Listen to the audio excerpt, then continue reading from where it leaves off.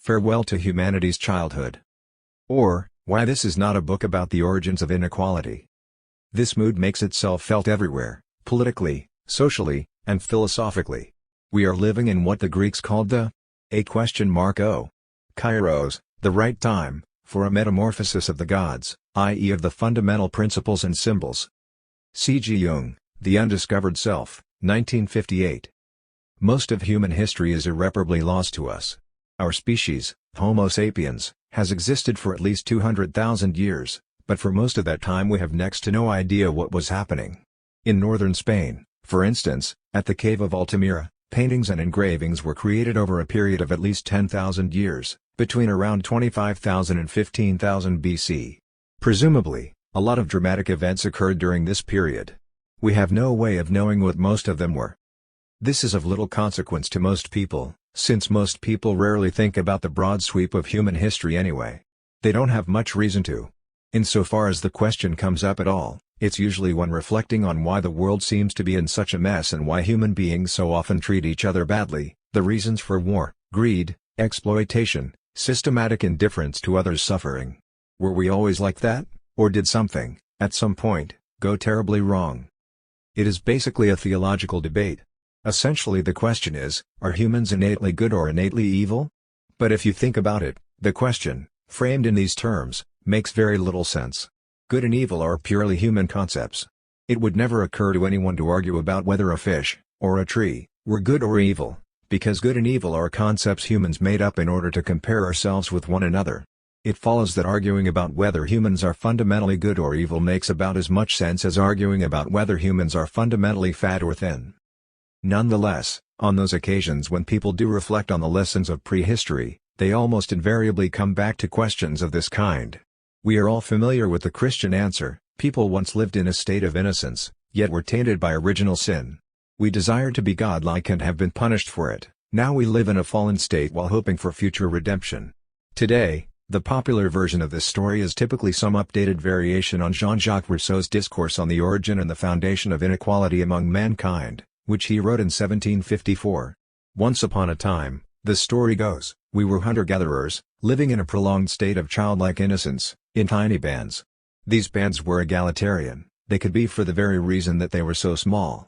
It was only after the agricultural revolution, and then still more the rise of cities, that this happy condition came to an end, ushering in civilization and the state, which also meant the appearance of written literature, science and philosophy, but at the same time, almost everything bad in human life: patriarchy, standing armies, mass executions and annoying bureaucrats demanding that we spend much of our lives filling in forms.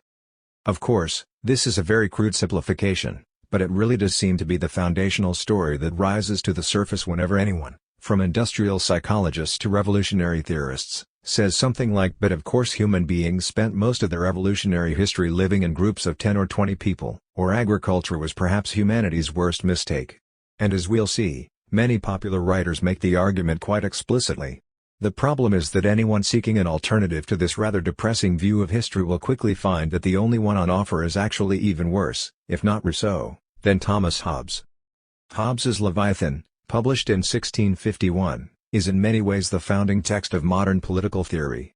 It held that, humans being the selfish creatures they are, life in an original state of nature was in no sense innocent, it must instead have been solitary, poor, nasty, brutish, and basically, a state of war, with everybody fighting against everybody else.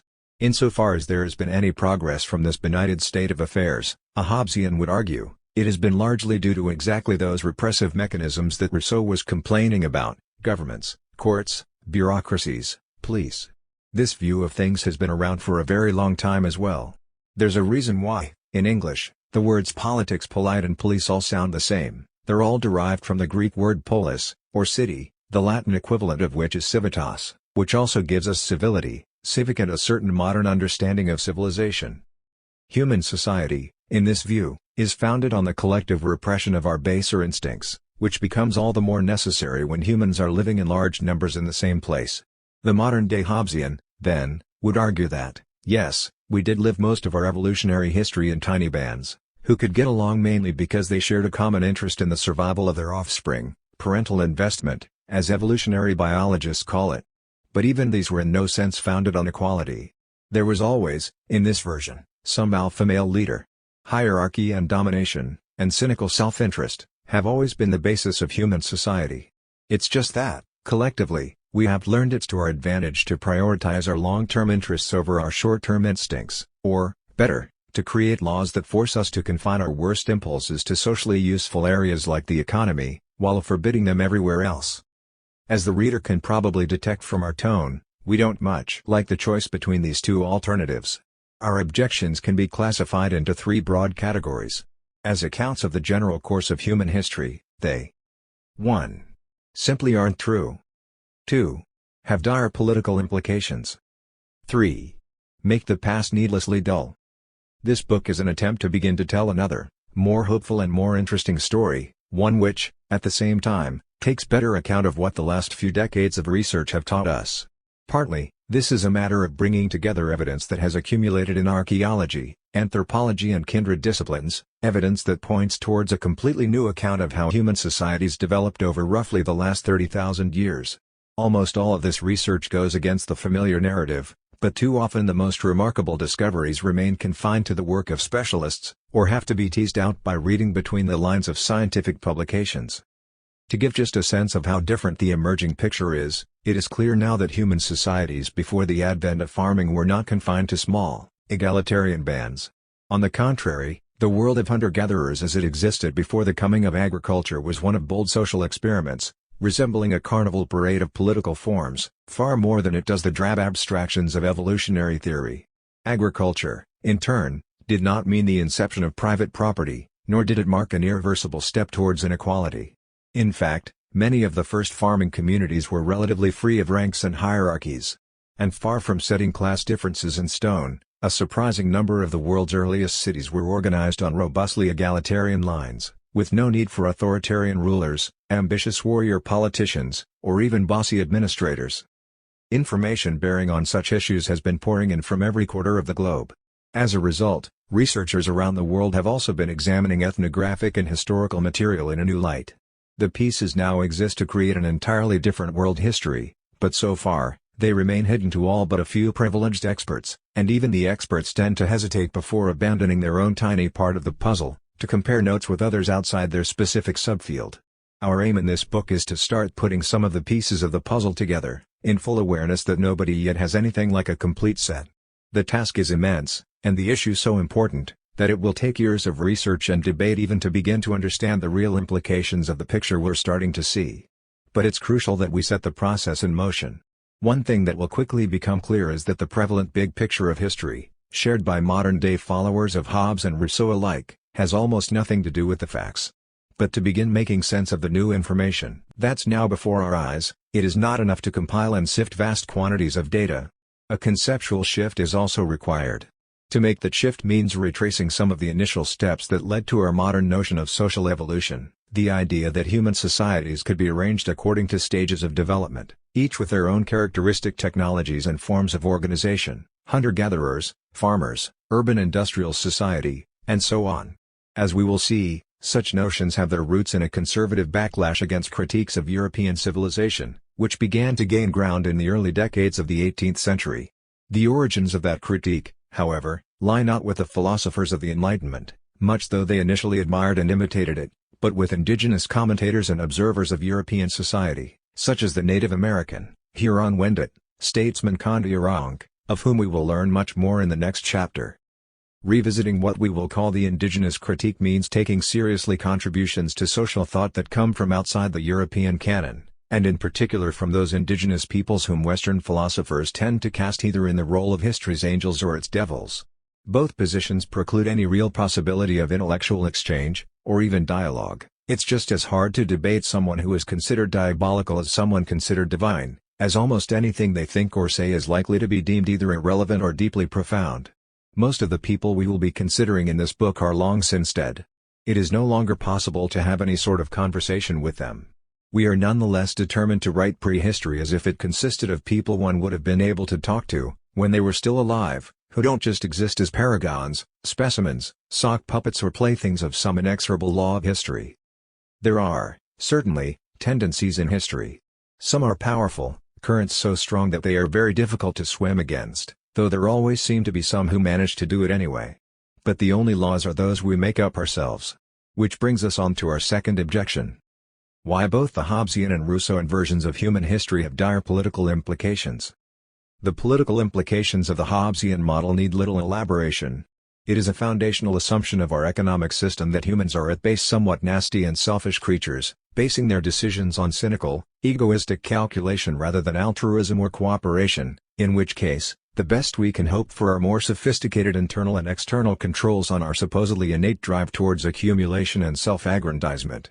Rousseau's story about how humankind descended into inequality from an original state of egalitarian innocence seems more optimistic, at least there was somewhere better to fall from, but nowadays it's mostly deployed to convince us that while the system we live under might be unjust, the most we can realistically aim for is a bit of modest tinkering. The term inequality is itself very telling in this regard. Since the financial crash of 2008, and the upheavals that followed, the question of inequality, and with it, the long-term history of inequality, have become major topics for debate.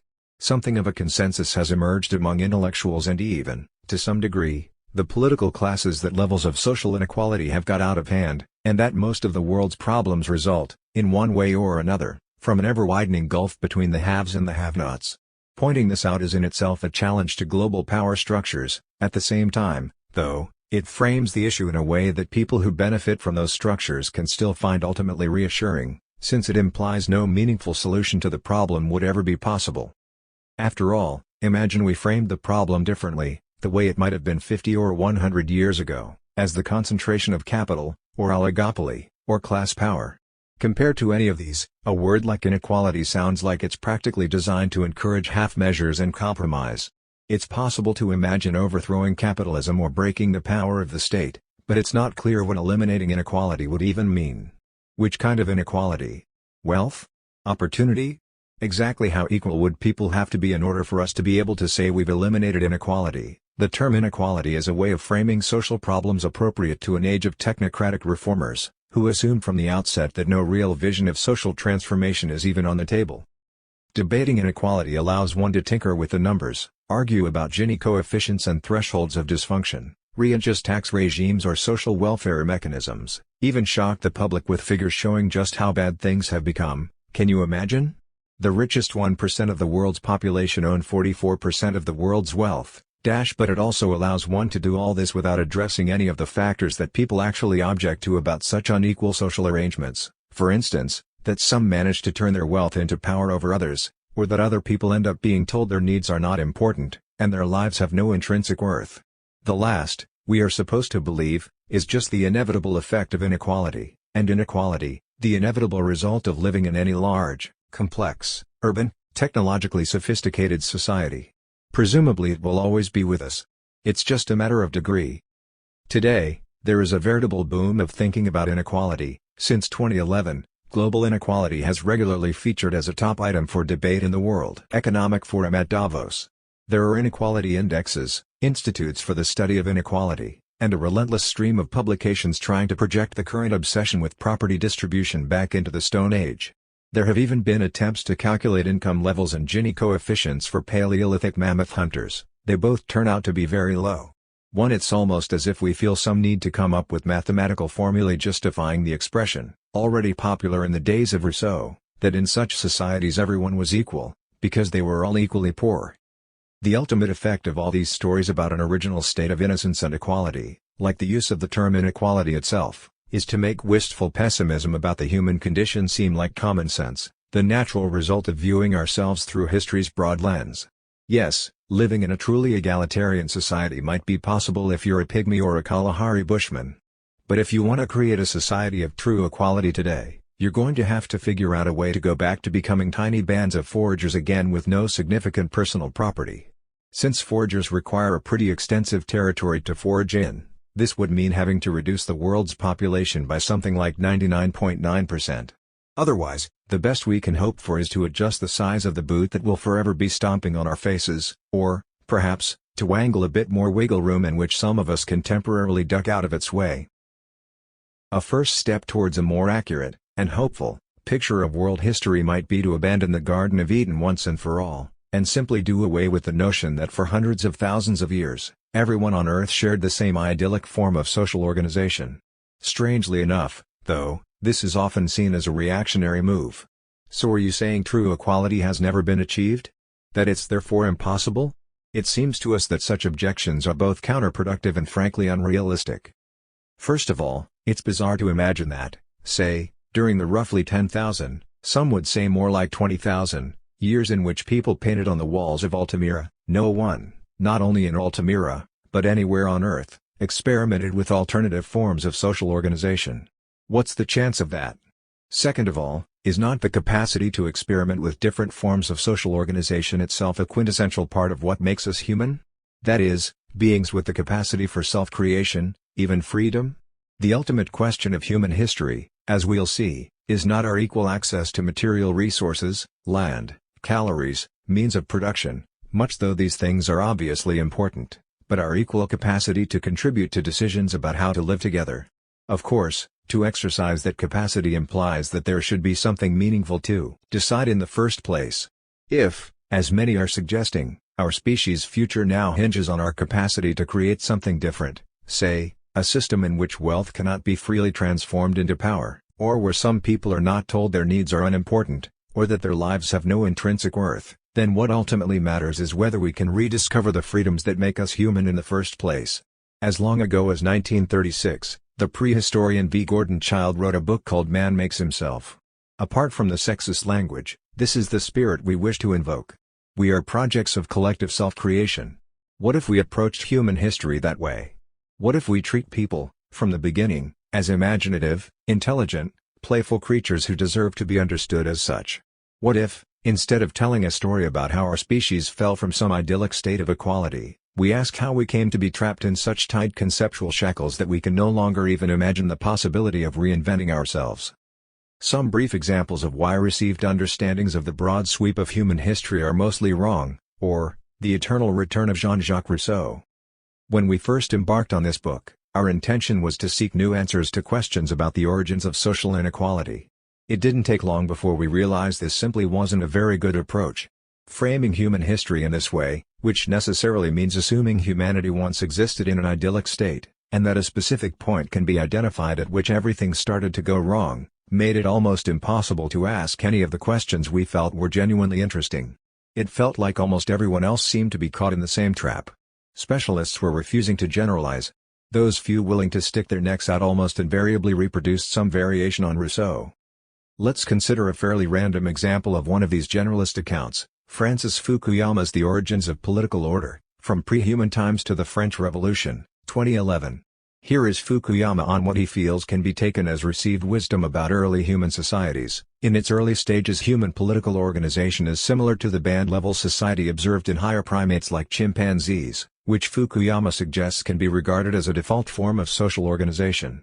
He then goes on to assert that Rousseau was largely correct in pointing out that the origin of political inequality lay in the development of agriculture, since hunter-gatherer societies, according to Fukuyama, have no concept of private property, and so little incentive to mark out a piece of land and say, "This is mine." Band-level societies of this sort, he suggests, are highly egalitarian. 2. Jared Diamond, In the World Until Yesterday, What Can We Learn from Traditional Societies? 2012. Suggests that such bands, in which he believes humans still lived as recently as 11,000 years ago, comprise just a few dozen individuals, most biologically related. These small groups led a fairly meager existence, hunting and gathering whatever wild animal and plant species happened to live in an acre of forest. And their social lives, according to Diamond, were enviably simple. Decisions were reached through face-to-face discussion. There were few personal possessions and no formal political leadership or strong economic specialization. 3 Diamond concludes that, sadly, it is only within such primordial groupings that humans ever achieved a significant degree of social equality.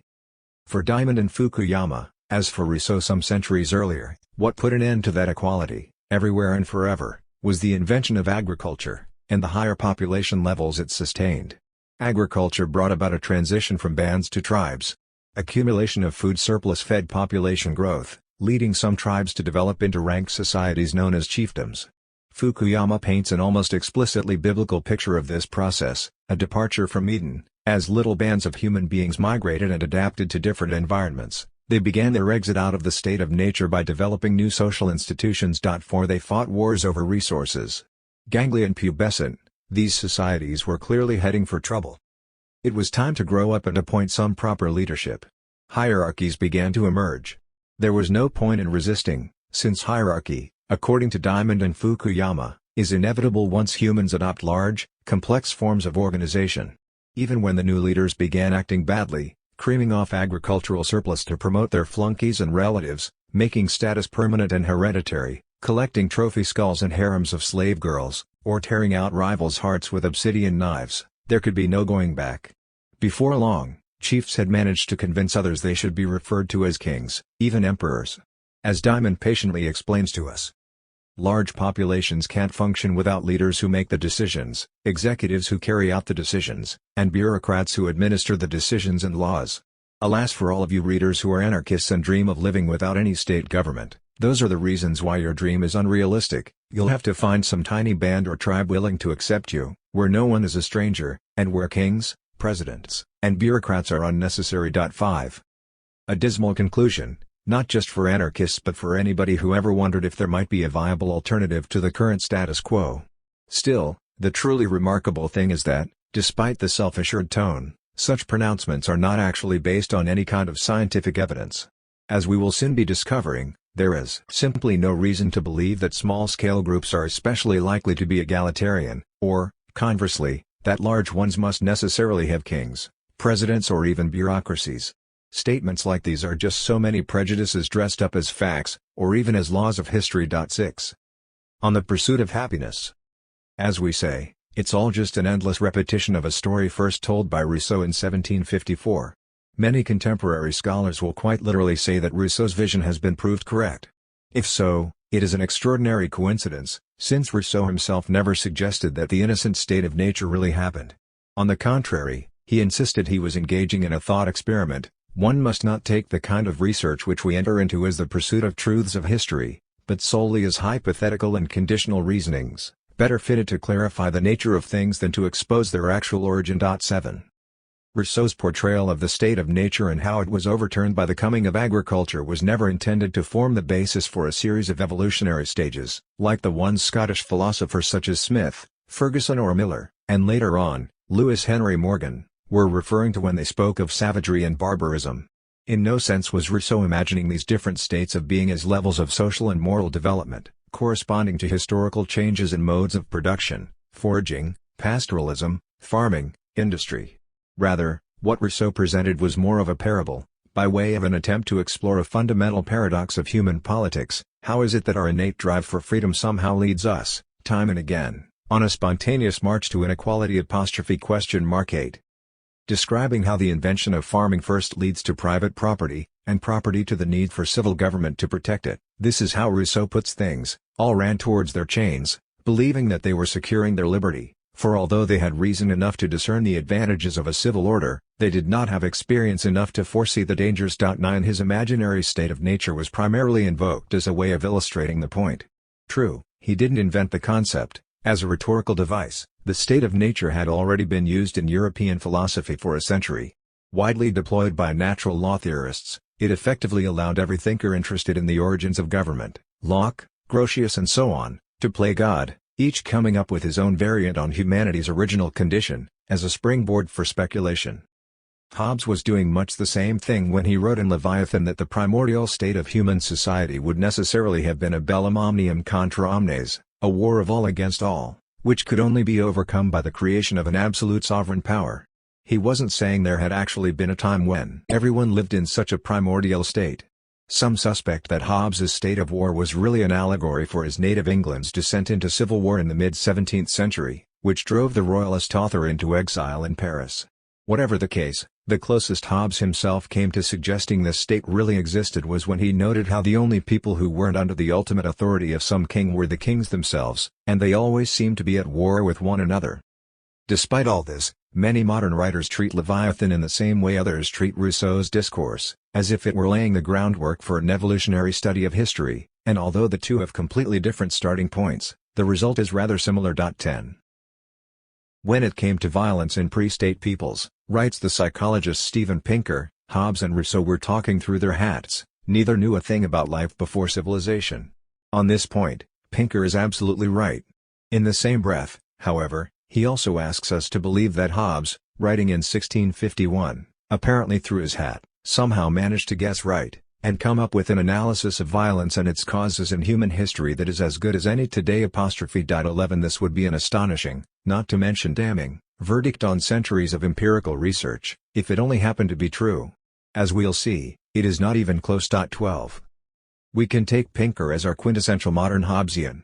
In his magnum opus, The Better Angels of Our Nature, Why Violence Has Declined, 2012, and subsequent books like Enlightenment Now, The Case for Reason, Science, Humanism, and Progress, 2018, he argues that today we live in a world which is, overall, far less violent and cruel than anything our ancestors had ever experienced. 13.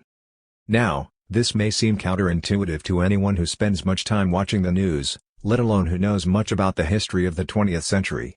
Pinker, though, is confident that an objective statistical analysis, shorn of sentiment, will show us to be living in an age of unprecedented peace and security. And this, he suggests, is the logical outcome of living in sovereign states, each with a monopoly over the legitimate use of violence within its borders, as opposed to the anarchic societies, as he calls them, of our deep evolutionary past, where life for most people was, indeed, typically nasty, brutish, and short. Since, like Hobbes, Pinker is concerned with the origins of the state, his key point of transition is not the rise of farming but the emergence of cities. Archaeologists, he writes, tell us that humans lived in a state of anarchy until the emergence of civilization some 5,000 years ago, when sedentary farmers first coalesced into cities and states and developed the first governments. 14 What follows is, to put it bluntly, a modern psychologist making it up as he goes along. You might hope that a passionate advocate of science would approach the topic scientifically, through a broad appraisal of the evidence, but this is precisely the approach to human prehistory that Pinker seems to find uninteresting. Instead he relies on anecdotes, images and individual sensational discoveries, like the headline-making find, in 1991, of Wotzi the Tyrolean Iceman. What is it about the ancients, Pinker asks at one point, that they couldn't leave us an interesting corpse without resorting to foul play? There is an obvious response to this, doesn't it rather depend on which corpse you consider interesting in the first place? Yes, a little over 5,000 years ago someone walking through the Alps left the world of the living with an arrow in his side, but there's no particular reason to treat Ötzi as a poster child for humanity in its original condition, other than, perhaps, Ötzi suiting Pinker's argument. But if all we're doing is cherry-picking, we could just as easily have chosen the much earlier burial known to archaeologists as Romito II, after the Calabrian rock shelter where it was found. Let's take a moment to consider what it would mean if we did this.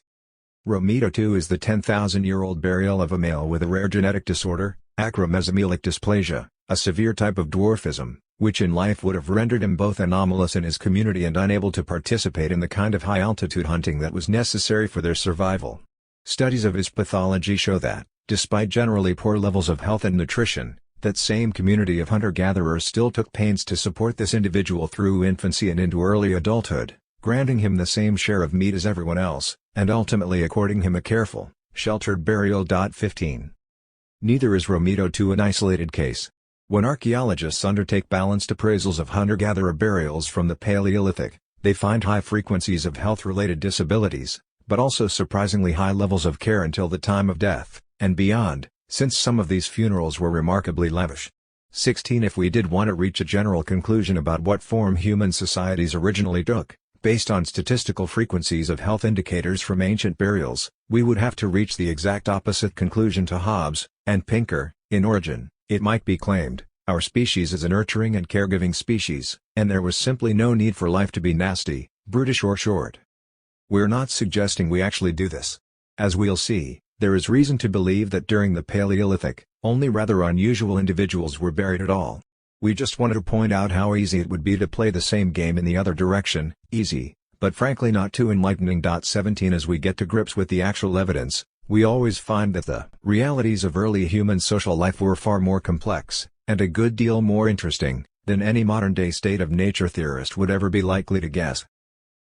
When it comes to cherry-picking anthropological case studies, and putting them forward as representative of our contemporary ancestors that is, as models for what humans might have been like in a state of nature, Those working in the tradition of Rousseau tend to prefer African foragers like the Hadza, Pygmies or Kung.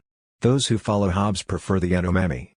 The Yanomami are an indigenous population who live largely by growing plantains and cassava in the Amazon rainforest, their traditional homeland, on the border of southern Venezuela and northern Brazil. Since the 1970s, the Yanomami have acquired a reputation as the quintessential violent savages, fierce people, as their most famous ethnographer, Napoleon Chagnon, called them. This seems decidedly unfair to the Yanomami since, in fact, statistics show they're not particularly violent. Compared with other Amerindian groups, Yanomami homicide rates turn out average to low. 18 again, though, actual statistics turn out to matter less than the availability of dramatic images and anecdotes. The real reason the Yanomami are so famous, and have such a colorful reputation, has everything to do with Chagnon himself. His 1968 book Yanomamo, The Fierce People, which sold millions of copies, and also a series of films, such as The Axe Fight, which offered viewers a vivid glimpse of tribal warfare. For a while all this made Chagnon the world's most famous anthropologist, in the process turning the Yanomami into a notorious case study of primitive violence and establishing their scientific importance in the emerging field of sociobiology. We should be fair to Chagnon, not everyone is. He never claimed the Yanomami should be treated as living remnants of the Stone Age, indeed, he often noted that they obviously weren't. At the same time, and somewhat unusually for an anthropologist, he tended to define them primarily in terms of things they lacked, for example written language, a police force, a formal judiciary, as opposed to the positive features of their culture, which has rather the same effect of setting them up as quintessential primitives. 19 Chagnon's central argument was that adult Yanomami men achieve both cultural and reproductive advantages by killing other adult men, and that this feedback between violence and biological fitness, if generally representative of the early human condition, might have had evolutionary consequences for our species as a whole. 20. This is not just a big if, it's enormous. Other anthropologists started raining down questions, not always friendly. 21 Allegations of professional misconduct were leveled at Chagnon, mostly revolving around ethical standards in the field, and everyone took sides. Some of these accusations appear baseless, but the rhetoric of Chagnon's defenders grew so heated that, as another celebrated anthropologist, Clifford Geertz, put it, not only was he held up as the epitome of rigorous, scientific anthropology, but all who questioned him or his social Darwinism were excoriated as Marxists, liars, cultural anthropologists from the academic left, ayatollahs and politically correct bleeding hearts. To this day, there is no easier way to get anthropologists to begin denouncing each other as extremists than to mention the name of Napoleon Chagnon. 22. The important point here is that, as a non-state people, the Yanomami are supposed to exemplify what Pinker calls the Hobbesian trap, whereby individuals in tribal societies find themselves caught in repetitive cycles of raiding and warfare, living fraught and precarious lives, always just a few steps away from violent death on the tip of a sharp weapon or at the end of a vengeful club. That, Pinker tells us, is the kind of dismal fate ordained for us by evolution. We have only escaped it by virtue of our willingness to place ourselves under the common protection of nation-states, courts of law and police forces, and also by embracing virtues of reason, debate and self-control that Pinker sees as the exclusive heritage of a European civilizing process, which produced the Age of Enlightenment. In other words, were it not for Voltaire, and the police, the knife fight over Chagnon's findings would have been physical, not just academic. There are many problems with this argument. We'll start with the most obvious. The idea that our current ideals of freedom, equality and democracy are somehow products of the Western tradition would in fact have come as an enormous surprise to someone like Voltaire. As we'll soon see, the Enlightenment thinkers who propounded such ideals almost invariably put them in the mouths of foreigners, even savages like the Yanomami. This is hardly surprising, since it's almost impossible to find a single author in that Western tradition, from Plato to Marcus Aurelius to Erasmus, who did not make it clear that they would have been opposed to such ideas. The word democracy might have been invented in Europe, barely, since Greece at the time was much closer culturally to North Africa and the Middle East than it was to, say, England, but it's almost impossible to find a single European author before the 19th century who suggested it would be anything other than a terrible form of government. 23. For obvious reasons, Hobbes's position tends to be favored by those on the right of the political spectrum, and Rousseau's by those leaning left. Pinker positions himself as a rational centrist, condemning what he considers to be the extremists on either side. But why then insist that all significant forms of human progress before the 20th century can be attributed only to that one group of humans who used to refer to themselves as the white race, and now, generally, call themselves by its more accepted synonym, Western civilization? There is simply no reason to make this move. It would be just as easy, actually, rather easier, to identify things that can be interpreted as the first stirrings of rationalism, legality, deliberative democracy and so forth all over the world, and only then tell the story of how they coalesced into the current global system. 24. Insisting, to the contrary, that all good things come only from Europe ensures one's work can be read as a retroactive apology for genocide, since, apparently, for Pinker, the enslavement, rape, mass murder and destruction of whole civilizations, visited on the rest of the world by European powers, is just another example of humans comporting themselves as they always had. It was in no sense unusual. What was really significant, so this argument goes, is that it made possible the dissemination of what it takes to be purely European notions of freedom, equality before the law, and human rights to the survivors. Whatever the unpleasantness of the past, Pinker assures us, there is every reason to be optimistic, indeed happy, about the overall path our species has taken. True, he does concede there is scope for some serious tinkering in areas like poverty reduction, income inequality or indeed peace and security, but on balance, and relative to the number of people living on Earth today, what we have now is a spectacular improvement on anything our species accomplished in its history so far, unless you're black, or live in Syria, for example. Modern life is, for Pinker, in almost every way superior to what came before, and here he does produce elaborate statistics which purport to show how every day in every way, health, security, education, comfort, and by almost any other conceivable parameter, everything is actually getting better and better. It's hard to argue with the numbers, but as any statistician will tell you, statistics are only as good as the premises on which they are based. Has Western civilization really made life better for everyone? This ultimately comes down to the question of how to measure human happiness, which is a notoriously difficult thing to do. About the only dependable way anyone has ever discovered to determine whether one way of living is really more satisfying, fulfilling, happy or otherwise preferable to any other is to allow people to fully experience both, give them a choice, then watch what they actually do. For instance, if Pinker is correct, then any sane person who had to choose between a. the violent chaos and abject poverty of the tribal stage in human development and b. the relative security and prosperity of Western civilization would not hesitate to leap for safety. 25. But empirical data is available here, and it suggests something is very wrong with Pinker's conclusions. Over the last several centuries, there have been numerous occasions when individuals found themselves in a position to make precisely this choice, and they almost never go the way Pinker would have predicted. Some have left us clear, rational explanations for why they made the choices they did. Let us consider the case of Helena Valero, a Brazilian woman born into a family of Spanish descent, whom Pinker mentions as a white girl abducted by Yanomami in 1932 while traveling with her parents along the remote Rio de Miti. For 2 decades, Valero lived with a series of Yanomami families, marrying twice, and eventually achieving a position of some importance in her community. Pinker briefly cites the account Valero later gave of her own life, where she describes the brutality of a Yanomami raid. 26 What he neglects to mention is that in 1956 she abandoned the Yanomami to seek her natal family and live again in Western civilization, only to find herself in a state of occasional hunger and constant dejection and loneliness. After a while, given the ability to make a fully informed decision, Helena Valero decided she preferred life among the Yanomami, and returned to live with them. 27. Her story is by no means unusual. The colonial history of North and South America is full of accounts of settlers, captured or adopted by indigenous societies, being given the choice of where they wished to stay and almost invariably choosing to stay with the latter. 28 This even applied to abducted children. Confronted again with their biological parents, most would run back to their adoptive kin for protection. 29 By contrast, Amerindians incorporated into European society by adoption or marriage, including those who, unlike the unfortunate Helena Valero, enjoyed considerable wealth and schooling, almost invariably did just the opposite, either escaping at the earliest opportunity, or, having tried their best to adjust, and ultimately failed, returning to indigenous society to live out their last days. Among the most eloquent commentaries on this whole phenomenon is to be found in a private letter written by Benjamin Franklin to a friend.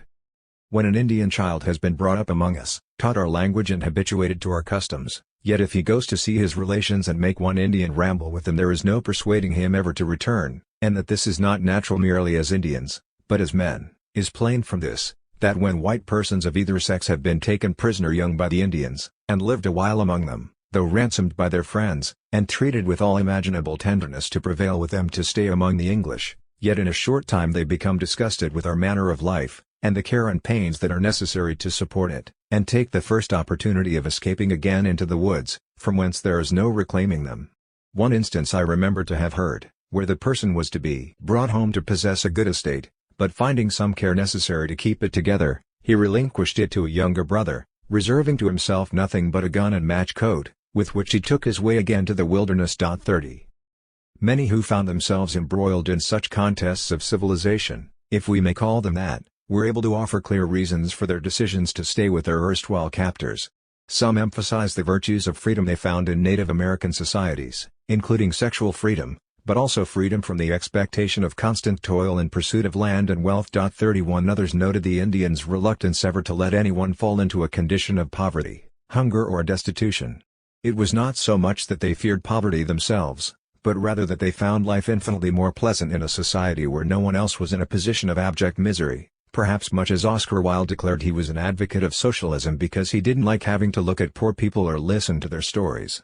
For anyone who has grown up in a city full of rough sleepers and panhandlers, and that is, unfortunately, most of us, it is always a bit startling to discover there's nothing inevitable about any of this. Still others noted the ease with which outsiders, taken in by Indian families, might achieve acceptance and prominent positions in their adoptive communities, becoming members of chiefly households, or even chiefs themselves. 32 Western propagandists speak endlessly about equality of opportunity. These seem to have been societies where it actually existed. By far the most common reasons, however, had to do with the intensity of social bonds they experienced in Native American communities, qualities of mutual care, love and above all happiness, which they found impossible to replicate once back in European settings. Security takes many forms. There is the security of knowing one has a statistically smaller chance of getting shot with an arrow. And then there's the security of knowing that there are people in the world who will care deeply if one is.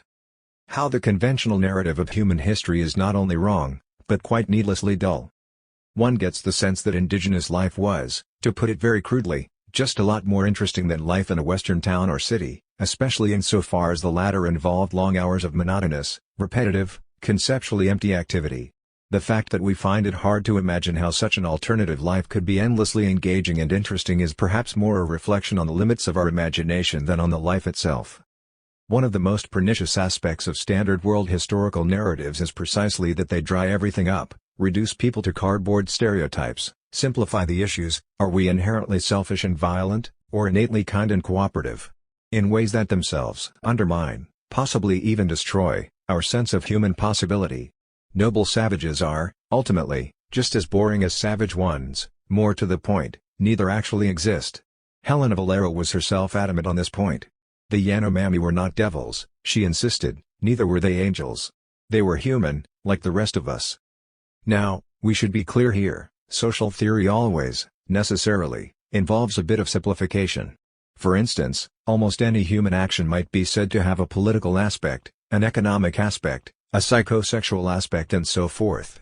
Social theory is largely a game of make-believe in which we pretend, just for the sake of argument, that there's just one thing going on. Essentially, we reduce everything to a cartoon so as to be able to detect patterns that would be otherwise invisible. As a result, all real progress in social science has been rooted in the courage to say things that are, in the final analysis, slightly ridiculous, the work of Karl Marx, Sigmund Freud or Claude Lévi-Strauss being only particularly salient cases in point. One must simplify the world to discover something new about it. The problem comes when, long after the discovery has been made, people continue to simplify. Hobbes and Rousseau told their contemporaries things that were startling, profound and opened new doors of the imagination. Now their ideas are just tired common sense. There's nothing in them that justifies the continued simplification of human affairs. If social scientists today continue to reduce past generations to simplistic, two-dimensional caricatures, it is not so much to show us anything original, but just because they feel that's what social scientists are expected to do so as to appear scientific.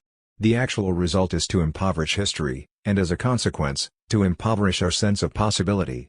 Let us end this introduction with an illustration, before moving on to the heart of the matter. Ever since Adam Smith, Those trying to prove that contemporary forms of competitive market exchange are rooted in human nature have pointed to the existence of what they call primitive trade. Already tens of thousands of years ago, one can find evidence of objects, very often precious stones, shells or other items of adornment, being moved around over enormous distances. Often these were just the sort of objects that anthropologists would later find being used as primitive currencies all over the world. Surely this must prove capitalism in some form or another has always existed? The logic is perfectly circular.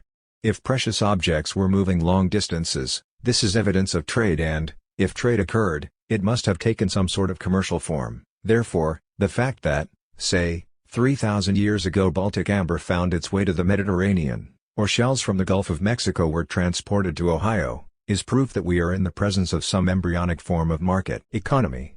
Markets are universal. Therefore, there must have been a market. Therefore, markets are universal. And so on. All such authors are really saying is that they themselves cannot personally imagine any other way that precious objects might move about. But lack of imagination is not itself an argument. It's almost as if these writers are afraid to suggest anything that seems original, or, if they do, feel obliged to use vaguely scientific-sounding language, trans-regional interaction spheres, multi-scalar networks of exchange, to avoid having to speculate about what precisely those things might be. In fact, anthropology provides endless illustrations of how valuable objects might travel long distances in the absence of anything that remotely resembles a market economy. The founding text of 20th-century ethnography, Bronisław Malinowski's 1922 Argonauts of the Western Pacific, describes how in the Kula chain of the Masum Islands off Papua New Guinea, men would undertake daring expeditions across dangerous seas in outrigger canoes, just in order to exchange precious heirloom arm shells and necklaces for each other. Each of the most important ones has its own name, and history of former owners, only to hold it briefly, then pass it on again to a different expedition from another island. Heirloom treasures circle the island chain eternally, crossing hundreds of miles of ocean, arm shells and necklaces in opposite directions. To an outsider, it seems senseless. To the men of the Masum it was the ultimate adventure, and nothing could be more important than to spread one's name, in this fashion, to places one had never seen. Is this trade? Perhaps, but it would bend to breaking point our ordinary understandings of what that word means. There is, in fact, a substantial ethnographic literature on how such long-distance exchange operates in societies without markets. Barter does occur, different groups may take on specialities, one is famous for its featherwork, another provides salt, in a third all women are potters, to acquire things they cannot produce themselves. Sometimes one group will specialize in the very business of moving people and things around. But we often find such regional networks developing largely for the sake of creating friendly mutual relations, or having an excuse to visit one another from time to time. 33 And there are plenty of other possibilities that in no way resemble trade.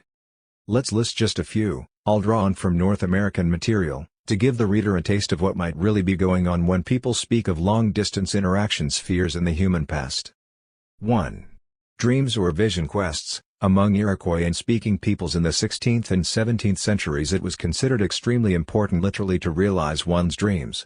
Many European observers marveled at how Indians would be willing to travel for days to bring back some object, trophy, crystal or even an animal like a dog that they had dreamed of acquiring.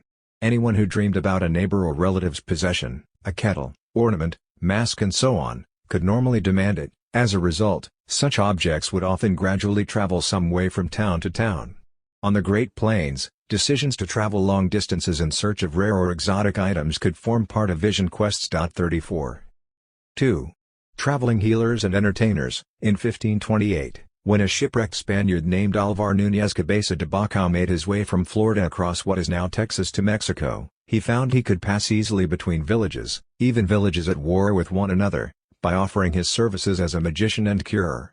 Curers in much of North America were also entertainers, and would often develop significant entourages. Those who felt their lives had been saved by the performance would, typically, offer up all their material possessions to be divided among the troupe. 35 By such means, precious objects could easily travel very long distances. 3. Women's gambling. Women in many indigenous North American societies were inveterate gamblers. The women of adjacent villages would often meet to play dice or a game played with a bowl and plum stone, and would typically bet their shell beads or other objects of personal adornment as the stakes. One archaeologist versed in the ethnographic literature, Warren de Boer, estimates that many of the shells and other exotica discovered in sites halfway across the continent had got there by being endlessly wagered, and lost, in inter-village games of this sort, over very long periods of time. 36. We could multiply examples, but assume that by now the reader gets the broader point we are making. When we simply guess as to what humans in other times and places might be up to, we almost invariably make guesses that are far less interesting, far less quirky, in a word, far less human than what was likely going on. On what's to follow. In this book we will not only be presenting the new history of humankind, but inviting the reader into a new science of history, one that restores our ancestors to their full humanity. Rather than asking how we ended up unequal, we will start by asking how it was that inequality became such an issue to begin with, then gradually build up an alternative narrative that corresponds more closely to our current state of knowledge. If humans did not spend 95% of their evolutionary past in tiny bands of hunter-gatherers, what were they doing all that time? If agriculture, and cities, did not mean a plunge into hierarchy and domination, then what did they imply? What was really happening in those periods we usually see as marking the emergence of the state? The answers are often unexpected, and suggest that the course of human history may be less set in stone, and more full of playful possibilities, than we tend to assume. In one sense, then, this book is simply trying to lay down foundations for a new world history, rather as Gordon Childe did when, back in the 1930s, he invented phrases like the Neolithic Revolution or the Urban Revolution. As such it is necessarily uneven and incomplete. At the same time, this book is also something else, a quest to discover the right questions. If what is the origin of inequality? Is not the biggest question we should be asking about history, what then should it be? As the stories of one-time captives escaping back to the woods again make clear, Rousseau was not entirely mistaken. Something has been lost. He just had a rather idiosyncratic, and ultimately, false, notion of what it was. How do we characterize it, then? And how lost is it really? What does it imply about possibilities for social change today? For about a decade now, we, that is, the two authors of this book, have been engaged in a prolonged conversation with each other about exactly these questions. This is the reason for the book's somewhat unusual structure, which begins by tracing the historical roots of the question, what is the origin of social inequality? Back to a series of encounters between European colonists and Native American intellectuals in the 17th century. The impact of those encounters upon what we now term the Enlightenment, and indeed our basic conceptions of human history, is both more subtle and profound than we usually care to admit. Revisiting them, as we discovered, has startling implications for how we make sense of the human past today, including the origins of farming, property, cities, democracy, slavery and civilization itself. In the end, we decided to write a book that would echo, to some degree at least, that evolution in our own thought. In those conversations, the real breakthrough moment came when we decided to move away from European thinkers like Rousseau entirely, and instead consider perspectives that derive from those indigenous thinkers who ultimately inspired them. So let us begin right there. 2. Wicked Liberty. The Indigenous Critique and the Myth of Progress. Jean-Jacques Rousseau left us a story about the origins of social inequality that continues to be told and retold, in endless variations, to this day.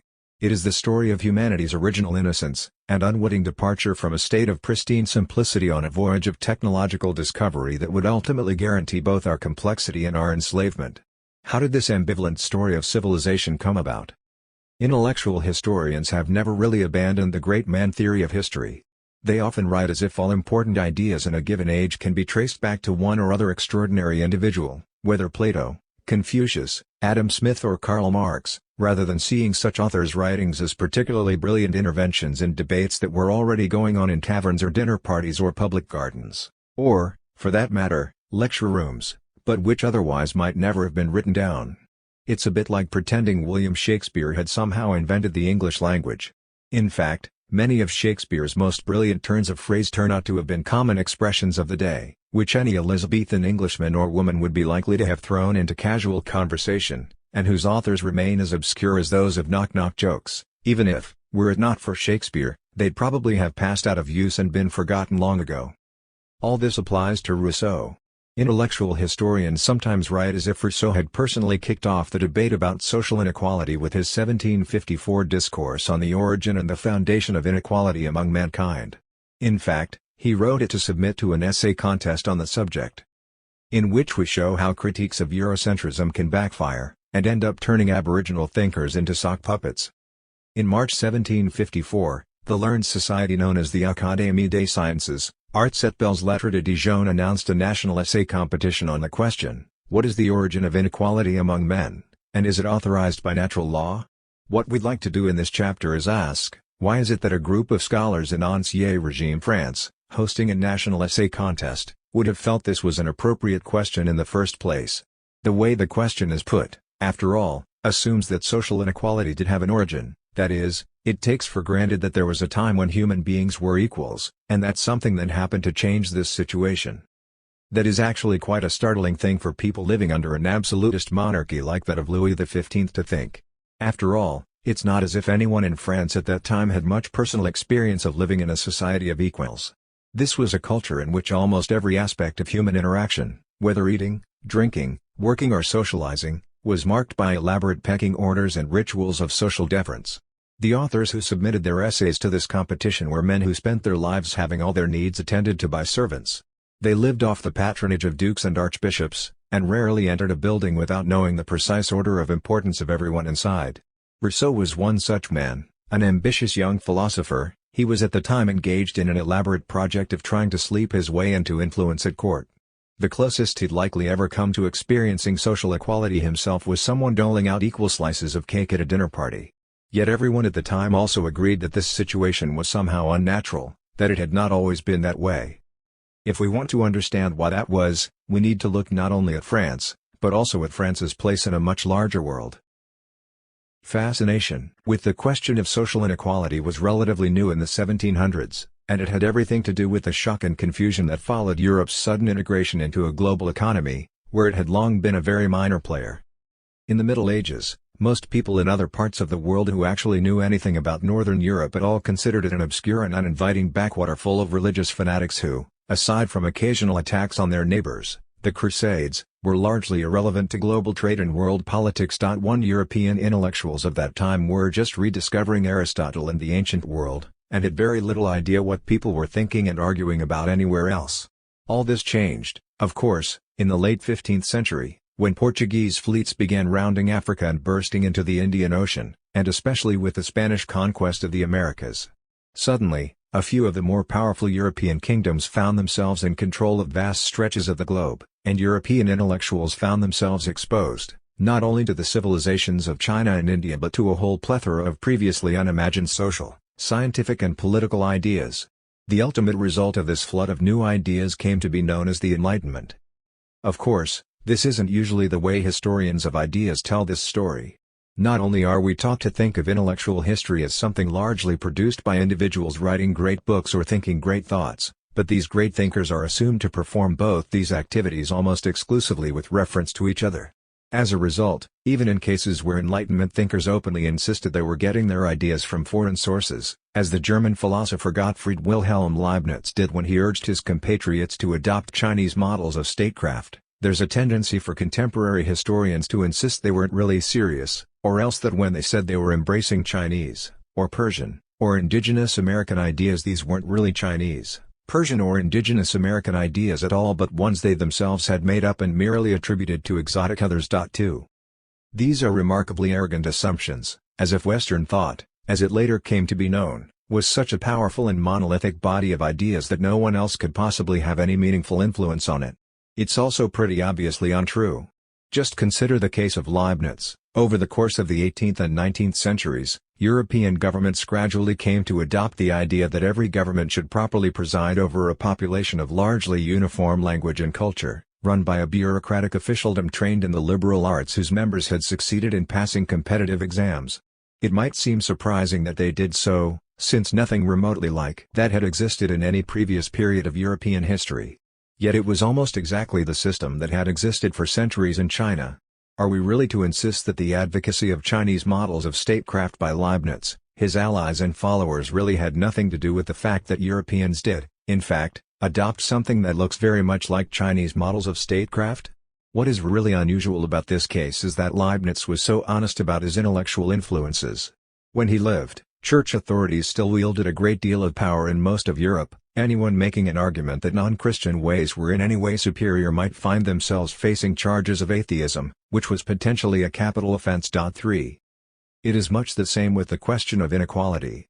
If we ask, not what are the origins of social inequality, but what are the origins of the question about the origins of social inequality? In other words, how did it come about that, in 1754, the Académie de Dijon would think this an appropriate question to ask? Then we are immediately confronted with a long history of Europeans arguing with one another about the nature of faraway societies, in this case, particularly in the eastern woodlands of North America. What's more, a lot of those conversations make reference to arguments that took place between Europeans and indigenous Americans about the nature of freedom, equality, or for that matter rationality and revealed religion, indeed, most of the themes that would later become central to Enlightenment political thought. Many influential Enlightenment thinkers did in fact claim that some of their ideas on the subject were directly taken from Native American sources, even though, predictably, intellectual historians today insist this cannot really be the case. Indigenous people are assumed to have lived in a completely different universe, inhabited a different reality, even, anything Europeans said about them was simply a shadow play projection, fantasies of the noble savage culled from the European tradition itself. 4. Of course, such historians typically frame this position as a critique of Western arrogance. How can you suggest that genocidal imperialists were actually listening to those whose societies they were in the process of stamping out? But it could equally well be seen as a form of Western arrogance in its own right. There is no contesting that European traders, missionaries and settlers did actually engage in prolonged conversations with people they encountered in what they called the New World, and often lived among them for extended periods of time, even as they also colluded in their destruction. We also know that many of those living in Europe who came to embrace principles of freedom and equality, principles barely existing in their countries a few generations before, claimed that accounts of these encounters had a profound influence on their thinking. To deny any possibility that they were right is, effectively, to insist that indigenous people could not possibly have any real impact on history.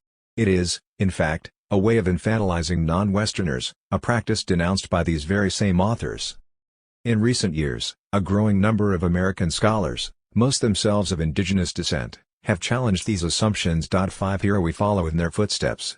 Basically, we are going to retell the story, starting from the assumption that all parties to the conversation between European colonists and their indigenous interlocutors were adults, and that, at least occasionally, they actually listened to each other.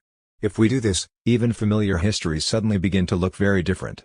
In fact, what we'll see is not only that indigenous Americans, confronted with strange foreigners, gradually developed their own, surprisingly consistent critique of European institutions, but that these critiques came to be taken very seriously in Europe itself. Just how seriously can hardly be overstated. For European audiences, the indigenous critique would come as a shock to the system, revealing possibilities for human emancipation that, once disclosed, could hardly be ignored. Indeed, the ideas expressed in that critique came to be perceived as such a menace to the fabric of European society that an entire body of theory was called into being, specifically to refute them.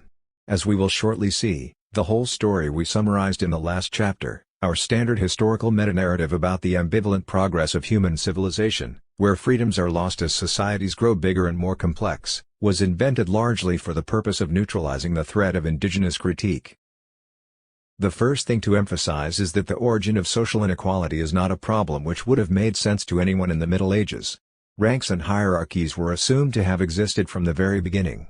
Even in the Garden of Eden, as the 13th-century philosopher Thomas Aquinas observed, Adam clearly outranked Eve. Social equality and therefore, its opposite, inequality, simply did not exist as a concept. A recent survey of medieval literature by 2 Italian scholars in fact finds no evidence that the Latin terms equalitas or unequalitas or their English, French, Spanish, German and Italian cognates were used to describe social relations at all before the time of Columbus. So one cannot even say that medieval thinkers rejected the notion of social equality. The idea that it might exist seems never to have occurred to them. 6. In fact, the terms equality and inequality only began to enter common currency in the early 17th century, under the influence of natural law theory. And natural law theory, in turn, arose largely in the course of debates about the moral and legal implications of Europe's discoveries in the New World. It's important to remember that Spanish adventurers like Cortés and Pizarro carried out their conquests largely without authorization from higher authorities. Afterwards, There were intense debates back home over whether such unvarnished aggression against people who, after all, posed no threat to Europeans could really be justified. 7 A key problem was that, unlike non-Christians of the Old World, who could be assumed to have had the opportunity to learn the teachings of Jesus, and therefore to have actively rejected them, it was fairly obvious that the inhabitants of the New World simply never had any exposure to Christian ideas. So they couldn't be classed as infidels. The conquistadors generally finessed this question by reading a declaration in Latin calling on all the Indians to convert before attacking them. Legal scholars in universities like Salamanca in Spain were not impressed by this expedient. At the same time, attempts to write off the inhabitants of the Americas as so utterly alien that they fell outside the bounds of humanity entirely, and could be treated literally like animals, also didn't find much purchase. Even cannibals, the jurists noted, had governments, societies and laws, and were able to construct arguments to defend the justice of their cannibalistic, social arrangements, therefore they were clearly humans, vested by God with powers of reason.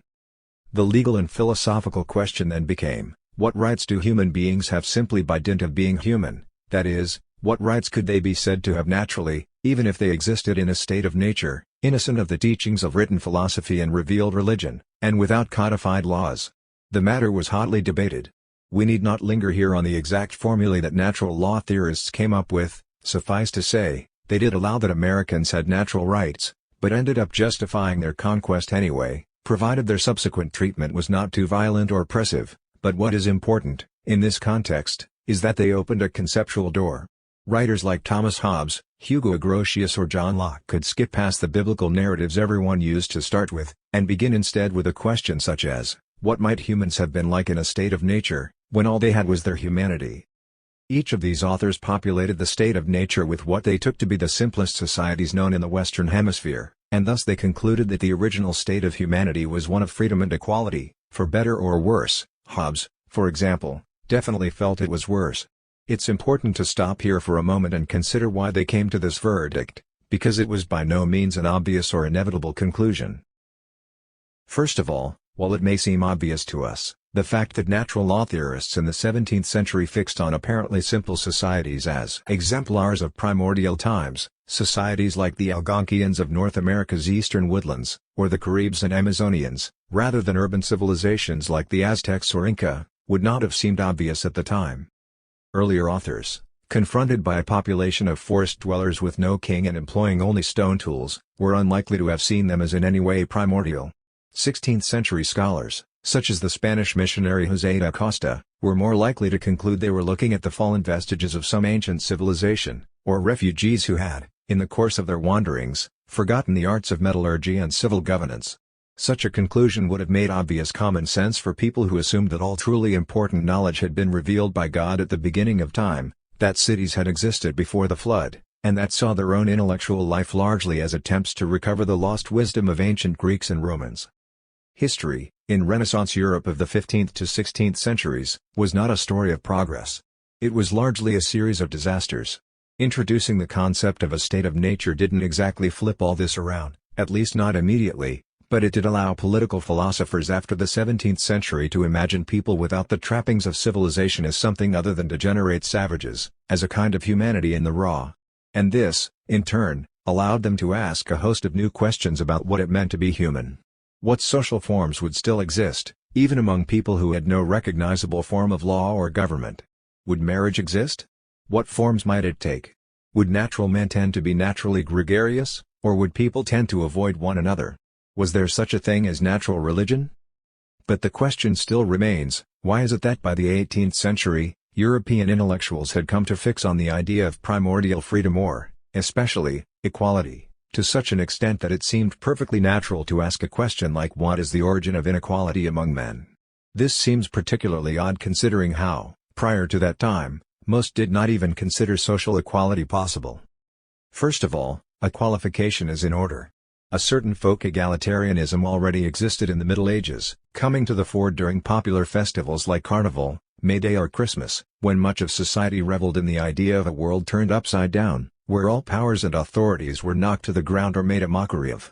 Often the celebrations were framed as a return to some primordial age of equality, the age of Cronus, or Saturn, or the land of Kaki. Sometimes, too, these ideals were invoked in popular revolts.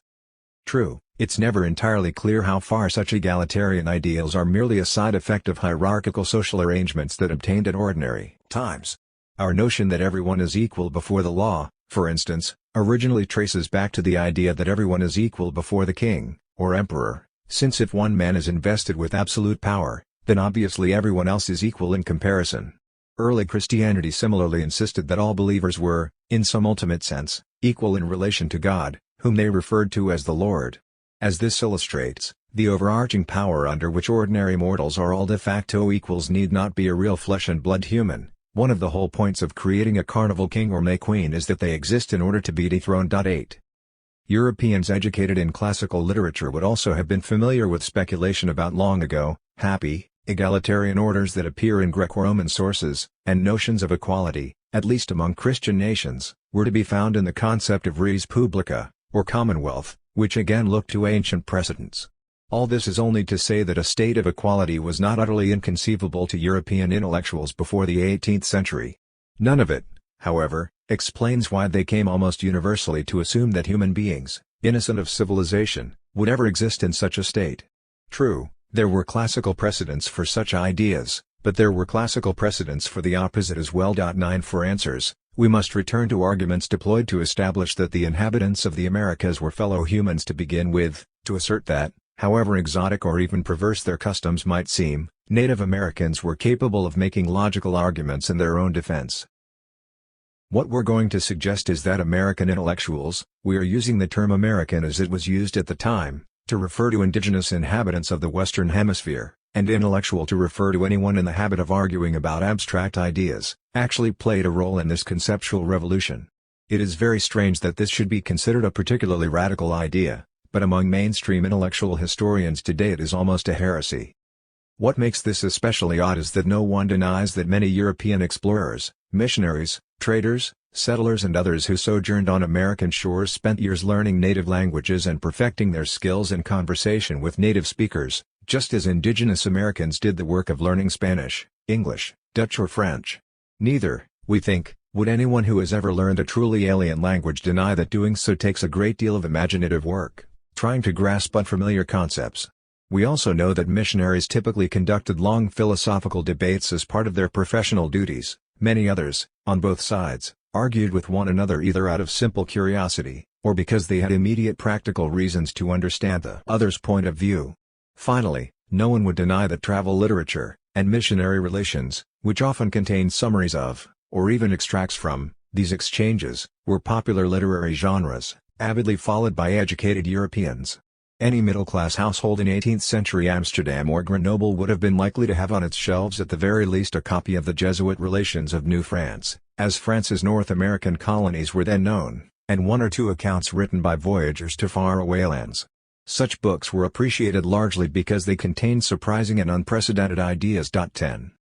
Historians are aware of all this. Yet the overwhelming majority still conclude that even when European authors explicitly say they are borrowing ideas, concepts and arguments from indigenous thinkers, one should not take them seriously. It's all just supposed to be some kind of misunderstanding, fabrication, or at best a naive projection of pre-existing European ideas.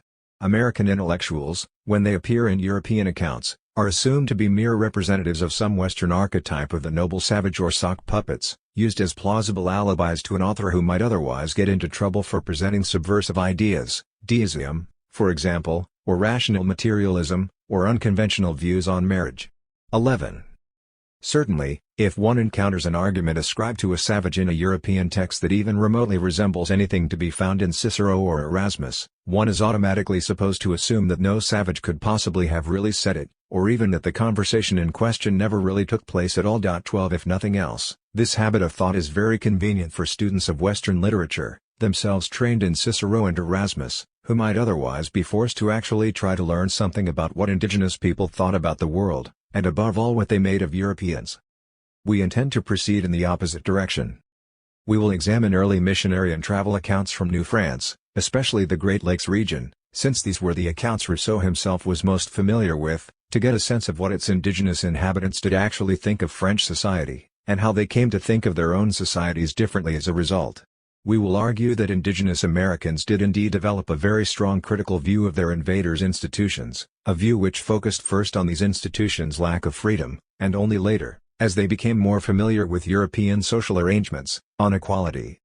One of the reasons that missionary and travel literature became so popular in Europe was precisely because it exposed its readers to this kind of criticism, along with providing a sense of social possibility, the knowledge that familiar ways were not the only ways, since, as these books showed, there were clearly societies in existence that did things very differently.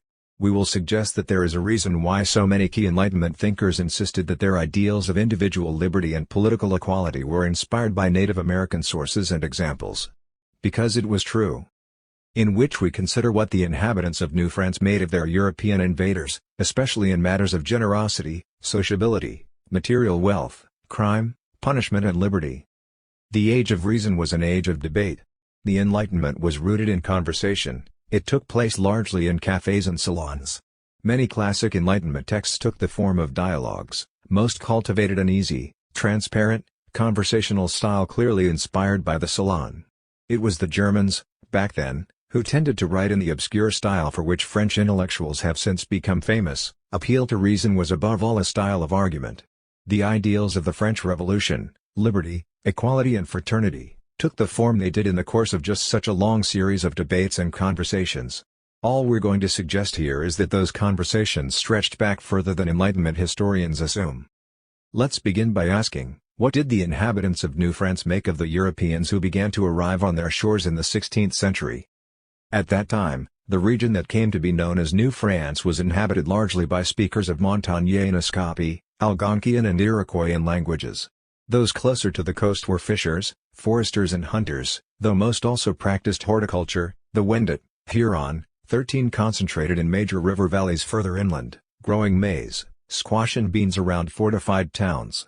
Interestingly, early French observers attached little importance to such economic distinctions, especially since foraging or farming was, in either case, largely women's work. The men, they noted, were primarily occupied in hunting and, occasionally, war, which meant they could in a sense be considered natural aristocrats. The idea of the noble savage can be traced back to such estimations. Originally, it didn't refer to nobility of character but simply to the fact that the Indian men concerned themselves with hunting and fighting, which back at home were largely the business of noblemen. But if French assessments of the character of savages tended to be decidedly mixed, the indigenous assessment of French character was distinctly less so. Father Pierre Biard, for example, was a former theology professor assigned in 1608 to evangelize the Algonquian-speaking Micmac in Nova Scotia, who had lived for some time next to a French fort. Biard did not think much of the Micmac, but reported that the feeling was mutual. They consider themselves better than the French, for, they say, you are always fighting and quarreling among yourselves, we live peaceably. You are envious and are all the time slandering each other, you are thieves and deceivers, you are covetous, and are neither generous nor kind. As for us, if we have a morsel of bread we share it with our neighbor. They are saying these and like things continually. 14 What seemed to irritate Biard the most was that the Micmac would constantly assert that they were, as a result, richer than the French. The French had more material possessions, the Micmac conceded, but they had other, greater assets, ease, comfort and time.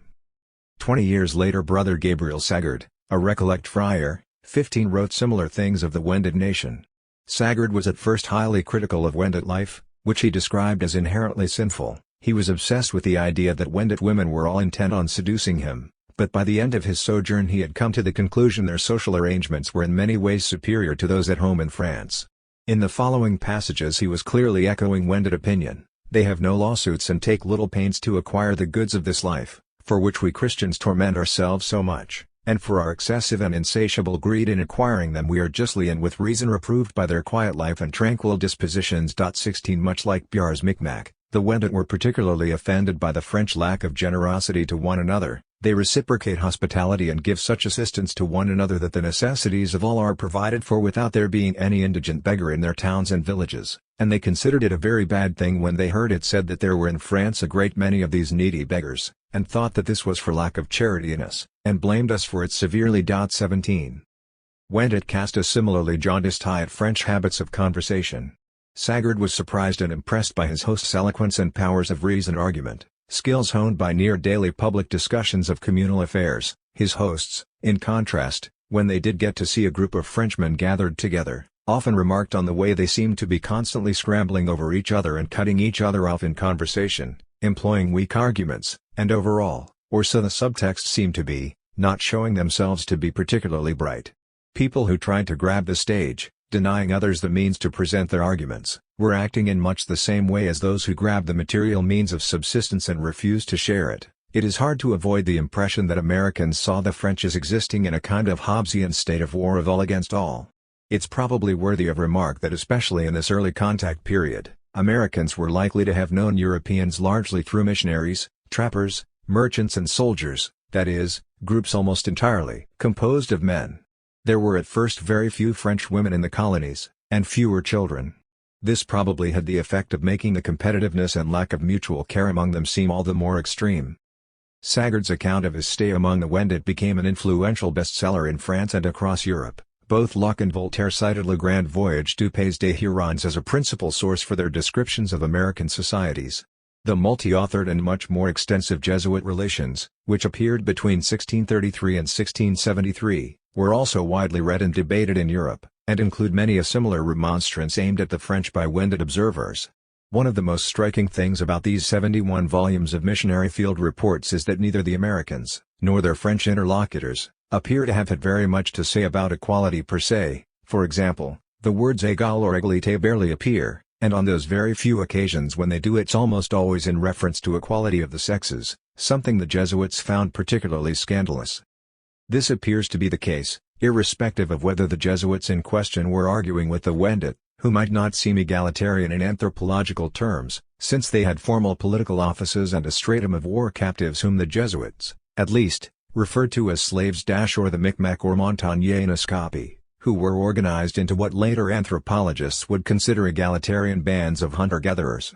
Instead, we hear a multiplicity of American voices complaining about the competitiveness and selfishness of the French, and even more, perhaps, about their hostility to freedom. That indigenous Americans lived in generally free societies, and that Europeans did not, was never really a matter of debate in these exchanges. Both sides agreed this was the case. What they differed on was whether or not individual liberty was desirable.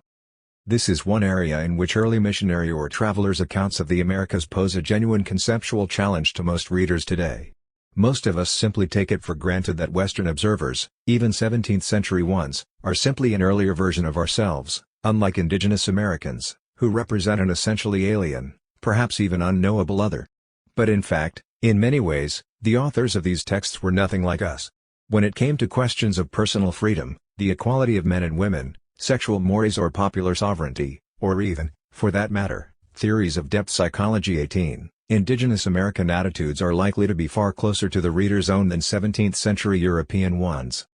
These differing views on individual liberty are especially striking. Nowadays, it's almost impossible for anyone living in a liberal democracy to say they are against freedom, at least in the abstract. In practice, composed of men. There were at first very few French women in the colonies, and fewer children. This probably had the effect of making the competitiveness and lack of mutual care among them seem all the more extreme. Sagard's account of his stay among the Wendat became an influential bestseller in France and across Europe. Both Locke and Voltaire cited Le Grand Voyage du Pays des Hurons as a principal source for their descriptions of American societies. The multi-authored and much more extensive Jesuit Relations, which appeared between 1633 and 1673, were also widely read and debated in Europe, and include many a similar remonstrance aimed at the French by Wendat observers. One of the most striking things about these 71 volumes of missionary field reports is that neither the Americans, nor their French interlocutors, appear to have had very much to say about equality per se. For example, the words égal or égalité barely appear, and on those very few occasions when they do it's almost always in reference to equality of the sexes, something the Jesuits found particularly scandalous. This appears to be the case, irrespective of whether the Jesuits in question were arguing with the Wendat, who might not seem egalitarian in anthropological terms, since they had formal political offices and a stratum of war captives whom the Jesuits, at least, referred to as slaves or the Micmac or Montagnais Naskapi, who were organized into what later anthropologists would consider egalitarian bands of hunter-gatherers. Instead, we hear a multiplicity of American voices complaining about the competitiveness and selfishness of the French, and even more, perhaps, about their hostility to freedom. That indigenous Americans lived in generally free societies, and that Europeans did not, was never really a matter of debate in these exchanges. Both sides agreed this was the case. What they differed on was whether or not individual liberty was desirable. This is one area in which early missionary or travelers' accounts of the Americas pose a genuine conceptual challenge to most readers today. Most of us simply take it for granted that Western observers, even 17th-century ones, are simply an earlier version of ourselves, unlike indigenous Americans, who represent an essentially alien, perhaps even unknowable other. But in fact, in many ways, the authors of these texts were nothing like us. When it came to questions of personal freedom, the equality of men and women, sexual mores or popular sovereignty, or even, for that matter, theories of depth psychology 18, indigenous American attitudes are likely to be far closer to the reader's own than 17th-century European ones. These differing views on individual liberty are especially striking. Nowadays, it's almost impossible for anyone living in a liberal democracy to say they are against freedom, at least in the abstract. In practice, they imagine that they ought by right of birth, to enjoy the liberty of wild-ass colts, rendering no homage to anyone whomsoever, except when they like. They have reproached me 100 times because we fear our captains, while they laugh at and make sport of theirs. All the authority of their chief is in his tongue's end, for he is powerful in so far as he is eloquent, and, even if he kills himself talking and haranguing, he will not be obeyed unless he pleases the savages. 19. In the considered opinion of the Montagnais copy, however, the French were little better than slaves, living in constant terror of their superiors. Such criticism appears regularly in Jesuit accounts. What's more, it comes not just from those who lived in nomadic bands, but equally from townsfolk like the Wendat. The missionaries, moreover, were willing to concede that this wasn't all just rhetoric on the Americans' part. Even Wendat statesmen couldn't compel anyone to do anything they didn't wish to do. As Father Lemon, whose correspondence provided an initial model for the Jesuit relations, noted of the Wendat in 1644. I do not believe that there is any people on earth freer than they, and less able to allow the subjection of their wills to any power whatever, so much so that fathers here have no control over their children, or captains over their subjects, or the laws of the country over any of them, except in so far as each is pleased to submit to them. There is no punishment which is inflicted on the guilty, and no criminal who is not sure that his life and property are in no danger. 20. Lomon's account gives a sense of just how politically challenging some of the material to be found in the Jesuit relations must have been to European audiences of the time, and why so many found it fascinating. After expanding on how scandalous it was that even murderers should get off scot-free, the good father did admit that, when considered as a means of keeping the peace, the Wendat system of justice was not ineffective. Actually, it worked surprisingly well. Rather than punish culprits, the Wendat insisted the culprit's entire lineage or clan pay compensation. This made it everyone's responsibility to keep their kindred under control. It is not the guilty who suffer the penalty, Lomon explains, but rather the public that must make amends for the offenses of individuals. If a Huron had killed an Algonquin or another Huron, the whole country assembled to agree the number of gifts due to the grieving relatives, to stay the vengeance that they might take. Wendat captains, as Lomon then goes on to describe, urge their subjects to provide what is needed. No one is compelled to it, but those who are willing bring publicly what they wish to contribute. It seems as if they vied with one another according to the amount of their wealth, and as the desire of glory and of appearing solicitous for the public welfare urges them to do on like occasions.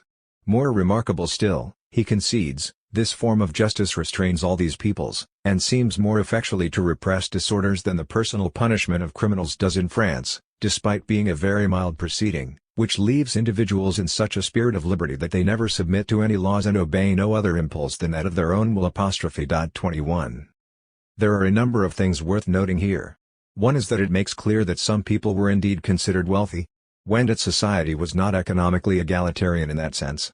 However, there was a difference between what we'd consider economic resources, like land, which was owned by families, worked by women, and whose products were largely disposed of by women's collectives, and the kind of wealth being referred to here, such as wampum, a word applied to strings and belts of beads, manufactured from the shells of Long Island's quahog clam, or other treasures, which largely existed for political purposes. Wealthy Wendat man hoarded such precious things largely to be able to give them away on dramatic occasions like these. Neither in the case of land and agricultural products, nor that of wampum and similar valuables, was there any way to transform access to material resources into power, at least, not the kind of power that might allow one to make others work for you, or compel them to do anything they did not wish to do. At best, The accumulation and adroit distribution of riches might make a man more likely to aspire to political office, to become a chief or captain. The French sources tend to use these terms in an indiscriminate fashion, but as the Jesuits all continually emphasized, merely holding political office did not give anyone the right to give anybody orders either. Or, to be completely accurate, an office holder could give all the orders he or she liked, but no one was under any particular obligation to follow them. To the Jesuits, of course, all this was outrageous. In fact, their attitude towards indigenous ideals of liberty is the exact opposite of the attitude most French people or Canadians tend to hold today, that, in principle, freedom is an altogether admirable ideal. Father Lemon, though, was willing to admit that in practice such a system worked quite well. It created much less disorder than there is in France. But, as he noted, the Jesuits were opposed to freedom in principle.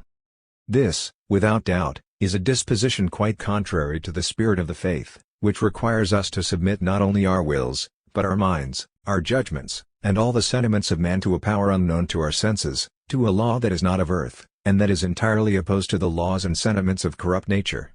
Add to this that the laws of the country, which to them seem most just, attack the purity of the Christian life in 1,000 ways, especially as regards their marriages. 22. The Jesuit relations are full of this sort of thing. Scandalized missionaries frequently reported that American women were considered to have full control over their own bodies, and that therefore unmarried women had sexual liberty and married women could divorce at will. This, for the Jesuits, was an outrage.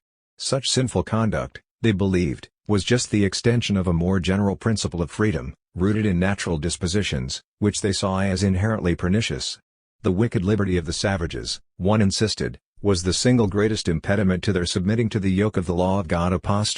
23 Even finding terms to translate concepts like Lord, commandment or obedience into indigenous languages was extremely difficult, explaining the underlying theological concepts, well nigh impossible. In which we show how Europeans learn from native Americans about the connection between reasoned debate, personal freedoms and the refusal of arbitrary power. In political terms, then, French and Americans were not arguing about equality but about freedom. About the only specific reference to political equality that appears in the 71 volumes of the Jesuit Relations occurs almost as an aside, in an account of an event in 1648. It happened in a settlement of Christianized Wendat near the town of Quebec. After a disturbance caused by a shipload of illegal liquor finding its way into the community, the governor persuaded Wendat leaders to agree to a prohibition of alcoholic beverages, and published an edict to that effect. Crucially, the governor notes, backed up by threat of punishment. Father Lemon, again, records the story. For him, this was an epochal event. From the beginning of the world to the coming of the French, the savages have never known what it was so solemnly to forbid anything to their people, under any penalty, however slight. They are free people, each of whom considers himself of as much consequence as the others, and they submit to their chiefs only in so far as it pleases them. 24. Equality here is a direct extension of freedom, indeed, is its expression. It also has almost nothing in common with the more familiar, Eurasian, notion of equality before the law, which is ultimately equality before the sovereign, that is, once again, equality in common subjugation. Americans, by contrast, were equal insofar as they were equally free to obey or disobey orders as they saw fit. The democratic governance of the Wendat and Five Nations of the Haudenosaunee, which so impressed later European readers, was an expression of the same principle. If no compulsion was allowed, then obviously such social coherence as did exist had to be created through reasoned debate, persuasive arguments and the establishment of social consensus. Here we return to the matter with which we began, the European Enlightenment as the apotheosis of the principle of open and rational debate. We've already mentioned Sagard's grudging respect for the Wendat facility in logical argumentation, a theme that also runs through most Jesuit accounts. At this point, it is important to bear in mind that the Jesuits were the intellectuals of the Catholic world. Trained in classical rhetoric and techniques of disputation, Jesuits had learned the Americans' languages primarily so as to be able to argue with them, to persuade them of the superiority of the Christian faith. Yet they regularly found themselves startled and impressed by the quality of the counter-arguments they had to contend with. How could such rhetorical facility have come to those with no awareness of the works of Varro and Quintilian? In considering the matter, the Jesuits almost always noted the openness with which public affairs were conducted. So, Father Lejeune, superior of the Jesuits in Canada in the 1630s, there are almost none of them incapable of conversing or reasoning very well, and in good terms, on matters within their knowledge. The councils, held almost every day in the villages, and on almost all matters, improved their capacity for talking. Or, in Lohmann's words, I can say in truth that, as regards intelligence, they are in no wise inferior to Europeans and to those who dwell in France.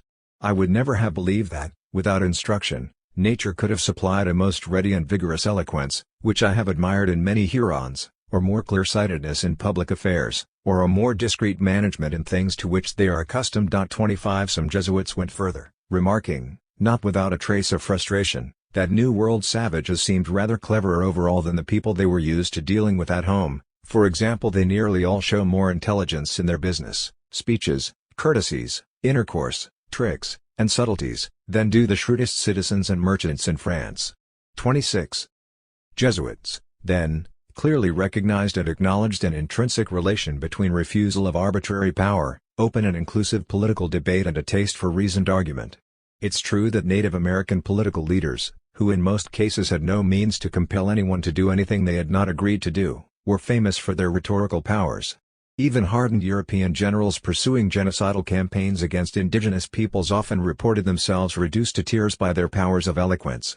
Still, persuasiveness need not take the form of logical argumentation, it can just as easily involve appeal to sentiment, whipping up passions, deploying poetic metaphors, appealing to myth or proverbial wisdom, employing irony and indirection, humor, insult, or appeals to prophecy or revelation, and the degree to which one privileges any of these has everything to do with the rhetorical tradition to which the speaker belongs, and the presumed dispositions of their audience.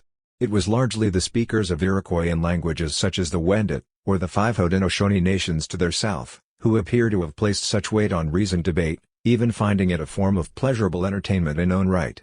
This fact alone had major historical repercussions. Because it appears to have been exactly this form of debate, rational, skeptical, empirical, conversational in tone, which before long came to be identified with the European Enlightenment as well. And, just like the Jesuits, Enlightenment thinkers and democratic revolutionaries saw it as intrinsically connected with the rejection of arbitrary authority, particularly that which had long been assumed by the clergy. Let's gather together the strands of our arguments so far. By the mid-17th century, legal and political thinkers in Europe were beginning to toy with the idea of an egalitarian state of nature, at least in the minimal sense of a default state that might be shared by societies which they saw as lacking government, writing, religion, private property or other significant means of distinguishing themselves from one another.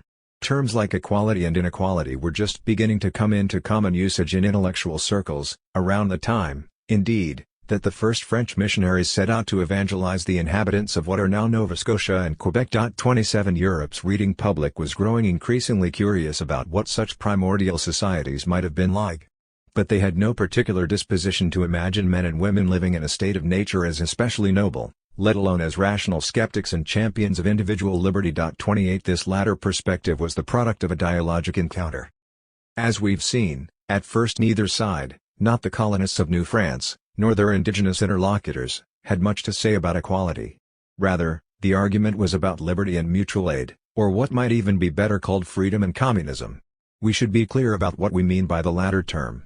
Since the early 19th century, there have been lively debates about whether there was ever a thing that might legitimately be referred to as primitive communism. At the center of these debates, almost invariably, were the indigenous societies of the Northeast Woodlands, ever since Friedrich Engels used the Iroquois as a prime example of primitive communism in his The Origin of the Family, Private Property and the State, 1884. Here, communism always refers to communal ownership, particularly of productive resources. As we've already observed, many American societies could be considered somewhat ambiguous in this sense. Women owned and worked the fields individually, even though they stored and disposed of the products collectively. Men owned their own tools and weapons individually, even if they typically shared out the game and spoils. However, there's another way to use the word communism, not as a property regime but in the original sense of from each according to their abilities, to each according to their needs. There's also a certain minimal, baseline communism which applies in all societies, a feeling that if another person's needs are great enough, say, they are drowning, and the cost of meeting them is modest enough, say, they are asking for you to throw them a rope, then of course any decent person would comply. Baseline communism of this sort could even be considered the very grounds of human sociability, since it is only one's bitter enemies who would not be treated this way.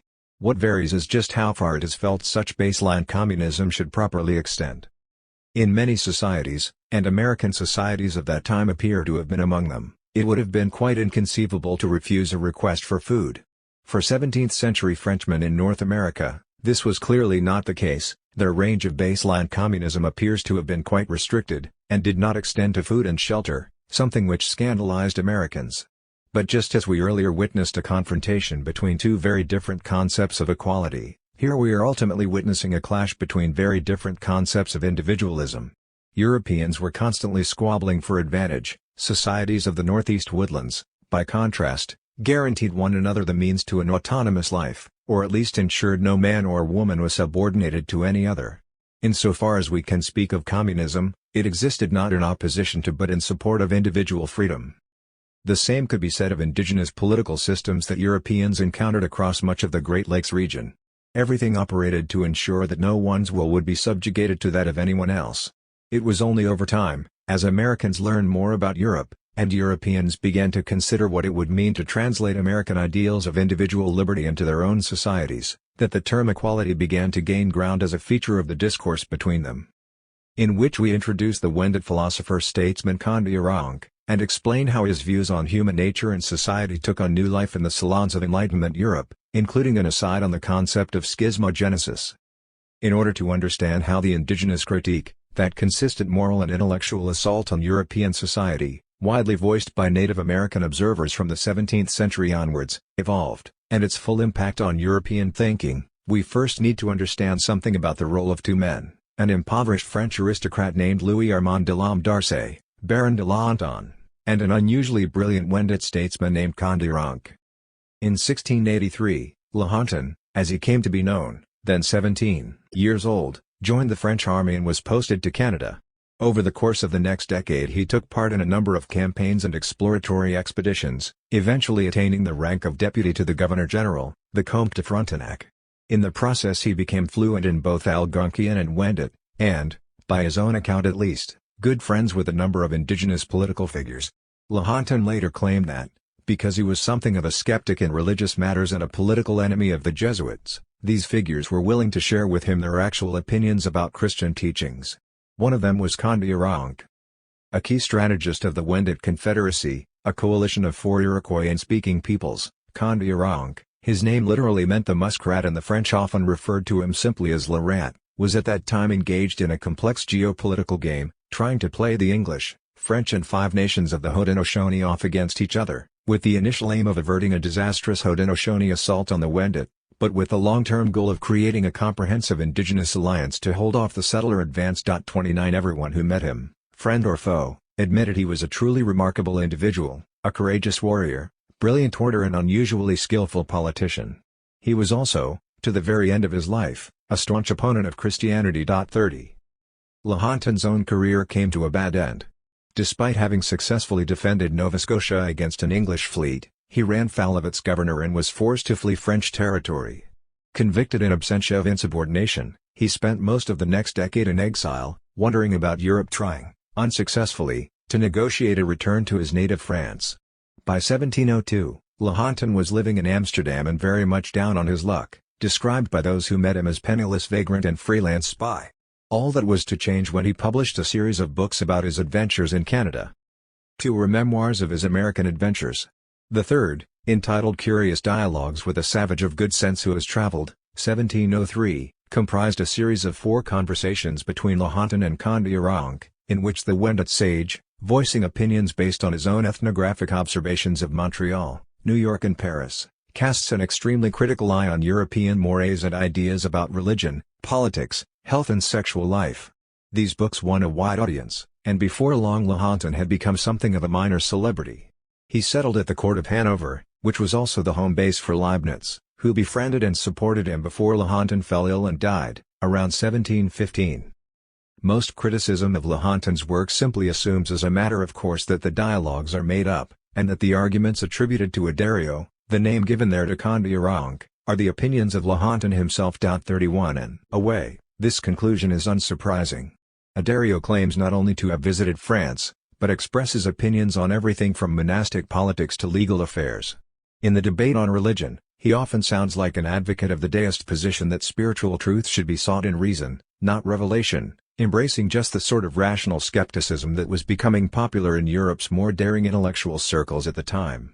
It is also true that the style of Lahontan's dialogues seems partly inspired by the ancient Greek writings of the satirist Lucian, and also that, given the prevalence of church censorship in France at the time, the easiest way for a freethinker to get away with publishing an open attack on Christianity probably would have been to compose a dialogue pretending to defend the faith from the attacks of an imaginary foreign skeptic, and then make sure one loses all the arguments.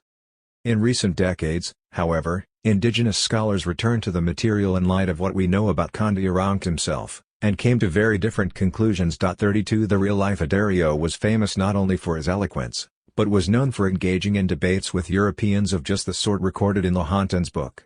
As Barbara Alice Mann remarks, despite the almost unanimous chorus of Western scholars insisting the dialogues are imaginary, there is excellent reason for accepting them as genuine. First, there are the first-hand accounts of Kandiaronk's oratorical skills and dazzling wit. Father Pierre de Charlevoix described Kandiaronk as so naturally eloquent that no one perhaps ever exceeded him in mental capacity. An exceptional council speaker, he was not less brilliant in conversation in private, and, councilmen and negotiators, often took pleasure in provoking him to hear his repartees, always animated, full of wit, and generally unanswerable. He was the only man in Canada who was a match for the governor, Count de Frontenac, who often invited him to his table to give his officers this pleasure. 33. During the 1690s, in other words, the Montreal-based governor and his officers, presumably including his sometime deputy, Lahontan, hosted a proto-Enlightenment salon, where they invited Kandiaronk to debate exactly the sort of matters that appeared in the dialogues, and in which it was Kandiaronk who took the position of rational skeptic. What's more, there is every reason to believe that Kandiaronk actually had been to France, that's to say, we know the Wendat Confederation did send an ambassador to visit the court of Louis XIV in 1691, and Kandiaronk's office at the time was Speaker of the Council, which would have made him the logical person to send. While the intimate knowledge of European affairs and understanding of European psychology attributed to Addario might seem implausible, Kandiaronk was a man who had been engaged in political negotiations with Europeans for years and regularly ran circles around them by anticipating their logic, interests, blind spots and reactions. Finally, many of the critiques of Christianity, and European ways more generally, attributed to Addario correspond almost exactly to criticisms that are documented from other speakers of Iroquoian languages around the same time. 34. Lahontan himself claimed to have based the dialogues on notes jotted down during or after a variety of conversations he'd had with Kandiaronk at Michilimackinac, on the strait between Lakes Huron and Michigan, notes that he later reorganized with the governor's help and which were supplemented, no doubt, by reminiscences both had of similar debates held over Frontenac's own dinner table. In the process the text was no doubt augmented and embellished, and probably tweaked again when Lahontan produced his final edition in Amsterdam. There is, however, every reason to believe the basic arguments were Kandiaronk's own. Lahontan anticipates some of these arguments in his memoirs, when he notes that Americans who had actually been to Europe, here, he was very likely thinking primarily of Kandiaronk himself, as well as a number of former captives who had been put to work as galley slaves, came back contemptuous of European claims to cultural superiority. Those Native Americans who had been in France, he wrote, were continually teasing us with the faults and disorders they observed in our towns, as being occasioned by money. There's no point in trying to remonstrate with them about how useful the distinction of property is for the support of society. They make a joke of anything you say on that account. In short, they neither quarrel nor fight, nor slander one another. They scoff at arts and sciences, and laugh at the difference of ranks which is observed with us. They brand us for slaves, and call us miserable souls, whose life is not worth having, alleging that we degrade ourselves in subjecting ourselves to one man, the king, who possesses all the power, and is bound by no law but his own will. In other words, we find here all the familiar criticisms of European society that the earliest missionaries had to contend with, the squabbling, the lack of mutual aid, the blind submission to authority, but with a new element added in, the organization of private property. Lahontan continues, they think it unaccountable that one man should have more than another, and that the rich should have more respect than the poor. In short, they say, the name of savages, which we bestow upon them, would fit ourselves better, since there is nothing in our actions that bears an appearance of wisdom. Native Americans who had the opportunity to observe French society from up close had come to realize one key difference from their own, one which may not otherwise have been apparent. whereas in their own societies there was no obvious way to convert wealth into power over others, with the consequence that differences of wealth had little effect on individual freedom. In France the situation could not have been more different. Power over possessions could be directly translated into power over other human beings. But here let us give the floor to Condillac himself. The first of the dialogues is about religious matters, in which Lahontan allows his foil calmly to pick apart the logical contradictions and incoherence of the Christian doctrines of original sin and redemption, paying particular attention to the concept of hell. As well as casting doubt on the historicity of Scripture, Condillac continually emphasizes the fact that Christians are divided into endless sects, each convinced they are entirely right and that all the others are hellbound. To give a sense of its flavor. Condillac, come on, my brother. Don't get up in arms. It's only natural for Christians to have faith in the Holy Scriptures, since, from their infancy, they've heard so much of them. Still, it is nothing if not reasonable for those born without such prejudice, such as the Wendits, to examine matters more closely. However, having thought long and hard over the course of a decade about what the Jesuits have told us of the life and death of the Son of the Great Spirit, any Wendit could give you 20 reasons against the notion. For myself, I've always held that, if it were possible that God had lowered his standards sufficiently to come down to earth, he would have done it in full view of everyone, descending in triumph, with pomp and majesty, and most publicly, he would have gone from nation to nation performing mighty miracles, thus giving everyone the same laws. Then we would all have had exactly the same religion, uniformly spread and equally known throughout the four corners of the world, proving to our descendants, from then till 10,000 years into the future, the truth of this religion. Instead, there are 500 or 600 religions, each distinct from the other, of which according to you, the religion of the French, alone, is any good, sainted, or true. 35.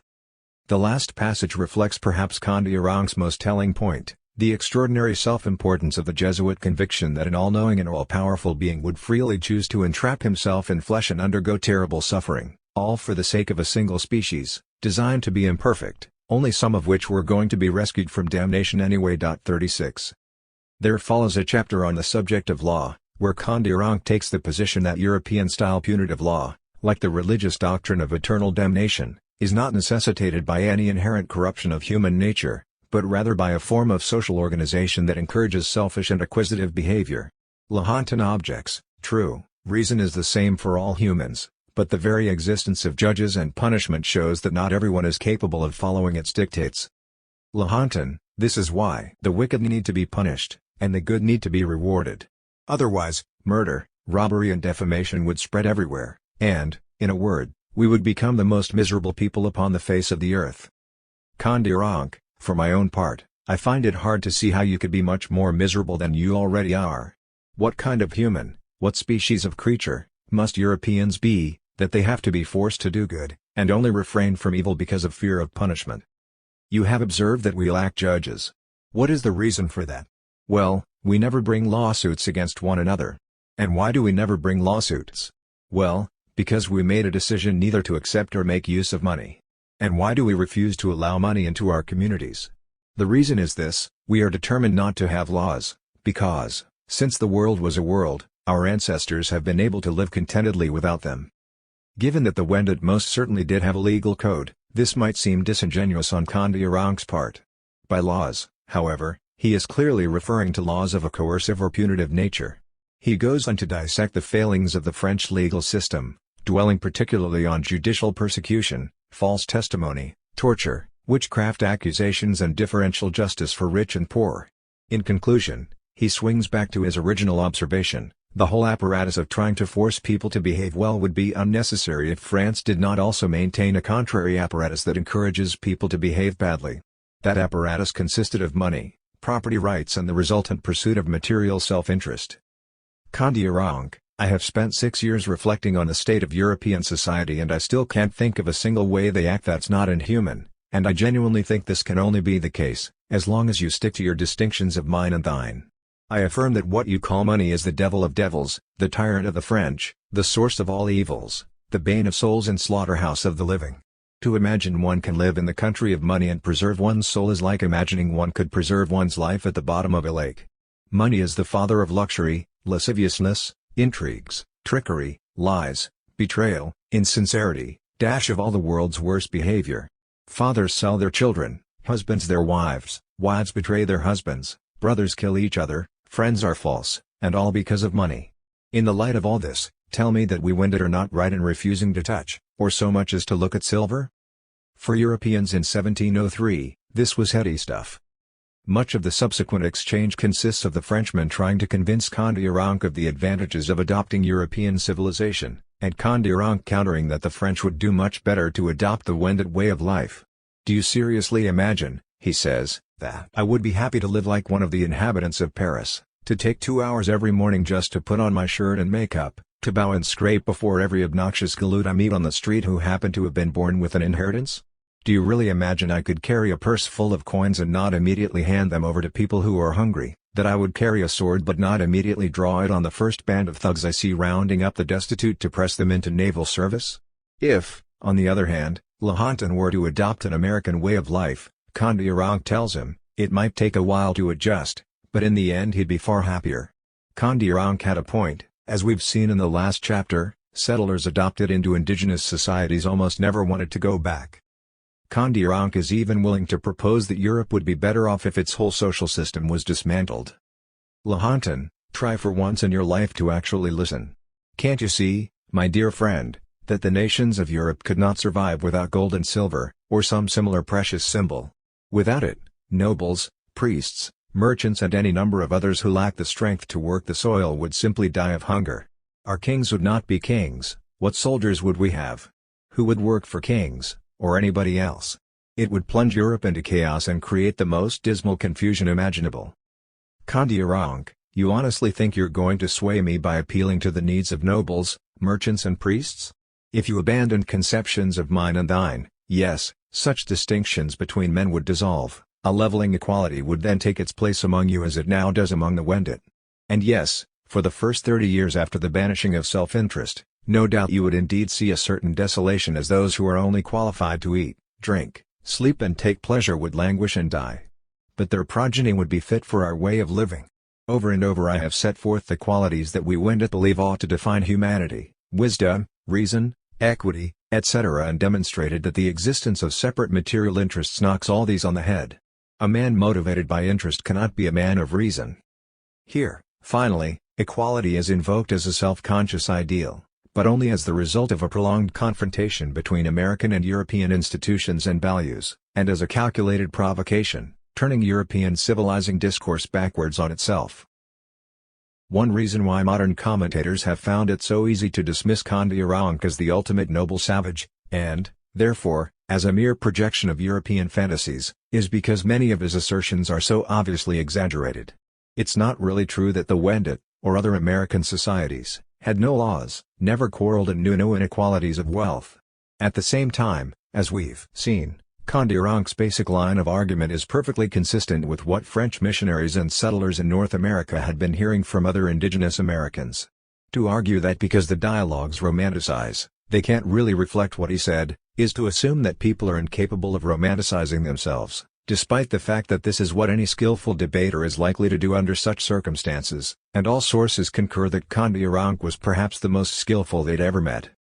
Back in the 1930s, the anthropologist Gregory Bateson coined the term schismogenesis to describe people's tendency to define themselves against one another. 37 Imagine two people getting into an argument about some minor political disagreement but, after an hour, ending up taking positions so intransigent that they find themselves on completely opposite sides of some ideological divide, even taking extreme positions they would never embrace under ordinary circumstances, just to show how much they completely reject the other's points.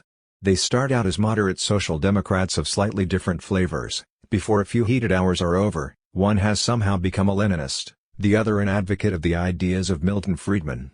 We know this kind of thing can happen in arguments. Bateson suggested such processes can become institutionalized on a cultural level as well. How, he asked, do boys and girls in Papua New Guinea come to behave so differently, despite the fact that no one ever explicitly instructs them about how boys and girls are supposed to behave? It's not just by imitating their elders, it's also because boys and girls each learn to find the behavior of the opposite sex distasteful and try to be as little like them as possible. What start as minor learned differences become exaggerated until women come to think of themselves as, and then increasingly actually become, everything that men are not. And, of course, men do the same thing towards women. Bateson was interested in psychological processes within societies, but there's every reason to believe something similar happens between societies as well. People come to define themselves against their neighbors. Urbanites thus become more urbane, as barbarians become more barbarous. If national character can really be said to exist, it can only be as a result of such schismogenetic processes, English people trying to become as little as possible like French people as little like Germans, and so on. If nothing else, they will all definitely exaggerate their differences in arguing with one another. In a historical confrontation of civilizations like that taking place along the east coast of North America in the 17th century, we can expect to see two contradictory processes. On the one hand, it is only to be expected that people on both sides of the divide will learn from one another and adopt each other's ideas, habits and technologies. Americans began using European muskets. European settlers began to adopt more indulgent American approaches to disciplining children. At the same time, they will also almost invariably do the opposite, picking out certain points of contrast and exaggerating or idealizing them, eventually even trying to act, in some respects, as little like their new neighbors as possible. Condiranc's focus on money is typical of such situations. To this day, indigenous societies incorporated into the global economy, from Bolivia to Taiwan, almost invariably frame their own traditions, as Marshall Solins puts it, by opposition to the white man's living in the way of money. 38. All these would be rather trivial concerns had Lahontan's books not been so successful, but they were to have an enormous impact on European sensibilities. Condiranc's opinions were translated into German, English, Dutch, and Italian, and continued in print, in multiple editions, for over a century. Any self-respecting intellectual of the 18th century would have been almost certain to have read them. They also inspired a flood of imitations. By 1721, Parisian theatregoers were flocking to Delisle de la Dravotier's comedy L'Harlequin Sauvage, the story of a Wendat brought to France by a young sea captain, featuring a long series of indignant monologues in which the hero attributes the ills of French society to private property, to money, and in particular to the monstrous inequality which makes the poor the slaves of the rich. 39 The play was revived almost yearly for the next 2 decades. 40. Even more strikingly, just about every major French Enlightenment figure tried their hand at a Lahontan-style critique of their own society, from the perspective of some imagined outsider.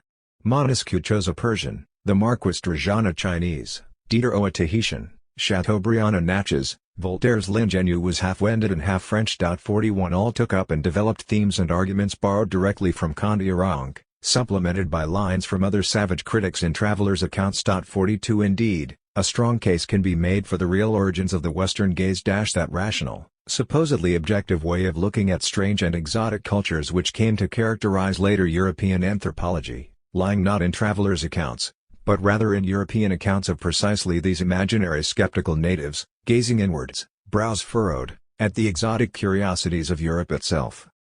Perhaps the single most popular work of this genre, published in 1747, was Letters of a Peruvian Woman by the prominent Salinist Madame de Graffigny, which viewed French society through the eyes of an imaginary kidnapped Inca princess. The book is considered a feminist landmark, in that it may well be the first European novel about a woman which does not end with the protagonist either marrying or dying. Graffigny's Inca heroine, Zelia, is as critical of the vanities and absurdities of European society as she is of patriarchy. By the 19th century, the novel was remembered in some quarters as the first work to introduce the notion of state socialism to the general public, Zelia wondering why the French king, despite levying all sorts of heavy taxes, cannot simply redistribute the wealth in the same manner as the Sapa Inca. 43. In 1751, preparing a second edition of her book, Madame de Graffigny sent letters to a variety of friends asking for suggested changes. One of these correspondents was a 23-year-old seminary student and budding economist, A.R. Jadergo, and we happened to have a copy of his reply, which was long and highly, if constructively, critical. Turgot's text could hardly be more important, since it marks a key moment in his own intellectual development, the point where he began to turn his most lasting contribution to human thought, the idea of material economic progress, into a general theory of history, in which we explain the demiurgic powers of A.R. Jadergo, and how he turned the indigenous critique of European civilization on its head, laying the basis for most modern views of social evolution, or, how an argument about freedom became one about equality. The Inca Empire could hardly be described as egalitarian. Indeed, it was an empire, But Madame de Graffigny represented it as a benevolent despotism, one in which all are ultimately equal before the king. Zélia's critique of France, like that of all imaginary outsiders writing in the tradition of Condillac, focuses on a lack of individual freedom in French society and its violent inequalities. 44 But Turgot found such thinking disturbing, even dangerous. Yes, Turgot acknowledged, we all love the idea of freedom and equality in principle. But we must consider a larger context. In reality, he ventured, the freedom and equality of savages is not a sign of their superiority, it's a sign of inferiority, since it is only possible in a society where each household is largely self-sufficient and, therefore, where everyone is equally poor. As societies evolve, Turgot reasoned, technology advances. Natural differences in talents and capacities between individuals, which have always existed, become more significant, and eventually they form the basis for an ever more complex division of labor. We progress from simple societies like those of the Wendat to our own complex commercial civilization, in which the poverty and dispossession of some, however lamentable it may be, is nonetheless the necessary condition for the prosperity of society as a whole. There is no avoiding such inequality, concluded Turgot in his reply to Madame de Graffigny. The only alternative, according to him, would be massive, Inca-style state intervention to create a uniformity of social conditions, an enforced equality which could only have the effect of crushing all initiative and, therefore, result in economic and social catastrophe. In light of all this, Turgot suggested Madame de Graffigny rewrite her novel in such a way as to have Zélia realize these terrible implications at the end of the book. Unsurprisingly, Graffigny ignored his advice. A few years later, Turgot would elaborate these same ideas in a series of lectures on world history. He had already been arguing, for some years, for the primacy of technological progress as a driver for overall social improvement.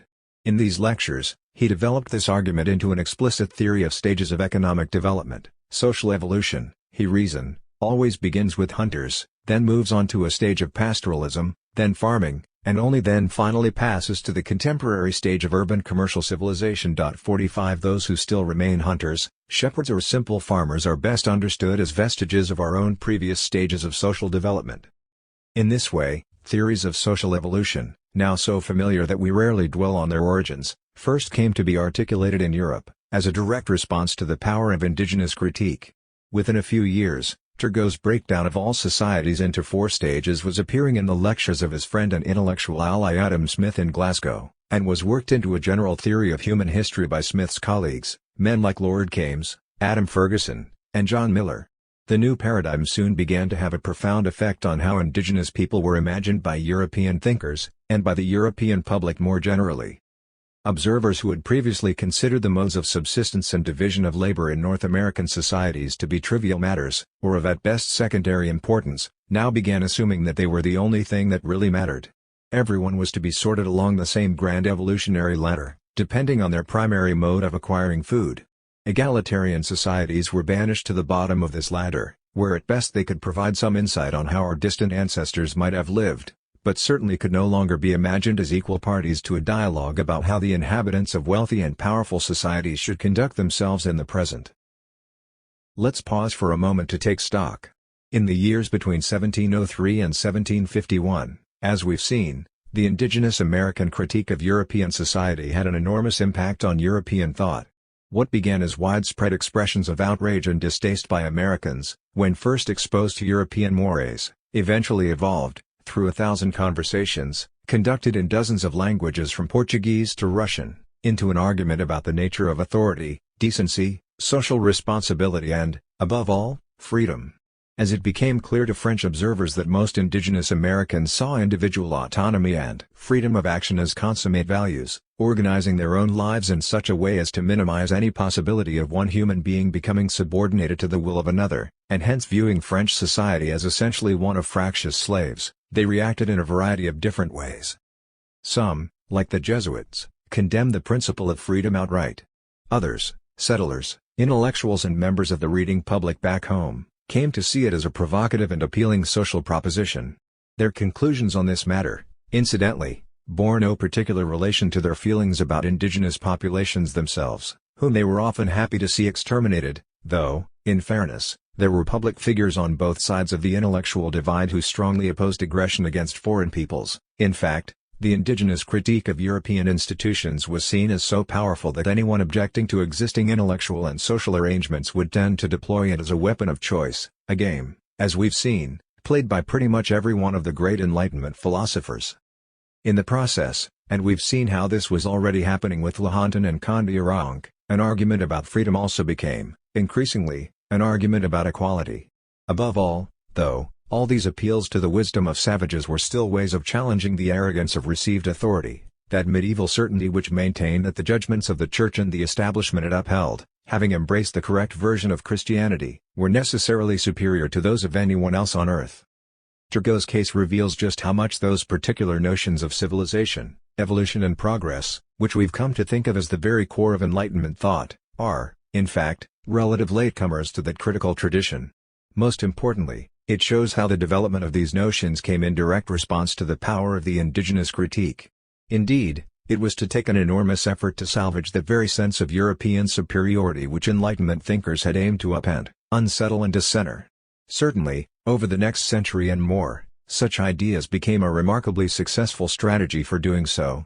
But they also created a welter of contradictions, for instance, the peculiar fact that European colonial empires, unlike almost any other in history, were forced to espouse their own ephemerality, claiming to be mere temporary vehicles to speed up their subjects' march to civilization, at least those subjects who, unlike the Wendat, they hadn't largely wiped off the map. At this point we find ourselves back full circle with Rousseau. How Jean-Jacques Rousseau, having won one prestigious essay competition, then lost another, coming in over the permitted word length, but finally went on to conquer the whole of human history.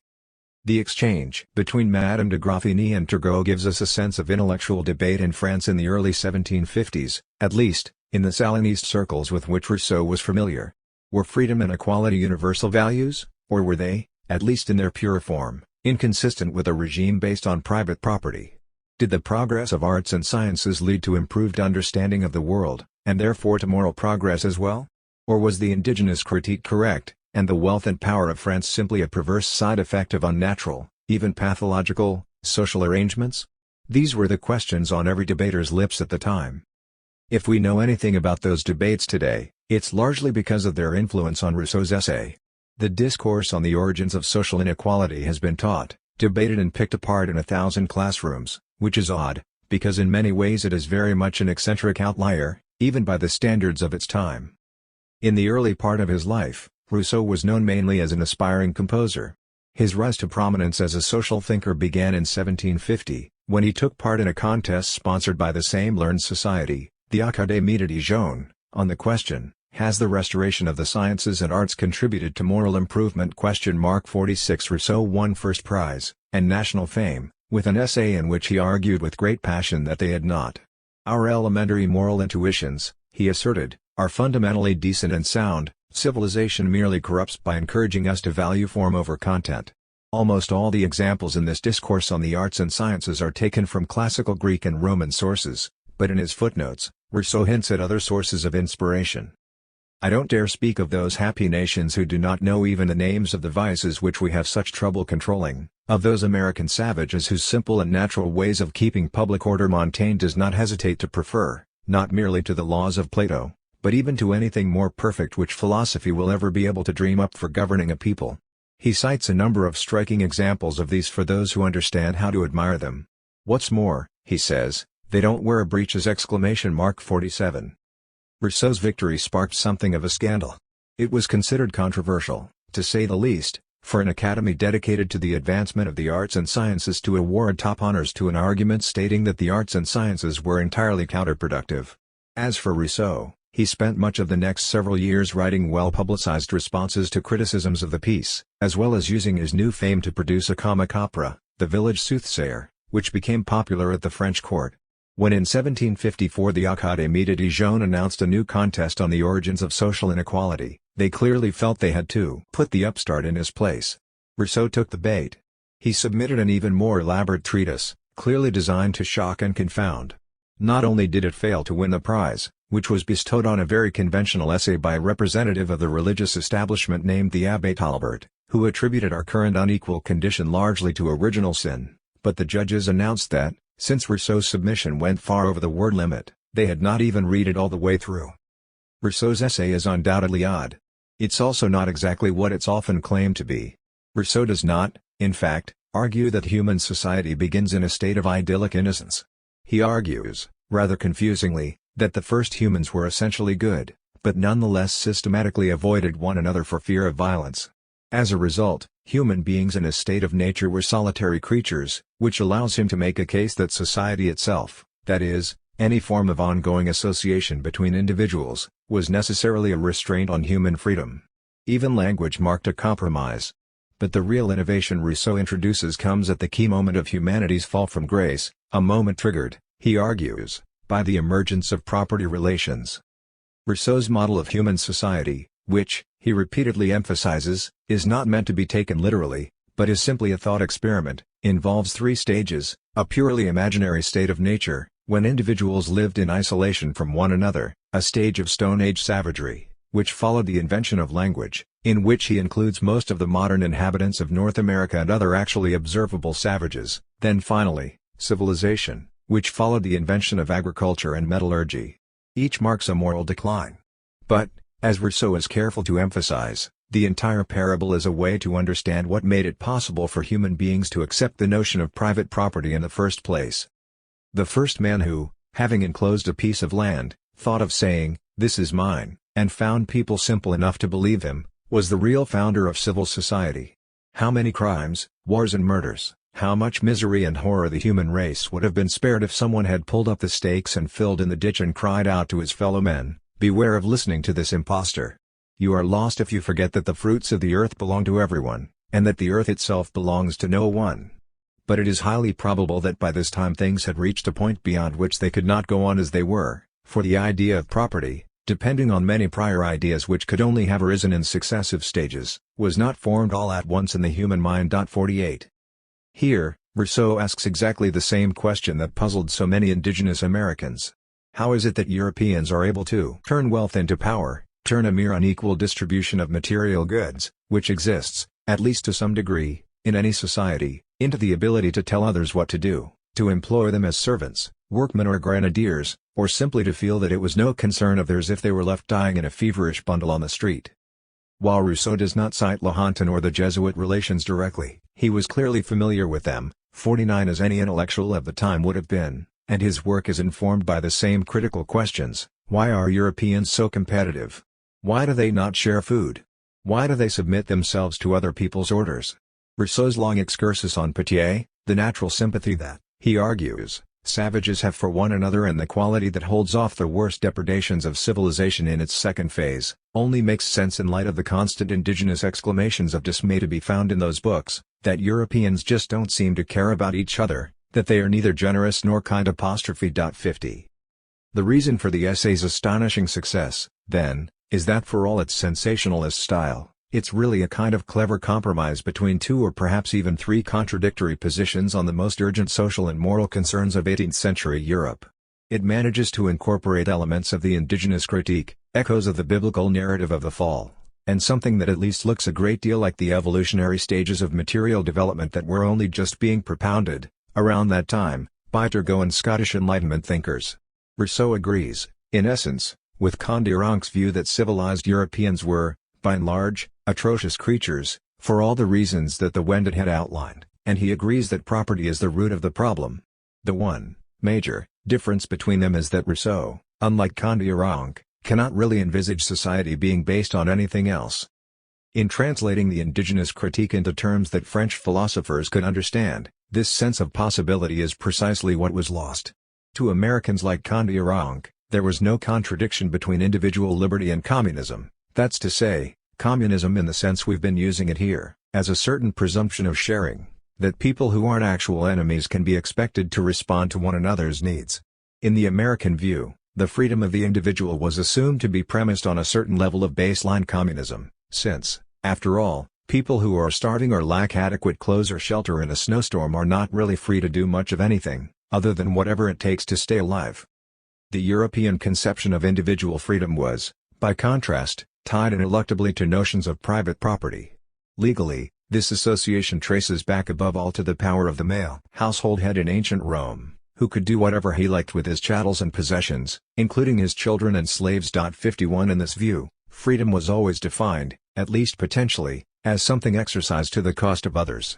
What's more, there was a strong emphasis in ancient Roman, and modern European, law on the self-sufficiency of households. Hence, true freedom meant autonomy in the radical sense, not just autonomy of the will, but being in no way dependent on other human beings, except those under one's direct control. Rousseau, who always insisted he wished to live without being dependent on others' help, even as he had all his needs attended to by mistresses and servants, played out this very same logic in the conduct of his own life. 52. When our ancestors, Rousseau wrote, made the fatal decision to divide the earth into individually owned plots, creating legal structures to protect their property, then governments to enforce those laws, they imagined they were creating the means to preserve their liberty. In fact, they ran headlong to their chains. This is a powerful image, but it is unclear what Rousseau felt this lost liberty would actually have looked like, especially if, as he insisted, any ongoing human relationship, even one of mutual aid, is itself a restraint on liberty. It's hardly surprising that he ends up inventing a purely imaginary age in which each individual wandered alone among the trees. More surprising, perhaps, that his imaginary world has come so often to define the arc of our own horizons. How did this happen? In which we consider relationships between the indigenous critique, the myth of progress and the birth of the left.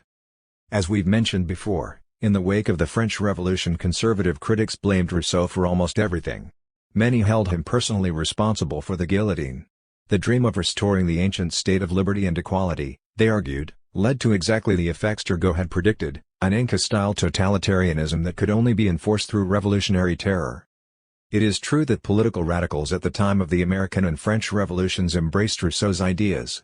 Here, for example, is an extract purportedly from a manifesto written in 1776 which almost perfectly reproduces Rousseau's fusion of evolutionism and critique of private property as leading directly to the origins of the state. As families multiplied, the means of subsistence began to fail, the nomad, or roaming, life ceased, and property started into existence. Men chose habitations, agriculture made them intermix. Language became universal, living together, one man began to measure his strength with another, and the weaker were distinguished from the stronger. This undoubtedly created the idea of mutual defense, of one individual governing diverse families reunited, and of thus defending their persons and their fields against the invasion of an enemy, but hence liberty was ruined in its foundation, and equality disappeared. 53. These words are drawn from the purported manifesto of the Secret Order of the Illuminati, a network of revolutionary cadres organized within the Freemasons by a Bavarian law professor named Adam Weishaupt. The organization did exist in the late 18th century, its purpose was apparently to educate an enlightened international, or even anti-national, elite to work for the restoration of freedom and equality.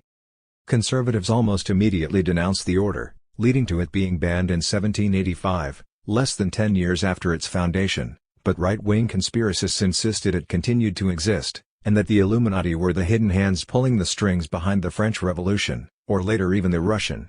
This is silly, but one reason the fantasy was possible is that the Illuminati were perhaps the first to propose that a revolutionary vanguard, trained in the correct interpretation of doctrine, would be able to understand the overall direction of human history, and, therefore, be capable of intervening to speed up its progress. 54. It may seem ironic that Rousseau, who began his career by taking what we would now consider an arch-conservative position, that seeming progress leads only to moral decay, would end up becoming the supreme bête noire of so many conservatives. 55 But a special vitriol is always reserved for traitors. Many conservative thinkers see Rousseau as having gone full circle from a promising start to creating what we now think of as the political left. Nor are they entirely wrong in this. Rousseau was indeed a crucial figure in the formation of left-wing thought. One reason intellectual debates of the mid-18th century seem so strange to us nowadays is precisely that what we understand as left/right divisions had not yet crystallized. At the time of the American Revolution, the terms left and right themselves did not yet exist. A product of the decade immediately following, they originally referred to the respective seating positions of aristocratic and popular factions in the French National Assembly of 1789. Let us emphasize, we really shouldn't have to, that Rousseau's effusions on the fundamental decency of human nature and lost ages of freedom and equality were in no sense themselves responsible for the French Revolution.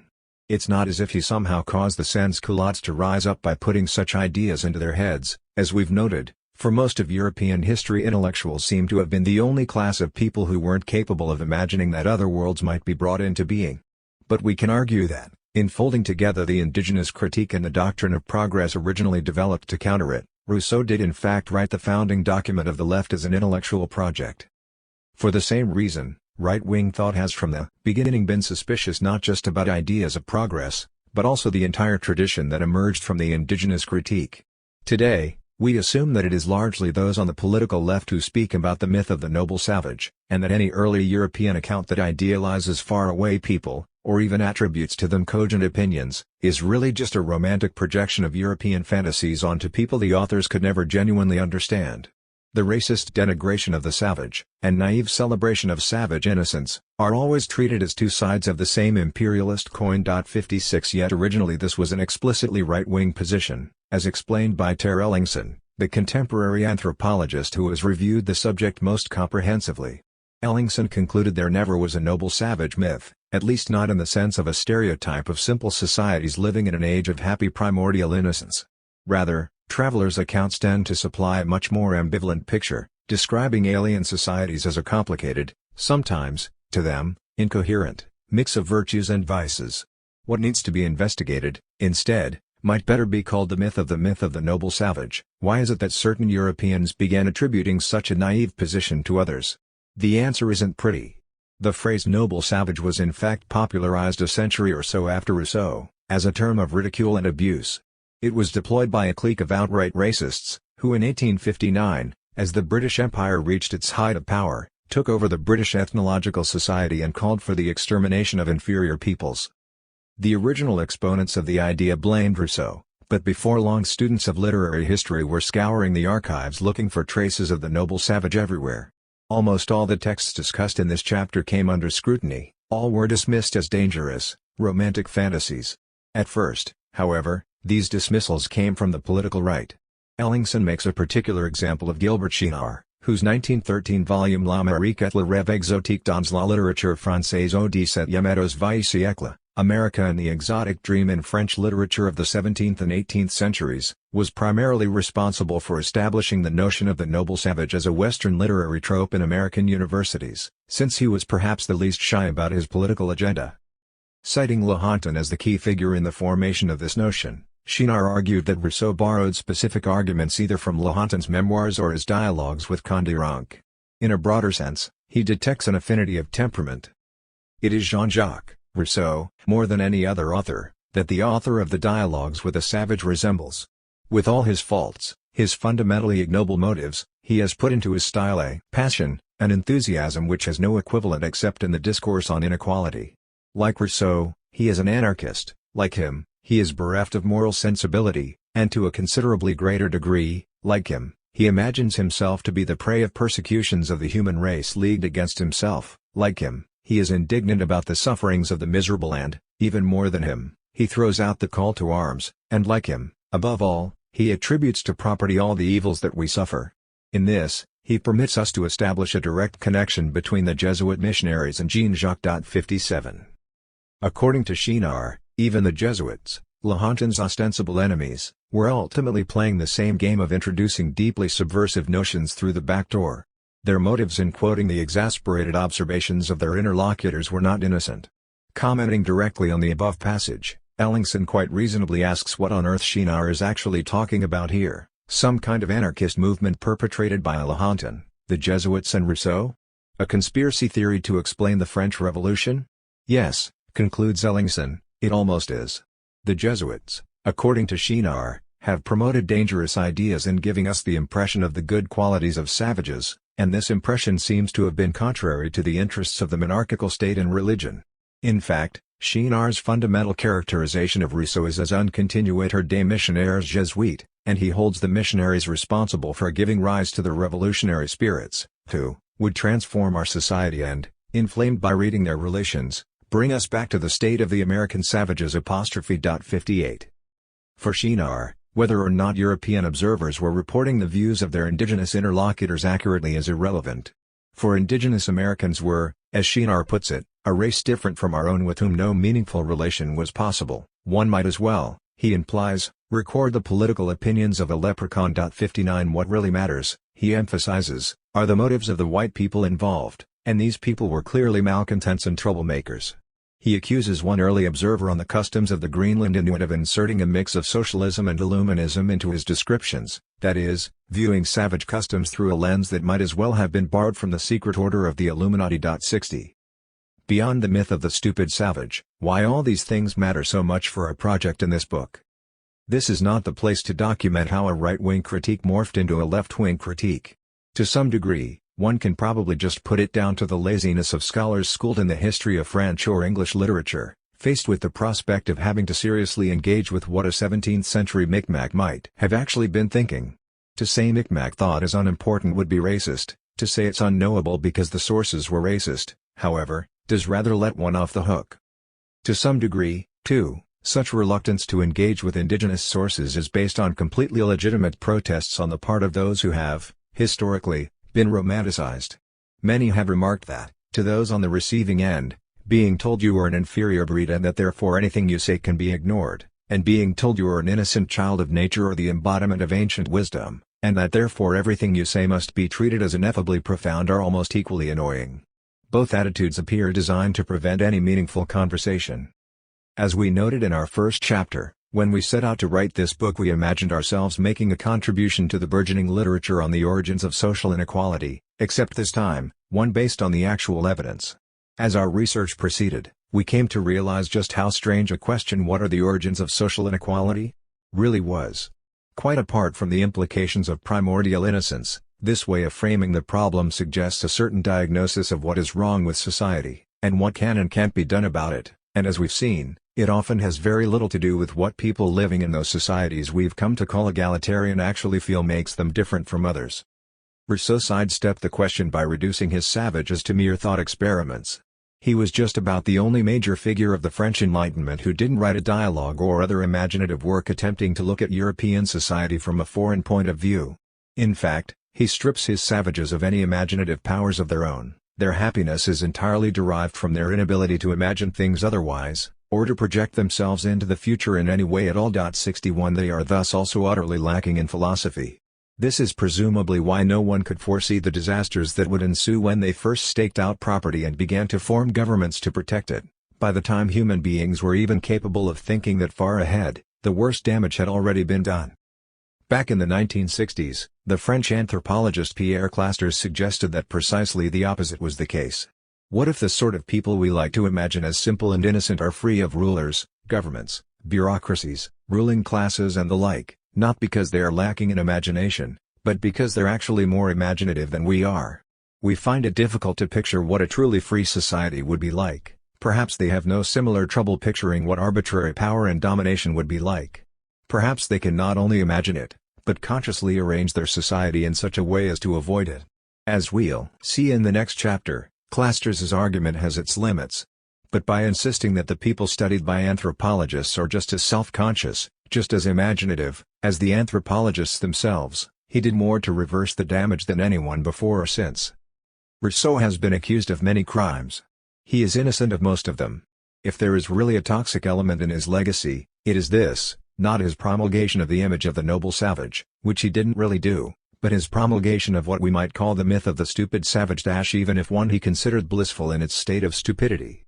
19th-century imperialists adopted the stereotype enthusiastically, merely adding on a variety of ostensibly scientific justifications, from Darwinian evolutionism to scientific racism, to elaborate on that notion of innocent simplicity, and thus provide a pretext for pushing the remaining free peoples of the world, or increasingly, as European imperial expansion continued, the formerly free peoples, into a conceptual space where their judgments no longer seem threatening. This is the work we are trying to undo. Liberty, equality, fraternity was the rallying cry of the French Revolution. 62 Today there are whole disciplines, sub-branches of philosophy and political science and legal studies, which take equality as their principal subject matter. Everyone agrees that equality is a value, no one seems to agree on what the term actually refers to. Equality of opportunity? Equality of condition? Formal equality before the law? Similarly, societies like the 17th-century Micmac, Algonquians or Wendat are regularly referred to as egalitarian societies, or, if not, then as band or tribal societies. which is usually presumed to mean the same thing. It's never entirely clear exactly what the term is supposed to refer to. Are we talking about an ideology, the belief that everyone in society should be the same, obviously not in all ways, but in certain respects that are considered particularly important? Or should it be one in which people actually are the same? What might either of these actually mean in practice? That all members of society have equal access to land, or treat each other with equal dignity, or are equally free to make their opinions known in public assemblies? Or are we talking about some scale of measurement that can be imposed by the observer: cash income, political power, calorie intake, house size, number and quality of personal possessions? Would equality mean the effacement of the individual, or the celebration of the individual? After all, to an outside observer, a society where everyone was exactly the same, and one where they were all so completely different as to preclude any sort of comparison, would seem equally egalitarian. Can one speak of equality in a society where elders are treated like gods and make all important decisions, if everyone in that society who survives past, say, 50 will eventually become an elder? What about gender relations? Many societies referred to as egalitarian are only really egalitarian between adult men. Sometimes relations between men and women in such societies are anything but equal. At other times things are more ambiguous. It may be, for instance, that men and women in a given society are not only expected to perform different sorts of work, but hold different opinions about why work, or what sorts of work, is important in the first place, and therefore feel they have a higher status, or perhaps that their respective roles are so different, it makes no sense to compare them. Many of the societies encountered by the French in North America fit this description. They could be seen as matriarchal from one perspective, patriarchal from another. 63 In such cases, can we speak of gender equality? Or would we only be able to do so if men and women were also equal according to some minimal external criterion, being equally free from the threat of domestic violence, for example, or having equal access to resources, or equal say in communal affairs? Since there is no clear and generally accepted answer to any of these questions, use of the term egalitarian has led to endless arguments. In fact, it remains entirely unclear what egalitarian even means. Ultimately, the idea is employed not because it has any real analytical substance, but rather for the same reason 17th-century natural law theorists speculated about equality in the state of nature. Equality is a default term, referring to that kind of protoplasmic mass of humanity one imagines as being left over when all the trappings of civilization are stripped away. Egalitarian people are those without princes, judges, overseers or hereditary priests, and usually without cities or writing, or preferably even farming. They are societies of equals only in the sense that all the most obvious tokens of inequality are missing. It follows that any historical work which purports to be about the origins of social inequality is really an inquiry into the origins of civilization, one which in turn implies a vision of history like that of Turgot, which conceives civilization as a system of social complexity, guaranteeing greater overall prosperity, but at the same time ensuring that certain compromises will necessarily have to be made in the areas of freedom and equality. We will be trying to write a different kind of history, which will also require a different understanding of civilization. To be clear, it's not that we consider the fact that princes, judges, overseers or hereditary priests, or for that matter, writing, cities and farming, only emerge at a certain point in human history to be uninteresting or insignificant. Quite on the contrary, in order to understand our current predicament as a species, it is absolutely crucial to understand how these things first came about. However, we would also insist that, in order to do so, we should reject the impulse to treat our distant ancestors as some sort of primordial human soup. Evidence accumulating from archaeology, anthropology and related fields suggests that, just like 17th-century Amerindians and Frenchmen, the people of prehistoric times had very specific ideas about what was important in their societies, that these varied considerably, and that describing such societies as uniformly egalitarian tells us almost nothing about them. No doubt there was usually a degree of equality by default, an assumption that humans are all equally powerless in the face of the gods, or a strong feeling that no one's will should be permanently subordinated to another's. Presumably there must have been, if only to ensure that permanent princes, judges, overseers or hereditary priests did not emerge for such long periods of time. But self-conscious ideas of equality, putting equality forward as an explicit value, as opposed to an ideology of freedom, or dignity, or participation that applies equally to all, appear to have been relative latecomers to human history.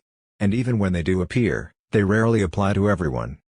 Ancient Athenian democracy, to take just one example, was based on political equality among its citizens, even if these were only somewhere between 10 and 20% of the overall population, in the sense that each had the same rights to participate in public decision-making. We are taught to see this notion of equal civic participation as a milestone in political development, revived and expanded some 2,000 years later. As it happens, the political systems labeled democracies in 19th-century Europe had almost nothing to do with ancient Athens, but this is not really the point. What's more to the point is that Athenian intellectuals at the time, who were mostly of aristocratic background, tended to consider the whole arrangement a tawdry business, and most of them much preferred the government of Sparta, ruled by an even smaller percentage of the total population, who lived collectively off the labors of serfs. Spartan citizens, in turn, referred to themselves as the homooi, which could be translated either as the equals or those who are all the same. They all underwent the same rigorous military training, adopted the same haughty disdain for both effeminate luxuries and individual idiosyncrasies, ate in communal mess halls and spent most of their lives practicing for war. This is not, then, a book about the origins of inequality. But it aims to answer many of the same questions in a different way. There is no doubt that something has gone terribly wrong with the world. A very small percentage of its population do control the fates of almost everyone else, and they are doing it in an increasingly disastrous fashion. To understand how this situation came about, we should trace the problem back to what first made possible the emergence of kings, priests, overseers and judges. But we no longer have the luxury of assuming we already know in advance what the precise answers will turn out to be. Taking guidance from indigenous critics like Kandiaronk, we need to approach the evidence of the human past with fresh eyes. 3. Unfreezing the Ice Age. In and out of chains, the protean possibilities of human politics. Most societies imagine a mythic age of creation. Once upon a time, the story goes, the world was different, fish and birds could talk, animals could turn into humans and humans into animals. It was possible, in such a time, for things to come into being that were entirely new, in a way that cannot really happen anymore: fire, or cooking, or the institution of marriage, or the keeping of pets. In these lesser days, we are reduced to endlessly repeating the great gestures of that time, lighting our own particular fires, arranging our own particular marriages, feeding our particular pets, without ever being able to change the world in quite the same way. In some ways, accounts of human origins play a similar role for us today as myth did for ancient Greeks or Polynesians, or the Dreamtime for indigenous Australians. This is not to cast aspersions on the scientific rigor or value of these accounts. It is simply to observe that the two fulfill somewhat similar functions. If we think on a scale of, say, the last 3 million years, there actually was an age in which the lines between what we today think of as human and animal were still indistinct, and when someone, after all, did have to light a fire, cook a meal or perform a marriage ceremony for the first time. We know these things happened. Still, we really don't know how.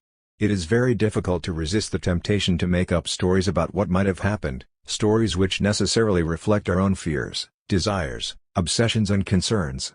As a result, such distant times can become a vast canvas for the working out of our collective fantasies. This canvas of human prehistory is distinctively modern. The renowned theorist of culture W.J.T. Mitchell once remarked that dinosaurs are the quintessential modernist animal, since in Shakespeare's time no one knew such creatures had ever existed. In a similar way, until quite recently most Christians assumed anything worth knowing about early humans could be found in the book of Genesis. Up until the early years of the 19th century, men of letters-scientists included, still largely assumed that the universe did not even exist prior to late October, 4004 BC, and that all humans spoke the same language, Hebrew, until the dispersal of humanity, after the fall of the Tower of Babel 16 centuries later. 1. At that time there was as yet no prehistory. There was only history, even if some of that history was wildly wrong. The term prehistory only came into common use after the discoveries at Brixham Cave in Devon in 1858, when stone axes, which could only have been fashioned by humans, were found alongside remains of cave bear, woolly rhinoceros and other extinct species, all together under a sealed casing of rock. This, and subsequent archaeological findings, sparked a complete rethinking of existing evidence. Suddenly, the bottom dropped out of human history. 2.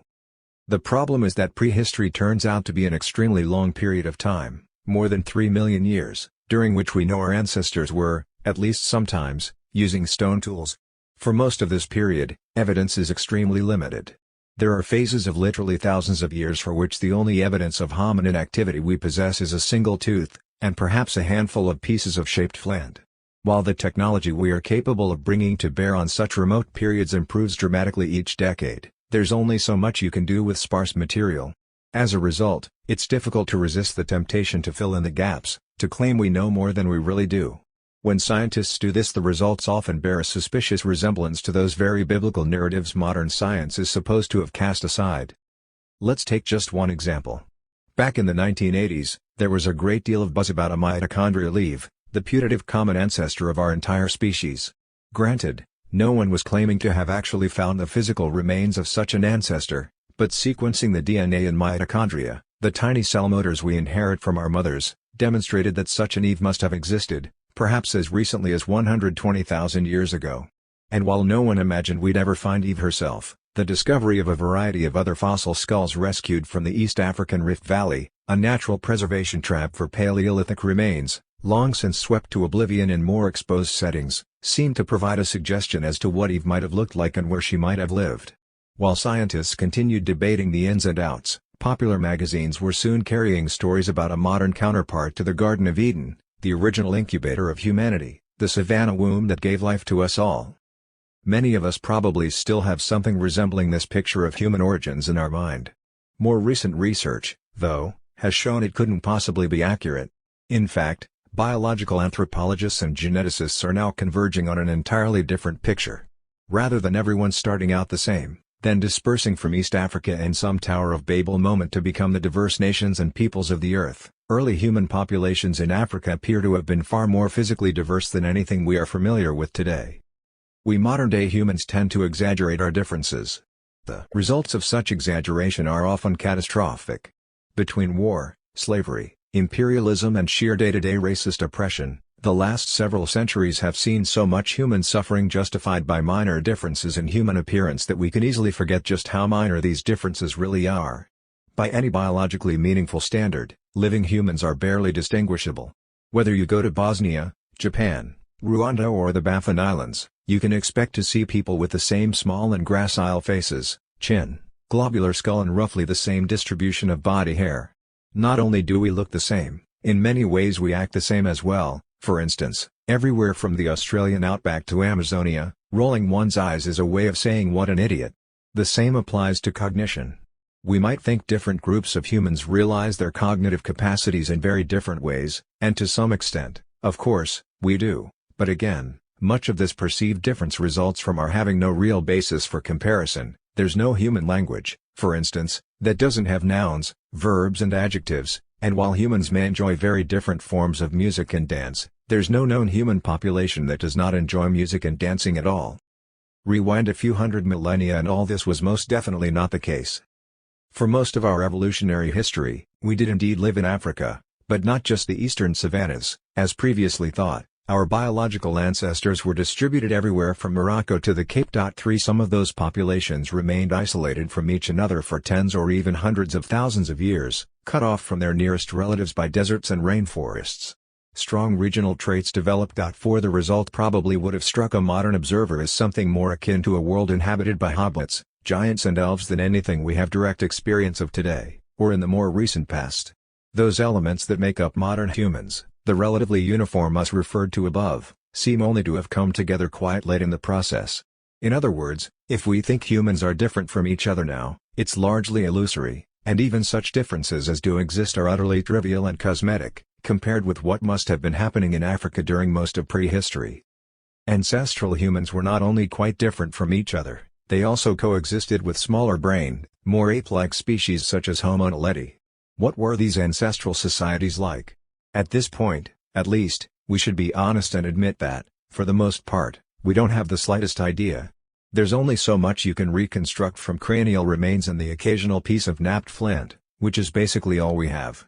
Most of the time we don't even really know what was going on below the neck, let alone with pigmentation, diet or anything. Results of such exaggeration are often catastrophic.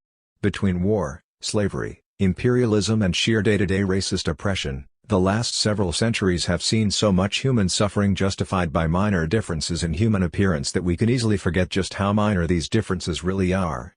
By any biologically meaningful standard, living humans are barely distinguishable. Whether you go to Bosnia, Japan, Rwanda or the Baffin Islands, You can expect to see people with the same small and gracile faces, chin, globular skull and roughly the same distribution of body hair. Not only do we look the same, in many ways we act the same as well. For instance, everywhere from the Australian outback to Amazonia, rolling one's eyes is a way of saying "what an idiot." The same applies to cognition. We might think different groups of humans realize their cognitive capacities in very different ways, and to some extent, of course, we do, but again, much of this perceived difference results from our having no real basis for comparison. There's no human language, for instance, that doesn't have nouns, verbs and adjectives, and while humans may enjoy very different forms of music and dance, there's no known human population that does not enjoy music and dancing at all. Rewind a few hundred millennia and all this was most definitely not the case. For most of our evolutionary history, we did indeed live in Africa, but not just the eastern savannas, as previously thought. Our biological ancestors were distributed everywhere from Morocco to the Cape. 3 Some of those populations remained isolated from each another for tens or even hundreds of thousands of years, cut off from their nearest relatives by deserts and rainforests. Strong regional traits developed. For the result probably would have struck a modern observer as something more akin to a world inhabited by hobbits, giants and elves than anything we have direct experience of today, or in the more recent past. Those elements that make up modern humans, the relatively uniform us referred to above, seem only to have come together quite late in the process. In other words, if we think humans are different from each other now, it's largely illusory, and even such differences as do exist are utterly trivial and cosmetic, compared with what must have been happening in Africa during most of prehistory. Ancestral humans were not only quite different from each other, they also coexisted with smaller-brained, more ape-like species such as Homo naledi. What were these ancestral societies like? At this point, at least, we should be honest and admit that, for the most part, we don't have the slightest idea. There's only so much you can reconstruct from cranial remains and the occasional piece of napped flint, which is basically all we have. Most of the time we don't even really know what was going on below the neck, let alone with pigmentation, diet or anything. Perhaps the only thing we can say with real certainty is that, in terms of ancestry, we are all Africans. Modern humans first appeared in Africa. When they began expanding out of Africa into Eurasia, they encountered other populations such as Neanderthals and Denisovan, less different, but still different, and these various groups interbred. 6 Only after those other populations became extinct can we really begin talking about a single, human us inhabiting the planet. What all this brings home is just how radically different the social and even physical world of our remote ancestors would have seemed to us, and this would have been true at least down to around 40,000 BC. The range of flora and fauna surrounding them was quite unlike anything that exists today. All of which makes it extremely difficult to draw analogies. There's simply nothing in the historical or ethnographic record that resembles a situation in which different subspecies of human interbred, interacted, cooperated, but sometimes also killed each other, and even if there were, the archaeological evidence is too thin and sporadic to test whether remote prehistory was really anything like that or not. 7.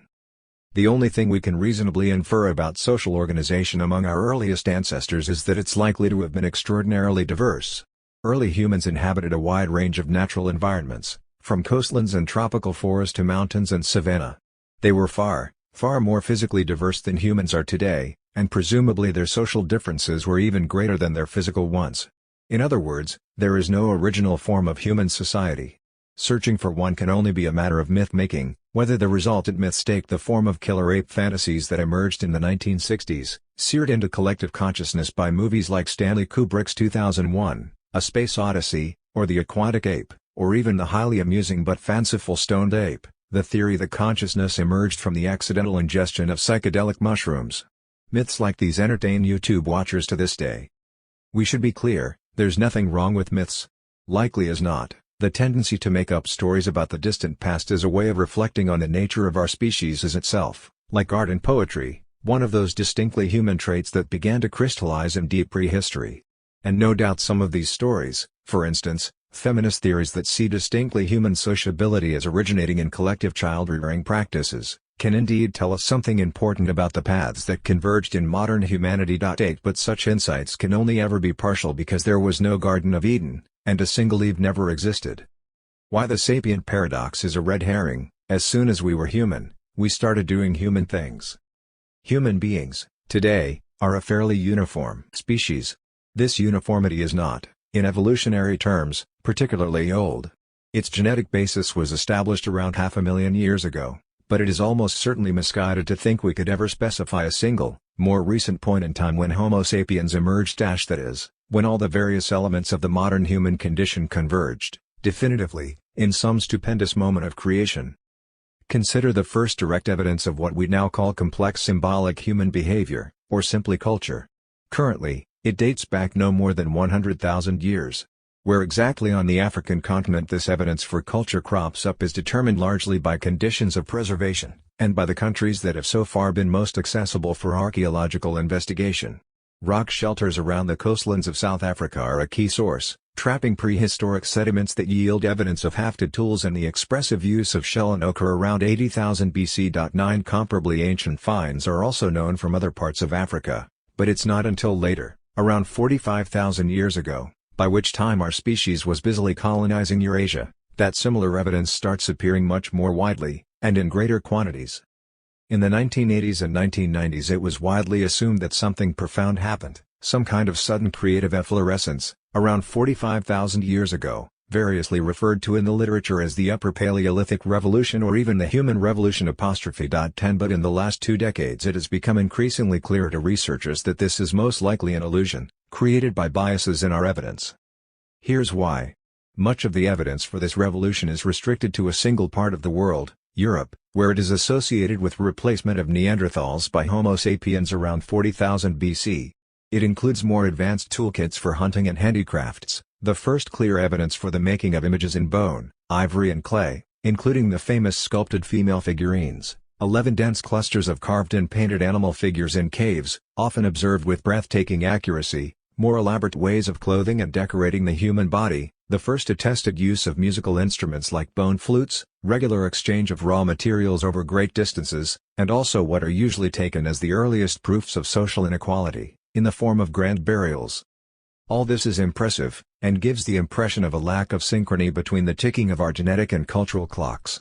It seems to ask the question, why do so many tens of thousands of years stand between the biological origins of humanity and the widespread appearance of typically human forms of behavior, between when we became capable of creating culture and when we finally got round to doing it? What were we actually doing in the interim? Many researchers have puzzled over this and have even coined a phrase for it, the sapient paradox. 12 A few go so far as to postulate some late mutation in the human brain to explain the apparently superior cultural capacities of Upper Paleolithic Europeans, but such views can no longer be taken seriously. In fact, it's becoming increasingly clear that the whole problem is a mirage.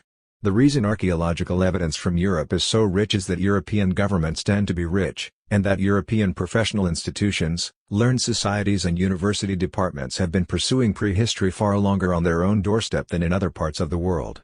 With each year that passes, new evidence accumulates for early behavioral complexity elsewhere, not just Africa, but also the Arabian Peninsula, Southeast Asia and the Indian subcontinent. 13 Even as we write, a cave site on the coast of Kenya called Pongia Sati is yielding evidence of shell beads and worked pigments stretching back 60,000 years.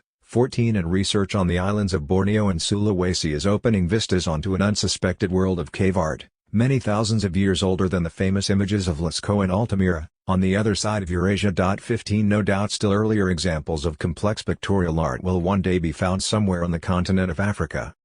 If anything, then, Europe was late to the party. Even after its initial colonization by modern humans, starting around 45,000 BC, the continent was still thinly populated, and the new arrivals coexisted there, albeit fairly briefly, with more established Neanderthal populations, themselves engaged in complex cultural activities of various sorts. 16 Why there appears to be such a sudden cultural efflorescence, shortly after their arrival, may have something to do with climate and demography. To put it bluntly, with the movement of the ice sheets, human populations in Europe were living in harsher and more confined spaces than our species had encountered before. Game-rich valleys and steppe were bounded by tundra to the north and dense coastal forests to the south. We have to picture our ancestors moving between relatively enclosed environments, dispersing and gathering, tracking the seasonal movements of mammoth, bison and deer herds. While the absolute number of people may still have been startlingly small, 17 The density of human interaction seems to have radically increased, especially at certain times of year. And with this came remarkable bursts of cultural expression. 18 Why even very sophisticated researchers still find ways to cling to the idea that social inequality has an origin.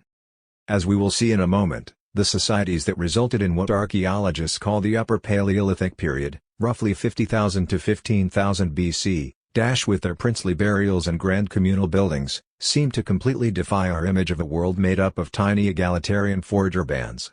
The disconnect is so profound that some archaeologists have begun taking the opposite tack, describing Ice Age Europe as populated by hierarchical or even stratified societies. In this, they make common cause with evolutionary psychologists who insist that dominance behavior is hardwired in our genes, so much so that the moment society goes beyond tiny bands, it must necessarily take the form of some ruling over others.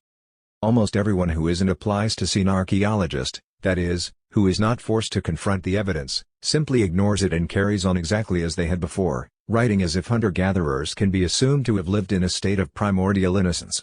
As Christopher Bohm puts it, we seem doomed to play out an endless recycling of the war between Hobbesian hawks and Rousseau and doves, those who view humans as either innately hierarchical or innately egalitarian. Bohm's own work is revealing in this regard. An evolutionary anthropologist and a specialist in primate studies, he argues that while humans do have an instinctual tendency to engage in dominance-submissive behavior, no doubt inherited from our simian ancestors, what makes societies distinctively human is our ability to make the conscious decision not to act that way. Carefully working through ethnographic accounts of existing egalitarian foraging bands in Africa, South America, and Southeast Asia, Bohm identifies a whole panoply of tactics collectively employed to bring would-be braggarts and bullies down to earth: ridicule, shame, shunning, and in the case of inveterate sociopaths, sometimes even outright assassination. 19, none of which have any parallel among other primates. For instance, while gorillas do not mock each other for beating their chests, humans do so regularly. Even more strikingly, while the bullying behavior might well be instinctual, counter-bullying is not. It's a well-thought-out strategy, and forager societies who engage in it display what Bohm calls actuarial intelligence. That's to say, they understand what their society might look like if they did things differently, if, for instance, skilled hunters were not systematically belittled, or if elephant meat was not portioned out to the group by someone chosen at random, as opposed to the person who actually killed the beast. This, he concludes, is the essence of politics, the ability to reflect consciously on different directions one's society could take, and to make explicit arguments why it should take one path rather than another. In this sense, one could say Aristotle was right when he described human beings as political animals. Since this is precisely what other primates never do, at least not to our knowledge. This is a brilliant and important argument, but, like so many authors, Bohm seems strangely reluctant to consider its full implications. Let's do so now. If the very essence of our humanity consists of the fact that we are self-conscious political actors, and therefore capable of embracing a wide range of social arrangements, would that not mean human beings should actually have explored a wide range of social arrangements over the greater part of our history? In the end, confusingly, Bohm assumes that all human beings until very recently chose instead to follow exactly the same arrangements. We were strictly egalitarian for thousands of generations before hierarchical societies began to appear, thereby casually tossing early humans back into the Garden of Eden once again. Only with the beginnings of agriculture, he suggests, did we all collectively flip back to hierarchy. Before 12,000 years ago, Bohm insists, humans were basically egalitarian, living in what he calls societies of equals, and outside the family there were no dominators. 20. So, according to Bohm, for about 200,000 years political animals all chose to live just one way, then, of course, they began to rush headlong into their chains, and ape-like dominance patterns re-emerged. The solution to the battle between Hobbesian hawks and Rousseau and doves turns out to be, our genetic nature is Hobbesian, but our political history is pretty much exactly as described by Rousseau. The result? An odd insistence that for many tens of thousands of years, nothing happened. This is an unsettling conclusion, especially when we consider some of the actual archaeological evidence for the existence of Paleolithic politics, in which we observe how grand monuments, princely burials and other unexpected features of Ice Age societies have upended our assumptions of what hunter-gatherers are like, and consider what it might mean to say there was social stratification some 30,000 years ago. Let's start with rich hunter-gatherer burials. Examples can be found across much of western Eurasia, from the Dordogne to the Don. They include discoveries in rock shelters and open-air settlements. Some of the earliest come from sites like Sungir in northern Russia and Dolny Vistanes in the Moravian Basin, south of Brno, and date from between 34,000 and 26,000 years ago.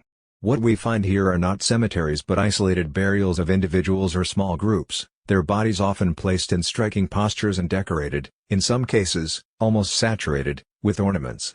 In the case of Sunghear that meant many thousands of beads, laboriously worked from mammoth ivory and fox teeth.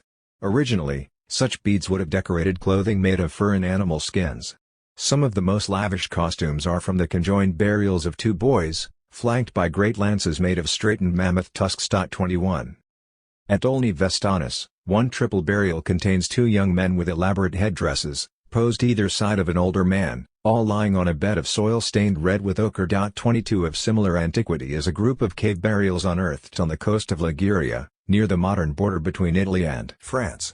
Complete bodies of young or adult men, including one especially lavish interment known to archaeologists as Il Principe, the Prince, were laid out in striking poses and suffused with jewelry, including beads made of marine shell and deer canines, as well as blades of exotic flint. Il Principe bears that name because he's also buried with what looks to the modern eye like royal regalia, a flint scepter, elk-antler batons and an ornate headdress lovingly fashioned from perforated shells and deer teeth. Moving further west, to the Dordogne, we encounter a 16,000-year-old burial of a young woman, the so-called Lady of Saint-Germain-de-la-Rivière, which contains a rich assemblage of stomach and pelvic ornaments made of shell and stag teeth. The teeth are taken from deer hunted in the Spanish Basque Country 190 miles away. 23. Such findings have completely altered the specialist view of human societies in prehistory. The pendulum has swung so far away from the old notion of egalitarian bands that some archaeologists now argue that, thousands of years before the origins of farming, human societies were already divided along lines of status, class and inherited power. As we'll see, this is highly unlikely, but the evidence these archaeologists point to is real enough. For instance, the extraordinary outlays of labor involved in making grave goods, 10,000 work hours for the Sunghear beads alone. By some estimates, the highly advanced and standardized methods of production, possibly suggesting specialized craftspeople, or the way in which exotic, prestigious materials were transported from very distant locations, and, most suggestive of all, a few cases where such wealth was buried with children, maybe implying some kind of inherited status. 24. Another unexpected result of recent archaeological research, causing many to revise their view of prehistoric hunter-gatherers, is the appearance of monumental architecture. In Eurasia, the most famous examples are the stone temples of the Jurmis Mountains, overlooking the Harran Plain in southeast Turkey. In the 1990s, German archaeologists, working on the plain's northern frontier, began uncovering extremely ancient remains at a place known locally as Göbekli Tepe. 25 What they found has since come to be regarded as an evolutionary conundrum. The main source of puzzlement is a group of 20 megalithic enclosures, initially raised there around 9000 BC, and then repeatedly modified over many centuries. These enclosures were established at a time when the surrounding plain was a mixture of woodland and steppe, teeming with wild plant and animal species that colonized the Middle East as the last ice age was drawing to a close. The enclosures at Göbekli Tepe are massive. They comprise great D-shaped pillars, some over 16 feet high and weighing up to a ton, which were hewn from the site's limestone bedrock or nearby quarries. The pillars, at least 200 in total, were raised into sockets and linked by walls of rough stone. Each is a unique work of sculpture, carved with images from the world of dangerous carnivores and poisonous reptiles, as well as game species, waterfowl and small scavengers. Animal forms project from the rock in varying depths of relief, some hover coyly on the surface, others emerge boldly into 3 dimensions. These often nightmarish creatures follow divergent orientations, some marching to the horizon, others working their way down into the earth. In places, the pillar itself becomes a sort of standing body, with human-like limbs and clothing. The creation of these remarkable buildings implies strictly coordinated activity on a really large scale. Even more so if multiple enclosures were constructed simultaneously, according to an overall plan, a current point of debate. 26 But the larger question remains, who made them? While groups of humans not too far away had already begun cultivating crops at the time, to the best of our knowledge those who built Göbekli Tepe had not. Yes, they harvested and processed wild cereals and other plants in season, but there is no compelling reason to see them as proto-farmers, or to suggest they had any interest in orienting their livelihoods around the domestication of crops. Indeed, there was no particular reason why they should, given the availability of fruits, berries, nuts and edible wild fauna in their vicinity. In fact, There are good reasons to think the builders of Göbekli Tepe were different, in some quite startling ways, from nearby groups who were beginning to take up farming, but this will have to wait for a later chapter. For the moment, we're just interested in the monuments. To some, the raised location and orientation of the buildings at Göbekli Tepe suggest an astronomical or chronometric function, each chain of pillars aligned with a particular cycle of celestial movements. Archaeologists remain skeptical, pointing out that the structures may once have been roofed, and that their layout was subject to many alterations over time. But what has mostly intrigued scholars of different disciplines so far is something else: the apparent proof they offer that hunter-gatherer societies had evolved institutions to support major public works, projects, and monumental constructions, and thus had a complex social hierarchy prior to their adoption of farming. 27 Again, matters are not so simple, because these two phenomena, hierarchy and the measure of time, were closely interwoven. While Göbekli Tepe is often presented as an anomaly, there is in fact a great deal of evidence for monumental construction of different sorts among hunter-gatherers in earlier periods, extending back into the Ice Age. In Europe, between 25,000 and 12,000 years ago, public works were already a feature of human habitation across an area reaching from Krakow to Kiev.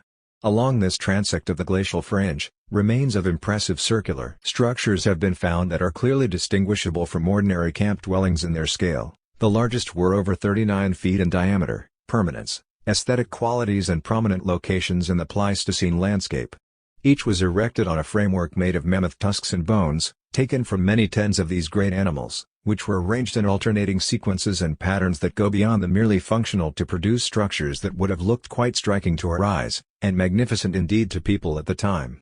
Great wooden enclosures of up to 130 feet in length also existed, of which only the post holes and sunken floors remain. 28 Göbekli Tepe too is likely to have had its wooden counterparts.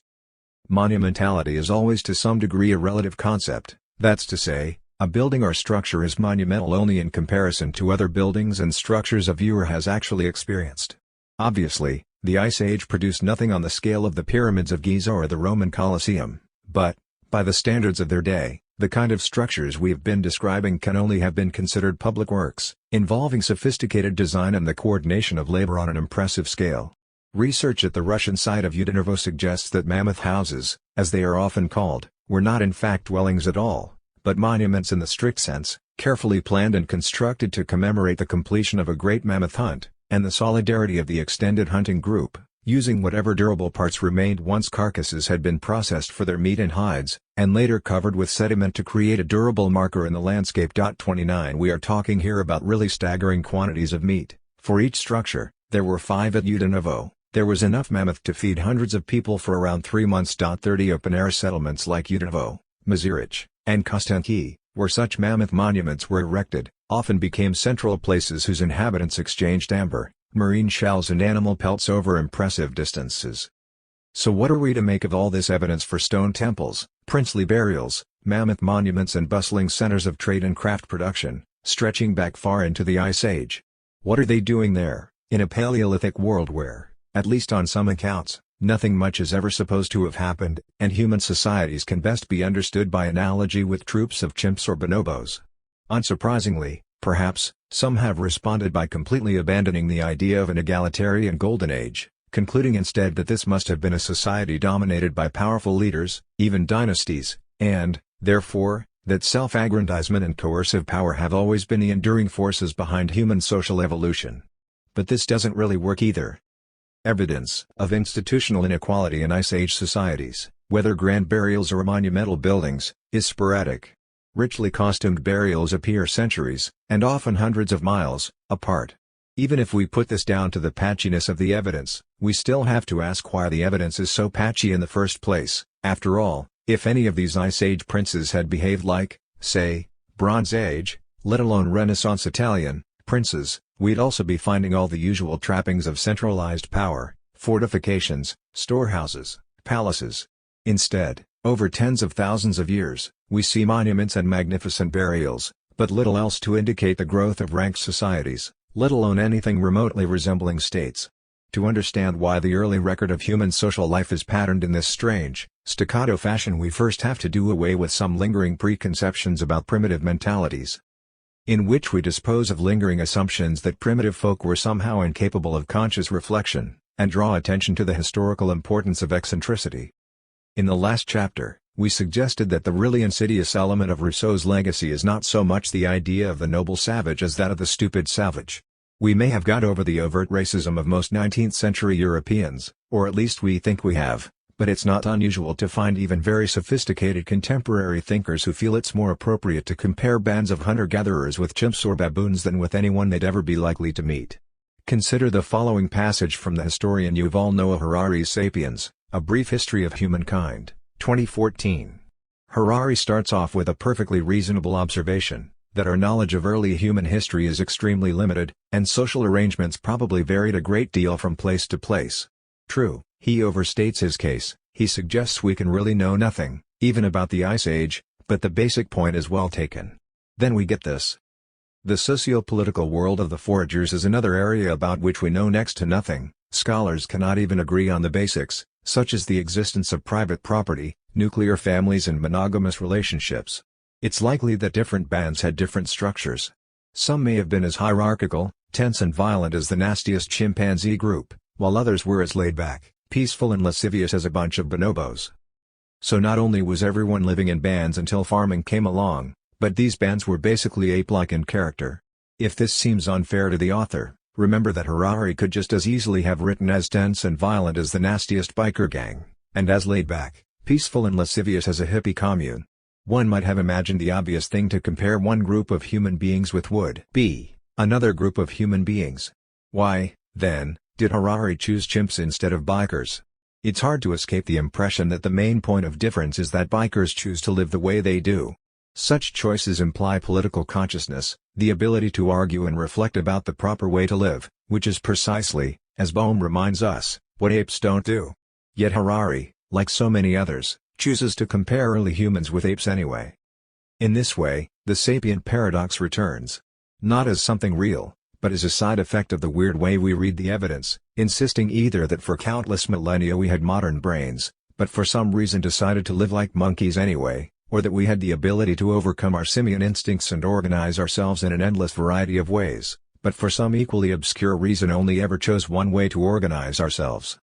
Perhaps the real question here is what it means to be a self-conscious political actor.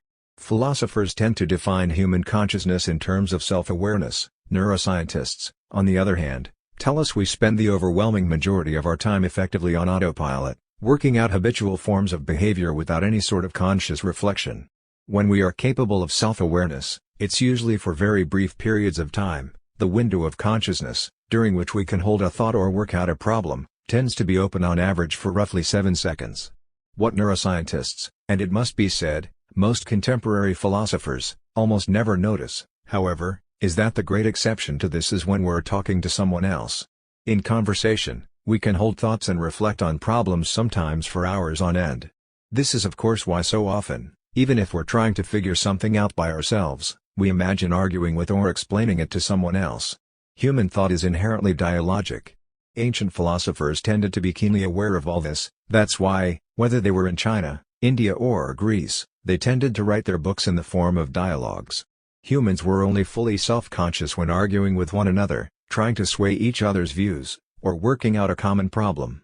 True individual self-consciousness, meanwhile, was imagined as something that a few wise sages could perhaps achieve through long study, exercise, discipline and meditation. What we'd now call political consciousness was always assumed to come first. In this sense, the Western philosophical tradition has taken a rather unusual direction over the last few centuries. Around the same time as it abandoned dialogue as its typical mode of writing, it also began imagining the isolated, rational, self-conscious individual not as a rare achievement, something typically accomplished, if at all, after literally years of living isolated in a cave or monastic cell, or on top of a pillar in a desert somewhere, but as the normal default state of human beings anywhere. Even stranger, over the course of the 18th and 19th centuries it was political self-consciousness that European philosophers came to see as some kind of amazing historical achievement, as a phenomenon which only really became possible with the Enlightenment itself, and the subsequent American and French revolutions. Before that, it was assumed, people blindly followed traditions, or what they assumed to be the will of God. Even when peasants or popular rebels rose up to try to overthrow oppressive regimes they couldn't admit they were doing so, but convinced themselves they were restoring ancient customs or acting on some kind of divine inspiration. To Victorian intellectuals, the notion of people self-consciously imagining a social order more to their liking and then trying to bring it into being was simply not applicable before the modern age, and most were deeply divided as to whether it would even be a good idea in their own time. All this would have come as a great surprise to Kandiaronk, the 17th-century Wendat philosopher-statesman whose impact on European political thought we discussed in the previous chapter. Like many North American peoples of his time, Kandiaronk's Wendat nation saw their society as a confederation created by conscious agreements open to continual renegotiation. But by the late 19th and early 20th centuries, many in Europe and America had reached the point of arguing that someone like Kandiaronk could never have really existed in the first place. Primitive folk, they argued, were not only incapable of political self-consciousness, they were not even capable of fully conscious thought on the individual level, or at least conscious thought worthy of the name. That is, just as they pretended a rational Western individual, say, a British trained guard or French colonial official, could be assumed to be fully self-aware all the time, a clearly absurd assumption, they argued that anyone classified as a primitive or savage operated with a pre-logical mentality, or lived in a mythological dream world. At best, they were mindless conformists, bound in the shackles of tradition. At worst, they were incapable of fully conscious, critical thought of any kind. Such theories might be considered the high-water mark of the reaction against the indigenous critique of European society. The arguments attributed to figures like Kandiaronk could be written off as simple projections of Western noble savage fantasies, because real savages were assumed to live in an entirely different mental universe. Nowadays no reputable scholar would make such claims, everyone at least pays lip service to the psychic unity of mankind. But in practice, as we've seen, little has changed. Scholars still write as if those living in earlier stages of economic development, and especially those who are classified as egalitarian, can be treated as if they were literally all the same, living in some collective groupthink. If human differences show up in any form, different bands being different from each other, it is only in the same way that bands of great apes might differ. Political self-consciousness, or certainly anything we'd now call visionary politics, would have been impossible. And if certain hunter-gatherers turn out not to have been living perpetually in bands at all, but instead congregating to create grand landscape monuments, storing large quantities of preserved food and treating particular individuals like royalty, contemporary scholars are at best likely to place them in a new stage of development. They have moved up the scale from simple to complex hunter-gatherers, a step closer to agriculture and urban civilization.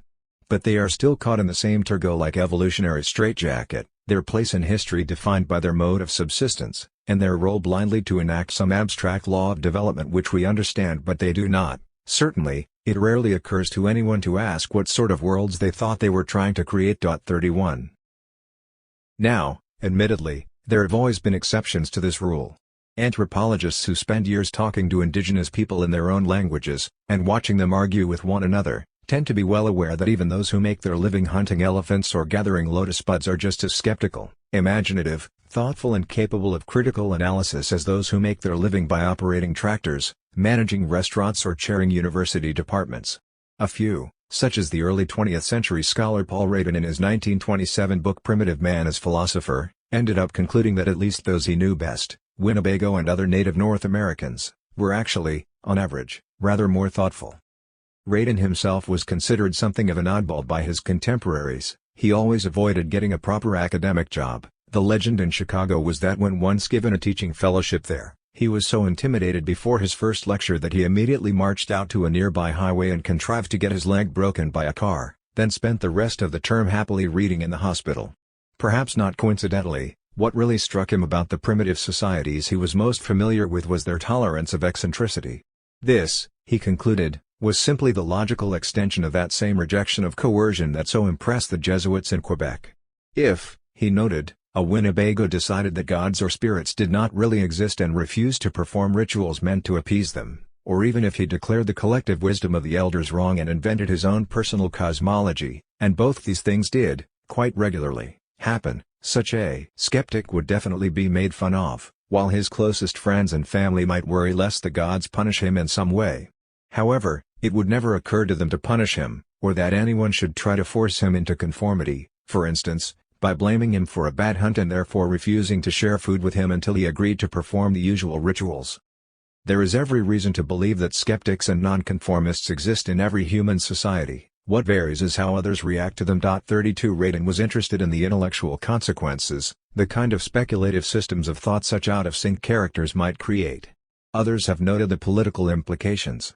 It's often people who are just slightly odd who become leaders. The truly odd can become spiritual figures, but, even more, they can and often do serve as a kind of reserve of potential talent and insight that can be called on in the event of a crisis or unprecedented turn of affairs.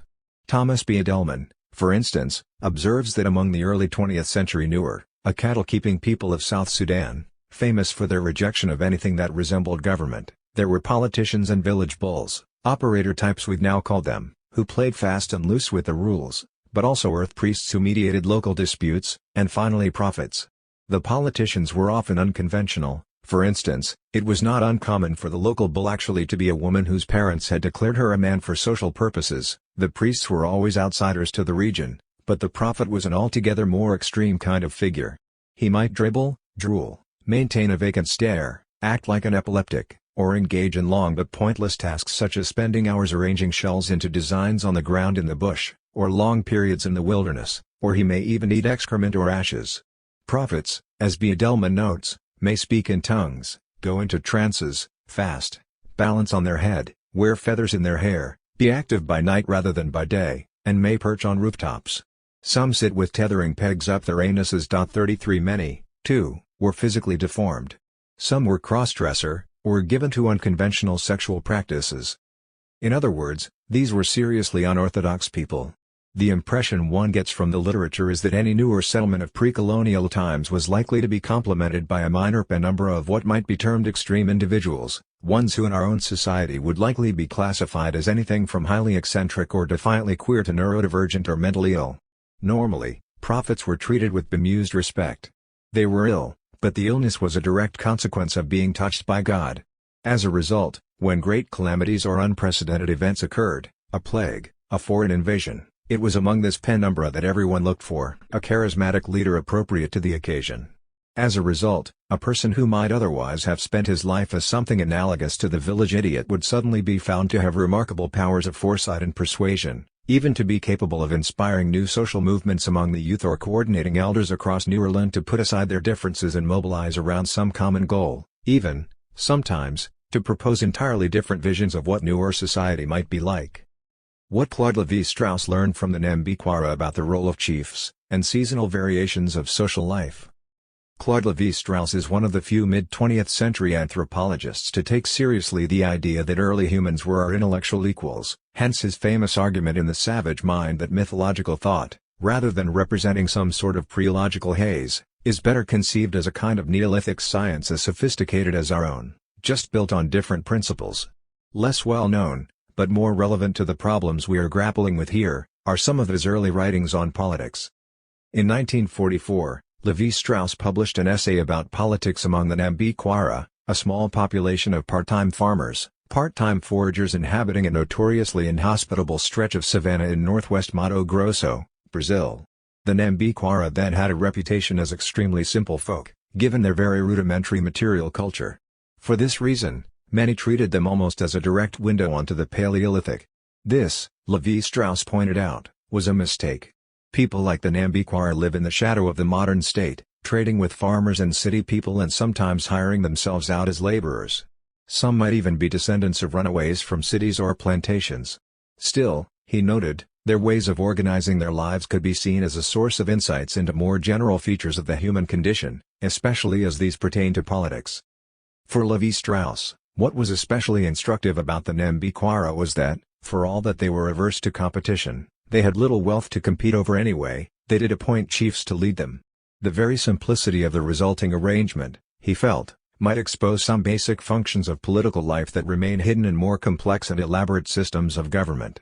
Not only was the role of the chief socially and psychologically quite similar to that of a national politician or statesman in European society, he noted, it also attracted similar personality types. People who, unlike most of their companions, enjoy prestige for its own sake, feel a strong appeal to responsibility, and to whom the burden of public affairs brings its own reward. 34. Modern politicians play the role of wheelers and dealers, brokering alliances or negotiating compromises between different constituencies or interest groups. In Nambikwara society this didn't happen much because there weren't really many differences in wealth or status. However, chiefs did play an analogous role, brokering between two entirely different social and ethical systems, which obtained at different times of year. Allow us to explain. In the 1940s, the Nambikwara lived in what were effectively two very different societies. During the rainy season, they occupied hilltop villages of several hundred people and practiced horticulture. During the rest of the year they dispersed into small foraging bands. Chiefs made or lost their reputations by acting as heroic leaders during the nomadic adventures of the dry season, during which times they typically gave orders, resolved crises and behaved in what would at any other time be considered an unacceptably authoritarian manner. In the wet season, a time of much greater ease and abundance, they relied on those reputations to attract followers to settle around them in villages, where they employed only gentle persuasion and led by example to guide their followers in the construction of houses and tending of gardens. In doing so they cared for the sick and needy, mediated disputes and never imposed anything on anyone. How should we think about these chiefs? They were not patriarchs, Levi-Strauss concluded, neither were they petty tyrants, even though for certain limited periods they were allowed to act as such, and there was no sense in which they were invested with mystical powers. More than anything, they resembled modern politicians operating tiny embryonic welfare states, pooling resources and doling them out to those in need. What impressed Levi-Strauss above all was their political maturity. It was the chief's skill in directing small bands of dry-season foragers, of making snap decisions in crises, crossing a river, directing a hunt, that later qualified them to play the role of mediators and diplomats in the village plaza. But in doing so they were effectively moving back and forth, each year, between what evolutionary anthropologists, in the tradition of Turgot, insist on thinking of as totally different stages of social development, from hunters and foragers to farmers and back again. It was precisely this quality that made the Nambikwara chief such a peculiarly familiar political figure, the calm sophistication with which he shifted between what were in effect two different social systems, all the while balancing a sense of personal ambition with the common good. These chiefs were in every sense self-conscious political actors. And it was their flexibility and adaptability that enabled them to take such a distanced perspective on whichever system obtained at any given time. Although Levi-Strauss went on to become the world's most renowned anthropologist and perhaps the most famous intellectual in France, his early essay on Nambikwara leadership fell into almost instant obscurity. To this day, very few outside the field of Amazonian studies have heard of it. One reason is that in the post-war decades, Levi-Strauss was moving in exactly the opposite direction to the rest of his discipline. Where he emphasized similarities between the lives of hunters, horticulturalists and modern industrial democracies, almost everyone else, and particularly everyone interested in foraging societies, was embracing new variations on Turgot, though with updated language and backed up by a flood of hard scientific data. Throwing away old-fashioned distinctions between savagery, barbarism and civilization, which were beginning to sound a little too condescending, they settled on a new sequence, which ran from bands to tribes to chiefdoms to states. The culmination of this trend was the landmark Man the Hunter Symposium, held at the University of Chicago in 1966. This framed hunter-gatherer studies in terms of a new discipline which its attendees proposed to call behavioral ecology, starting with rigorously quantified studies of African savanna and rainforest groups, the Kalahari San, Eastern Hadza and Mbuti pygmies, including calorie counts, time allocation studies and all sorts of data that simply hadn't been available to earlier researchers. The new studies overlapped with a sudden upswing of popular interest in just these same African societies. For instance, the famous short films about the Kalahari Bushmen by the Marshalls, an American family of anthropologists and filmmakers, which became fixtures of introductory anthropology courses and educational television across the world, along with best-selling books like Colin Turnbull's The Forest People. Before long, it was simply assumed by almost everyone that foragers represented a separate stage of social development, that they live in small groups, move around a lot, reject any social distinctions other than those of age and gender, and resolve conflicts by fission rather than arbitration or violence. 35 The fact that these African societies were, in some cases at least, refugee populations living in places no one else wanted, or that many foraging societies documented in the ethnographic record, who had by this time been largely wiped out by European settler colonialism and were thus no longer available for quantitative analysis, were nothing like this, was occasionally acknowledged. But it was rarely treated as particularly relevant. The image of tiny egalitarian bands corresponded perfectly to what those weaned on the legacy of Rousseau felt hunter-gatherers ought to have been like. Now there seemed to be hard, quantifiable scientific data, and also movies, to back it up. In this new reality, Levi-Strauss's Nambiquara were simply irrelevant. After all, in evolutionary terms they weren't even really foragers, since they only roamed about in foraging bands for 7 or 8 months a year. So the apparent paradox that their larger village settlements were egalitarian while their foraging bands were anything but could be ignored, lest it tarnish this crisp new picture. The kind of political self-consciousness which seemed so self-evident in Nambiquara chiefs, let alone the wild improvisation expected of newer prophets, had no place in the revised framework of human social evolution, in which we return to prehistory, and consider evidence for both extreme individuals and seasonal variations of social life in the Ice Age and beyond. The 20th century Nambiquara, Winnebago or Newer cannot provide us with direct windows on the past. What they can do is suggest angles of investigation we might not otherwise have thought to look for. After considering their social systems, it seems self-evident to ask if, in early human societies, there is evidence for seasonal variations of social structure, or if highly anomalous individuals were not only treated with respect, but played important political roles in the Paleolithic period. As it turns out, the answer in both cases is yes. In fact, the evidence is overwhelming. Let's return to those rich Upper Paleolithic burials, so often interpreted as evidence for the emergence of inequality, or even hereditary nobility of some sort. For some odd reason, those who make such arguments never seem to notice, or, if they do, to attach much significance to the fact that a quite remarkable number of these skeletons, indeed, a majority, bear evidence of striking physical anomalies that could only have marked them out, clearly and dramatically, from their social surroundings. 36 The adolescent boys in both Sungir and Dolny Vestanis, for instance, had pronounced congenital deformities. The bodies in the Romedo cave in Calabria were unusually short, with at least one case of dwarfism, while those in Grimaldi cave were extremely tall even by our standards, and must have seemed veritable giants to their contemporaries. All this seems very unlikely to be a coincidence.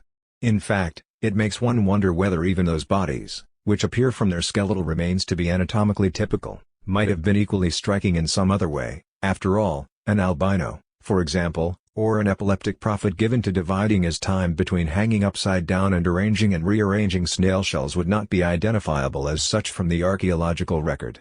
We can't know much about the day-to-day lives of Paleolithic individuals buried with rich grave goods, other than that they seem to have been as well fed and cared for as anybody else, but we can at least suggest they were seen as the ultimate individuals, about as different from their peers as it was possible to be. What does all this really tell us about social inequality in the last Ice Age? Well, first of all it suggests we might have to shelve any premature talk of the emergence of hereditary elites. It seems extremely unlikely that Paleolithic Europe produced a stratified elite that just happened to consist largely of hunchbacks, giants and dwarfs. Second, we don't know how much the treatment of such individuals after death had to do with their treatment in life. Another important point here is that we are not dealing with a case of some people being buried with rich grave goods and others being buried with none. Rather it is a case of some people being buried with rich grave goods, and most others not being buried at all. 37 The very practice of burying bodies intact, and clothed, appears to have been exceptional in the Upper Paleolithic. Most corpses were treated in completely different ways, defleshed, broken up, curated, or even processed into jewelry and artifacts. In general, Paleolithic people were clearly much more at home with human body parts than we are. The corpse in its complete and articulated form, and the clothed corpse even more so, was clearly something unusual and, one would presume, inherently strange. Some important circumstantial evidence reinforces this.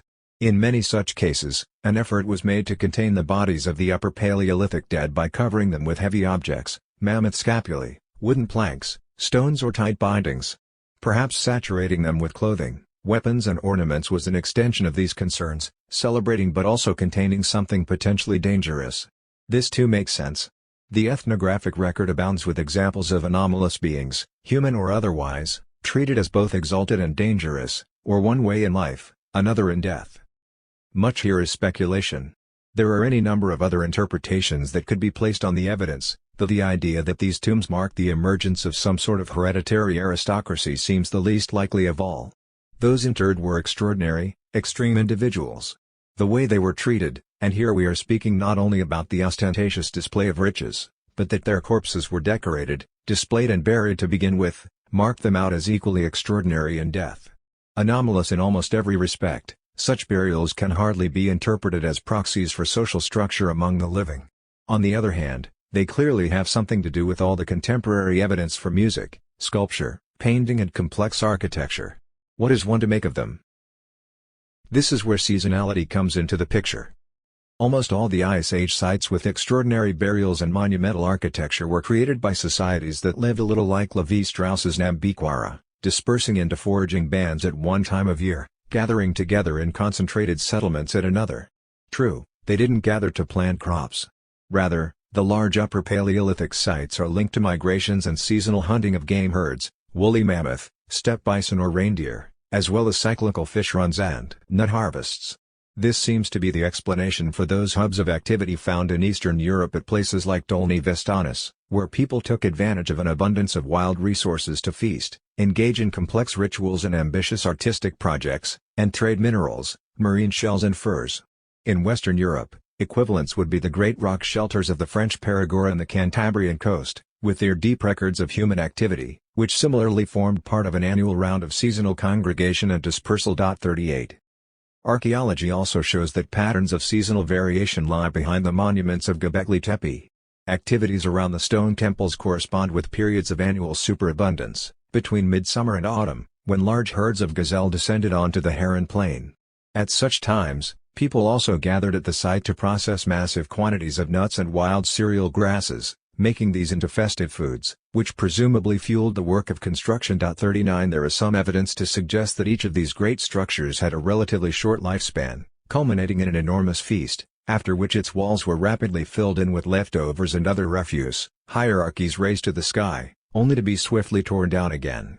Ongoing research is likely to complicate this picture, but the overall pattern of seasonal congregation for festive labor seems well established. Such oscillating patterns of life endured long after the invention of agriculture. To take just one example, they may be key to understanding the famous Neolithic monuments of Salisbury Plain in England, and not just because the arrangements of standing stones themselves seem to function, among other things, as giant calendars. Stonehenge, framing the midsummer sunrise and the midwinter sunset, is the most famous of these. It turns out to have been the last in a long sequence of ceremonial structures, erected over the course of centuries in timber as well as stone, as people converged on the plain from remote corners of the British Isles at significant times of year. Careful excavation shows that many of these structures, now plausibly interpreted as monuments to the ancestors of a Neolithic aristocracy, were dismantled just a few generations after their construction. 40. Still more striking, the people who built Stonehenge were not farmers, or not in the usual sense. They had once been, but the practice of erecting and dismantling grand monuments coincides with a period when the peoples of Britain, having adopted the Neolithic farming economy from continental Europe, appear to have turned their backs on at least one crucial aspect of it, abandoning the cultivation of cereals and returning, from around 3300 BC, to the collection of hazelnuts as their staple source of plant food. On the other hand, they kept hold of their domestic pigs and herds of cattle, feasting on them seasonally at nearby Durrington Walls, a prosperous town of some thousands of people, with its own woodhenge, in winter, but largely empty and abandoned in summer. The builders of Stonehenge seem to have been neither foragers nor herders, but something in between. 41. All this is crucial because it's hard to imagine how giving up agriculture could have been anything but a self-conscious decision. There is no evidence that one population displaced another, or that farmers were somehow overwhelmed by powerful foragers who forced them to abandon their crops. The Neolithic inhabitants of England appear to have taken the measure of cereal farming and collectively decided that they preferred to live another way. How could such a decision have been made? We'll never know, but Stonehenge itself provides something of a hint since it is built of extremely large stones, some of which, the bluestones, were transported from as far away as Wales, while many of the cattle and pigs consumed at Durrington Walls were laboriously herded there from other distant locations. 42.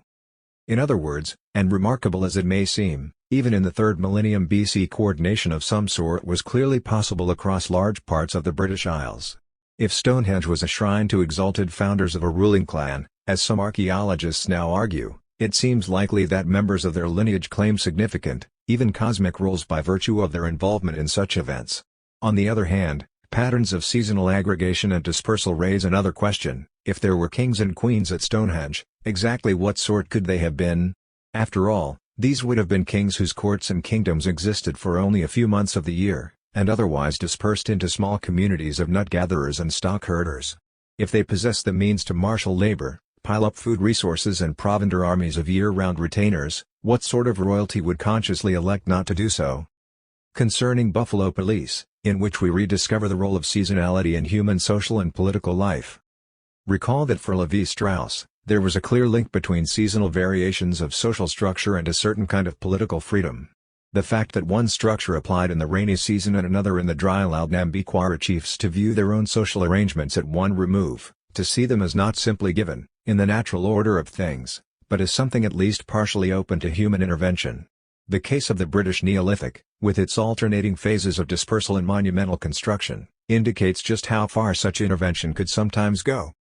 Writing in the midst of the Second World War, Levi-Strauss probably didn't think he was saying anything all that extraordinary.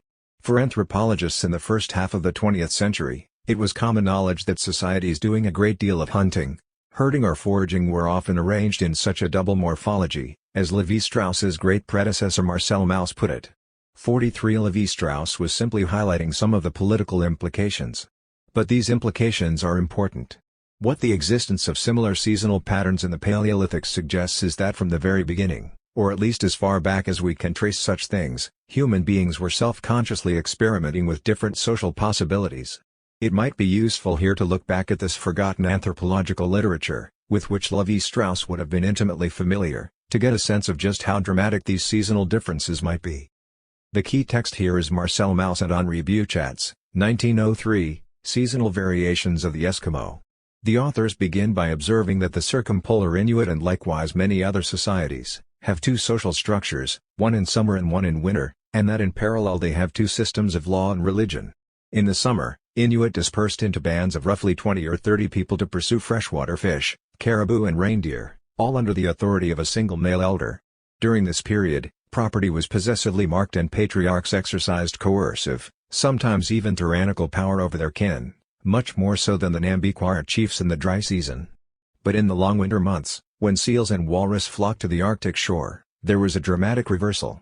Then, Inuit gathered together to build great meeting houses of wood, whale rib and stone. Within these houses, virtues of equality, altruism and collective life prevailed. Wealth was shared, and husbands and wives exchanged partners under the aegis of Sedna, the goddess of the sea. 44. Mauss thought the Inuit were an ideal case study because, living in the Arctic, they were facing some of the most extreme environmental constraints it was possible to endure. Yet even in subarctic conditions, Mauss calculated, physical considerations, availability of game, building materials and the like, explained at best 40% of the picture.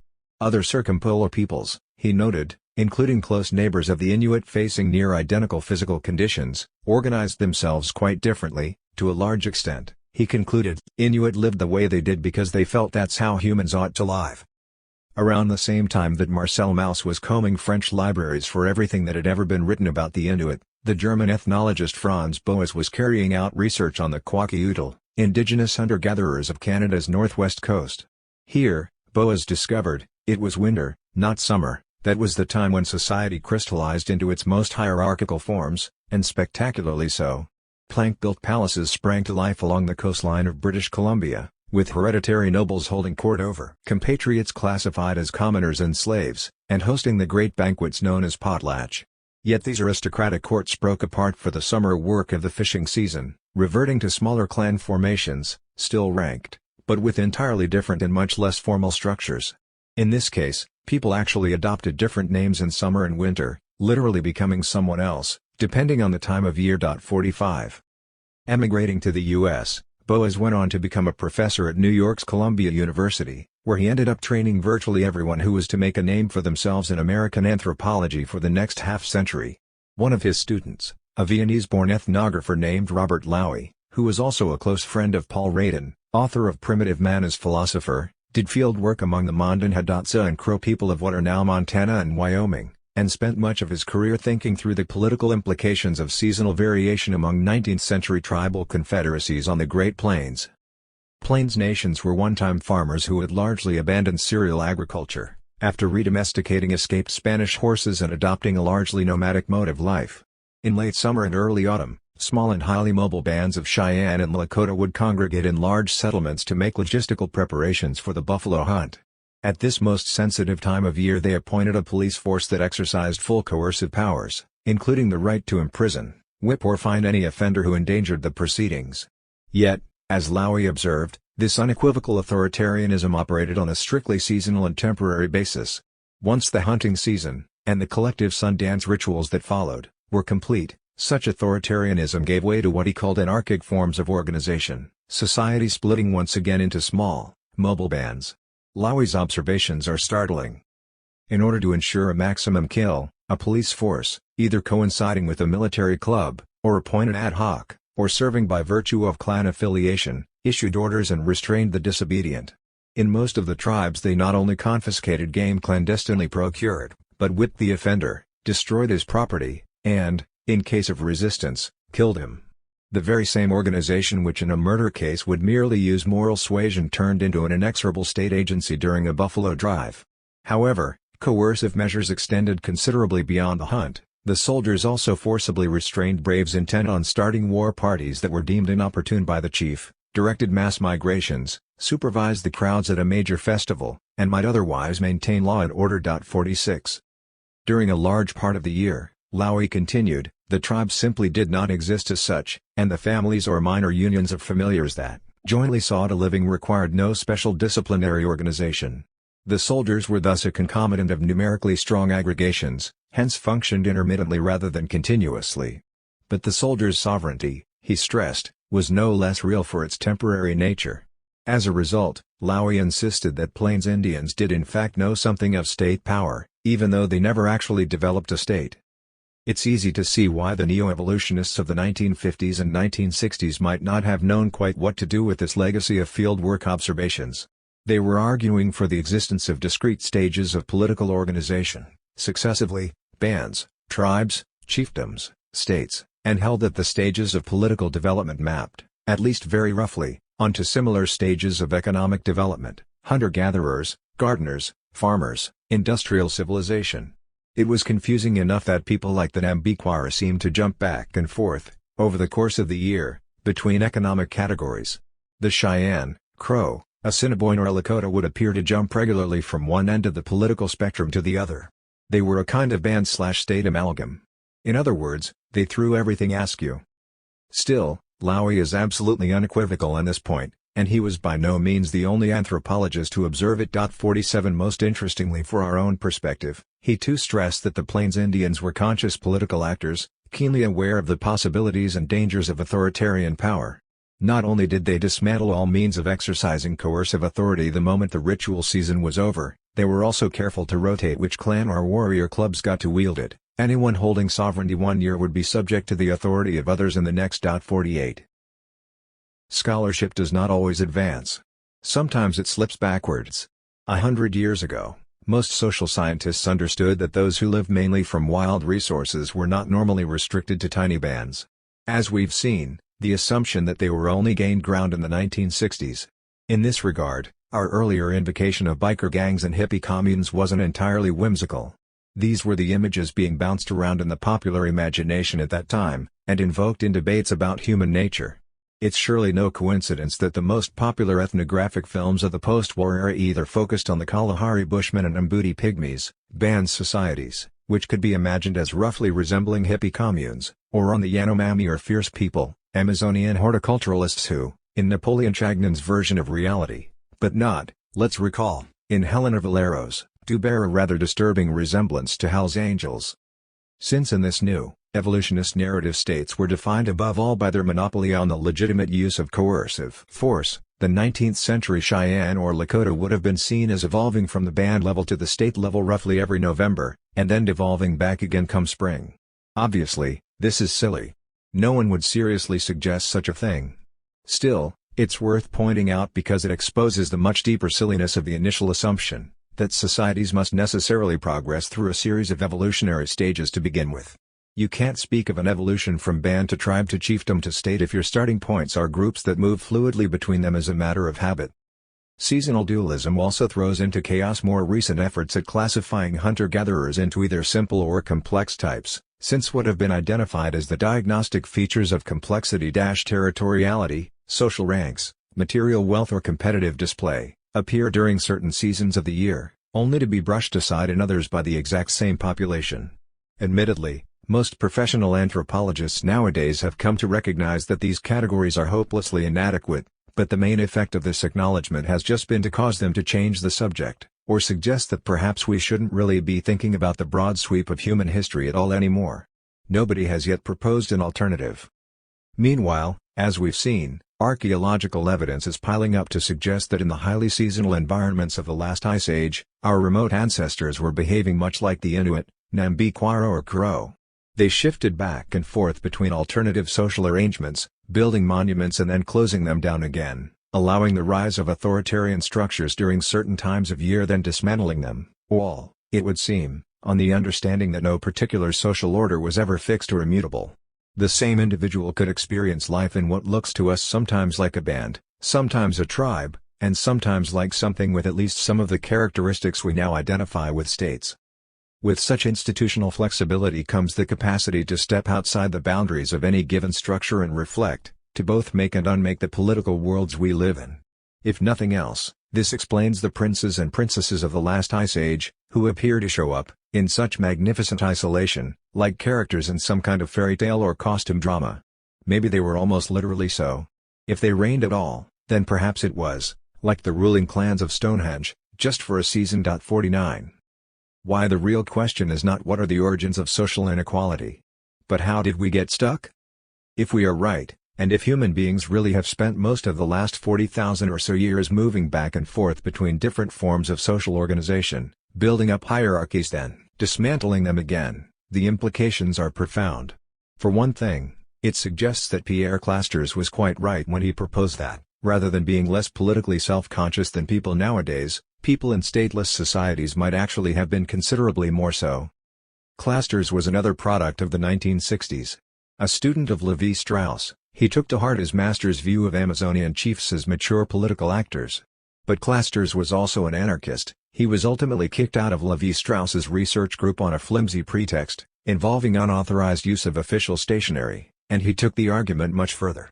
It wasn't just that Amazonian chiefs were calculating politicians. They were calculating politicians forced to maneuver in a social environment apparently designed to ensure they could never exercise real political power. In the winter, the groups they led were tiny and inconsequential. In the summer, they didn't lead at all. Yes, their houses might have resembled social service dispensaries in modern welfare states, but as a result, in terms of material wealth, they were actually the poorest men in the village, since chiefs were expected constantly to give everything away.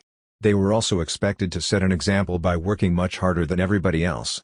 Even where they did have special privileges, like the two Pure Nambiquara chiefs, who were the only men in their villages allowed to have multiple wives, the privilege was distinctly double-edged.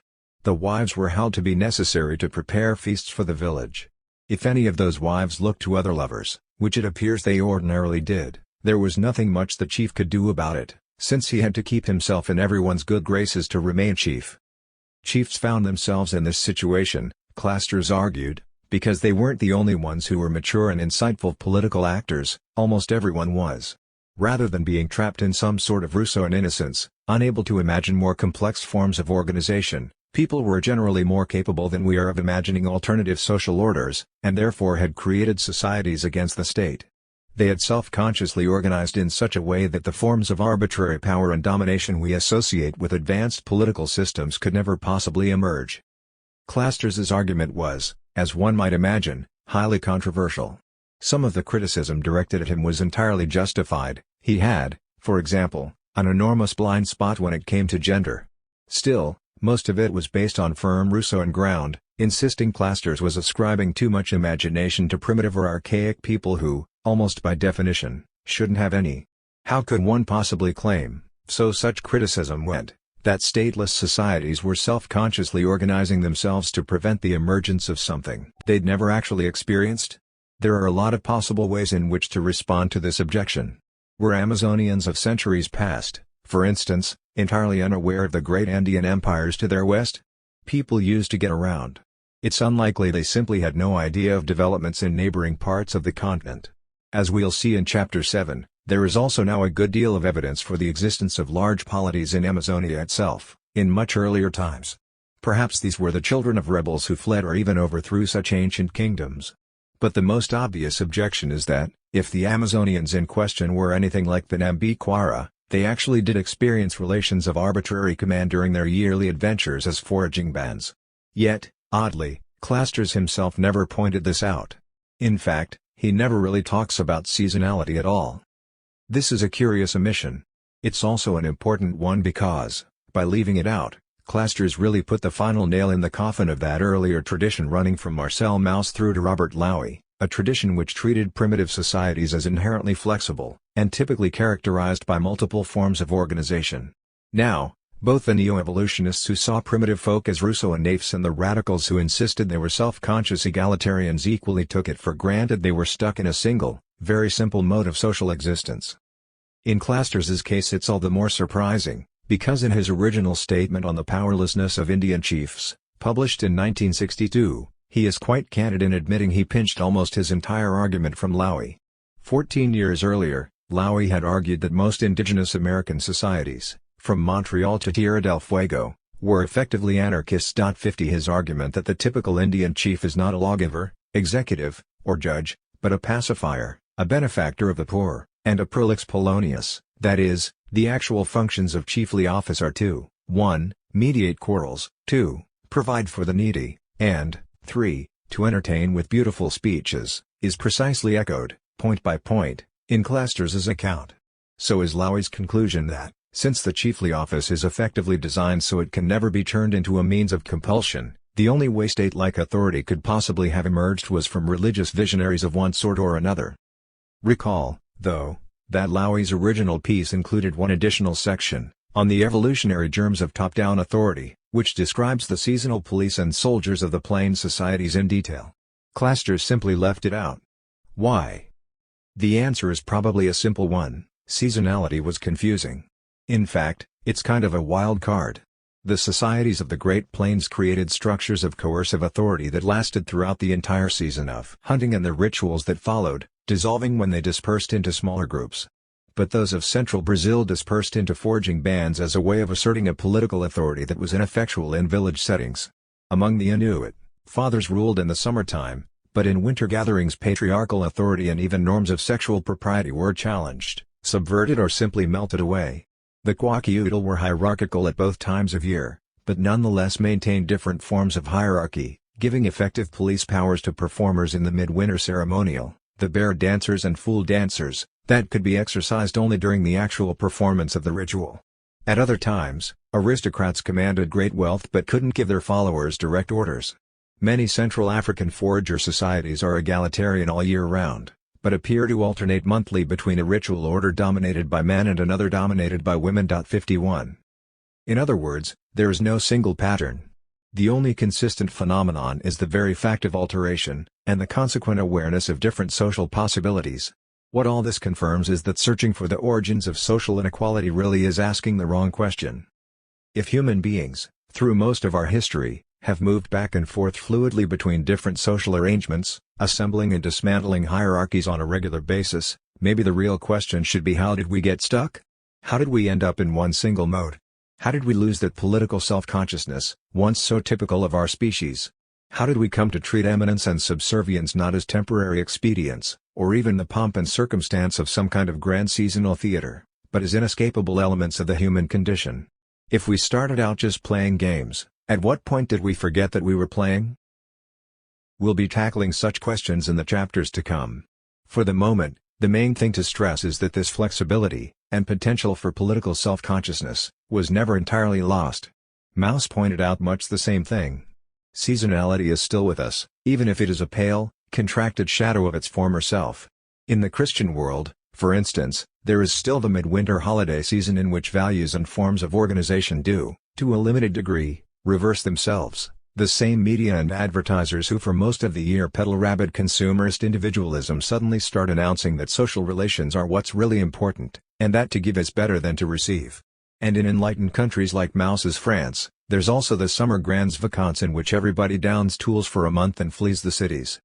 There is a direct historical connection here. We've already seen how, among societies like the Inuit or Kwakiutl, Times of seasonal congregation were also ritual seasons, almost entirely given over to dances, rites and dramas. Sometimes these could involve creating temporary kings or even ritual police with real coercive powers, though often, peculiarly, these ritual police doubled as clowns. 52 In other cases, they involved dissolving norms of hierarchy and propriety, as in the Inuit midwinter orgies. This dichotomy can still be observed in festive life almost everywhere. In the European Middle Ages, to take a familiar example, saints' days alternated between solemn pageants where all the elaborate ranks and hierarchies of feudal life were made manifest, much as they still are in, say, a college graduation ceremony, when we temporarily revert to medieval garb, and crazy carnivals in which everyone played at turning the world upside down. In carnival, women might rule over men, children be put in charge of government, servants could demand work from their masters, ancestors could return from the dead, carnival kings could be crowned and then dethroned. Giant monuments like wicker dragons built and set on fire, or all formal ranks might even disintegrate into one or other form of bacchanalian chaos. 53. Just as with seasonality, there's no consistent pattern. Ritual occasions can either be much more stiff and formal, or much more wild and playful, than ordinary life. Alternatively, like funerals and wakes, they can slip back and forth between the two. The same seems to be true of festive life almost everywhere, whether it's Peru, Benin or China. This is why anthropologists often have such trouble defining what a ritual even is. If you start from the solemn ones, ritual is a matter of etiquette, propriety. High church ritual, for example, is really just a very elaborate version of table manners. Some have gone so far as to argue that what we call social structure only really exists during rituals. Think here of families that only exist as a physical group during marriages and funerals, during which times questions of rank and priority have to be worked out by who sits at which table, who speaks first, who gets the topmost cut of the hump of a sacrificed water buffalo, or the first slice of wedding cake. But sometimes festivals are moments where entirely different social structures take over, such as the youth abbeys that seem to have existed across medieval Europe, with their boy bishops, May queens, lords of misrule, abbots of unreason and princes of sots, who during the Christmas, May Day or carnival season temporarily took over many of the functions of government and enacted a body parody of government's everyday forms. So there's another school of thought which says that rituals are really exactly the opposite. The really powerful ritual moments are those of collective chaos, effervescence, liminality or creative play, out of which new social forms can come into the world. 54. There is also a centuries-long, and frankly not very enlightening, debate over whether the most apparently subversive popular festivals were really as subversive as they seem, or if they are really conservative, allowing common folk a chance to blow off a little steam and give vent to their baser instincts before returning to everyday habits of obedience. 55 It strikes us that all this rather misses the point. What's really important about such festivals is that they kept the old spark of political self-consciousness alive. They allowed people to imagine that other arrangements are feasible, even for society as a whole, since it was always possible to fantasize about carnival bursting its seams and becoming the new reality. In the popular Babylonian story of Semiramis, the eponymous servant girl convinces the Assyrian king to let her be queen for a day during some annual festival, promptly has him arrested, declares herself empress and leads her new armies to conquer the world. May Day came to be chosen as the date for the International Workers' Holiday largely because so many British peasant revolts had historically begun on that riotous festival. Villagers who played at turning the world upside would periodically decide they actually preferred the world upside down, and took measures to keep it that way. Medieval peasants often found it much easier than medieval intellectuals to imagine a society of equals. Now, perhaps, we begin to understand why. Seasonal festivals may be a pale echo of older patterns of seasonal variation, but, for the last few thousand years of human history at least, they appear to have played much the same role in fostering political self-consciousness, and as laboratories of social possibility. The first kings may well have been play kings. Then they became real kings. Now most, but not all, existing kings have been reduced once again to play kings, at least insofar as they mainly perform ceremonial functions and no longer wield real power. But even if all monarchies, including ceremonial monarchies, were to disappear, some people would still play at being kings. Even in the European Middle Ages, in places where monarchy was unquestioned as a mode of government, abbots of unreason, Yuletide kings and the like tended to be chosen either by election or by sortition, lottery, the very forms of collective decision-making that resurfaced, apparently out of nowhere, in the Enlightenment. What's more, such figures tended to exercise power much in the manner of indigenous American chiefs, either limited to very circumscribed contexts, like the war chiefs who could give orders only during military expeditions, or like village chiefs who were arrayed with formal honors but couldn't tell anybody what to do. For a great many societies, the festive year could be read as a veritable encyclopedia of possible political forms. What being sapiens really means? Let us end this chapter where we began it. For far too long we have been generating myths. As a result, we've been mostly asking the wrong questions. Are festive rituals expressions of authority, or vehicles for social creativity? Are they reactionary or progressive? Were our earliest ancestors simple and egalitarian, or complex and stratified? Is human nature innocent or corrupt? Are we, as a species, inherently cooperative or competitive, kind or selfish, good or evil?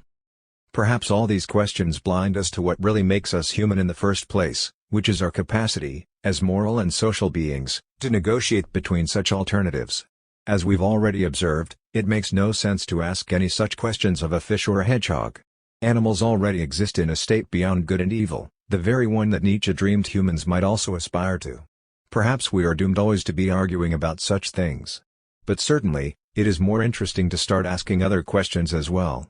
If nothing else, surely the time has come to stop the swinging pendulum that has fixated generations of philosophers, historians and social scientists, leading their gaze from Hobbes to Rousseau, from Rousseau to Hobbes and back again. We do not have to choose any more between an egalitarian or hierarchical start to the human story. Let us bid farewell to the childhood of man and acknowledge, as Levi-Strauss insisted, that our early ancestors were not just our cognitive equals, but our intellectual peers too. Likely as not, they grappled with the paradoxes of social order and creativity just as much as we do, and understood them, at least the most reflexive among them, just as much, which also means just as little. They were perhaps more aware of some things and less aware of others. They were neither ignorant savages nor wise sons and daughters of nature. They were, as Helena Valera said of the Yanomami, just people, like us, equally perceptive, equally confused.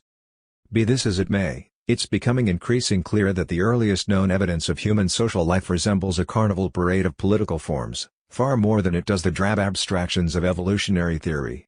If there is a riddle here, it's this: why, after millennia of constructing and disassembling forms of hierarchy, did Homo sapiens, supposedly the wisest of apes, allow permanent and intractable systems of inequality to take root? Was this really a consequence of adopting agriculture? Of settling down in permanent villages and, later, towns? Should we be looking for a moment in time like the one Rousseau envisaged, when somebody first enclosed a tract of land, declaring, "This is mine and always will be"? Or is that another fool's errand? These are the questions to which we now turn. 4. Free people, the origin of cultures, and the advent of private property. Not necessarily in that order. Changing your social identity with the changing seasons might sound like a wonderful idea, but it's not something anyone reading this book is ever likely to experience firsthand. Yet until very recently, the European continent was still littered with folk practices that echoed these ancient rhythmic oscillations of social structure.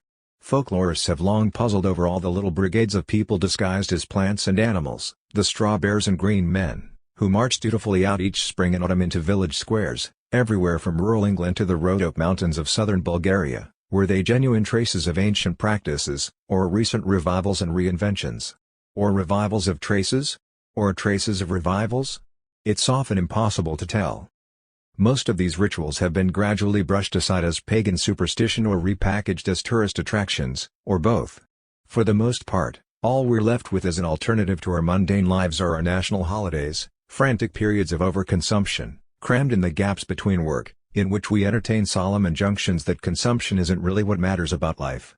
As we've seen, our remote forager ancestors were much bolder experimenters in social form, breaking apart and reassembling their societies at different scales, often in radically different forms, with different value systems, from one time of year to the next. The festive calendars of the great agrarian civilizations of Eurasia, Africa and the Americas turn out to be mere distant echoes of that world and the political freedoms it entailed. Still, we could never have figured that out by material evidence alone. If all we had to go on were Paleolithic mammoth buildings on the Russian steppe, or the princely burials of the Ligurian Ice Age and their associated physical remains, scholars would no doubt be left scratching their heads until the sun explodes. Human beings may be, indeed, we've argued they are, fundamentally imaginative creatures, but no one is that imaginative. You would have to be either extremely naive or extremely arrogant to think anybody could simply logic such matters out. And even if someone did manage to come up with anything like newer prophets, quackoodle clown police or Inuit seasonal wife-swapping orgies, simply through logical extrapolation they'd probably be instantly written off as kooks. This is precisely why the ethnographic record is so important. The newer and Inuit should never have been seen as windows onto our ancestral past. They are creations of the modern age just the same as we are, but they do show us possibilities we never would have thought of and prove that people are actually capable of enacting such possibilities, even building whole social systems and value systems around them. In short, they remind us that human beings are far more interesting than other human beings are sometimes inclined to imagine. In this chapter, we'll do two things. First, we'll continue our story forwards in time from the Paleolithic, looking at some of the extraordinary likely to experience firsthand. Yet until very recently, the European continent was still littered with folk practices that echoed these ancient rhythmic oscillations of social structure.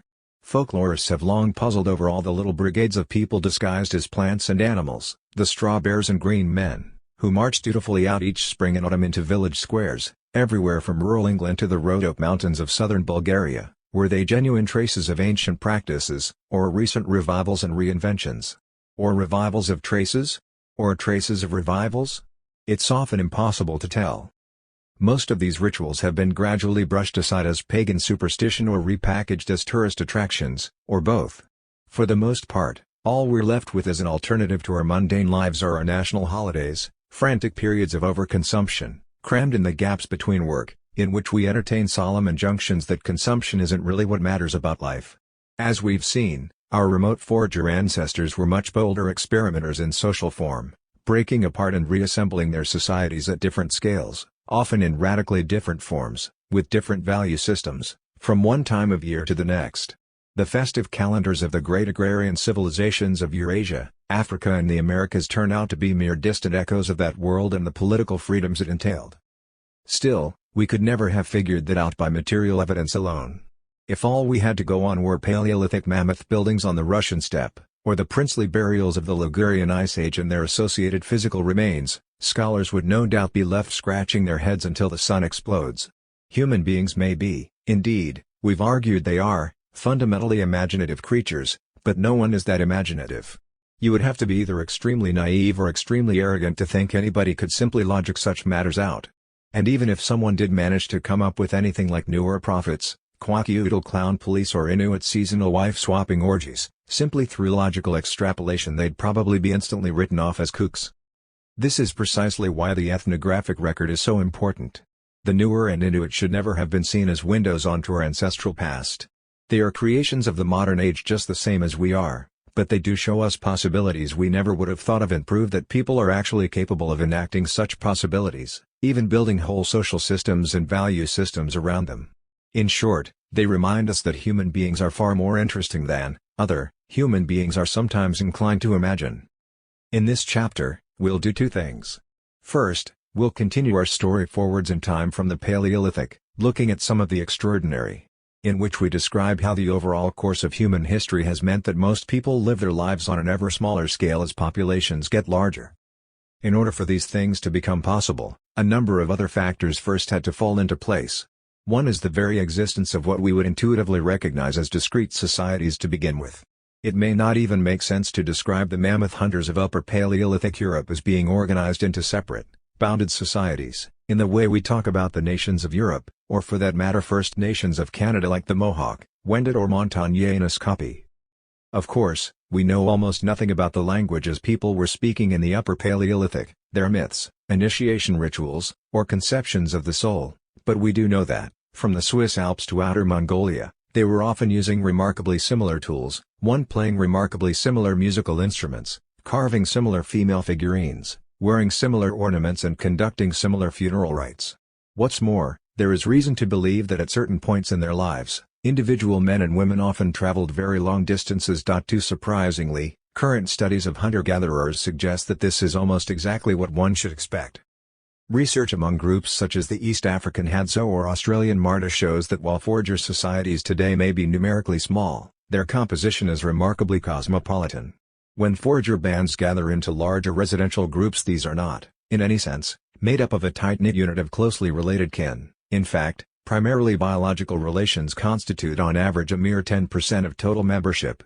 Most members are drawn from a much wider pool of individuals, many from quite far away, who may not even speak the same first languages. 3 This is true even for contemporary groups that are effectively encapsulated in restricted territories, surrounded by farmers and pastoralists.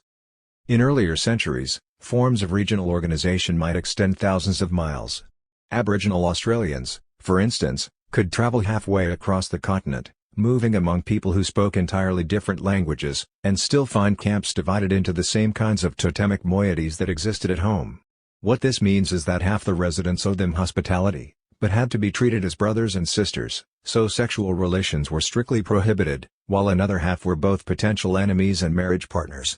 Similarly, a North American 500 years ago could travel from the shores of the Great Lakes to the Louisiana bayous and still find settlements, speaking languages entirely unrelated to their own, with members of their own bear, elk or beaver clans who were obliged to host and feed them. 4.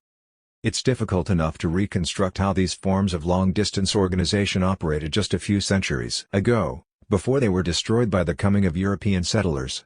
So we can really only guess how analogous systems might have worked some 40,000 years ago. But the striking material uniformities observed by archaeologists across very long distances attest to the existence of such systems. Society, insofar as we can comprehend it at that time, spanned continents. Much of this seems counterintuitive. We are used to assuming that advances in technology are continually making the world a smaller place. In a purely physical sense, of course, this is true. The domestication of the horse, and gradual improvements in seafaring, to take just 2 examples, certainly made it much easier for people to move around. But at the same time, increases in the sheer number of human beings seem to have pulled in the opposite direction, ensuring that, for much of human history, ever-diminishing proportions of people actually traveled, at least, over long distances or very far from home. If we survey what happens over time, the scale on which social relations operate doesn't get bigger and bigger, it actually gets smaller and smaller. A cosmopolitan Upper Paleolithic is followed by a complicated period of several thousand years, beginning around 12,000 BC, in which it first becomes possible to trace the outlines of separate cultures based on more than just stone tools. Some foragers, after this time, continued following large mammal herds, others settled on the coast and became fisherfolk, or gathered acorns in forests. Prehistorians use the term Mesolithic for these post-glacial populations. Across large parts of Africa and East Asia, their technological innovations, including pottery, microlithic toolkits and stone grinding tools, signal new ways of preparing and eating wild grains, roots and other vegetables, chopping, slicing, grating, grinding, soaking, draining, boiling, and also ways of storing, smoking and otherwise preserving meats, plant foods and fish. 5. Before long these had spread everywhere, and paved the way for the creation of what we'd now call cuisine, the kind of soups, porridges, stews, broths and fermented beverages we're familiar with today. But cuisines are also, almost everywhere, markers of difference. People who wake up to fish stews every morning tend to see themselves as a different sort of people from those who breakfast on a porridge of berries and wild oats. Such distinctions were no doubt echoed by parallel developments that are much more difficult to reconstruct: different tastes in clothing, dancing, drugs, hairstyles, courtship rituals, different forms of kinship organization and styles of formal rhetoric. The culture areas of these Mesolithic foragers were still extremely large. True, the Neolithic versions that soon developed alongside them, associated with the first farming populations, were typically smaller, but for the most part they still spread out over territories considerably larger than most modern nation-states. Only much later do we begin to encounter the kind of situation familiar to anthropologists of Amazonia or Papua New Guinea, where a single river valley might contain speakers of half a dozen different languages, with entirely distinct economic systems or cosmological beliefs. Sometimes, of course, this tendency towards micro-differentiation was reversed, as with the spread of imperial languages like English or Han Chinese. But the overall direction of history, at least until very recently, would seem to be the very opposite of globalization. It is one of increasingly local allegiances, extraordinary cultural inventiveness, but much of it aimed at finding new ways for people to set themselves off against each other. True, the larger regional networks of hospitality endured in some places. 6 Overall, though, what we observe is not so much the world as a whole getting smaller, but most people's social worlds growing more parochial, their lives and passions more likely to be circumscribed by boundaries of culture, class and language. We might ask why all this has happened.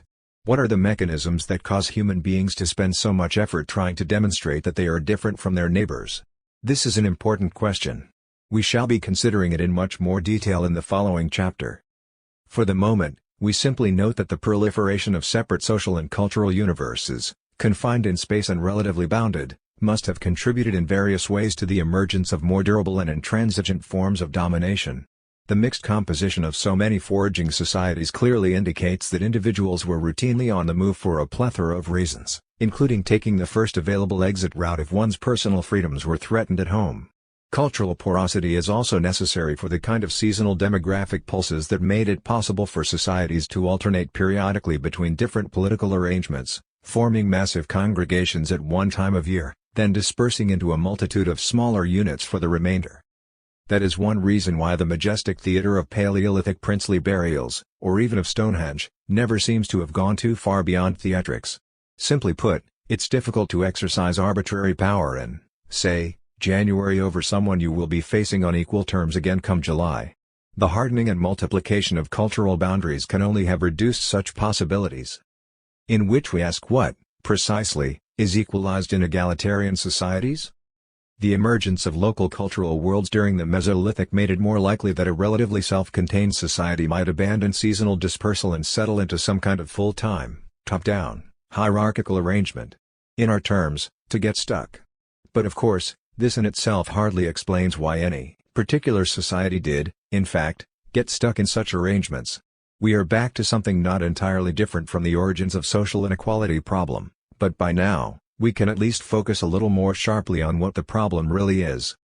As we have repeatedly observed, inequality is a slippery term, so slippery, in fact, that it's not entirely clear what the term egalitarian society should even mean.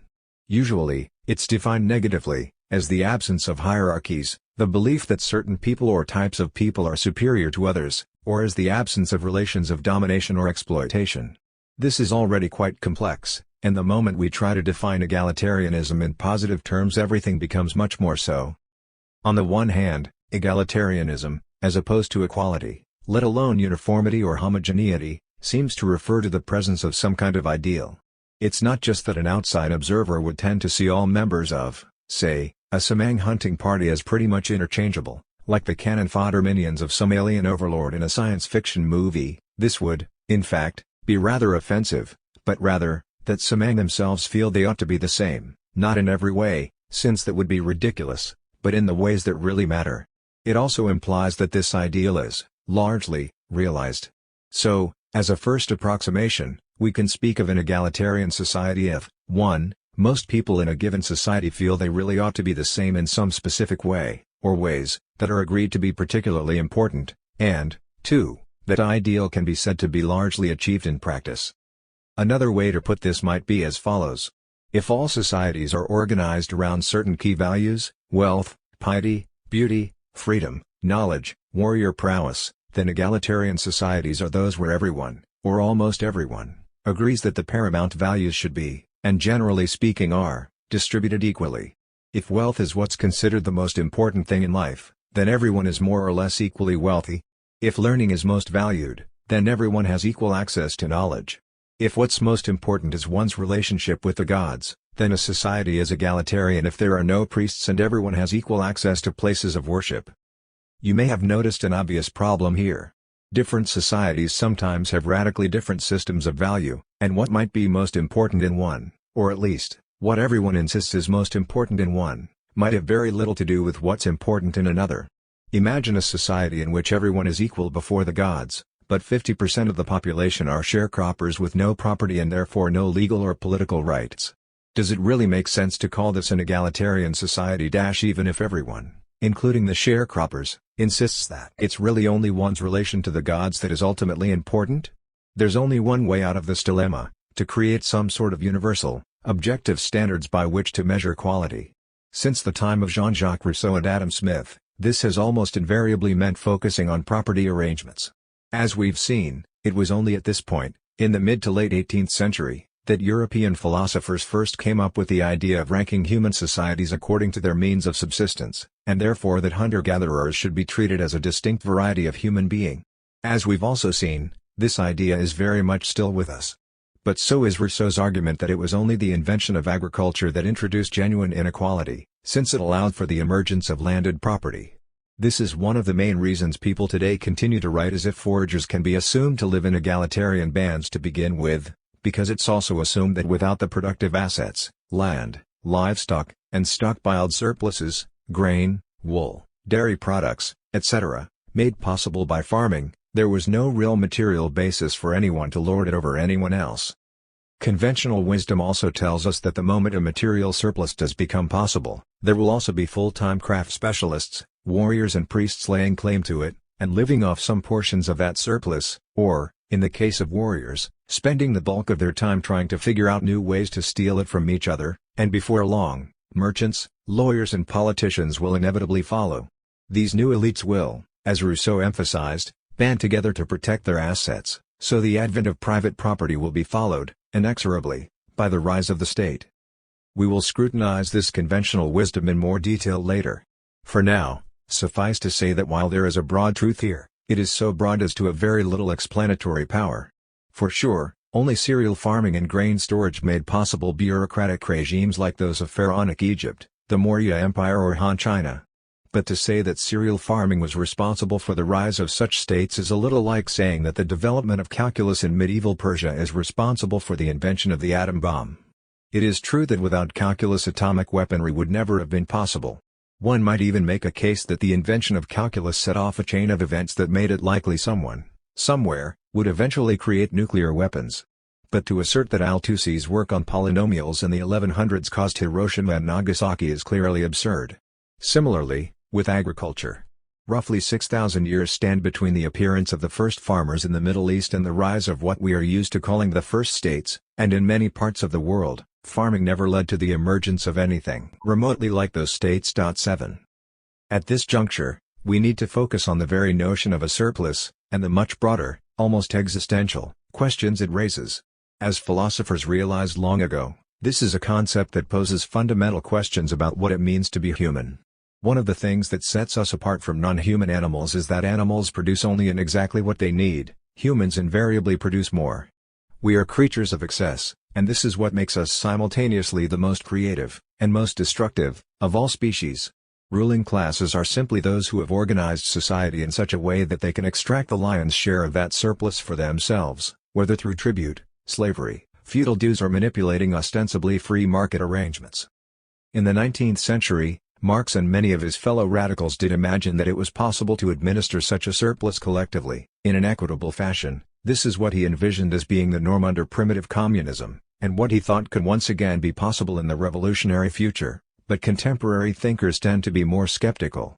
In fact, the dominant view among anthropologists nowadays is that the only way to maintain a truly egalitarian society is to eliminate the possibility of accumulating any sort of surplus at all.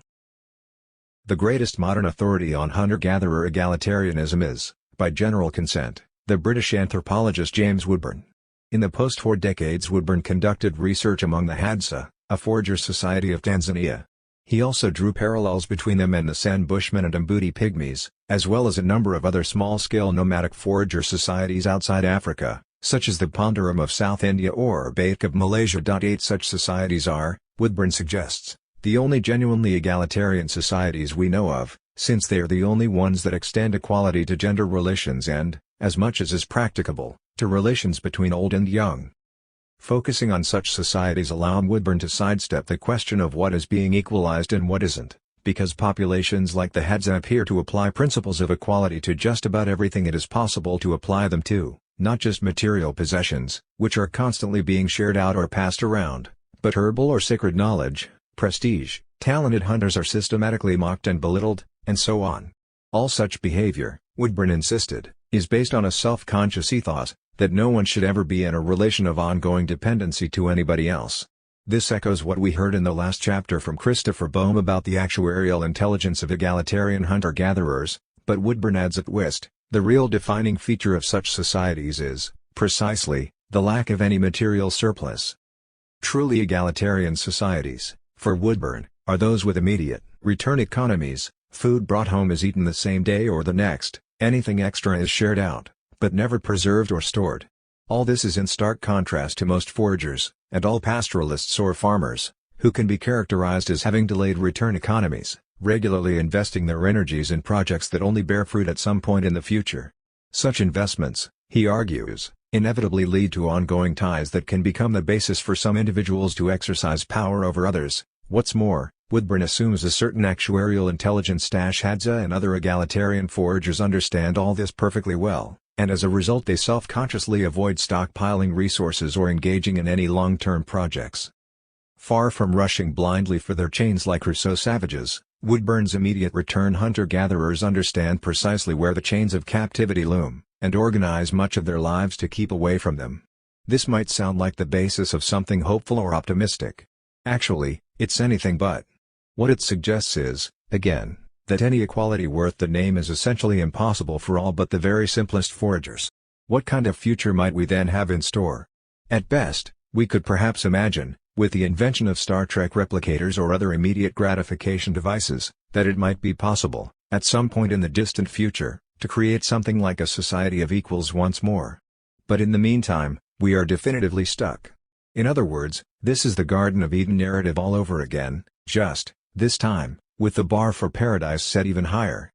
What's really striking about Woodburn's vision is that the foragers he focuses on appear to have reached such profoundly different conclusions from Kondiaronk, and several generations of First Nation critics before him, all of whom had trouble even imagining that differences of wealth could be translated into systematic inequalities of power.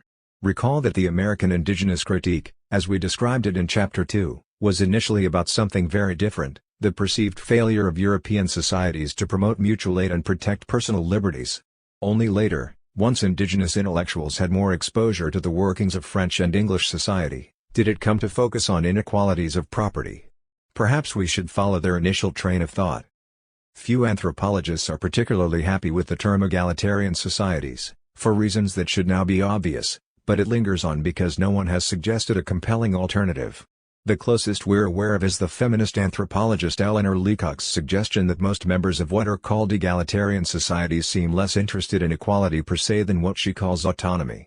What matters to Montagnais copy women, for instance, is not so much whether men and women are seen to be of equal status but whether women are, individually or collectively, able to live their lives and make their own decisions without male interference. 9. In other words, if there is a value these women feel should be distributed equally, it is precisely what we would refer to as freedom.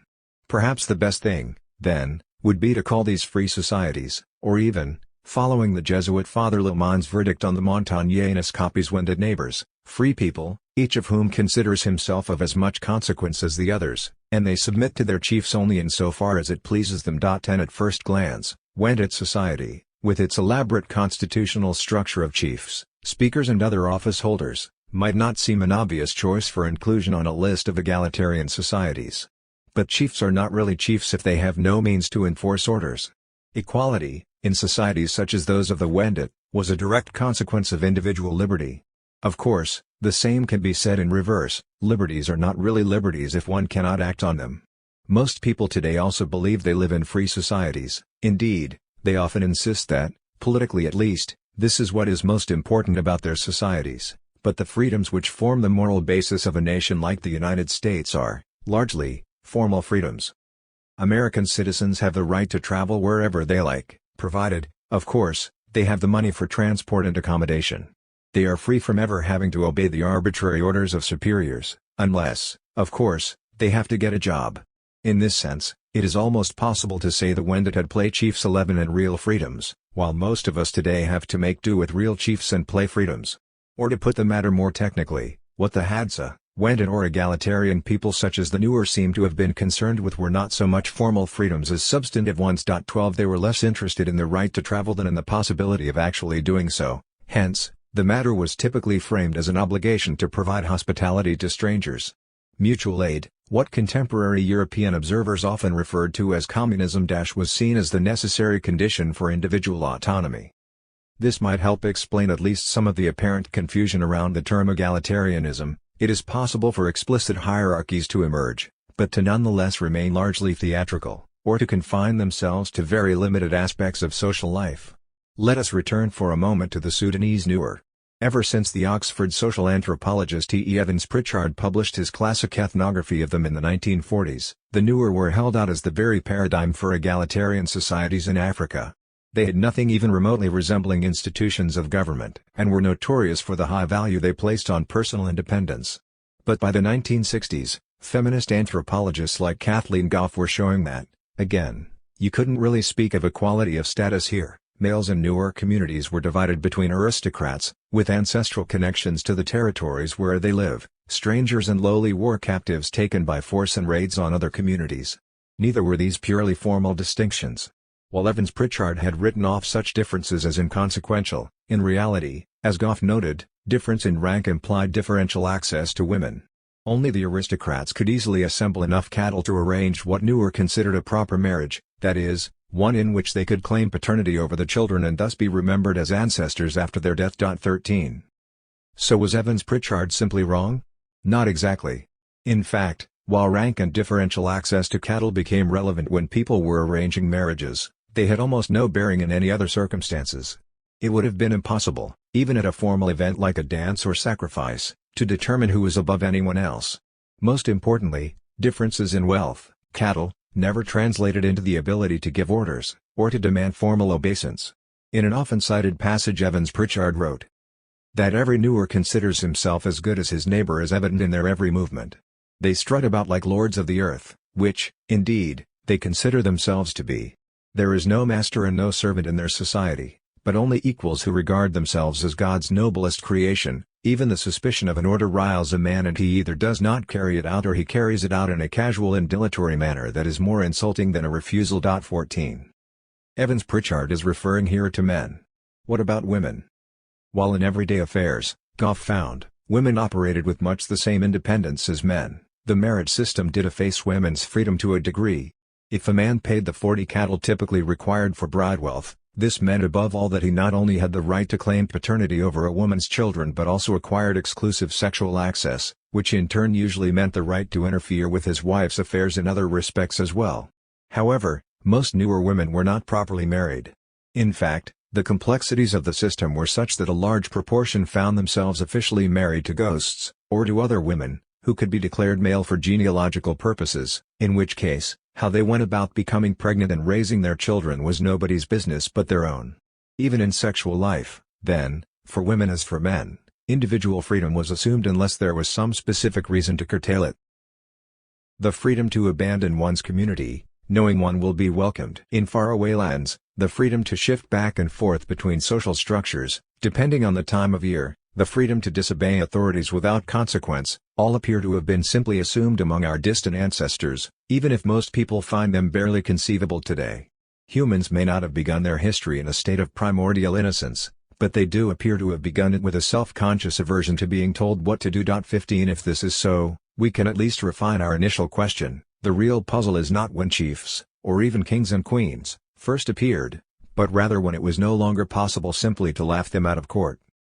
Now it is undoubtedly true that, over the broad sweep of history, we find ever larger and more settled populations, ever more powerful forces of production, ever larger material surpluses, and people spending ever more of their time under someone else's command. It seems reasonable to conclude there is some sort of connection between these trends. But the nature of that connection, and the actual mechanisms, are entirely unclear. In contemporary societies we consider ourselves free people largely because we lack political overlords. For us, it's simply assumed that what we call the economy is organized entirely differently, on the basis not of freedom but efficiency, and therefore that offices and shop floors are typically arranged in strict chains of command. Unsurprising, then, that so much current speculation on the origins of inequality focuses on economic changes, and particularly the world of work. Here too, we think, much of the available evidence has been widely misconstrued. A focus on work is not precisely the same as a focus on property, though if one is trying to understand how control of property first came to be translated into power of command, the world of work would be the obvious place to look. By framing the stages of human development largely around the ways people went about acquiring food, men like Adam Smith and Turgot inevitably put work, previously considered a somewhat plebeian concern, center stage.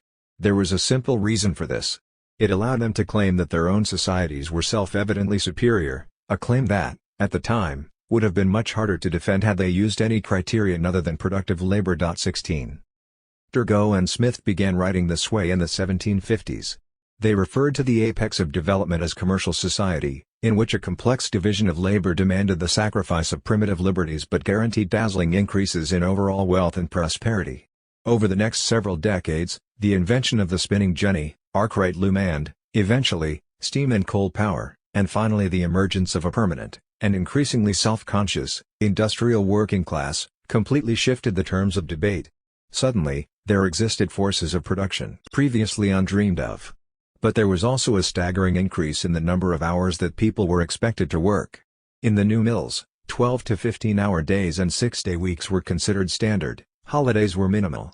John Stuart Mill protested that all the labor-saving machinery that has hitherto been invented has not lessened the toil of a single human being. As a result, and over the course of the 19th century, almost everyone arguing about the overall direction of human civilization took it for granted that technological progress was the prime mover of history, and that if progress was the story of human liberation, this could only mean liberation from unnecessary toil. At some future time, science would eventually free us from at least the most degrading, onerous and soul-destroying forms of work. In fact, by the Victorian era many began arguing that this was already happening. Industrialized farming and new labor-saving devices, they claimed, were already leading us towards a world where everyone would enjoy an existence of leisure and affluence, and where we wouldn't have to spend most of our waking lives running about at someone else's orders.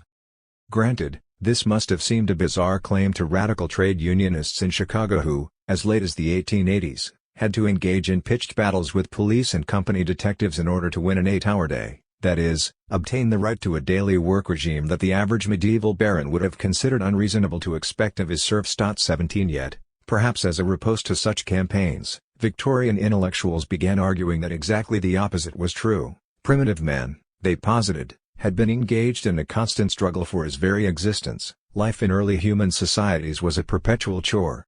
European or Chinese or Egyptian peasants toiled from dawn till dusk to eke out a living. And so, it followed, even the awful work regimes of the Dickensian age were actually an improvement on what had come before. All we are arguing about, they insisted, is the pace of improvement. By the dawn of the 20th century, such reasoning had become universally accepted as common sense.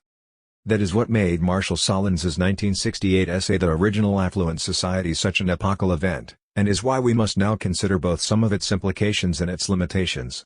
Probably the most influential anthropological essay ever written, it turned that old Victorian wisdom, still prevalent in the 1960s, on its head, creating instant discussion and debate, inspiring everyone from socialists to hippies. Whole schools of thought, primitivism, degrowth, would likely have never come about without it. But Solons was also writing at a time when archaeologists still knew relatively little about pre-agricultural peoples, at least compared to what we know now. It might be best, then, first to take a look at his argument before turning to the evidence we have today and seeing how the piece measures up against it. In which we discuss Marshall Solons's Original Affluent Society and reflect on what can happen when even very insightful people write about prehistory in the absence of actual evidence.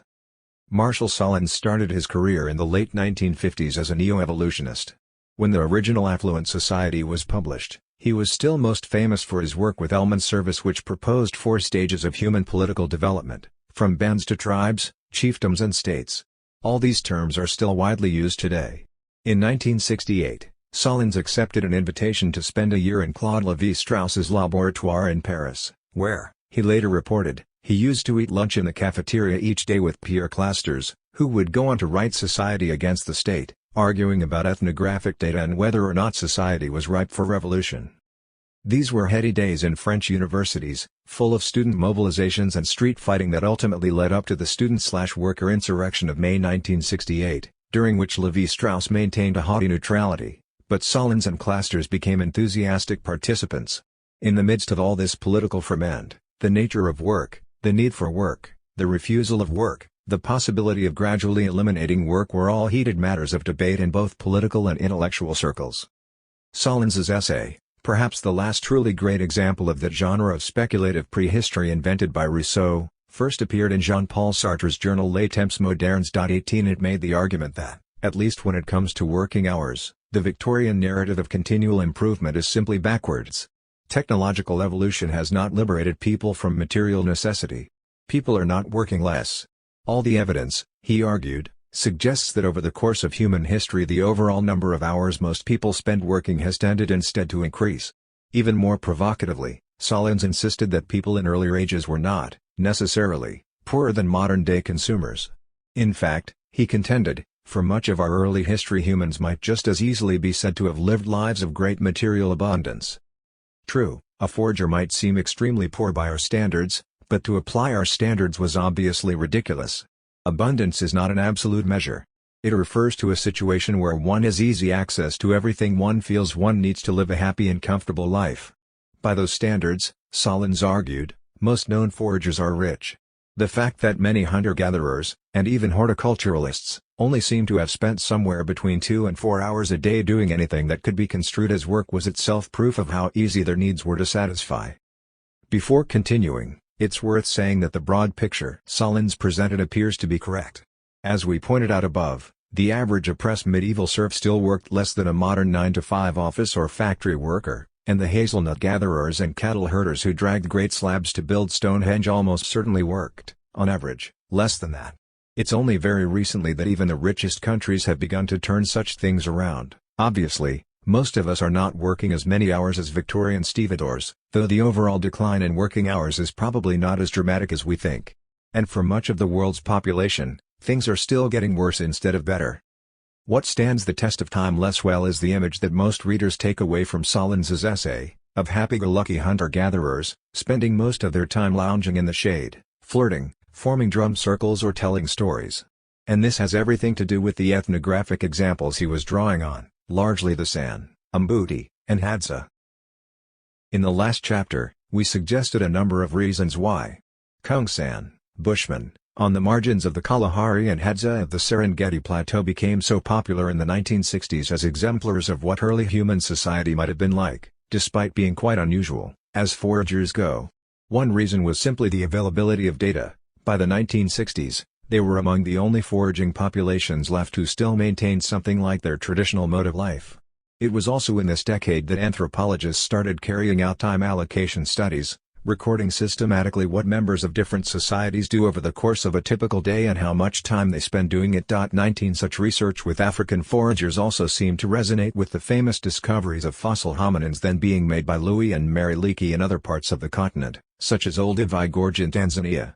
Since some of these modern hunter-gatherers were living in savanna-like environments, not unlike the ones in which our species now appeared to have evolved, it was tempting to imagine that here, in these living populations, one might catch a glimpse of human society in something like its original state. Moreover, the results of those early time allocation studies came as an enormous surprise. It's worth bearing in mind that, in the post-war decades, most anthropologists and archaeologists still very much took for granted the old 19th century narrative of humanity's primordial struggle for existence. To our ears, much of the rhetoric commonplace at the time, even among the most sophisticated scholars, sounds startlingly condescending. A man who spends his whole life following animals just to kill them to eat, wrote the prehistorian Robert Braidwood in 1957, or moving from one berry patch to another, is really living just like an animal himself. 20 Yet these first quantitative studies comprehensively disprove such pronouncements.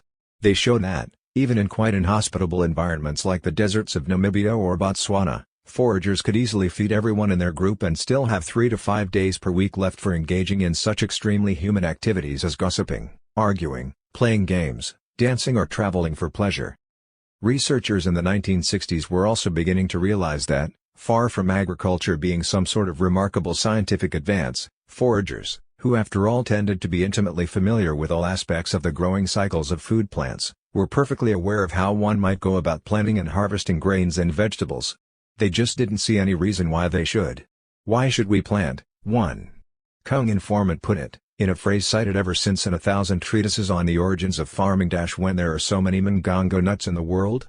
Indeed, concluded Solons, what some prehistorians had assumed to be technical ignorance was really a self-conscious social decision. Such foragers had rejected the Neolithic revolution in order to keep their leisure. 21 Anthropologists were still struggling to come to terms with all this when Solons stepped in to draw the larger conclusions. The ancient forager ethos of leisure, the Zen road to affluence, only broke down, or so Solons surmised, when people finally, for whatever reasons, began to settle in one place and accept the toils of agriculture. They did so at a terrible cost. It wasn't just ever-increasing hours of toil that followed but, for most, poverty, disease, war and slavery, all fueled by endless competition and the mindless pursuit of new pleasures, new powers and new forms of wealth. With one deft move, Solons's original affluent society used the results of time allocation studies to pull the rug from under the traditional story of human civilization. Like Woodburn, Solons brushes aside Rousseau's version of the fall, the idea that, too foolish to reflect on the likely consequences of our actions in assembling, stockpiling and guarding property, we ran blindly for our chains. 22, and takes us straight back to the Garden of Eden. If rejecting farming was a conscious choice, then so was that act of embracing it. We chose to eat of the fruit of the tree of knowledge, and for this we were punished. As St. Augustine put it, we rebelled against God, and God's judgment was to cause our own desires to rebel against our rational good sense. Our punishment for original sin is the infinity of our new desires. 23. If there is a fundamental difference here from the biblical story, it's that the fall, according to Solons, didn't happen just once. We didn't collapse and then begin slowly to pull ourselves back up. When it comes to labor and affluence, every new technological breakthrough seems to cause us to fall yet further. Solons's piece is a brilliant morality tale. There is, however, one obvious flaw. The whole argument for an original affluent society rested on a single fragile premise, that most prehistoric humans really did live in the specific manner of African foragers. As Solons was perfectly willing to admit, this was just a guess. In closing his essay, he asked whether marginal hunters such as the Bushmen of the Kalahari really were any more representative of the Paleolithic condition than the foragers of California, who placed great value on hard work, or the Northwest Coast, with their ranked societies and stockpiles of wealth. Perhaps not, Solons conceded. 24 This often overlooked observation is crucial. It's not that Solons is suggesting that his own phrase original affluent society is incorrect. Rather, he acknowledges that, just as there might have been many ways for free peoples to be free, there might have been more than just one way for original affluent societies to be affluent. Not all modern hunter-gatherers value leisure over hard work, just as not all share the easygoing attitudes towards personal possessions of the Kung or Hadza. Foragers in northwestern California, for instance, were notorious for their cupidity, organizing much of their lives around the accumulation of shell money and sacred treasures and adhering to a stringent work ethic in order to do so. The fisher foragers of the Canadian Northwest Coast, on the other hand, lived in highly stratified societies where commoners and slaves were famously industrious. According to one of their ethnographers, the Kwakiutl of Vancouver Island were not only well housed and fed, but lavishly supplied. Each household made and possessed many mats, boxes, cedar bark and fur blankets, wooden dishes, horn spoons, and canoes. It was as though in manufacturing as well as in food production there was no point at which further expenditure of effort in the production of more of the same items was felt to be superfluous. 25 Not only did the Kwakiutl surround themselves with endless piles of possessions, but they also put endless creativity into designing and crafting them, with results so striking and intricately beautiful as to make them the pride of ethnographic museums the world over. Levi-Strauss remarked that turn-of-the-century Kwakiutl were like a society where a dozen different Picassos were operative all at the same time. This, surely, is a kind of affluence. But one entirely different from that of the Kung or Mbuti. Which, then, more resembled the original state of human affairs, the easygoing Hadza, or the industrious foragers of northwestern California. By now it will be clear to the reader that this is just the kind of question we shouldn't be asking. There was no truly original state of affairs. Anyone who insists that one exists is by definition trading in myths. Solons, at least, was fairly honest about this. Human beings had many tens of thousands of years to experiment with different ways of life, long before any of them turned their hands to agriculture. Instead, we might do better to look at the overall direction of change, so as to understand how it bears on our question, how humans came largely to lose the flexibility and freedom that seems once to have characterized our social arrangements, and ended up stuck in permanent relations of dominance and subordination. To do this means continuing the story begun in Chapter 3, following our foraging ancestors out of the Ice Age, or Pleistocene era, into a phase of warmer global climate known as the Holocene. This will also take us far outside Europe, to places like Japan and the Caribbean coast of North America, where entirely new and unsuspected pasts are beginning to emerge, ones which, despite the stubborn efforts of scholars to shoehorn them into neat evolutionary boxes, look about as far from small, nomadic, egalitarian bands as one can possibly imagine. in which we show how new discoveries concerning ancient hunter-gatherers in North America and Japan are turning social evolution on its head. In modern-day Louisiana there is a place with the dispiriting name of Poverty Point. Here you can still see the remains of massive earthworks erected by Native Americans around 1600 BC. With its plush green lawns and well-trained coppices, today the site looks like something halfway between a wildlife management area and a golf club. 26 grass-covered mounds and ridges rise neatly from carefully tended meadows, forming concentric rings which suddenly vanish where the Bayou Macon has eroded them away, bayou being derived, via Louisiana French, from the Choctaw word bayig, marshy rivulets spreading out from the main channel of the Mississippi. Despite nature's best efforts to obliterate these earthworks, and early European settlers' best efforts to deny their obvious significance, perhaps these were the dwellings of an ancient race of giants, they conjectured, or one of the lost tribes of Israel? They endure, evidence for an ancient civilization of the lower Mississippi and testimony to the scale of its accomplishments. Archaeologists believe these structures at Poverty Point formed a monumental precinct that once extended over 200 hectares, flanked by two enormous earthen mounds, the so-called Motley and Lower Jackson Mounds, which lie respectively north and south. To clarify what this means, it's worth noting that the first Eurasian cities, early centers of civic life like Uruk in southern Iraq, or Harappa in the Punjab, began as settlements of roughly 200 hectares in total. Which is to say that their entire layout could fit quite comfortably within the ceremonial precinct of Poverty Point. Like those early Eurasian cities, Poverty Point sprang from a great river, since transport by water, particularly of bulk goods, was in early times infinitely easier than transport by land. Like them, it formed the core of a much larger sphere of cultural interaction. People and resources came to Poverty Point from hundreds of miles away, as far north as the Great Lakes and from the Gulf of Mexico to the south. Seen from the air, a god's eye view, Poverty Point's standing remains look like some sunken, gargantuan amphitheater, a place of crowds and power, worthy of any great agrarian civilization. Something approaching 1 million cubic meters of soil was moved to create its ceremonial infrastructure, which was most likely oriented to the skies, since some of its mounds form enormous figures of birds, inviting the heavens to bear witness to their presence. But the people of Poverty Point weren't farmers. Nor did they use writing. They were hunters, fishers and foragers, exploiting a superabundance of wild resources, fish, deer, nuts, waterfowl, in the lower reaches of the Mississippi. And they were not the first hunter-gatherers in this region to establish traditions of public architecture. These traditions can be traced back far beyond Poverty Point itself, to around 3500 BC, which is also roughly the time that cities first emerged in Eurasia. As archaeologists often point out, Poverty Point is a Stone Age site in an area where there is no stone, so the staggering quantities of lithic tools, weapons, vessels and lapidary ornaments found there must all have been originally carried from somewhere else. 27 The scale of its earthworks implies thousands of people gathering at the site at particular times of year, in numbers outstripping any historically known hunter-gatherer population. Much less clear is what attracted them there with their native copper, flint, quartz crystal, soapstone and other minerals, or how often they came, and how long they stayed. We simply don't know. What we do know is that Poverty Point arrows and spearheads come in rich hues of red, black, yellow and even blue stone, and these are only the colors we discern. Ancient classifications were no doubt more refined. If stones were being selected with such care, we can only begin to imagine what was going on with cords, fibers, medicines and any living thing in the landscape treated as potential food or poison. Another thing we can be quite sure of is that trade is not a useful way to describe whatever was going on here. For one thing, trade goes two ways, and Poverty Point presents no clear evidence for exports, or indeed commodities of any sort.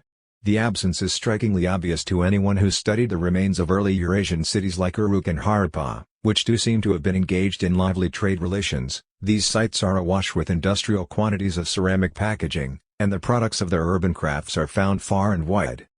Despite its great cultural reach, there is nothing at all of this commodity culture at Poverty Point. In fact, it's not clear if anything much was going out from the site, at least in material terms, other than certain enigmatic clay items known as cooking balls, which can hardly be considered trade goods. Textiles and fabrics may have been important, but we also have to allow for the possibility that Poverty Point's greatest assets were intangible. Most experts today view its monuments as expressions of sacred geometry, linked to calendar counts and the movement of celestial bodies. If anything was being stockpiled at Poverty Point, it may well have been knowledge, the intellectual property of rituals, vision quests, songs, dances and images. 28. We can't possibly know the details. But it's more than just speculation to say that ancient foragers were exchanging complex information across this entire region, and in a highly controlled fashion. Material proof comes from close examination of the earthen monuments themselves. Through the Great Valley of the Mississippi, and some considerable way beyond, there exist other smaller sites of the same period. The various configurations of their mounds and ridges adhere to strikingly uniform geometrical principles, based on standard units of measurement and proportion apparently shared by early peoples throughout a significant portion of the Americas. The underlying system of calculus appears to have been based on the transformational properties of equilateral triangles, figured out with the aid of cords and strings, and then extended to the laying out of massive earthworks.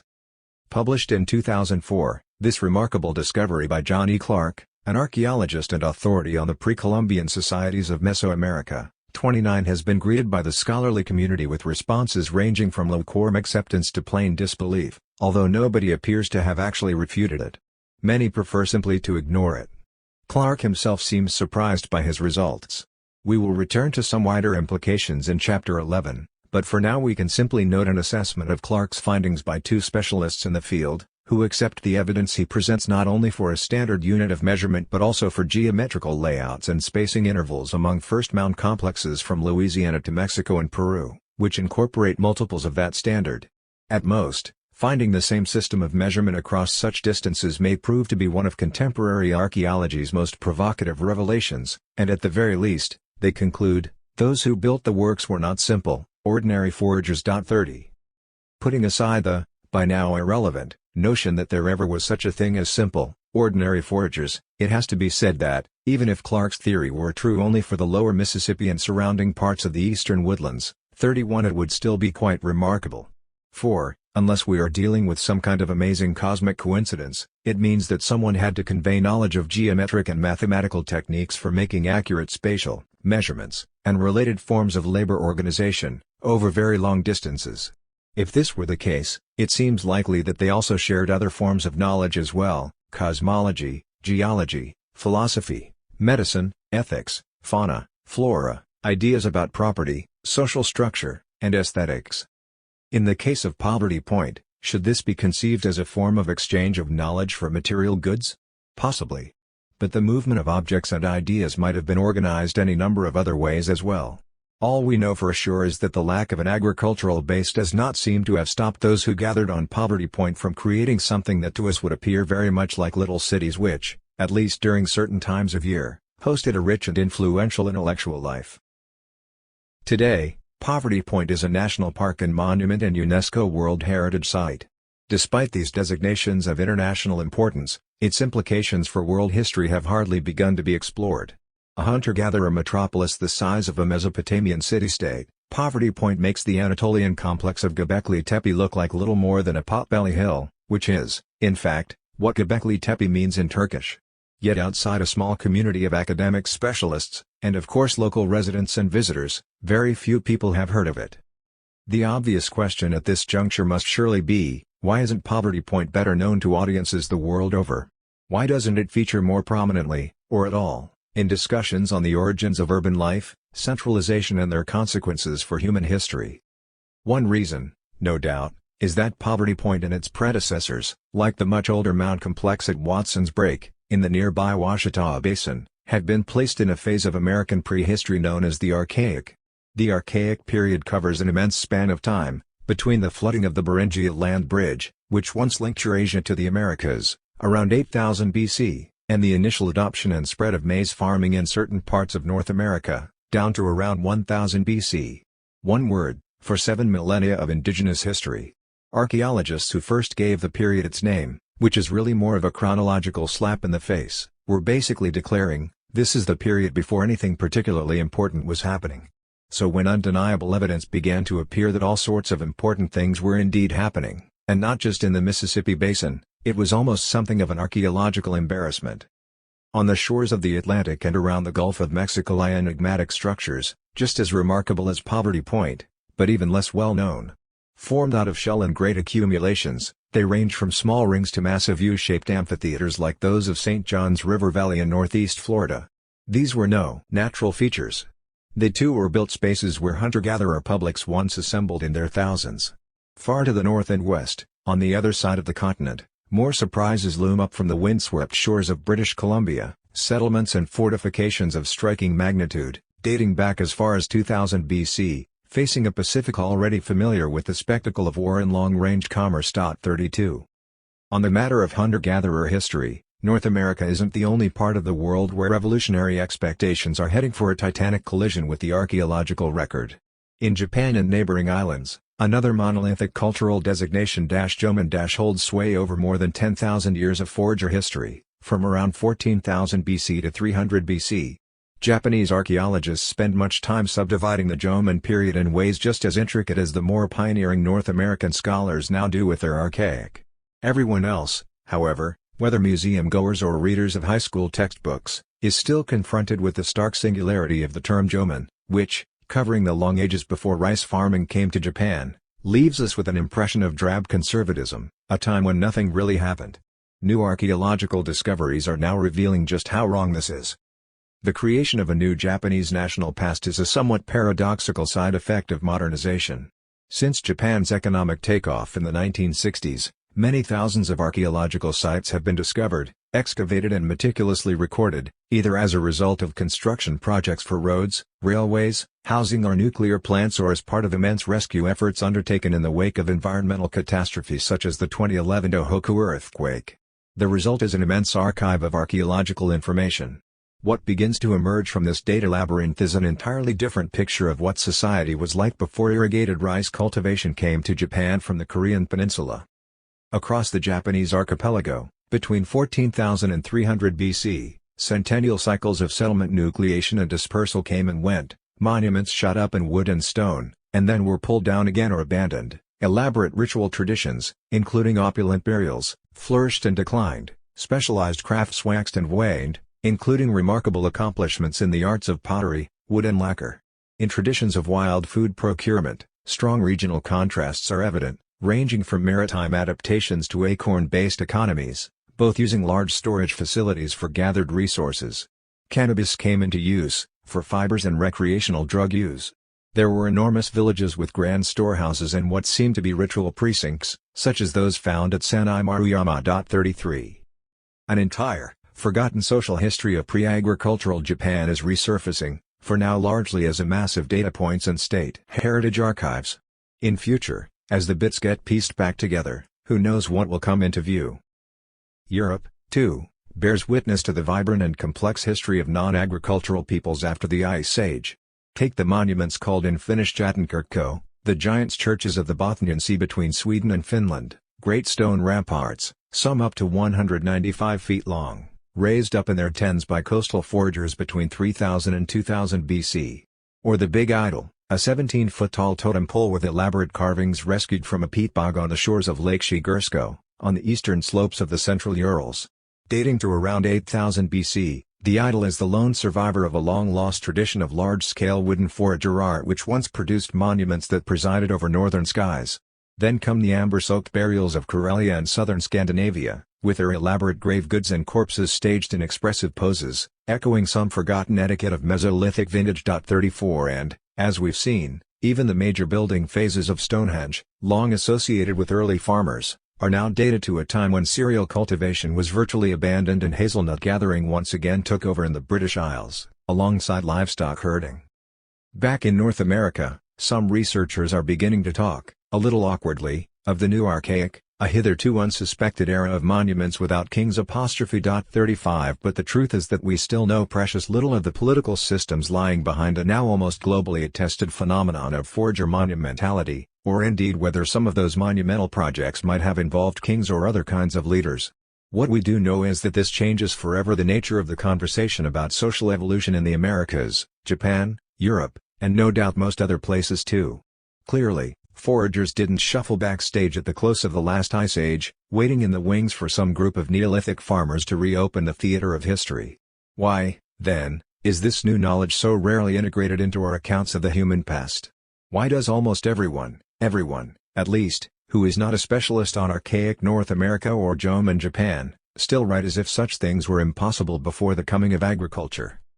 Of course, those of us with no access to archaeological reports can be excused. What information exists more widely tends to be restricted to scattered, and sometimes sensationalized, news summaries that are very hard to put together into a single picture. Scholars and professional researchers, on the other hand, have to actually make a considerable effort to remain so ignorant. Let us consider for a moment some of the peculiar forms of intellectual acrobatics required. How the myth that forgers live in a state of infantile simplicity is kept alive today, or, informal fallacies.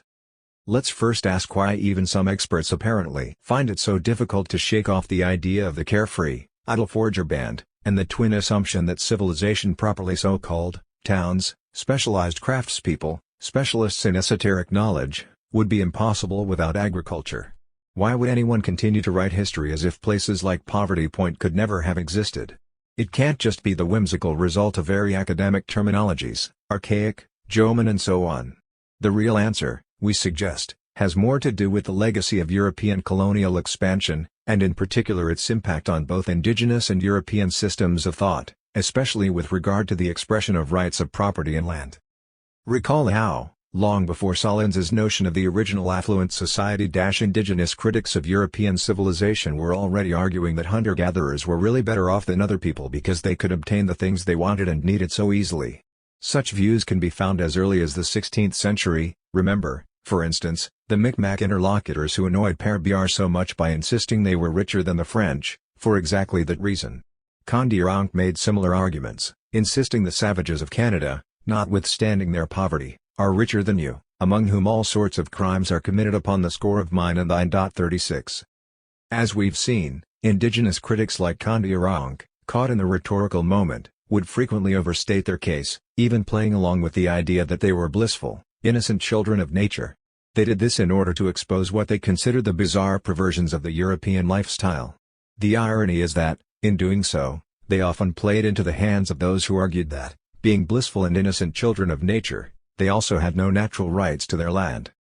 Here it's important to understand a little of the legal basis for dispossessing people who had the misfortune already to be living in territories coveted by European settlers. This was, almost invariably, what 19th-century jurists came to call the agricultural argument, a principle which has played a major role in the displacement of untold thousands of indigenous peoples from ancestral lands in Australia, New Zealand, Sub-Saharan Africa and the Americas. Process is typically accompanied by the rape, torture and mass murder of human beings, and often the destruction of entire civilizations. Colonial appropriation of indigenous lands often began with some blanket assertion that foraging peoples really were living in a state of nature, which meant that they were deemed to be part of the land but had no legal claims to own it. The entire basis for dispossession, in turn, was premised on the idea that the current inhabitants of those lands weren't really working. The argument goes back to John Locke's second treatise of Government, 1690, in which he argued that property rights are necessarily derived from labor. In working the land, one mixes one's labor with it. In this way it becomes, in a sense, an extension of oneself. Lazy natives, according to Locke's disciples, didn't do that. They were not, Lockeans claimed, improving landlords but simply made use of the land to satisfy their basic needs with the minimum of effort. James Tully, an authority on indigenous rights, spells out the historical implications. Land used for hunting and gathering was considered vacant, and if the Aboriginal peoples attempt to subject the Europeans to their laws and customs or to defend the territories that they have mistakenly believed to be their property for thousands of years, then it is they who violate natural law and may be punished or destroyed like savage beasts. 37 In a similar way, the stereotype of the carefree, lazy native, coasting through a life free from material ambition, was deployed by thousands of European conquerors, plantation overseers and colonial officials in Asia, Africa, Latin America and Oceania as a pretext for the use of bureaucratic terror to force local people into work, everything from outright enslavement to punitive tax regimes, corvée labor and debt peonage. As indigenous legal scholars have been pointing out for years, the agricultural argument makes no sense, even on its own terms. There are many ways, other than European-style farming, in which to care for and improve the productivity of land.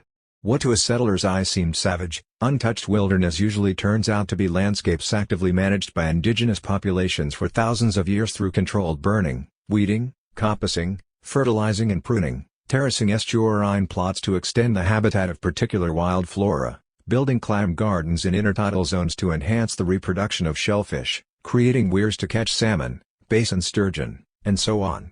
Such procedures were often labor-intensive, and regulated by indigenous laws governing who could access groves, swamps, root beds, grasslands and fishing grounds, and who was entitled to exploit what species at any given time of year.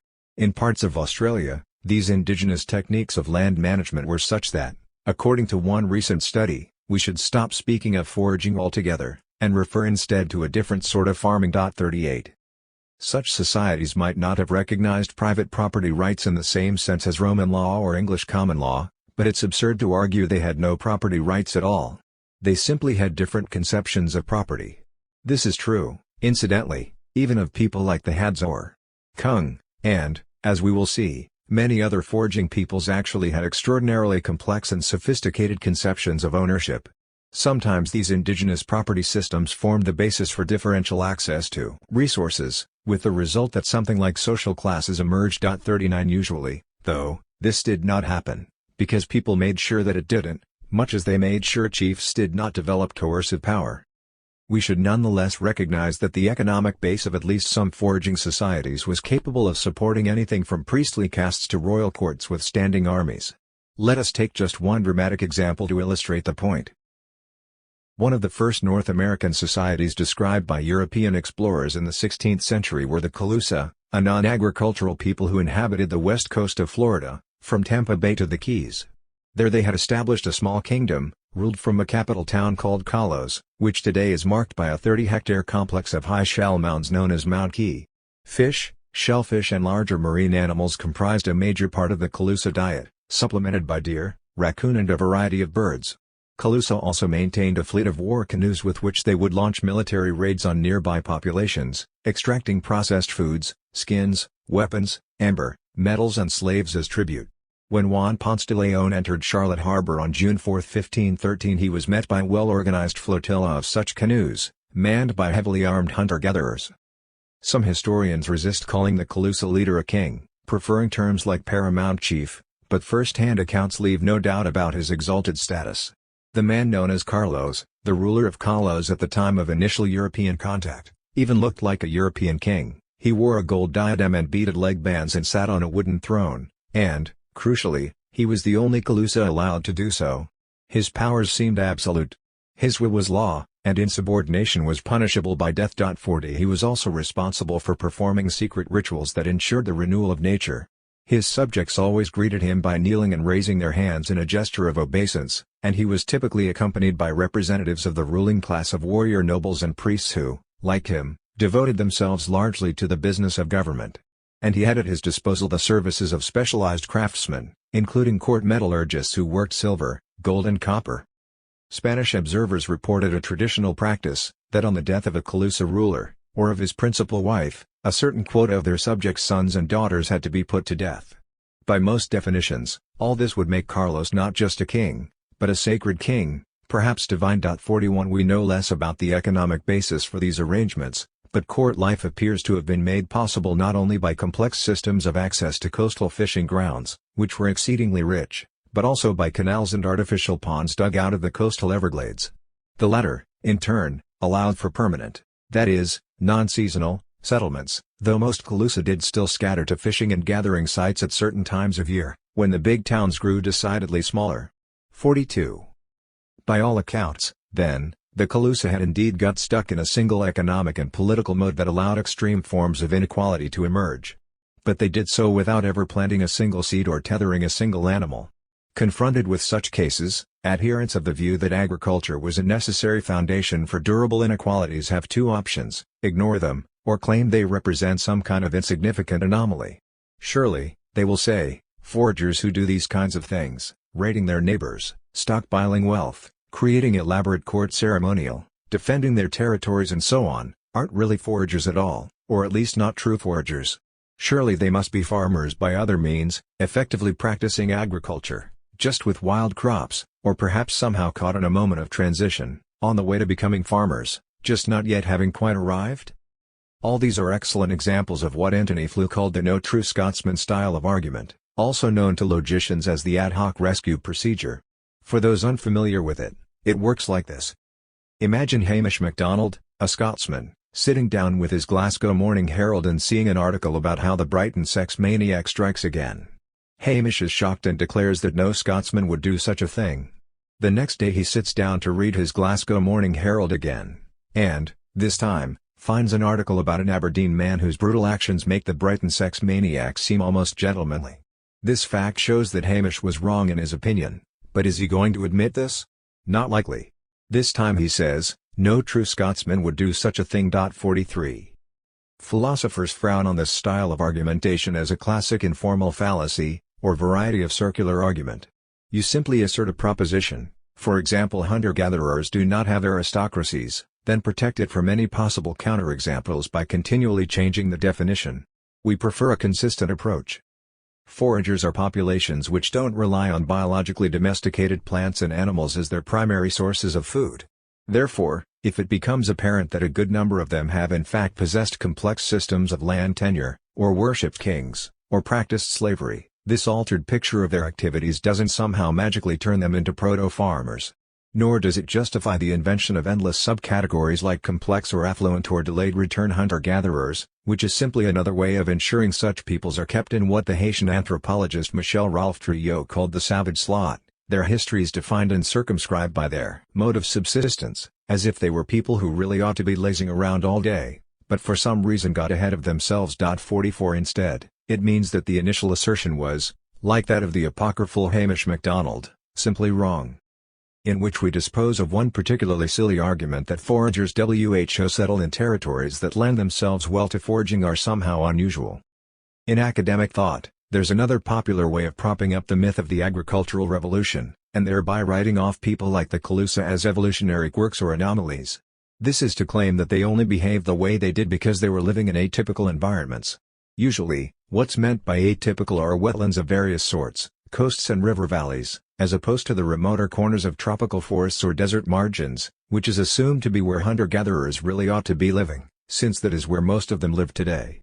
It is a particularly weird argument, but a lot of very serious people make it, so we'll briefly have to take it on. Anyone who was still living mainly by hunting animals and gathering wild foodstuffs in the early to mid-20th century was almost certainly living on land no one else particularly wanted. That's why so many of the best descriptions of foragers come from places like the Kalahari Desert or Arctic Circle. 10,000 years ago, this was obviously not the case. Everyone was a forager, overall population densities were low. Foragers were therefore free to live in pretty much any sort of territory they fancied. All things being equal, those living off wild resources would tend to cleave to places where they were abundant. You would think this is self-evident, but apparently it isn't. Those who today describe people like the Calusa as atypical because they had such a prosperous resource base want us to believe, instead, that ancient foragers chose to avoid locations of this kind, shunning the rivers and coasts, which also offered natural arteries for movement and communication, because they were so keen to oblige later researchers by resembling 20th-century hunter-gatherers, the sort for which detailed scientific data is available today. We are asked to believe that it was only after they ran out of deserts and mountains and rainforests that they reluctantly started to colonize richer and more comfortable environments. We might call this the all the bad spots are taken argument. In fact, there was nothing atypical about the Calusa. They were just one of many fisher-forager populations living around the Straits of Florida, including the Tequesta, Podroy, Giga, Jobanais, some apparently ruled by dynasties of their own, with whom Calusa conducted regular trade, fought wars and arranged dynastic marriages. They were also among the first Native American societies to be destroyed since, for obvious reasons, coasts and estuaries were the first spots where Spanish colonizers landed, bringing epidemic diseases, priests, tribute and, eventually, settlers. This was a pattern repeated on every continent, from America to Oceania, where invariably the most attractive ports, harbors, fisheries and surrounding lands were first snapped up by British, French, Portuguese, Spanish, Dutch or Russian settlers, who also drained tidal salt marshes and coastal lagoons to farm cereals and cash crops. 45. Such was the fate of the Calusa and their ancient fishing and hunting grounds. When Florida was ceded to the British in the mid-18th century, the last handful of surviving subjects from the Kingdom of Calos were shipped off to the Caribbean by their Spanish masters. For most of human history, fishers, hunters and foragers did not have to contend with expansive empires, therefore, they themselves tended to be the most active human colonizers of aquatic environments. Archaeological evidence increasingly bears this out. It was long thought, for instance, that the Americas were first settled by humans traveling mainly overland, the so-called Clovis people. Around 13,000 years ago they were supposed to have followed an arduous crossing from Beringia, the land bridge between Russia and Alaska, passing south between terrestrial glaciers, over frozen mountains, all because, for some reason, it never occurred to any of them to build a boat and follow the coast. More recent evidence suggests a very different picture, or, as one Navajo informant put it when faced with an archaeological map of the terrestrial route via Beringia, maybe some other guys came over like that, but us Navajos came a different way. 46. In fact, Eurasian populations made a much earlier entry to what was then a genuinely new world, some 17,000 years ago. What was more, they did indeed think to build boats, following a coastal route that passed around the Pacific Rim, hopping between offshore islands and linear patches of kelp forest and ending somewhere on the southern coast of Chile. Early eastward crossings also took place. 47 Of course, it's possible that these first Americans, on arriving in such rich coastal habitats, quickly abandoned them, preferring for some obscure reason to spend the rest of their lives climbing mountains, hacking their way through forests and trekking across endless monotonous prairies. But it seems more plausible to assume that the bulk of them stayed exactly where they were, often forming dense and stable settlements in such locations. The problem is, until recently this has always been an argument from silence, since rising sea levels long ago submerged the earliest records of shoreline habitation in most parts of the world. Archaeologists have tended to resist the conclusion that such habitations must have existed despite the lack of physical remains, but, with advances in the investigation of underwater environments, the case is growing stronger. A distinctly soggier, but also frankly more commonsensical, account of early human dispersal and settlement is finally becoming possible. 48. In which we finally return to the question of property, and inquire as to its relation to the sacred. All this means that, of the many distinct cultural universes beginning to take shape across the world in the early Holocene, most were likely centered on environments of abundance rather than scarcity, more like the Calusas than the Kungs. Does this also mean they were likely to have similar political arrangements to the Calusa? Here some caution is in order. That the Calusa managed to maintain a sufficient economic surplus to support what looks to us like a miniature kingdom does not mean such an outcome is inevitable as soon as a society is capable of stockpiling a sufficient quantity of fish. After all, the Calusa were seafaring people, they would have undoubtedly been familiar with kingdoms ruled by divine monarchs like the Great Son of the Natchez in nearby Louisiana and, likely as not, the empires of Central America. It's possible they were simply imitating more powerful neighbors. Or maybe they were just odd. Finally, we don't really know how much power even a divine king like Carlos really had.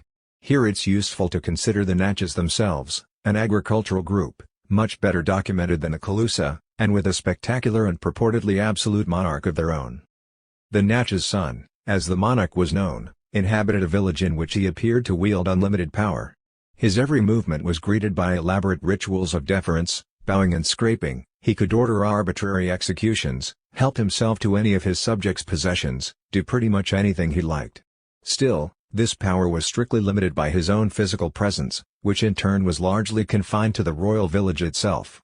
Most Natchez did not live in the royal village, indeed, most tended to avoid the place, for obvious reasons. Outside it, royal representatives were treated no more seriously than Montañeses copy chiefs.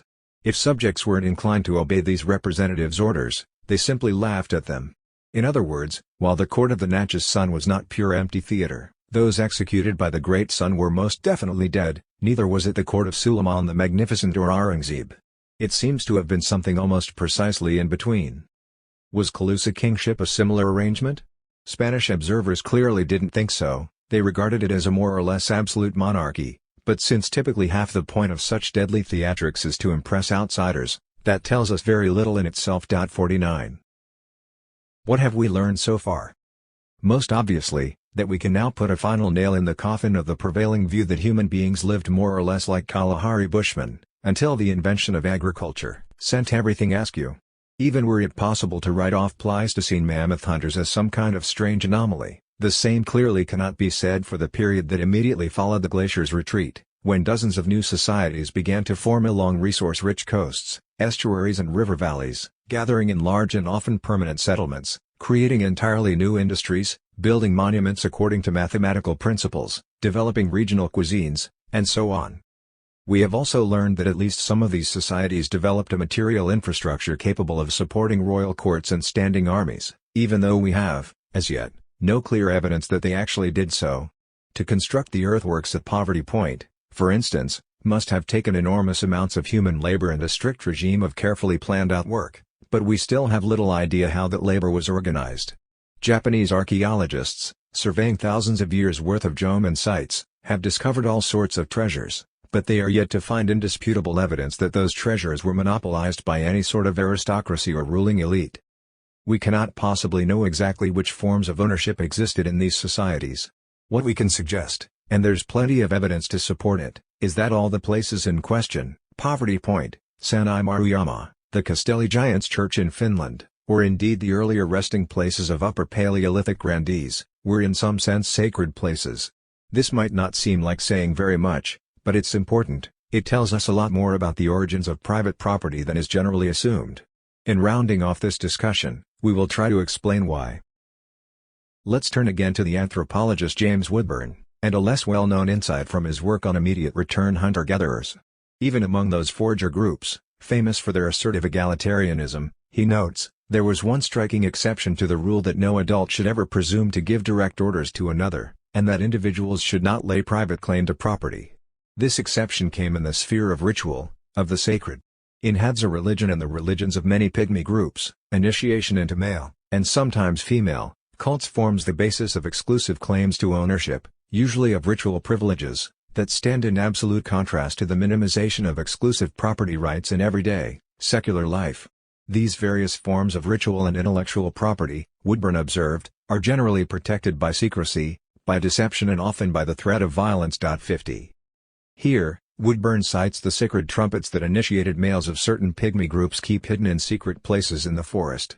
Not only are women and children not supposed to know about such sacred treasures, should any follow the men to spy on them, they would be attacked or even raped. 51 Strikingly similar practices involving sacred trumpets, sacred flutes or other fairly obvious phallic symbols are commonplace in certain contemporary societies of Papua New Guinea and Amazonia.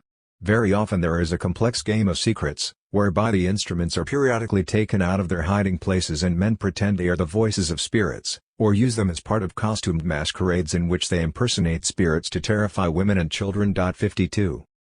Now, these sacred items are, in many cases, the only important and exclusive forms of property that exist in societies where personal autonomy is taken to be of paramount value, or what we may simply call free societies.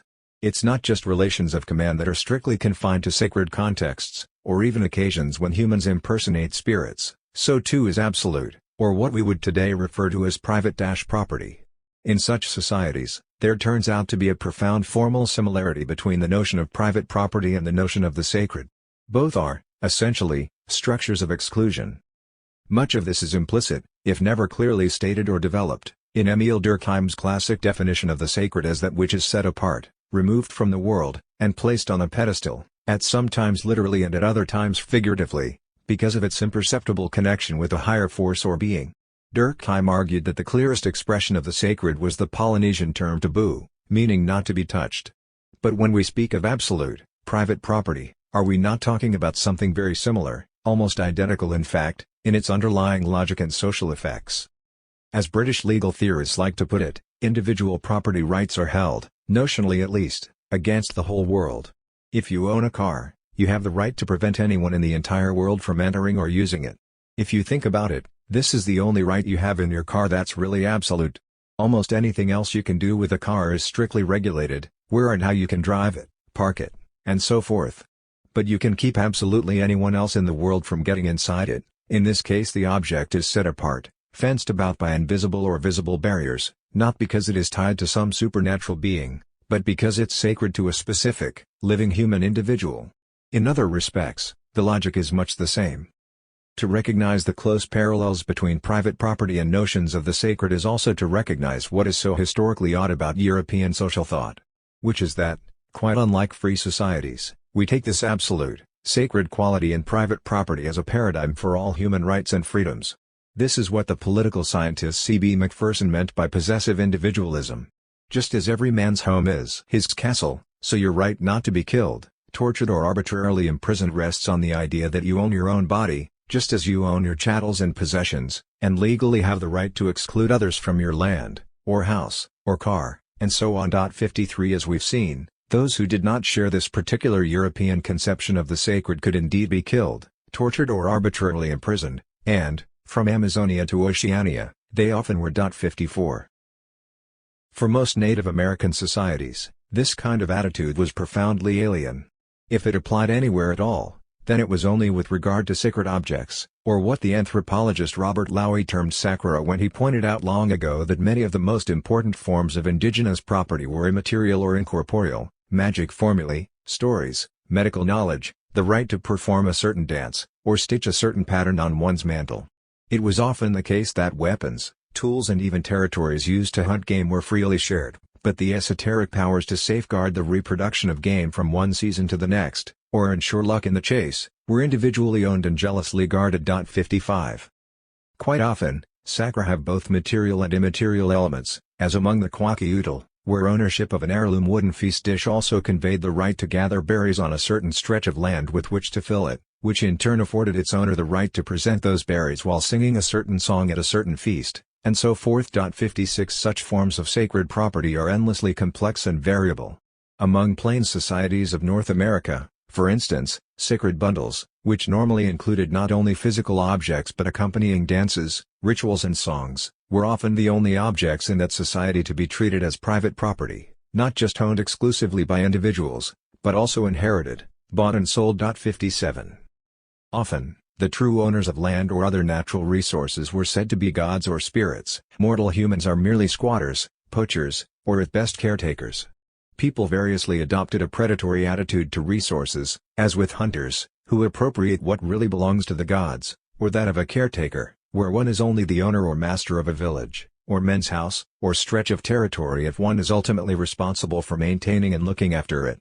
Sometimes these attitudes coexist, as in Amazonia, where the paradigm for ownership, or mastery it's always the same word, involves capturing wild animals and then adopting them as pets, that is, precisely the point where violent appropriation of the natural world turns into nurture or taking care. 58 It is not unusual for ethnographers working with indigenous Amazonian societies to discover that almost everything around them has an owner, or could potentially be owned, from lakes and mountains to his castle, so your right not to be killed, tortured or arbitrarily imprisoned rests on the idea that you own your own body, just as you own your chattels and possessions, and legally have the right to exclude others from your land, or house, or car, and so on. 53 As we've seen, those who did not share this particular European conception of the sacred could indeed be killed, tortured or arbitrarily imprisoned, and, from Amazonia to Oceania, they often were. 54 For most Native American societies, this kind of attitude was profoundly alien.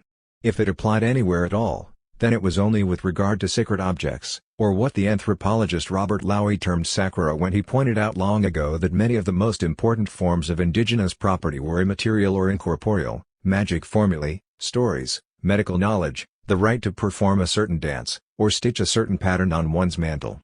It was often the case that weapons, tools and even territories used to hunt game were freely shared, but the esoteric powers to safeguard the reproduction of game from one season to the next, or ensure luck in the chase, were individually owned and jealously guarded. 55 Quite often, sacra have both material and immaterial elements, as among the Kwakiutl, where ownership of an heirloom wooden feast dish also conveyed the right to gather berries on a certain stretch of land with which to fill it, which in turn afforded its owner the right to present those berries while singing a certain song at a certain feast, and so forth. 56 Such forms of sacred property are endlessly complex and variable.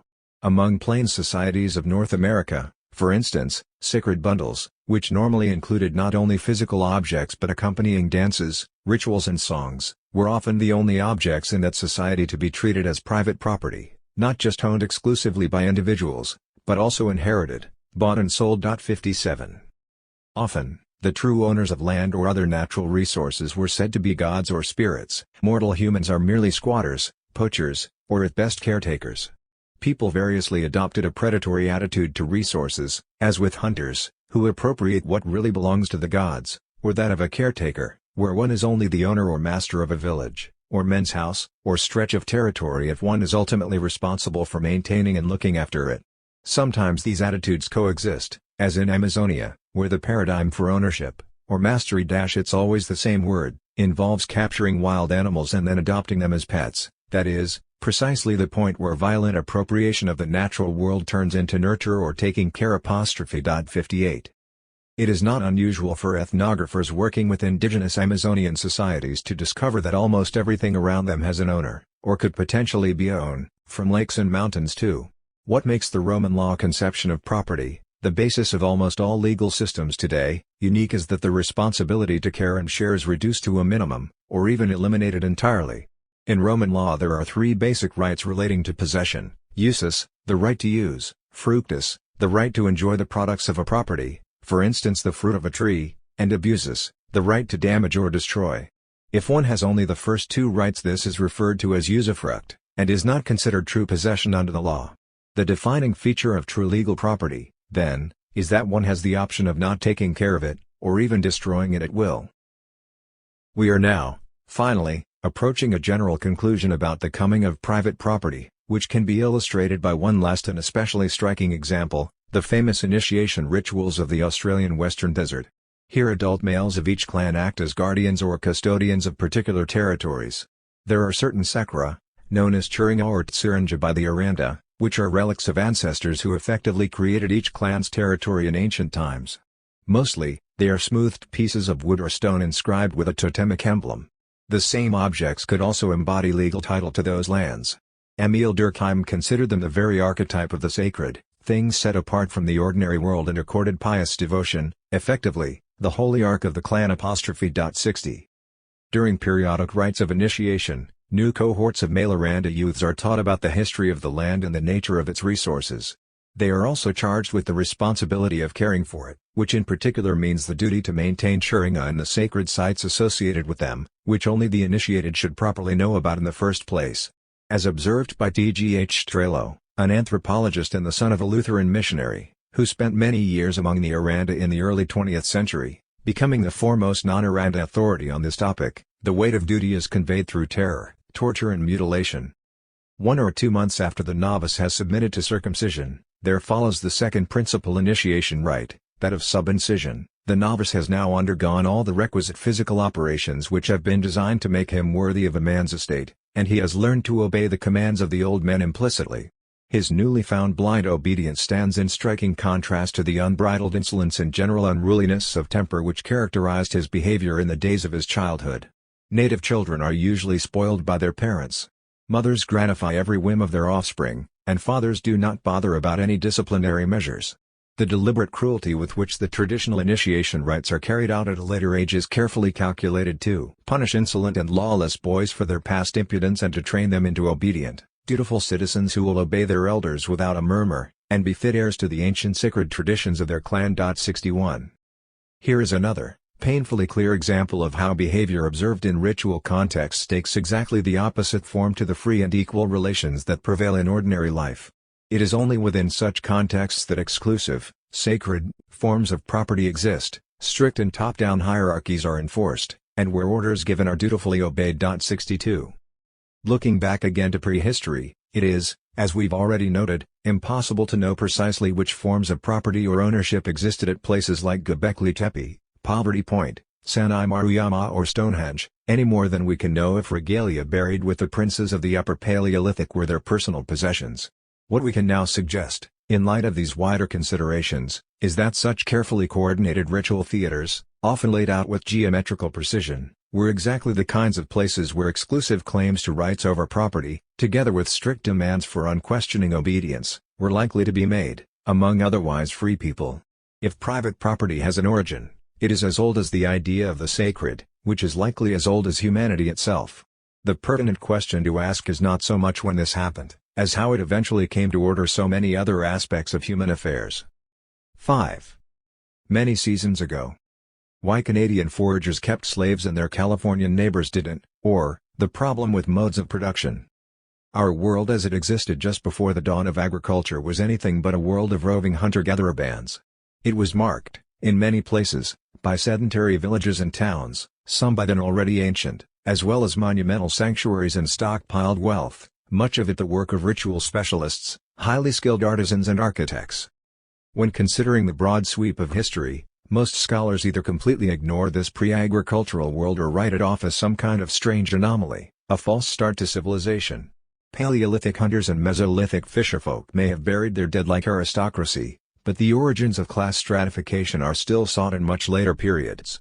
Louisiana's poverty point may have had the dimensions and at least some functions of an ancient city, but it is absent from most histories of North American urbanism, let alone urbanism in general, just as 10,000 years of Japanese civilization is sometimes written off as a prelude to the coming of rice farming and metallurgy. Even the Calusa of Florida Keys are often referred to as an incipient chiefdom. What's deemed important is not what they were, but the fact that they could be on the brink of turning into something else, a proper kingdom, presumably, whose subjects paid tribute in crops. This peculiar habit of thought requires us to treat whole populations of complex hunter-gatherers either as deviants, who took some kind of diversion from the evolutionary highway, or as lingering on the cusp of an agricultural revolution that never quite took place. It's bad enough when this is applied to a people like the Calusa, who were after all relatively small in number, living in complicated historical circumstances. Yet the same logic is regularly applied to the history of entire indigenous populations along the Pacific coast of North America, in a territory running from present-day Greater Los Angeles to the surroundings of Vancouver. When Christopher Columbus set sail from Palos de la Frontera in 1492, these lands were home to hundreds of thousands, perhaps even millions of inhabitants. They were foragers, but about as different from the Hadza, Umbuti or Kung as one can imagine. Living in an unusually bounteous environment, often occupying villages year-round, the indigenous peoples of California, for example, were notorious for their industry and, in many cases, near obsession with the accumulation of wealth. Archaeologists often characterize their techniques of land management as a kind of incipient agriculture. Some even use Aboriginal California as a model for what the prehistoric inhabitants of the Fertile Crescent, who first began domesticating wheat and barley 10,000 years ago in the Middle East, might have been like. To be fair to the archaeologists, it's an obvious comparison, since ecologically California, with its Mediterranean climate, exceptionally fertile soils and tight juxtaposition of microenvironments, deserts, forests, valleys, coastlands and mountains, is remarkably similar to the western flank of the Middle East, the area, say, from modern Gaza or Amman north to Beirut and Damascus. On the other hand, a comparison with the inventors of farming makes little sense from the perspective of indigenous Californians, who could hardly have failed to notice the nearby presence, particularly among their southwest neighbors, of tropical crops, including maize corn, which first arrived there from Mesoamerica around 4,000 years ago. While the free peoples of North America's eastern seaboard nearly all adopted at least some food crops, those of the West Coast uniformly rejected them. Indigenous peoples of California were not pre-agricultural. If anything, they were anti-agricultural. In which we first consider the question of cultural differentiation. The systematic nature of this rejection of agriculture is a fascinating phenomenon in itself. Most who attempt to explain it nowadays appeal almost entirely to environmental factors, relying on acorns or pine nuts as one staple in California, or aquatic resources further north, was simply ecologically more efficient than the maize agriculture adopted in other parts of North America. No doubt this was true on the whole, but in an area spanning several thousand miles and a wide variety of different ecosystems, it seems unlikely that there was not a single region where maize cultivation would have been advantageous.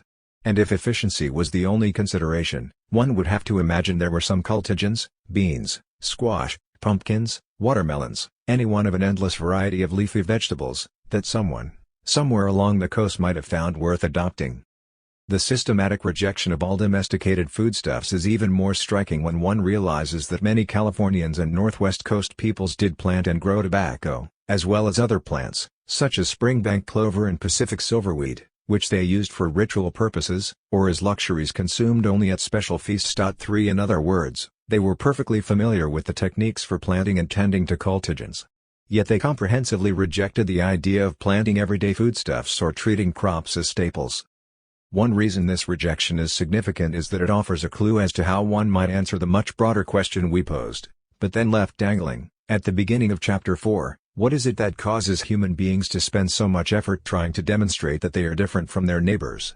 Recall how, after the end of the last ice age, the archaeological record is increasingly characterized by culture areas, that is, localized populations with their own characteristic styles of clothing, cooking and architecture, and no doubt also their own stories about the origin of the universe, rules for the marriage of cousins, and so forth.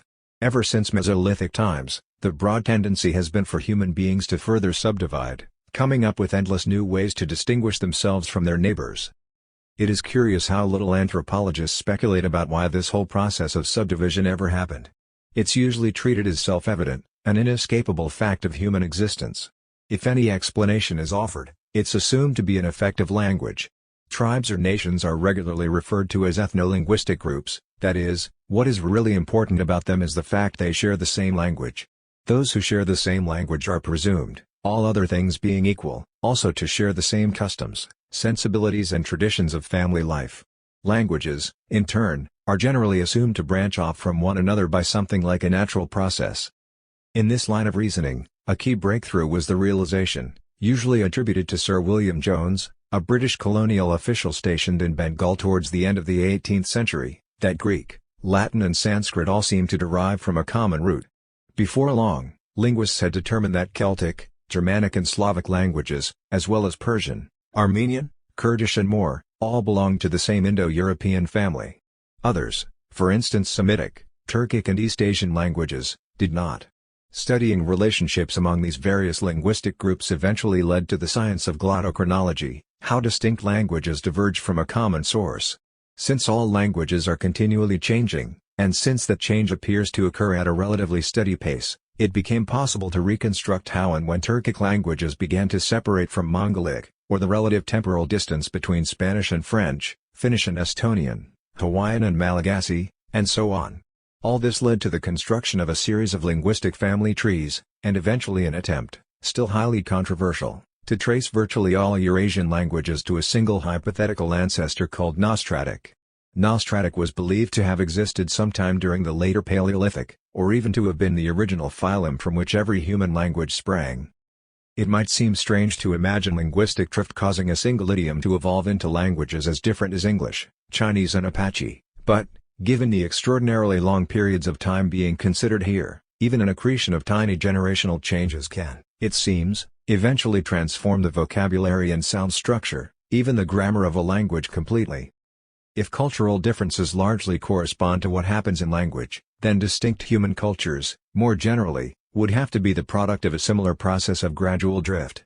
As populations migrated or became otherwise isolated from one another, they formed not only their own characteristic languages but their own traditional customs as well. All this involves any number of largely unexamined assumptions. For instance, why is it that languages are always changing to begin with? But the main point is this. Even if we take such an explanation as a given, it doesn't really explain what we actually observe on the ground. Consider an ethno-linguistic map of Northern California in the early 20th century, set into a larger map of North American culture areas as defined by ethnologists at that time. What we are presented with here is a collection of people with broadly similar cultural practices, but speaking a jumble of languages, many drawn from entirely different language families, as distant from one another as, say, Arabic, Tamil, and Portuguese. All these groups shared broad similarities, in terms of how they went about gathering and processing foodstuffs, in their most important religious rituals, in the organization of their political life, and so on. But there were also subtle or not so subtle differences between them, so that members of each group saw themselves as distinct kinds of people, Yurok, Hupa, Karok and so forth. These local identities did map onto linguistic differences. However, neighboring peoples speaking languages drawn from different families, Athabascan, Nadine, Uto-Aztecan and so on, actually had far more in common with each other, in almost every other way, than they did with speakers of languages from the same linguistic family living in other parts of North America. The same can be said of the First Nations of the Canadian Northwest Coast, who also speak a variety of unrelated languages, but in other ways resemble one another far more closely than they do speakers of the same languages from outside the Northwest Coast, including in California. Of course, European colonization had a profound and catastrophic impact on the distribution of Native American peoples, but what we are seeing here also reflects a deeper continuity of culture historical development, a process that tended to occur at various points in human history, when modern nation-states were not around to order populations into neat ethno-linguistic groups. Arguably, the very idea that the world is divided into such homogeneous units, each with its own history, is largely a product of the modern nation-state, and the desire of each to claim for itself a deep territorial lineage. At the very least, we should think twice before projecting such uniformities back in time, onto remote periods of human history for which no direct evidence of language distributions even exists. In this chapter, we want to explore what actually did drive processes of cultural subdivision for the greater part of human history. Such processes are crucial to understanding how human freedoms, once taken for granted, eventually came to be lost. In doing this, we'll focus on the history of those non-agricultural peoples who inhabited the western coast of North America. As their refusal of agriculture implies, these processes were likely far more self-conscious than scholars usually imagine. In some cases, as we'll see, they appear to have involved explicit reflection and argument about the nature of freedom itself. Where we consider the wildly inadequate, sometimes offensive but occasionally suggestive ways in which the question of culture areas has been broached before. How did earlier generations of scholars describe these regional clusters of societies? The term most commonly used, up until the middle of the 20th century, was culture areas, or culture circles, a concept which, nowadays, has either been forgotten or fallen into disrepute. The notion of culture areas first emerged in the last decades of the 19th century and the first of the 20th. Since the Renaissance, human history had been seen largely as the story of great migrations, humans, having fallen from grace, wandering ever more distant from the Garden of Eden. Family trees showing the dispersal of Indo-European or Semitic languages did nothing to discourage this kind of thinking. But the notion of human progress pulled in the exact opposite direction. It encouraged researchers to imagine primitive peoples as tiny, isolated communities, cut off from each other and the larger world. This, of course, is what made it possible to treat them as specimens of earlier stages of human development in the first place. If everyone were in regular contact with each other, this sort of evolutionist analysis wouldn't really worked out for. The notion of culture areas, by contrast, came largely out of museums, and particularly in North America.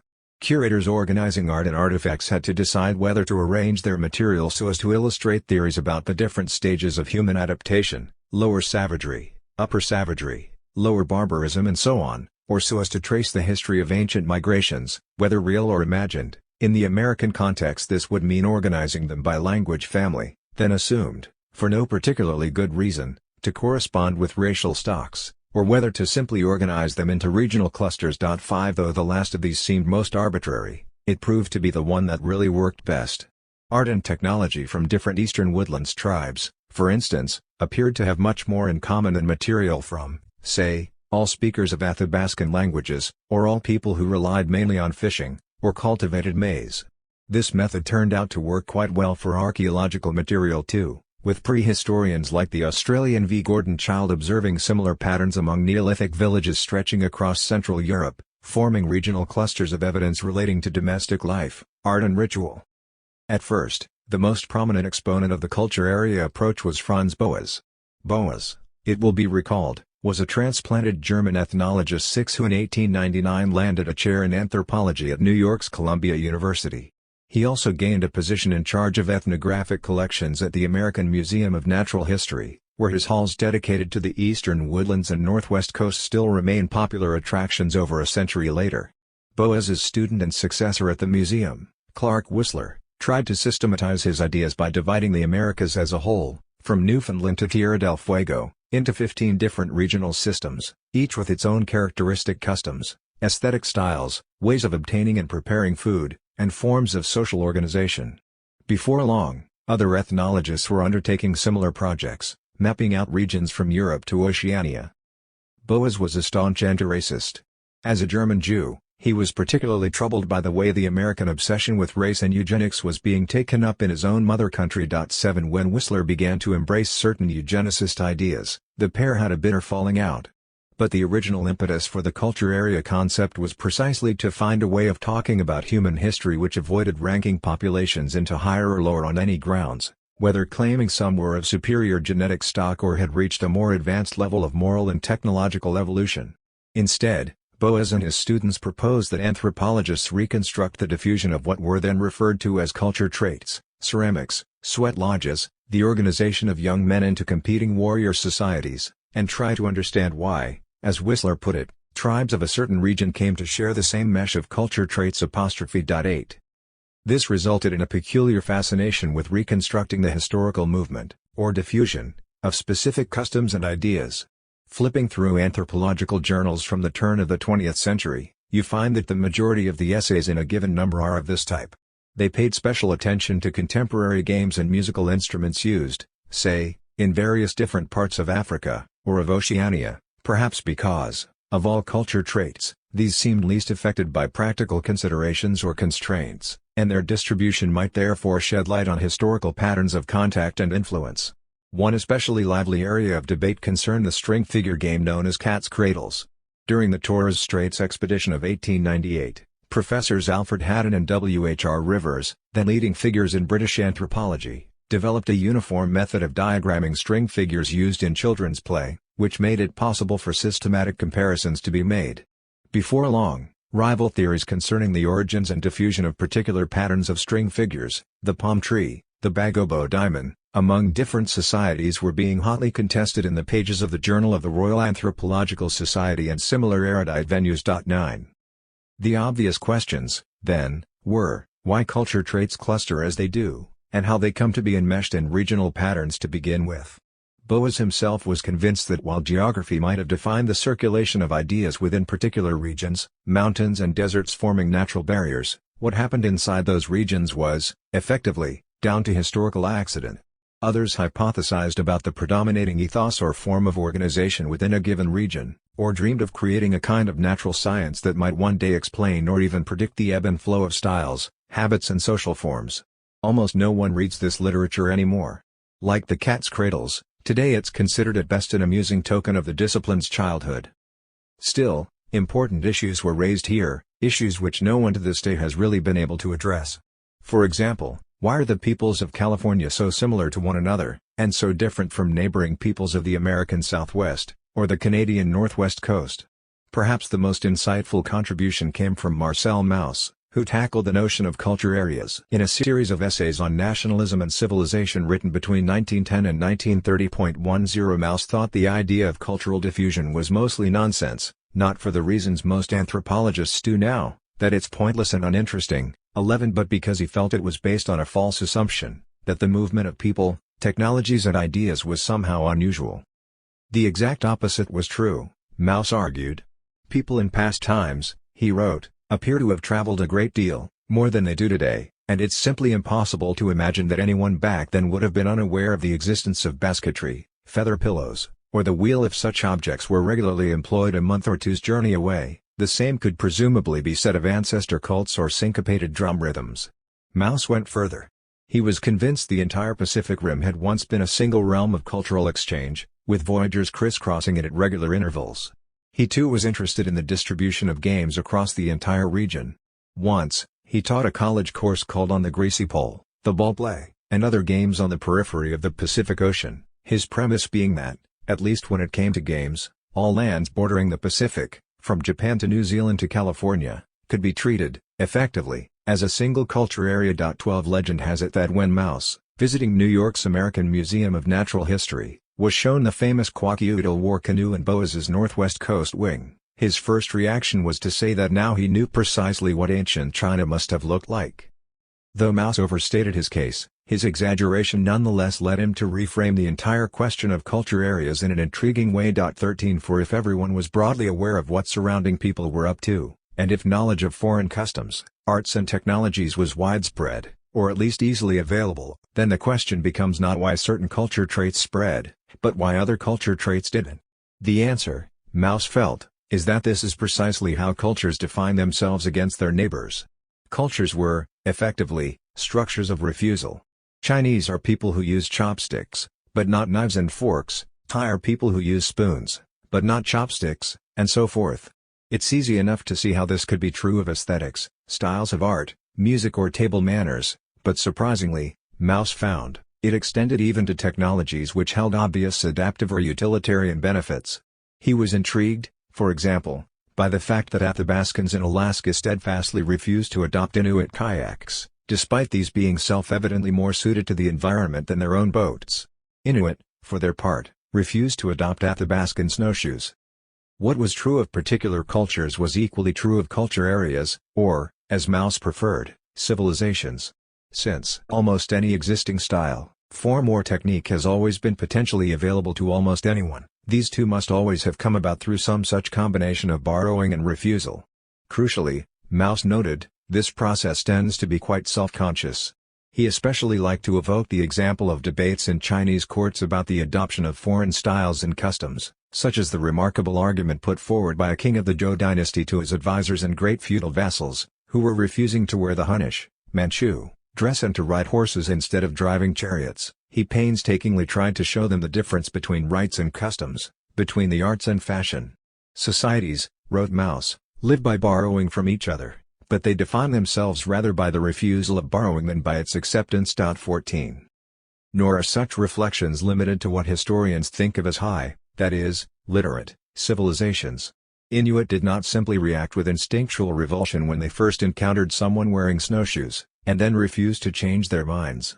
They reflected on what adopting, or not adopting, snowshoes might say about the kind of people they considered themselves to be.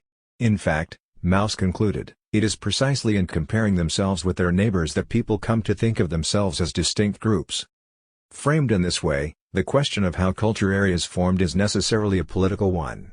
It raises the possibility that decisions such as whether or not to adopt agriculture weren't just calculations of caloric advantage or matters of random cultural taste, but also reflected questions about values, about what humans really are, and consider themselves to be, and how they should properly relate to one another. Just the kinds of issues, in fact, which our own post-Enlightenment intellectual tradition tends to express through terms like freedom, responsibility, authority, equality, solidarity and justice. In which we apply Mauss's insight to the Pacific Coast and consider why Walter Goldschmidt's description of Aboriginal Californians as Protestant foragers, while in many ways absurd, still has something to tell us. Let us return, then, to the Pacific. Since around the start of the 20th century, anthropologists have divided the indigenous inhabitants of North America's western littoral into two broad culture areas, California and the Northwest Coast. Before the 19th century, when the effects of the fur trade and the gold rush wreaked havoc on indigenous groups and many were exterminated, these populations formed a continuous chain of foraging societies extending through much of the West Coast, at that time, perhaps the largest continuous distribution of foraging peoples in the world. If nothing else, it was a highly efficient way of life. Both the Northwest Coast peoples and those of California maintained higher densities of population than, say, maize, beans and squash farmers of the nearby Great Basin and American Southwest. In other ways, the northern and southern zones were profoundly different, both ecologically and culturally. The peoples of the Canadian Northwest Coast relied heavily on fishing, and particularly the harvesting of anadromous fish such as salmon and eulachon, which migrate upriver from the sea to spawn, as well as a variety of marine mammals, terrestrial plants and game resources. As we saw a couple of chapters ago, these groups divided their year between very large coastal winter villages, holding ceremonies of great complexity, and, in spring and summer, smaller social units that were more pragmatically focused on the provision of food. Expert woodworkers, they also transformed the local conifers, fir, spruce, redwood, yew and cedar, into a dazzling material culture of carved and painted masks, containers, tribal crests, totem poles, richly decorated houses and canoes, which ranks among the world's most striking artistic traditions. Aboriginal societies in California, to the south, occupied one of the world's most diverse habitats. They made use of a staggering variety of terrestrial resources, which they managed by careful techniques of burning, clearing and pruning. The region's Mediterranean climate and tightly compressed topography of mountains, deserts, foothills, river valleys and coastlines made for a rich assortment of local flora and fauna, exchanged at intertribal trade fairs. Most Californians were proficient fishers and hunters, but many also followed an ancient reliance on tree crops, especially nuts and acorns, as staple foods. Their artistic traditions differed from those of the Northwest Coast. House exteriors were generally plain and simple. There was almost nothing similar to the Northwest Coast masks or monumental sculptures that so delight museum curators. Rather, aesthetic activity focused on the weaving of highly patterned baskets used for storing and serving food. 15. There was a further important difference between these two extensive groupings of societies, one that for some reason is far less remarked on by scholars today. From the Klamath River northwards, there existed societies dominated by warrior aristocracies engaged in frequent intergroup raiding and in which, traditionally, a significant portion of the population had consisted of chattel slaves. This apparently had been true as long as anyone living there could remember. But none of this was the case further south.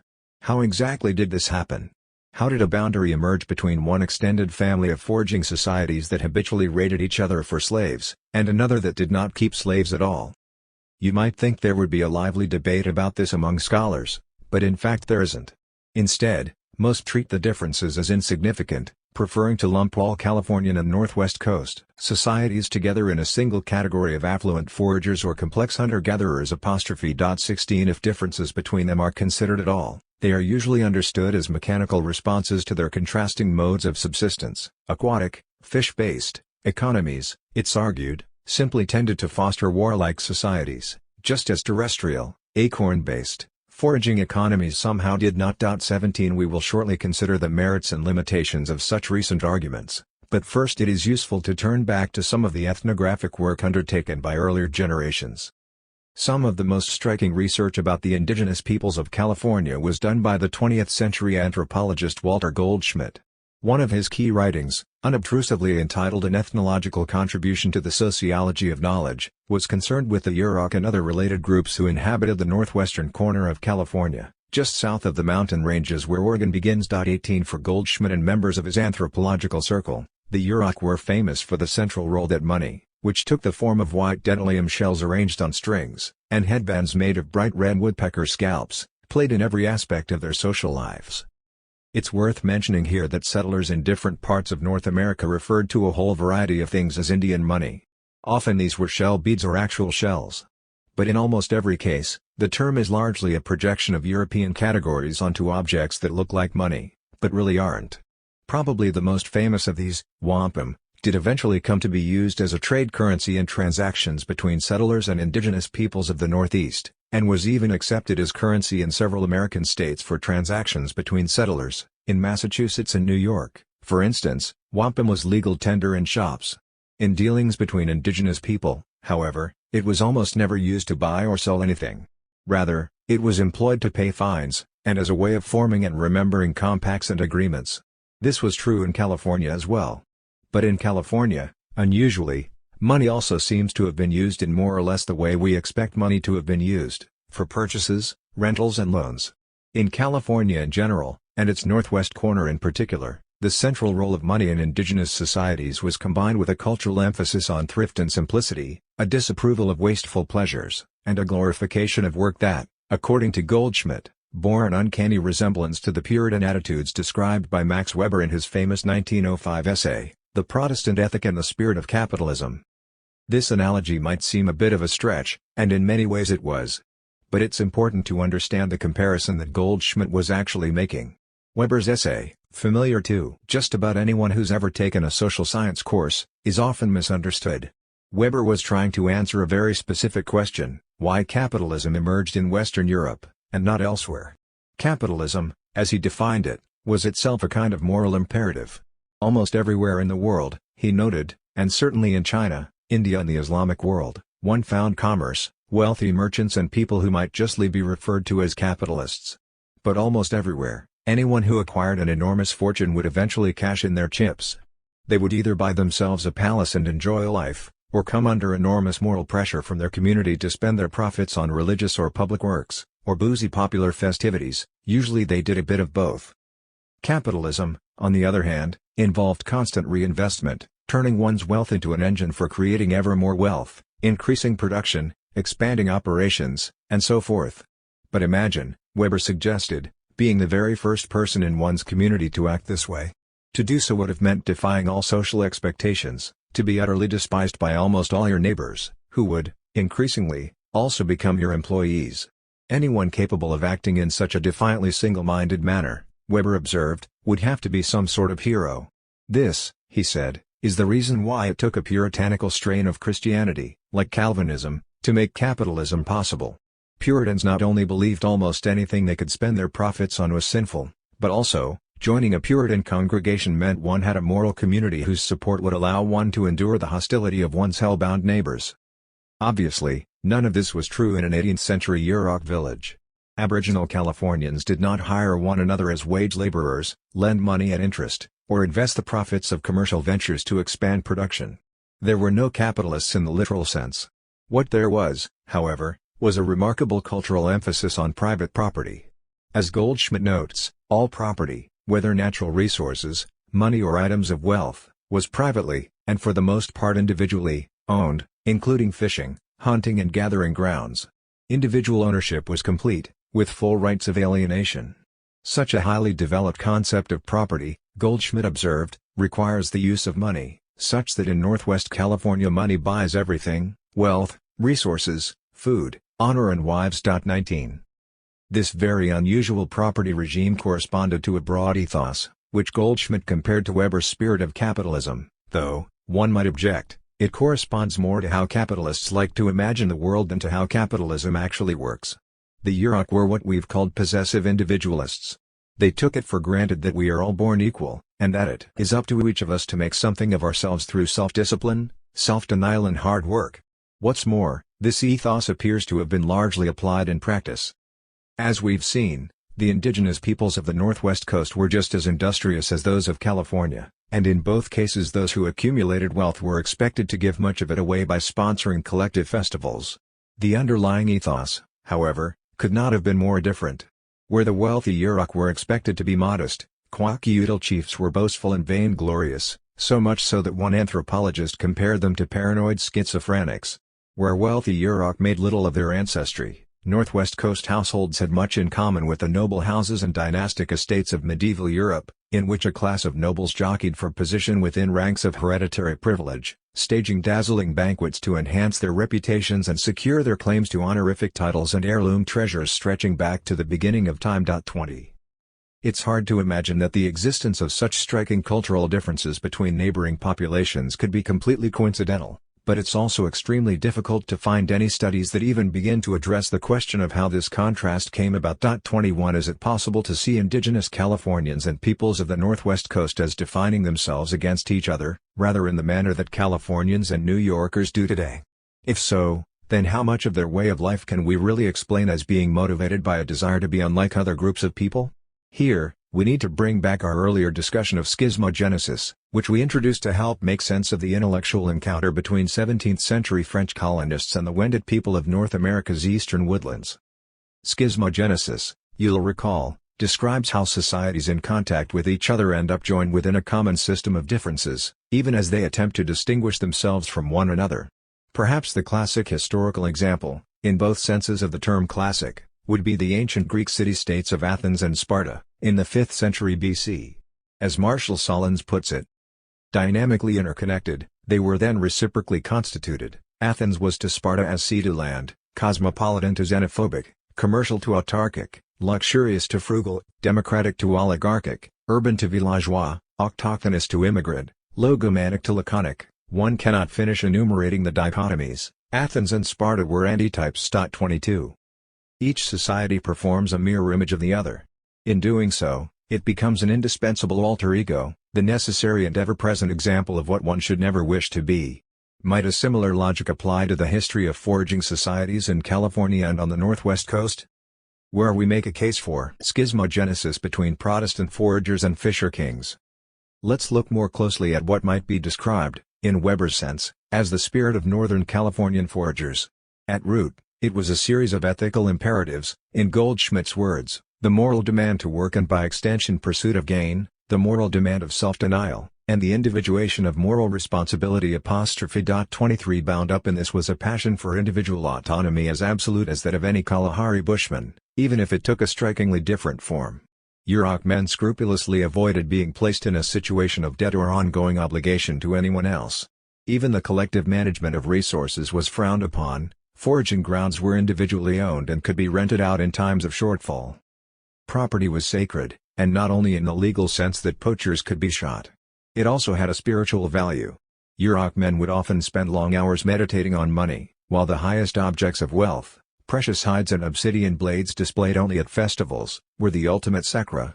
Yurok struck outsiders as puritanical in a literal sense as well. As Goldschmidt reports, ambitious Yurok men were exhorted to abstain from any kind of indulgence, eating, sexual gratification, play or sloth. Big eaters were considered vulgar.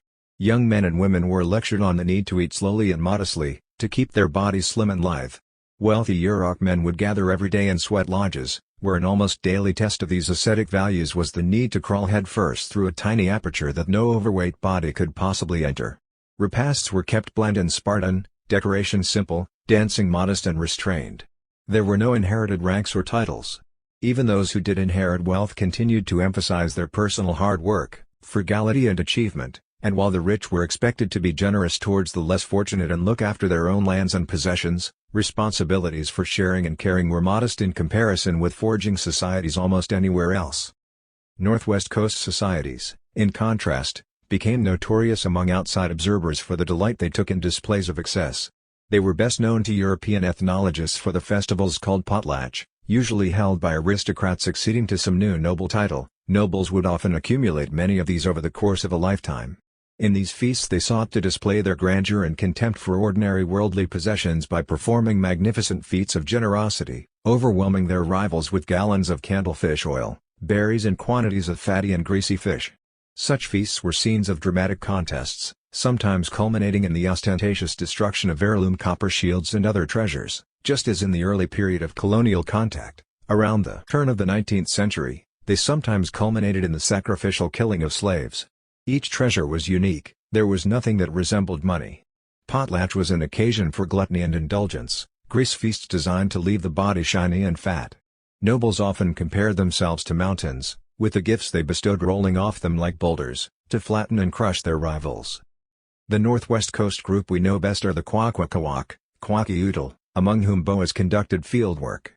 They became famous for the exuberant ornamentation of their art, their love of masks within masks, and the theatrical stage effects employed in their rituals, including fake blood, trapdoors and violent clown police.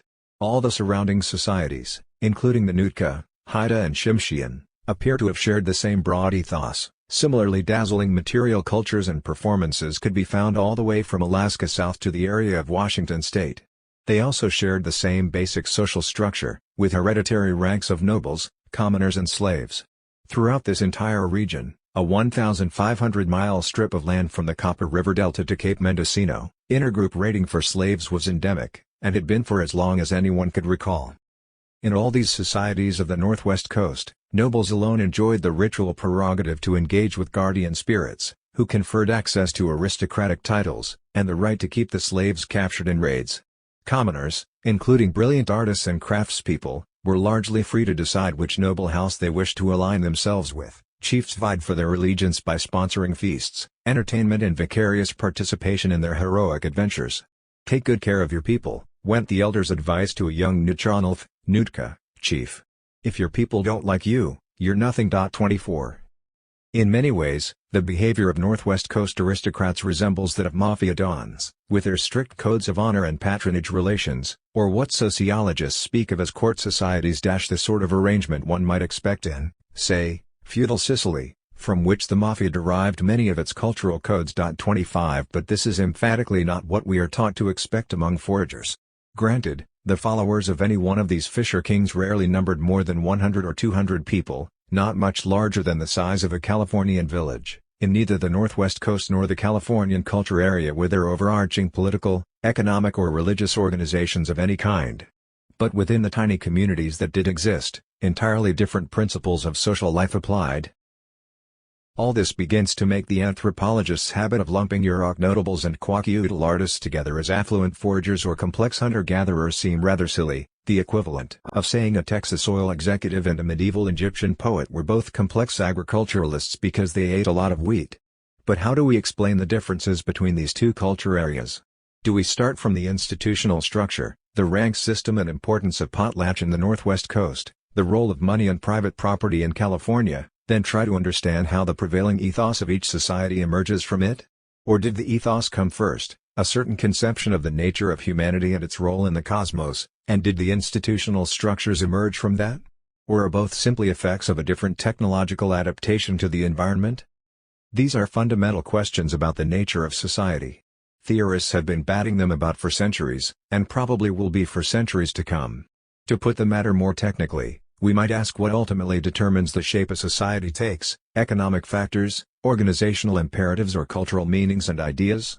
Following in the footsteps of Mauss, we might also suggest a fourth possibility. Are societies in effect self-determining, building and reproducing themselves primarily with reference to each other? There's a lot riding on the answer we give in this particular case.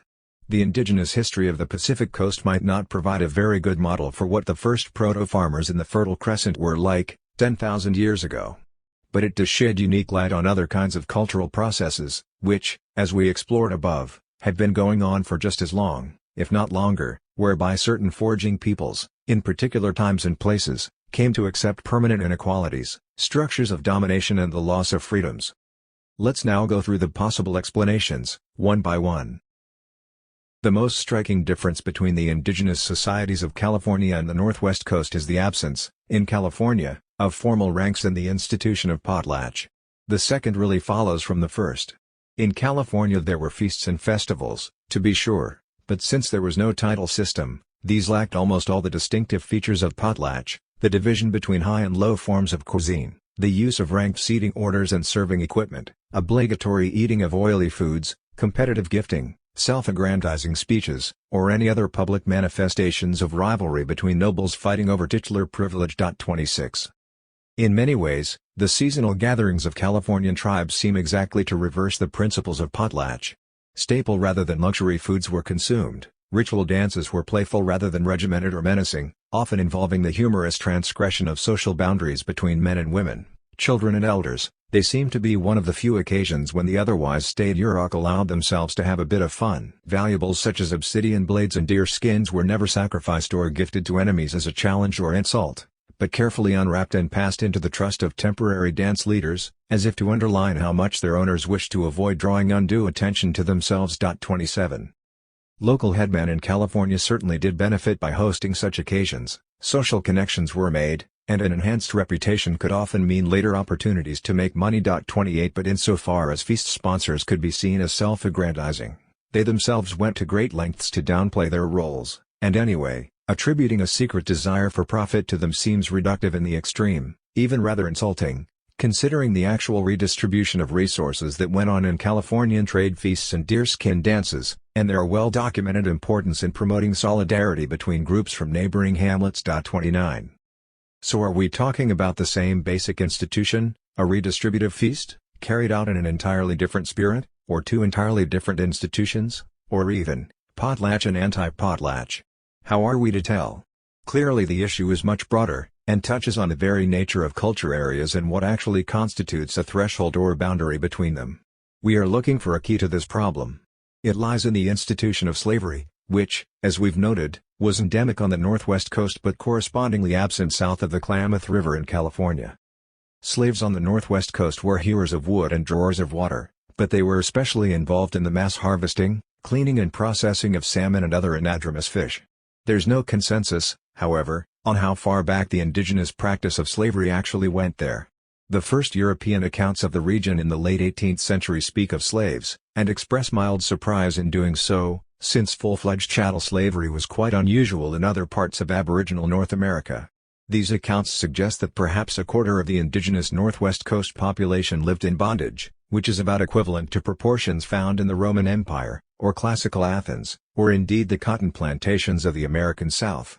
What's more, slavery on the Northwest Coast was a hereditary status. If you were a slave, your children were also fated to be so. 30. Given the limitations of our sources, it's always possible that these European accounts were describing what was, at the time, a recent innovation. Current archaeological and ethno-historical research, though, suggests that the institution of slavery goes back a very long way indeed on the Northwest Coast, many centuries before European ships began docking at Nootka Sound to trade in otter pelts and blankets. Concerning the nature of slavery and modes of production more generally, it's fiendishly difficult to find slavery in the archaeological record, unaided by written records, but on the West Coast we can at least observe how many of the elements that later came together in the institution of slavery emerged at roughly the same time, starting around 1850 BC, in what's called the Middle Pacific period.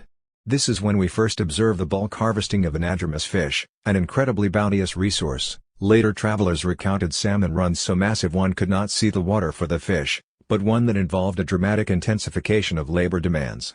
It's presumably no coincidence that around this same time, we see also the first signs of warfare and the building of defensive fortifications, and expanding trade networks. 31 There are also some other pointers.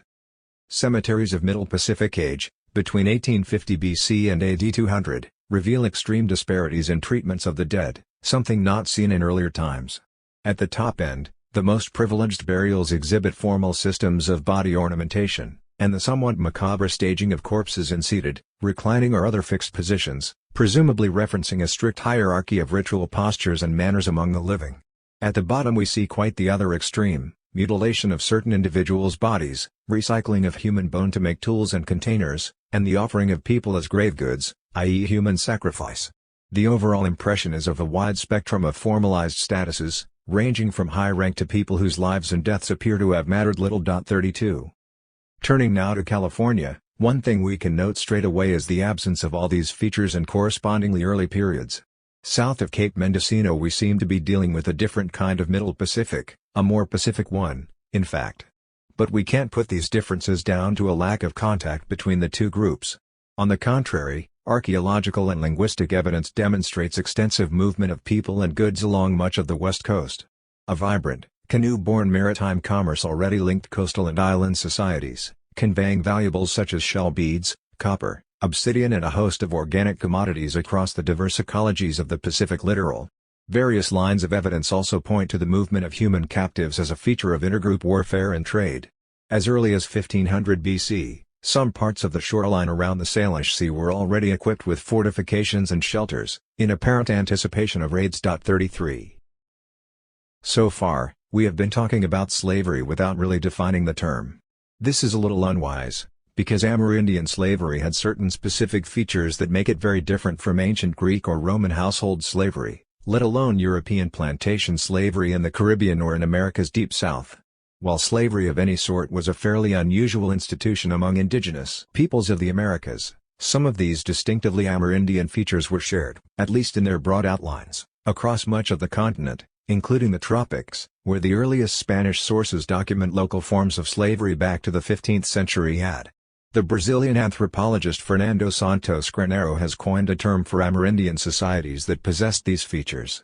He calls them capturing societies. 34. Before exploring what he means, let's define slavery itself. What makes a slave different from a serf, a peon, captive or inmate is their lack of social ties. In legal terms, at least, a slave has no family, no kin, no community. They can make no promises and forge no ongoing connections with other human beings. This is why the English word free is actually derived from a root meaning friend. Slaves could not have friends because they could not make commitments to others, since they were entirely under someone else's power and their only obligation was to do exactly what their master said. If a Roman legionary was captured in battle and enslaved, then managed to escape and return home, he had to go through an elaborate process of restoring all his social relationships, including remarrying his wife, since the act of enslaving him was considered to have severed all previous relationships. The West Indian sociologist Orlando Patterson has referred to this as a condition of social death. 35. Unsurprisingly, the archetypical slaves are usually war captives, who are typically far from home amid people who owe them nothing. There is another practical reason for turning war captives into slaves. A slave's master has a responsibility to keep them alive in a fit state to work. Most human beings need a good deal of care and resources, and can usually be considered a net economic loss until they are 12 or sometimes 15 years old. It rarely makes economic sense to breed slaves, which is why, globally, slaves have so often been the product of military aggression, though many were also products of debt traps, punitive judicial decisions or banditry.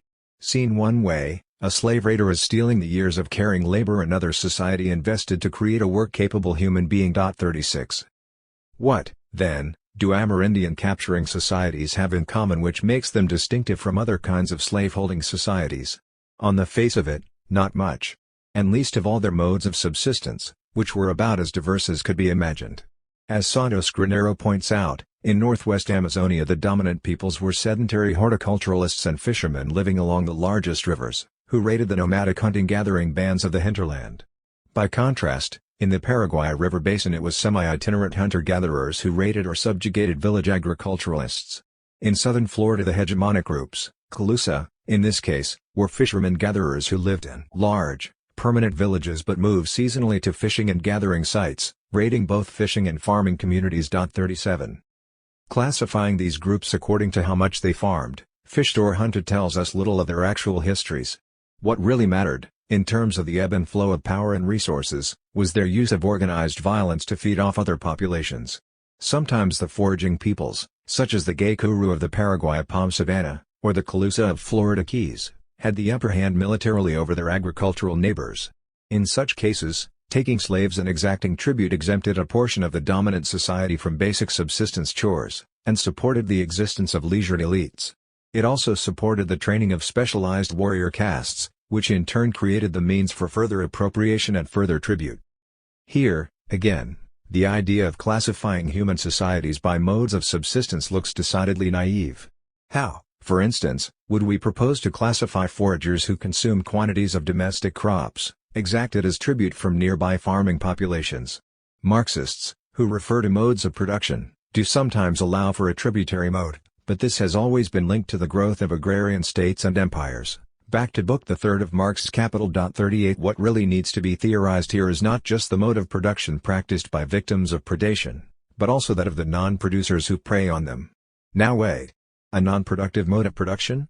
This sounds like a contradiction in terms. But it's only so if we limit the meaning of production strictly to the creation of food or goods. And maybe we shouldn't. Capturing societies in the Americas considered slave-taking as a mode of subsistence in its own right, but not in the usual sense of producing calories. Raiders almost invariably insisted that slaves were captured for their life force or vitality which was consumed by the conquering group. 39 Now, you might say this is literally true. If you exploit another human being for their labor, either directly or indirectly, you are living off their energies or life force, and if they are providing you with food, you are in fact eating it. But there is slightly more going on here. Let's recall Amazonian ideas of ownership. You appropriate something from nature, killing or uprooting it, but then this initial act of violence is transformed into a relation of caring, as you maintain and tend what is captured. Slave raiding was talked about in similar terms, as hunting, traditionally men's work, and captives were likened to vanquished prey. Experiencing social death, they would come to be regarded as something more like pets. While being re-socialized in their captors' households, they had to be nurtured, cooked for, fed and instructed in the proper ways of civilization. In short, domesticated. These tasks were usually women's work. If the socialization was completed, the captive ceased to be a slave. However, captives could sometimes be kept suspended in social death, as part of a permanent pool of victims awaiting their actual, physical death. Typically they would be killed at collective feasts, akin to the Northwest Coast potlatch, presided over by ritual specialists, and this would sometimes result in the eating of enemy flesh. 40. All this may seem exotic. However, it echoes the way exploited people everywhere and throughout history tend to feel about their situation. Their bosses, or landlords, or superiors are blood-sucking vampires, and they are treated at best as pets and at worst as cattle. It's just that in the Americas, a handful of societies enacted those relationships in a quite literal fashion. The more important point, concerning modes of production or modes of subsistence, is that this kind of exploitation often took the form of ongoing relations between societies. Slavery almost always tends to do this, since imposing social death on people whose biological relatives speak the same language as you and can easily travel to where you live will always create problems. Let's recall how some of the first European travelers to the Americas compared savage males to noblemen back home, because, like these noblemen, they dedicated almost all their time to politics, hunting, raiding and waging war on neighboring groups. A German observer in 1548 spoke of Arawakan villagers of the Gran Chaco in Paraguay as serfs of Guaycuru foragers, in the same way as German rustics are with respect to their lords.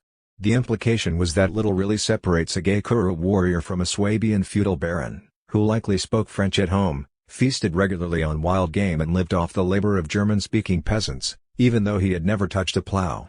At what point, we might then ask, were the Guaycuru, who lived amid piles of maize, manioc, cassava, and other agricultural products delivered as tribute, as well as slaves secured in raids on societies even further distant, no longer simply hunter-gatherers, especially if they were also hunting and gathering other humans? True, crops were sent as tribute from nearby conquered villages, but tributary villages also sent servants, and raids on villages further out tended to concentrate on enslaving women, who could serve as concubines, nursemaids and domestics, allowing Guaycuru princesses, their bodies often completely covered with intricate tattoos and spiral designs painted on daily by their domestics, to devote their days to leisure. Early Spanish commentators always remarked that Guaycuru treated their slaves with care and even tenderness, almost exactly as they did their pet parrots and dogs. 41 But what was really going on here? If slavery is the theft of labor that other societies invest in bringing up children, and the main purpose to which slaves were put was caring for children, or attending to and grooming a leisure class, Then, paradoxically, the main objective of slave-taking for the capturing society seems to have been to increase its internal capacity for carrying labor. What was ultimately being produced here, within Graeber society, were certain kinds of people, nobles, princesses, warriors, commoners, servants, and so on. 42. What needs emphasizing, since it will become extremely important as our story unfolds, is the profound ambivalence, or perhaps we might better say double-edgedness, of these carrying relationships. Amerindian societies typically referred to themselves by some term that can be roughly translated as human beings. Most of the tribal names traditionally applied to them by Europeans are derogatory terms used by their neighbors. Eskimo, for example, means people who don't cook their fish, and Iroquois is derived from an Algonquian term meaning vicious killers. Almost all these societies took pride in their ability to adopt children or captives, even from among those whom they considered the most benighted of their neighbors, and, through care and education, turn them into what they considered to be proper human beings. Slaves, it follows, were an anomaly, people who were neither killed nor adopted, but who hovered somewhere in between, abruptly and violently suspended in the midpoint of a process that should normally lead from prey to pet to family. As such, the captive slave becomes trapped in the role of caring for others, a non-person whose work is largely directed towards enabling those others to become persons, warriors, princesses, human beings of a particularly valued and special kind. As these examples show, if we want to understand the origins of violent domination in human societies, this is precisely where we need to look. Mere acts of violence are passing, acts of violence transformed into caring relations have a tendency to endure. Now that we have a clearer idea of what Amerindian slavery actually involved, let us return to the Pacific coast of North America and try to understand some of the specific conditions that made chattel slavery so prevalent on the northwest coast, and so unusual in California. We'll start with a piece of oral history, an old story, in which we consider the story of the Wogies. An indigenous cautionary tale about the dangers of trying to get rich quick by enslaving others, and indulge ourselves in an aside on guns, germs and steel. The story we're about to recount is first attested in 1873 by the geographer A. W. Chase. Chase claims it was related to him by people of the Chetco Nation of Oregon. It concerns the origins of the word Wogie, pronounced Wagay, which across much of the coastal region was an indigenous term for white settlers.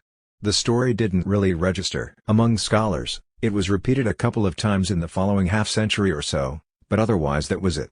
Yet this long-overlooked story contains some precious gems of information, especially about indigenous attitudes to slavery, at precisely the interface between California and the northwest coast that we've been exploring.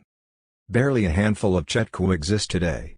Originally dominating the southern shoreline of Oregon, they were largely wiped out in genocidal massacres carried out by invading settlers in the mid-19th century. By the 1870s, a small number of survivors were living in the Silence Reservation, now in Lincoln County. This is what their ancestors told Chase about their origins and where they had come from. The Chetcos say that, many seasons ago, their ancestors came in canoes from the far north, and landed at the river's mouth. They found two tribes in possession, one a warlike race, resembling themselves. These they soon conquered and exterminated. The other was a diminutive people, of an exceedingly mild disposition, and white. These called themselves, or were called by the newcomers, Wogies. They were skillful in the manufacture of baskets, robes, and canoes, and had many methods of taking game and fish which were unknown to the invaders. Refusing to fight, the Wogies were made slaves of, and kept at work to provide food and shelter and articles of use for the more warlike race, who waxed very fat and lazy. One night, however, after a grand feast, the Wogies packed up and fled, and were never more seen. When the first white men appeared, the Chetcos supposed that they were the Wogies returned. They soon found out their mistake, however, but retained among themselves the appellation for the white men, who are known as Wogies by all the coast tribes in the vicinity. 43. The tale might seem unassuming, but there's a lot packed into it. That the survivors of a forager group on the Oregon coast should narrate Euro-American colonization as an act of historical vengeance is unsurprising. 44. Neither is there anything implausible about an indigenous slaveholding society migrating south by sea into new territory, at some remote time, and either subjugating or killing the autochthonous inhabitants. 45. Similarly to the Graeber, the aggressors appear to have made a point of subduing people with skills they themselves lacked. What the Proto-Chetco acquired was not just physical brawn, Wogie labor, or even care, but the accumulated savoir-faire of a hunter-fisher-forager people not entirely unlike themselves and, according to the story at least, in many respects more capable. Another intriguing feature of this story is its setting. The Chetco lived in the intermediate zone between our two major culture regions, precisely where one would imagine the institution of slavery to be most explicitly debated and contested. And indeed, the story has a distinctly ethical flavor, as if it were a cautionary tale aimed at anyone tempted to render others slaves, or acquire wealth and leisure through raiding. Having forced their victims into servitude, growing fat and lazy on the proceeds, it's the Chetco's newfound sloth that makes them unable to pursue the fleeing Wogis. The Wogis come out of the whole affair on top by virtue of their pacifism, industriousness, craft skills and capacity for innovation. Indeed, they get to make a lethal return, in spirit, at least, as Euro-American settlers equipped with guns, germs, and steel. 46. Taking this into account, the tale of the Wogis points to some intriguing possibilities. Most importantly, it indicates that the rejection of slavery among groups in the region between California and the Northwest Coast had strong ethical and political dimensions. And indeed, once one starts looking, it's not hard to find further evidence for this. The Yurok, for example, did hold a small number of slaves, mainly dead peons or captives not yet ransomed by their relatives. But their legends evince a strong disapproval. To take one example, a heroic protagonist makes his fame by defeating a maritime adventurer named Lemukwelame, who would pillage and enslave passing travelers. After defeating him in combat, our hero rejects his appeal to join forces. "No, I do not want to be like you, summoning boats to the shore, seizing them and their cargo, and making people slaves. As long as you live you will never be tyrannous again, but like other men." "I will do so," said Lemukwelame. "If you return to your former ways, I will kill you. Perhaps I should take you for a slave now, but I will not. Stay in your home and keep what is yours and leave people alone." To the slaves who stood about nearly filling the river bank, he said, "Go to your homes. You are free now." The people who had been enslaved surrounded him, weeping and thanking him and wanting to drag his boat back to the water. "No, I will drag it myself," he said, and then with one hand he lifted it to the river. So the freed people all scattered, some downriver and some upriver to their homes. 47. Northwest Coast-style maritime raiding was in no sense celebrated, to say the least. Still, one might ask, might there not be a more straightforward explanation for the prevalence of slavery on the Northwest Coast, and its absence further south? It's easy to express moral disapproval of a practice if there's not much economic incentive to practice it anyway. An ecological determinist would almost necessarily argue this, and in fact there is a body of literature that makes just such an argument for the Pacific Coast, and it's about the only literature that does actually take on the question of why different coastal societies looked so different in the first place. This is a branch of behavioral ecology called optimal foraging theory. Its proponents make some interesting points. Before proceeding, then, let us consider them. In which we ask, would you rather fish, or gather acorns? Optimal foraging theory is a style of predictive modeling that originates in the study of non-human species such as starlings, honeybees or fish. Applied to humans, it typically frames behavior in terms of economic rationality, i.e., foragers will design their hunting and collecting strategies with the intention of obtaining a maximum return in calories, for a minimum outlay of labor. This is what behavioral ecologists call a cost-benefit calculation. First you figure out how foragers ought to act, if they are trying to be as efficient as possible. Then you examine how they do in fact act. If it doesn't correspond to the optimum foraging strategy, something else must be going on. From this perspective, the behavior of indigenous Californians was far from optimal. As we've noted, they relied primarily on gathering acorns and pine nuts as staples. In a region as bounteous as California, there's no obvious reason to do this. Acorns and pine nuts offer tiny individual food packages and require a great deal of labor to process. To render them edible, most varieties require the backbreaking work of leaching and grinding to be carried out, to remove toxins and release nutrients. Nut yields can vary dramatically from one season to the next, a risky pattern of boom and bust. At the same time, fish are found in abundance from the Pacific Coast inland at least as far as the confluence of the Sacramento and San Joaquin rivers. Fish are both more nutritious and more reliable than nuts. Despite this, salmon and other aquatic foods generally came second to tree crops in Californian diets, and this seems to have been the case long before the arrival of Europeans. 48. In terms of optimal foraging theory, then, the behavior of Californians simply makes no sense. Salmon can be harvested and processed in great quantities on an annual basis, and they provide oil and fats as well as protein. In terms of cost-benefit calculations, The peoples of the northwest coast are eminently more sensible than Californians, and have been for hundreds or even thousands of years. 49 Granted, they also had little choice, since nut gathering was never a serious option on the northwest coast. The main forest species there are conifers.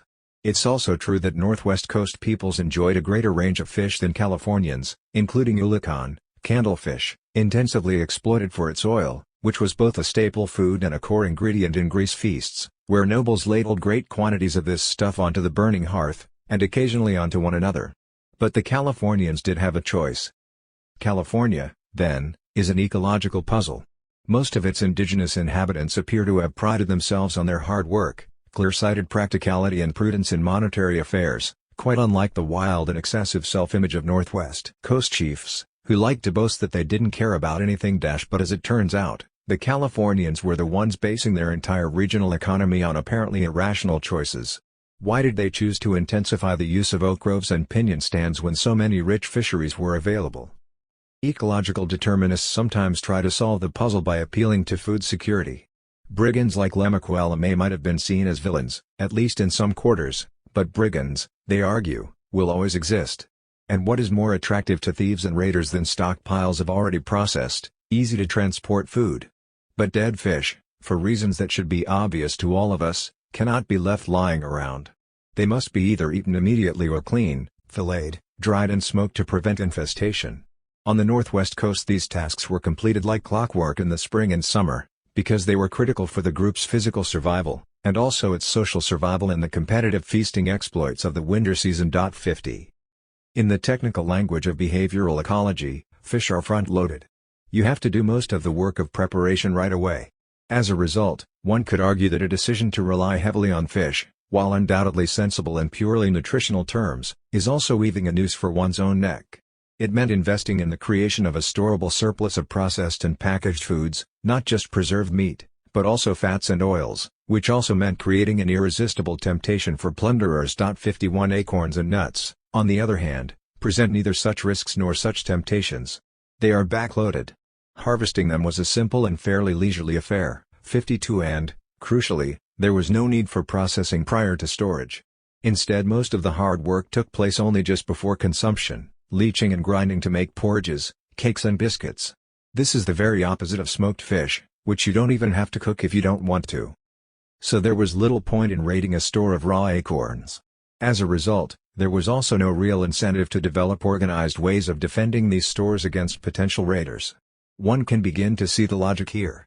Salmon fishing and acorn gathering simply have very different practical affordances, which over the long term might be expected to produce very different sorts of societies, one warlike and prone to raiding, and after you have made off with the food, it's not much of a leap to begin carrying off prisoners as well. The other essentially peaceful. 53 Northwest Coast societies, then, were warlike because they simply didn't have the option of relying on a war-proof staple food. It's certainly an elegant theory, quite clever and satisfying in its own way. 54 The problem is it just doesn't seem to match up to historical reality. The first and most obvious difficulty is that the capture of dried fish, or foodstuffs of any kind, was never a significant aim of Northwest Coast intergroup raiding. To put it bluntly, there's only so many smoked fish one can pile up in a war canoe. And carrying bulk products over land was even more difficult, pack animals being entirely absent in this part of the Americas. Everything had to be carried by human beings, and on a long trip a slave is likely to eat about as much as they can carry. The main aim of raids was always to capture people, never food. 55 But this was also one of the most densely populated regions of North America. Where, then, did this hunger for people come from? These are precisely the kind of questions that optimal foraging theory and other rational choice approaches seem utterly unable to answer. In fact, the ultimate causes of slavery didn't lie in environmental or demographic conditions, but in Northwest Coast concepts of the proper ordering of society, and these, in turn, were the result of political jockeying by different sectors of the population who, as everywhere, had somewhat different perspectives on what a proper society should be. The simple reality is that there was no shortage of working hands in Northwest Coast households. But a good proportion of those hands belonged to aristocratic title holders who felt strongly that they should be exempted from menial work. They might hunt manatees or killer whales, but it was inconceivable for them to be seen building weirs or gutting fish.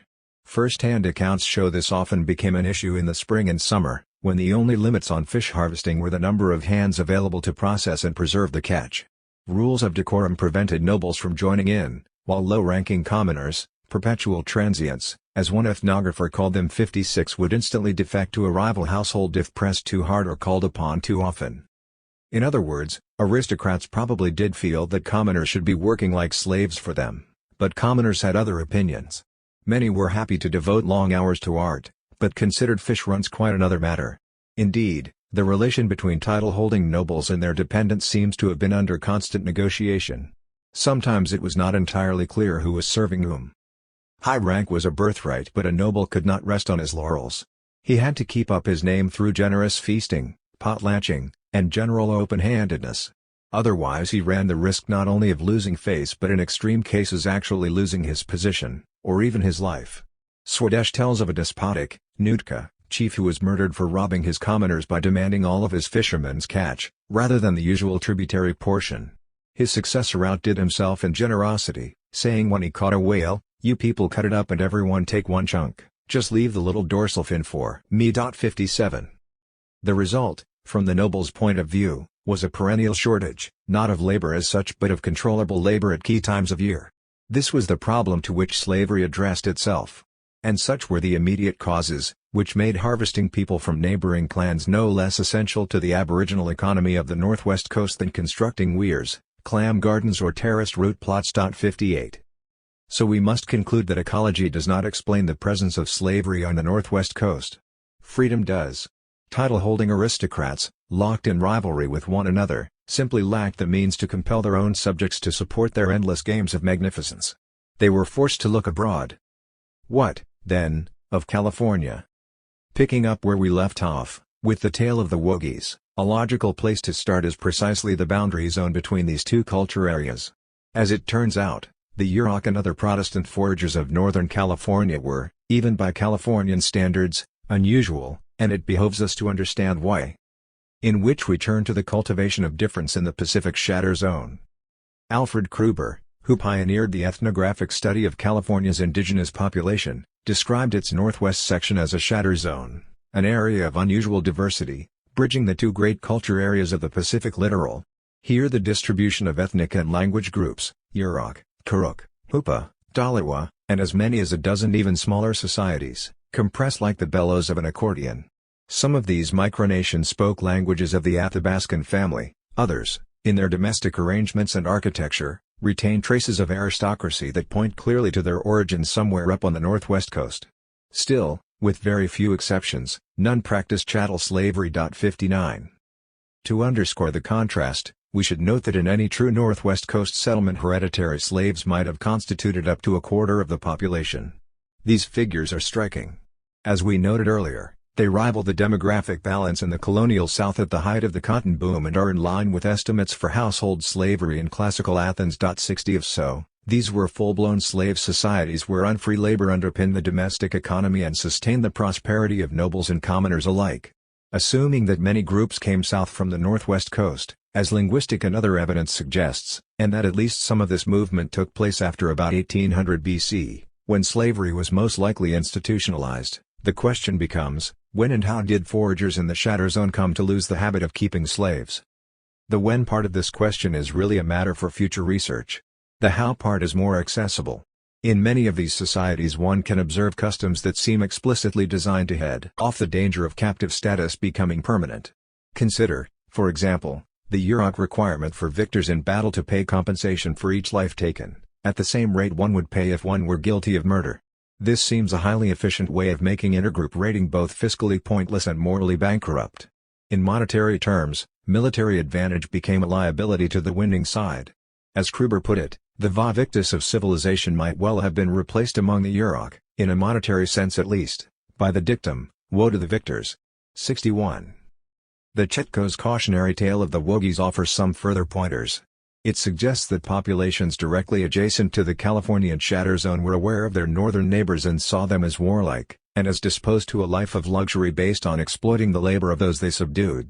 It implies they recognized such exploitation as a possibility in their own societies yet rejected it, since keeping slaves would undermine important social values, they would become fat and lazy.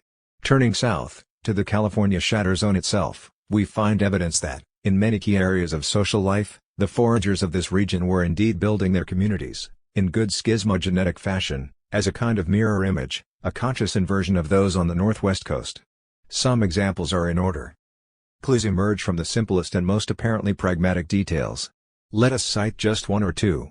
No free member of a northwest coast household would ever be seen chopping or carrying wood. 62 To do so was to undermine one's own status, effectively making oneself the equivalent of a slave. Californian chiefs, by contrast, seem to have elevated these exact same activities into a solemn public duty, incorporating them into the core rituals of the sweat lodge. As Goldschmidt observed, all men, particularly the youths, were exhorted to gather wood for use in sweating. This was not exploitation of child labor, but an important religious act, freighted with significance. Special wood was brought from the mountain ridges, it was used for an important purification ritual. The gathering itself was a religious act, for it was a means of acquiring luck. It had to be done with the proper psychological attitude of which restrained demeanor and constant thinking about the acquisition of riches were the chief elements. The job became a moral end rather than a means to an end, with both religious and economic involvements. 63. Similarly, the ritual sweating that ensued, by purging the Californian male's body of surplus fluid, inverts the excessive consumption of fat, blubber and grease that signified masculine status on the northwest coast. To enhance his status and impress his ancestors, the noblemen of the northwest coast ladled candlefish oil into the fire at the tournament fields of the potlatch. The Californian chief, by contrast, burned calories in the closed seclusion of his sweat lodge. Native Californians seem to have been well aware of the kinds of values they were rejecting. They even institutionalized them in the figure of the clown, 64, whose public antics of sloth, gluttony and megalomania, while offering a platform from which to sound off about local problems and discontents, also seem to parody the most coveted values of approximate civilization. Further inversions occur in the domains of spiritual and aesthetic life. Artistic traditions of the northwest coast are all about spectacle and deception, the theatrical trickery of masks that flicker open and shut, of surface figures pulling the gaze in sharply opposed directions. The native word for ritual in most northwest coast languages actually translates as fraud or illusion. 65 Californian spirituality provides an almost perfect antithesis. What mattered was cultivation of the inner self through discipline, earnest training, and hard work. Californian art entirely avoids the use of masks. Moreover, Californian songs and poetry show that discipline, training and work were ways of connecting with what is authentic in life. So, while Northwest Coast groups were not averse to adopting Europeans and lavish naming ceremonies, would-be Californians, like Robert Frank, adopted by the Yurok in the late 19th century, were more likely to find themselves hauling wood from the mountains, weeping with each footfall, as they earned their place among the real people. 66. If we accept that what we call society refers to the mutual creation of human beings, and that value refers to the most conscious aspects of that process, then it really is hard to see the Northwest Coast and California as anything but opposites. People in both regions engaged in extravagant expenditures of labor, but the forms and functions of that labor could not have differed more. In the Northwest Coast, the exuberant multiplication of furniture, crests, poles, masks, mantles and boxes was consistent with the extravagance and theatricality of potlatch. The ultimate purpose of all this work and ritual creativity, however, was to fasten on names and titles to aristocratic contenders, to fashion-specific sorts of persons. The result, among other things, is that Northwest Coast artistic traditions are still widely considered among the most dazzling the world has ever seen, immediately recognizable for their strong focus on the theme of exteriority, a world of masks, illusions and facades. 67. Societies in the Californian shatter zone were equally extravagant in their own way. But if they were potlatching anything, then surely it was labor itself. As one ethnographer wrote of another Yurok neighbor, the Otsujwi, the ideal individual was both wealthy and industrious. In the first gray haze of dawn he rose to begin his day's work, never ceasing activity until late at night. Early rising and calories in the closed seclusion of his sweat lodge. Native Californians seem to have been well aware of the kinds of values they were rejecting. They even institutionalized them in the figure of the clown, 64, whose public antics of sloth, gluttony and megalomania, while offering a platform from which to sound off about local problems and discontents, also seem to parody the most coveted values of approximate civilization. Further inversions occur in the domains of spiritual and aesthetic life. Artistic traditions of the Northwest Coast are all about spectacle and deception, the theatrical trickery of masks that flicker open and shut, of surface figures pulling the gaze in sharply opposed directions. The native word for ritual in most Northwest Coast languages actually translates as fraud or illusion apostrophe. 65 Californian spirituality provides an almost perfect antithesis. What mattered was cultivation of the inner self through discipline, earnest training, and hard work. Californian art entirely avoids the use of masks. Moreover, Californian songs and poetry show that discipline, training and work were ways of connecting with what is authentic in life. So, while Northwest Coast groups were not averse to adopting Europeans and lavish naming ceremonies, would-be Californians, like Robert Frank, adopted by the Yurok in the late 19th century, were more likely to find themselves hauling wood from the mountains, weeping with each footfall, as they earned their place among the real people apostrophe. 66. If we accept that what we call society refers to the mutual creation of human beings, and that value refers to the most conscious aspects of that process, then it really is hard to see the Northwest Coast and California as anything but opposites. People in both regions engaged in extravagant expenditures of labor, but the forms and functions of that labor could not have differed more. In the Northwest Coast, the exuberant multiplication of furniture, crests, poles, masks, mantles and boxes was consistent with the extravagance and theatricality of potlatch. The ultimate purpose of all this work and ritual creativity, however, was to fasten on names and titles to aristocratic contenders, to fashion specific sorts of persons. The result, among other things, is that Northwest Coast artistic traditions are still widely considered among the most dazzling the world has ever seen, immediately recognizable for their strong focus on the theme of exteriority, a world of masks, illusions and facades. 67. Societies in the Californian Shatter Zone were equally extravagant in their own way. But if they were potlatching anything, then surely it was labor itself. As one ethnographer wrote of another Yurok neighbor, the Otsujwi, the ideal individual was both wealthy and industrious. In the first gray haze of dawn he arose to begin his day's work, never ceasing activity until late at night. Early rising and, as he accumulates himself and becomes cleaner, the person in training sees himself as more and more real and thus the world as more and more beautiful, a real place and experience rather than merely a setting for a story, for intellectual knowledge. In 1865, Captain Shpaut, for instance, trained for many weeks as he helped the medicine man prepare for the first salmon ceremony at the mouth of the Klamath River. The old medicine man sent him to bring down Sweathouse wood. On the way he cried with nearly every step because now he was seeing with his own eyes how it was done. Tears, crying, are of crucial importance in Yurok spiritual training as manifestations of personal yearning, sincerity, humility, and openness. 69. Through such exertions one discovered one's true vocation and purpose, and when someone else's purpose in life is to interfere with you, the same ethnographer was told, he must be stopped, lest you become his slave, his pet. The Yurok, with their puritanical manners and extraordinary cultural emphasis on work and money, might seem an odd choice to celebrate as anti-slavery heroes, though many Calvinist abolitionists were not so very different. But of course we're not introducing them as heroes, any more than we wish to represent their Northwest Coast neighbors as the villains of the piece. We are introducing them as a way to illustrate how the process by which cultures define themselves against one another is always, at root, political, since it involves self-conscious arguments about the proper way to live. Revealingly, the arguments appear to have been most intense precisely in this border zone between anthropological culture areas. As we mentioned, the Yurok and their immediate neighbors were somewhat unusual, even by Californian standards. Yet they are unusual in contradictory ways. On the one hand, they actually did hold slaves, if few in number. Almost all the peoples of Central and Southern California, the Maidu, Wintu, Pomo and so on, rejected the institution entirely. 70 There appear to have been at least two reasons for this. First, almost everywhere except in the Northwest, a man or woman's money and other wealth was ritually burned at death, and as a result, the institution served as an effective leveling mechanism. 71 The Yurok-Kurukupa area was one of the few places where denolium could actually be inherited. Combine this with the fact that quarrels did lead to war much more frequently here than anywhere else, and you have a kind of shrunken, diminished version of the Northwest Coast ranking system, in this case a tripartite division between wealthy families, ordinary Yurok and paupers. 72. Captives were not slaves, all sources insist they were redeemed quickly, and all killers had to pay compensation, but all this required money.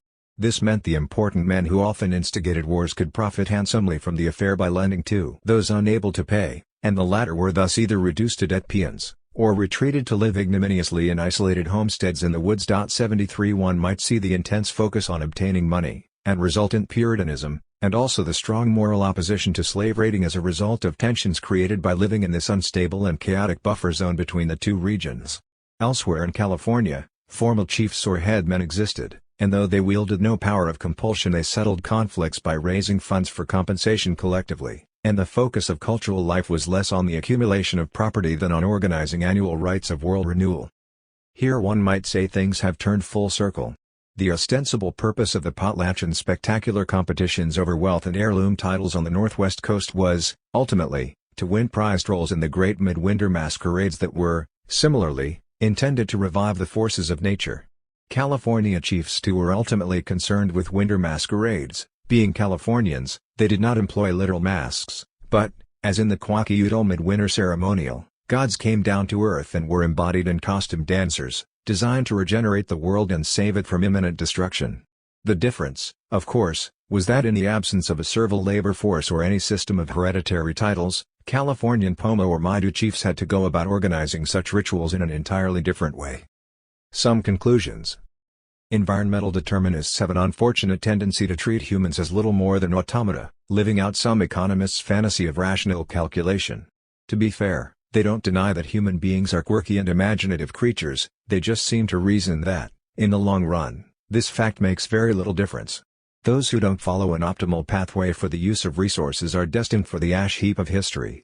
Anthropologists who object to this kind of determinism will typically appeal to culture, but ultimately this comes down to little more than insisting that explanation is impossible. English people act the way they do because they are English, Yurok act the way they do because they're Yurok. Why they are English or Yurok is not really ours to say. Humans, from this other perspective, which is just as extreme in its own way, are at best an arbitrary constellation of cultural elements, perhaps assembled according to some prevailing spirit, code or ethos, and which society ends up with, which ethos is treated as beyond explanation, little more than a random roll of the dice. Putting matters in such stark terms does not mean there is no truth to either position. The intersection of environment and technology does make a difference, often a huge difference, and to some degree, cultural difference really is just an arbitrary roll of the dice. There's no explanation for why Chinese is a tonal language and Finnish an agglutinative one. That's just the way things happen to turn out.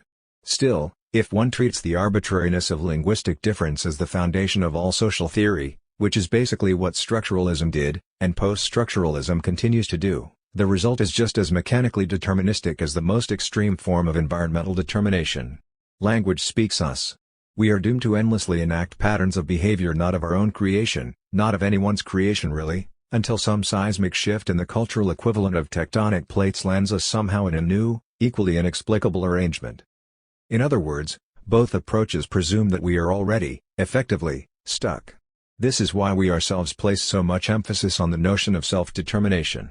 Just as it is reasonable to assume that Pleistocene mammoth hunters, moving back and forth between different seasonal forms of organization, must have developed a degree of political self-consciousness, to have thought about the relative merits of different ways of living with one another, so too the intricate webs of cultural difference that came to characterize human societies after the end of the last ice age must surely have involved a degree of political introspection. Once again, our intention is simply to treat those who created these forms of culture as intelligent adults, capable of reflecting on the social worlds they were building or rejecting. Obviously, this approach, like any other, can be taken to ridiculous extremes. Returning momentarily to Weber's Protestant ethic, it is popular in certain circles to claim that nations make choices, that some have chosen to be Protestant and others Catholic, and that this is the main reason so many people in the United States or Germany are rich, and so many in Brazil or Italy are poor.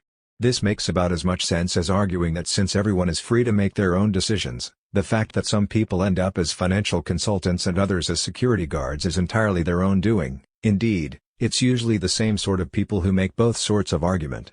Perhaps Marx put it best, we make our own history, but not under conditions of our own choosing. In fact, one reason social theorists will always be debating this issue is that we can't really know how much difference human agency the preferred term, currently, for what used to be called free will really makes. Historical events by definition happen only once, and there's no real way to know if they might have turned out otherwise. Might Spain have never conquered Mexico? Could the steam engine have been invented in Ptolemaic Egypt, leading to an ancient industrial revolution? Or what the point of asking is even supposed to be? It seems part of the human condition that while we cannot predict future events, as soon as those events do happen we find it hard to see them as anything but inevitable. There's no way to know. So precisely where one wishes to set the dial between freedom and determinism is largely a matter of taste. Since this book is mainly about freedom, it seems appropriate to set the dial a bit further to the left than usual, and to explore the possibility that human beings have more collective say over their own destiny than we ordinarily assume. Rather than defining the indigenous inhabitants of the Pacific coast of North America as incipient farmers or as examples of emerging complexity, which is really just an updated way of saying they were all rushing headlong for their chains. We have explored the possibility that they might have been proceeding with, more or less, open eyes, and found plenty of evidence to support it.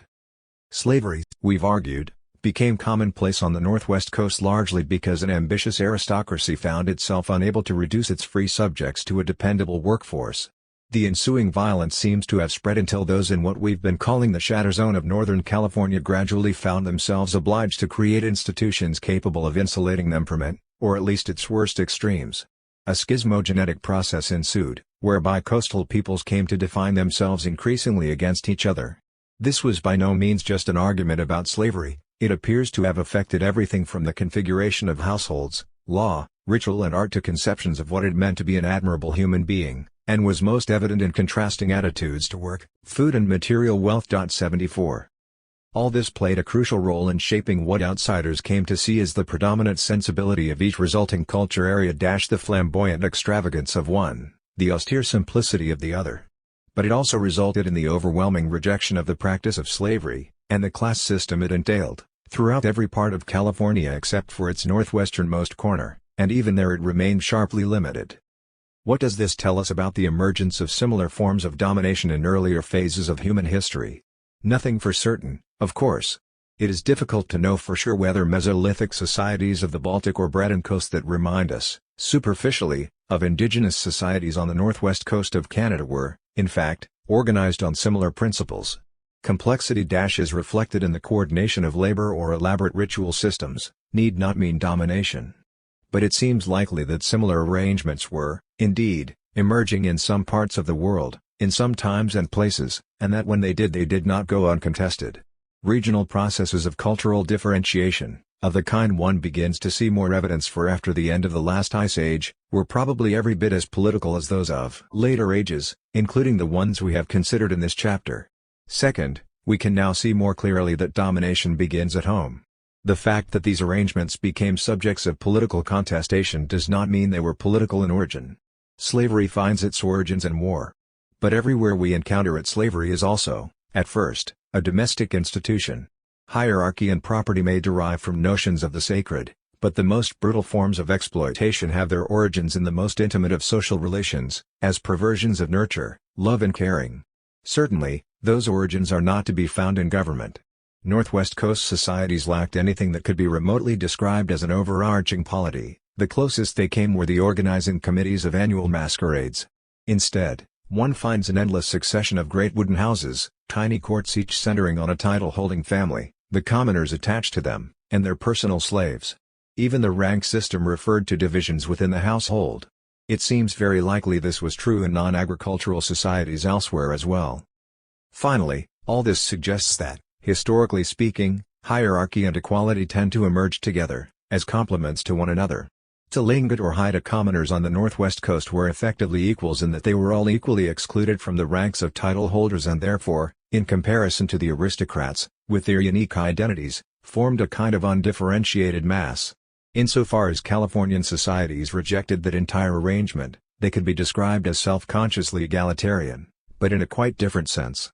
Odd as it may seem, this comes through most clearly in their enthusiastic embrace of money, and again comparisons with their northern neighbors are instructive. For Northwest Coast societies, wealth, which was sacred in every sense of the term, consisted above all of heirloom treasures, whose value was based on the fact that each was unique and there was nothing in the world like it. Equality between title holders was simply inconceivable, much though they might have argued about who ultimately outranked whom.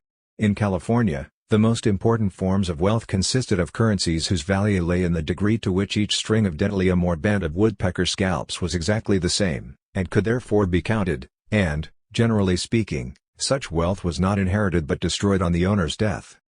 As our story continues, we will encounter this dynamic repeatedly. We might refer to it, perhaps, as inequality from below. Domination first appears on the most intimate, domestic level. Self-consciously egalitarian politics emerge to prevent such relations from extending beyond those small worlds into the public sphere, which often comes to be imagined, in the process, as an exclusive sphere for adult men. These are the kind of dynamics that culminated in phenomena like ancient Athenian democracy. But their roots probably extend much further back in time, to well before the advent of farming and agricultural societies. 6. Gardens of Adonis. The revolution that never happened, how Neolithic peoples avoided agriculture. Let us turn, then, to the origins of farming. Platonic prejudices, and how they cloud our ideas about the invention of farming. Tell me this, writes Plato. Would a serious and intelligent farmer, with seeds he cared about and wished to grow to fruition, sow them in summer in the gardens of Adonis and rejoice as he watched them become beautiful in a matter of 8 days? Or if he did it at all, would he do this for fun and festivity? For things he really was serious about, would he not use his farmer's craft, plant them in a suitable environment, and be content if everything he planted came to maturity in the 8th month? 1. The gardens of Adonis, to which Plato is referring here, were a sort of festive speed farming which produced no food. For the philosopher, they offered a convenient simile for all things precocious, alluring, but ultimately sterile. In the dog days of summer, when nothing can grow, the women of ancient Athens fashioned these little gardens in baskets and pots. Each held a mix of quick-sprouting grain and herbs. The makeshift seedbeds were carried up ladders onto the flat roofs of private houses and left to wilt in the sun, a botanical reenactment of the premature death of Adonis, the fallen hunter, slain in his prime by a wild boar. Then, beyond the public gaze of men and civic authority, began the rooftop rites. Open to women from all classes of Athenian society, including prostitutes, these were rites of grieving but also wanton drunkenness, and no doubt other forms of ecstatic behavior as well. Historians agree that the roots of this women's cult lie in Mesopotamian fertility rites of Dumuzi/Tammuz, the shepherd god and personification of plant life, mourned on his death each summer. Most likely the worship of Adonis, his ancient Greek incarnation, spread westwards to Greece from Phoenicia in the wake of Assyrian expansion, in the 7th century BC. Nowadays, some scholars see the whole thing as a riotous subversion of patriarchal values, an antithesis to the state and proper state-sponsored thesmophoria, the autumn festival of the Greek fertility goddess, Demeter, celebrated by the wives of Athenian citizens and dedicated to the serious farming on which the life of the city depended. Others read the story of Adonis the other way around, as a requiem for the primeval drama of serious hunting, cast into shadow by the advent of agriculture, but not forgotten, an echo of lost masculinity. 2. All well and good, you may say, but what does any of this have to do with the origins of farming? What have the gardens of Adonis got to do with the first Neolithic stirrings of agriculture some 8,000 years before Plato? Well, in a sense, everything. Because these scholarly debates encapsulate just the sort of problems that surround any modern investigation of this crucial topic. Was farming from the very beginning about the serious business of producing more food to supply growing populations? Most scholars assume, as a matter of course, that this had to be the principal reason for its invention.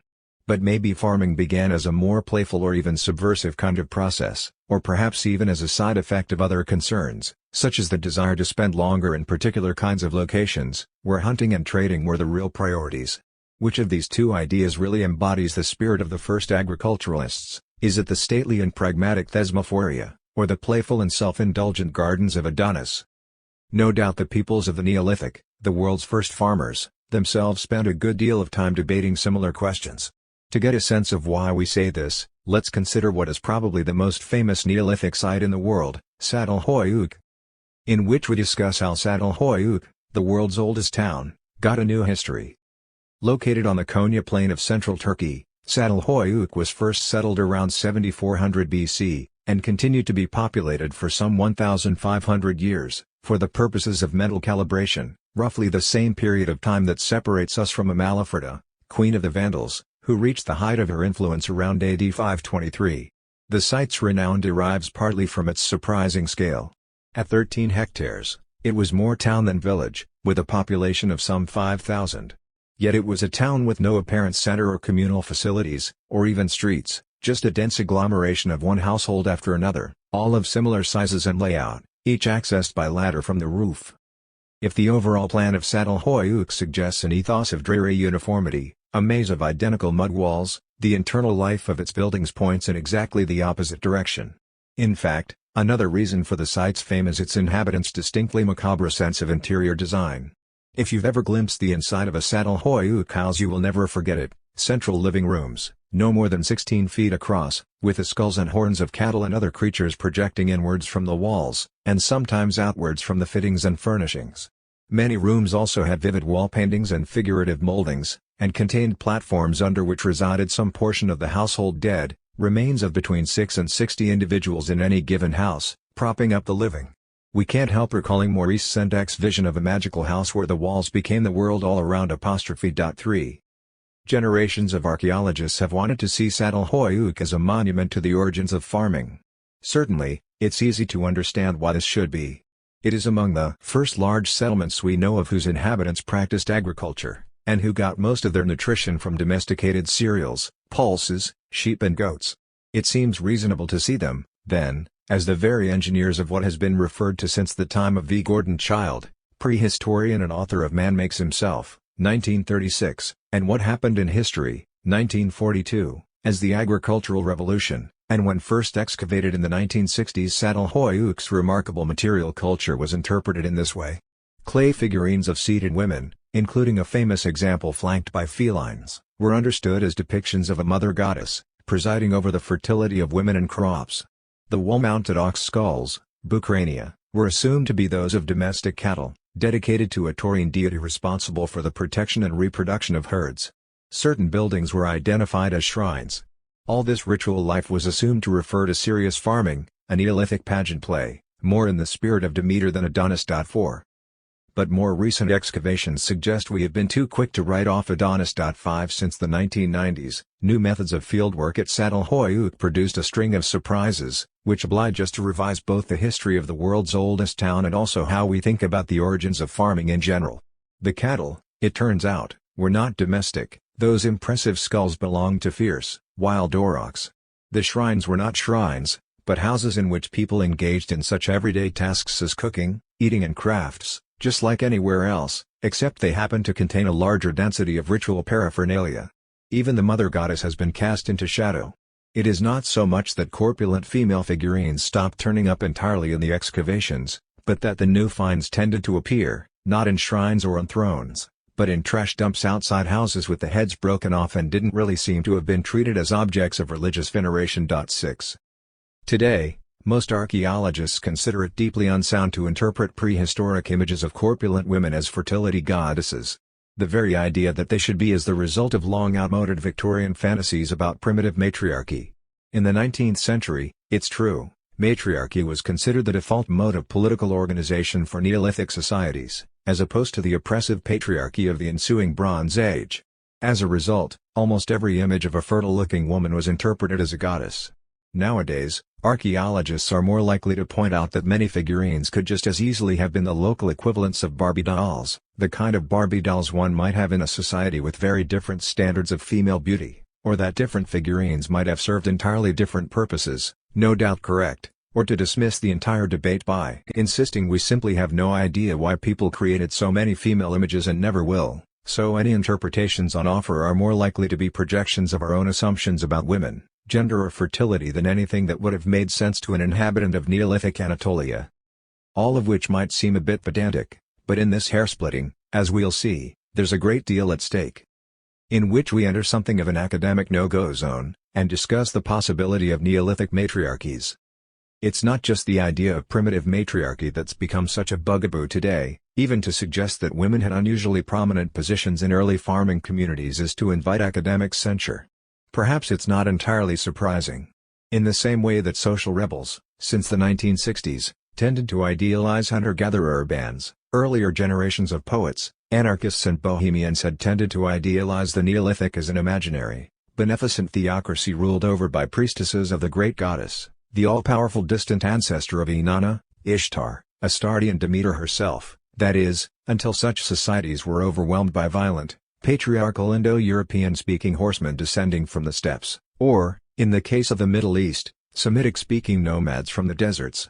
How people saw this imagined confrontation became the source of a major political divide in the late 19th and early 20th centuries. To give you a flavor of this, let's look at Matilda Jocelyn Gage, 1826–98, considered in her lifetime one of the most prominent American feminists. Gage was also an anti-Christian, attracted to the Haudenosaunee matriarchate, which she believed to be one of the few surviving examples of Neolithic social organization, and a staunch defender of indigenous rights, so much so that she was eventually adopted as a Mohawk clan mother. She spent the last years of her life in the home of her devoted son-in-law, L. Frank Boehm, author of the Oz Books, a series of a dozen volumes in which, as many have pointed out, there are queens, good witches and princesses, but not a single legitimate male figure of authority, in woman, church, and state. 1893, Gage posited the universal existence of an early form of society known as the matriarchate or mother rule, where institutions of government and religion were modeled on the relationship of mother to child in the household. Or consider one of Sigmund Freud's two favorite students, Otto Gross, an anarchist who in the years before the First World War developed a theory that the superego was in fact patriarchy and needed to be destroyed so as to unleash the benevolent, matriarchal collective unconscious, which he saw as the hidden but still living residue of the Neolithic. This he set out to accomplish largely through the use of drugs and polyamorous sexual relationships. Gross's work is now largely remembered for its influence on Freud's other favorite student, Carl Jung, who kept the idea of the collective unconscious but rejected Gross's political conclusions. After the Great War, Nazis began to take up the same story of the Aryan invasions from the exact opposite perspective, representing the imagined, patriarchal invaders as the ancestors of their master race. With such intense politicization of what were obviously fanciful readings of prehistory, it's hardly surprising that the topic of primitive matriarchy became something of an embarrassment, the intellectual equivalent of a no-go zone, for subsequent generations. But it's hard to avoid the impression something else is going on here. The degree of erasure has been extraordinary, and far more than is warranted by mere suspicion of an overstated or outdated theory. Among academics today, belief in primitive matriarchy is treated as a kind of intellectual offense, almost on a par with scientific racism, and its exponents have been written out of history, Gage from the history of feminism, Gross from that of psychology, despite inventing such concepts as introversion and extroversion, and having worked closely with everyone from Franz Kafka and the Berlin Dadaists to Max Weber. This is odd. After all, a century or so does seem more than enough time for the dust to settle. Why is the matter still so shrouded in taboo? Much of this present-day sensitivity stems from a backlash against the legacy of the Lithuanian-American archaeologist named Marija Gimbutas. In the 1960s and 1970s, Gimbutas was a leading authority on the later prehistory of Eastern Europe. Nowadays, she is often represented as just as much of an oddball as psychiatric rebels like Otto Gross, accused of having attempted to revive the most ridiculous of old Victorian fantasies in modern guise. This is not only untrue, very few of those who dismiss her work seem to have actually read any of it, but it has created a situation where scholars find it difficult even to speculate as to how hierarchy and exploitation came to take root in the domestic sphere, unless one wants to return to Rousseau, and the simplistic notion that settled farming somehow automatically generated the power of husbands over wives and fathers over children. In fact, if you read the books of Gimbutas, such as The Goddesses and Gods of Old Europe, 1982, you quickly realize that their author was attempting to do something which, until then, only men had been allowed to do, to craft a grand narrative for the origins of Eurasian civilization. She did so taking as her building blocks the very kind of culture areas we discussed in the last chapter and using them to argue that, in some ways, though certainly not all, the old Victorian story about goddess-worshipping farmers and Aryan invaders was actually true. Gimbutas was largely concerned with trying to understand the broad contours of a cultural tradition she referred to as Old Europe, a world of settled Neolithic villages centering on the Balkans and Eastern Mediterranean, but also extending further north, in which, as Gimbutas saw it, men and women were equally valued, and differences of wealth and status were sharply circumscribed. Old Europe, by her estimation, endured from roughly 7000 BC to 3500 BC, which is, again, quite a respectable period of time. She believed these societies to be essentially peaceful, and argued that they shared a common pantheon under the tutelage of a supreme goddess, whose cult is attested in many hundreds of female figurines, some depicted with masks, found in Neolithic settlements, from the Middle East to the Balkans. 7. According to Gimbutas, Old Europe came to a catastrophic end in the 3rd millennium BC, when the Balkans were overrun by a migration of cattle-keeping peoples, the so-called Kurgan folk, originating on the Pontic steppe, north of the Black Sea. Kurgan refers to the most archaeologically recognizable feature of these groups: earthen tumuli heaped over the graves of, typically male, warriors, buried with weapons and ornaments of gold, and with extravagant sacrifices of animals and occasionally also human retainers. All these features attested values antithetical to the communitarian ethos of Old Europe. The incoming groups were aristocratic and androcratic, i.e., patriarchal, and were extremely warlike. Gimbutas considered them responsible for the westward spread of Indo-European languages, the establishment of new kinds of societies based on the radical subordination of women, and the elevation of warriors to a ruling caste. As we've noted, all this bore a certain resemblance to the old Victorian fantasies, but there were key differences. The older version was rooted in an evolutionary anthropology that assumed matriarchy was the original condition of humankind because, at first, people supposedly didn't understand physiological paternity and assumed women were single-handedly responsible for producing babies. This meant, of course, that hunter-gatherer communities before them should be just as matrilineal and matriarchal, if not more so, than early farmers, something many did indeed argue from first principles, despite a complete lack of any sort of evidence. Gimbutas, though, was not proposing anything of this sort. She was arguing for women's autonomy and ritual priority in the Middle Eastern and European Neolithic. Yet by the 1990s many of her ideas had become a charter for ecofeminists, New Age religions and a host of other social movements. In turn, they inspired a slew of popular books, ranging from the philosophical to the ridiculous, and in the process became entangled with some of the more extravagant older Victorian ideas. Given all this, many archaeologists and historians concluded that Gimbutas was muddying the waters between scientific research and pop literature. Before long, she was being accused of just about everything the Academy could think to throw at her, from cherry-picking evidence to failing to keep up with methodological advances, accusations of reverse sexism, or that she was indulging in myth-making. She was even subject to the supreme insult of public psychoanalysis, as leading academic journals published articles suggesting her theories about the displacement of Old Europe were basically phantasmagorical projections of her own tumultuous life experience, Gimbutas having fled her mother country, Lithuania, at the close of the Second World War in the wake of foreign invasions. 8. Mercifully, perhaps, Gimbutas herself, who died in 1994, was not around to see most of this. But that also meant she was never able to respond.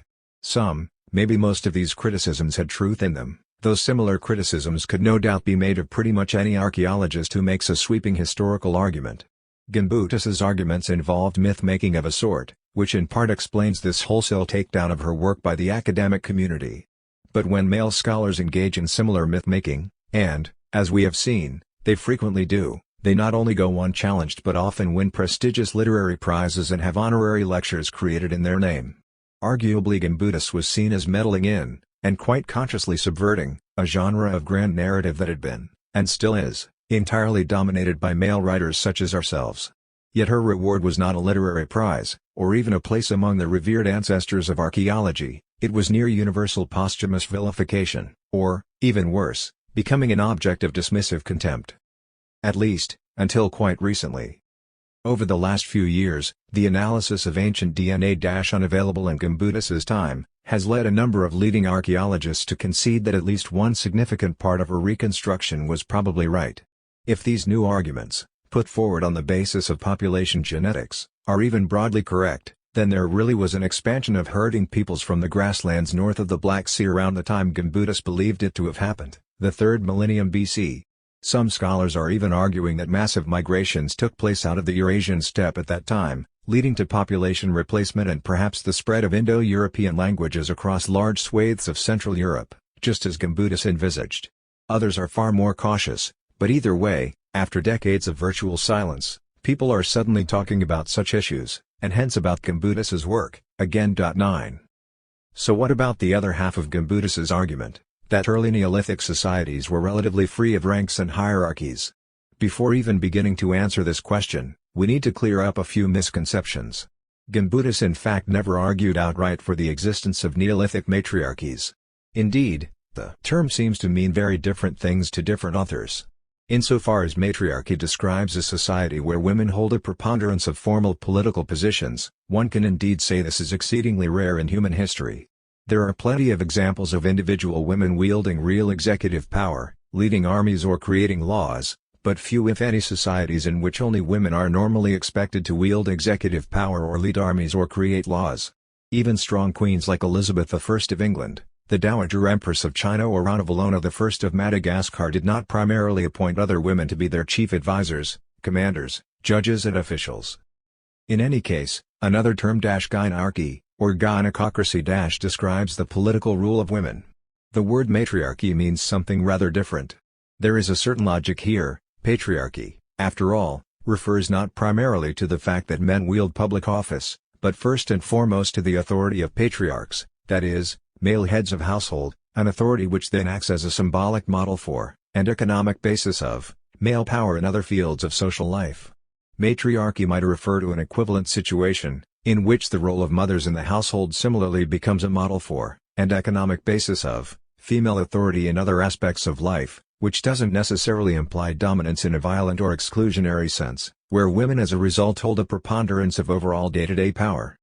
Looked at this way, matriarchies are real enough. Kondiaronk himself arguably lived in one.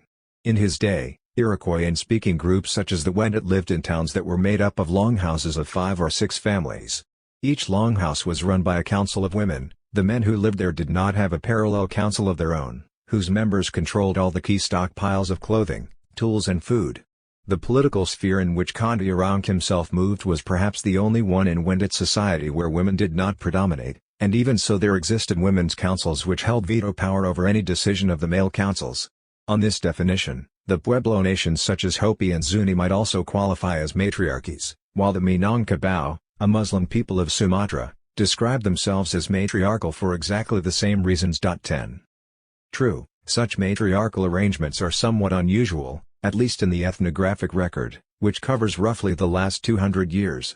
But once it's clear that such arrangements can exist, we have no particular reason to exclude the possibility that they were more common in Neolithic times, or to assume that Gimbutas, by searching for them there, was doing something inherently fanciful or misguided.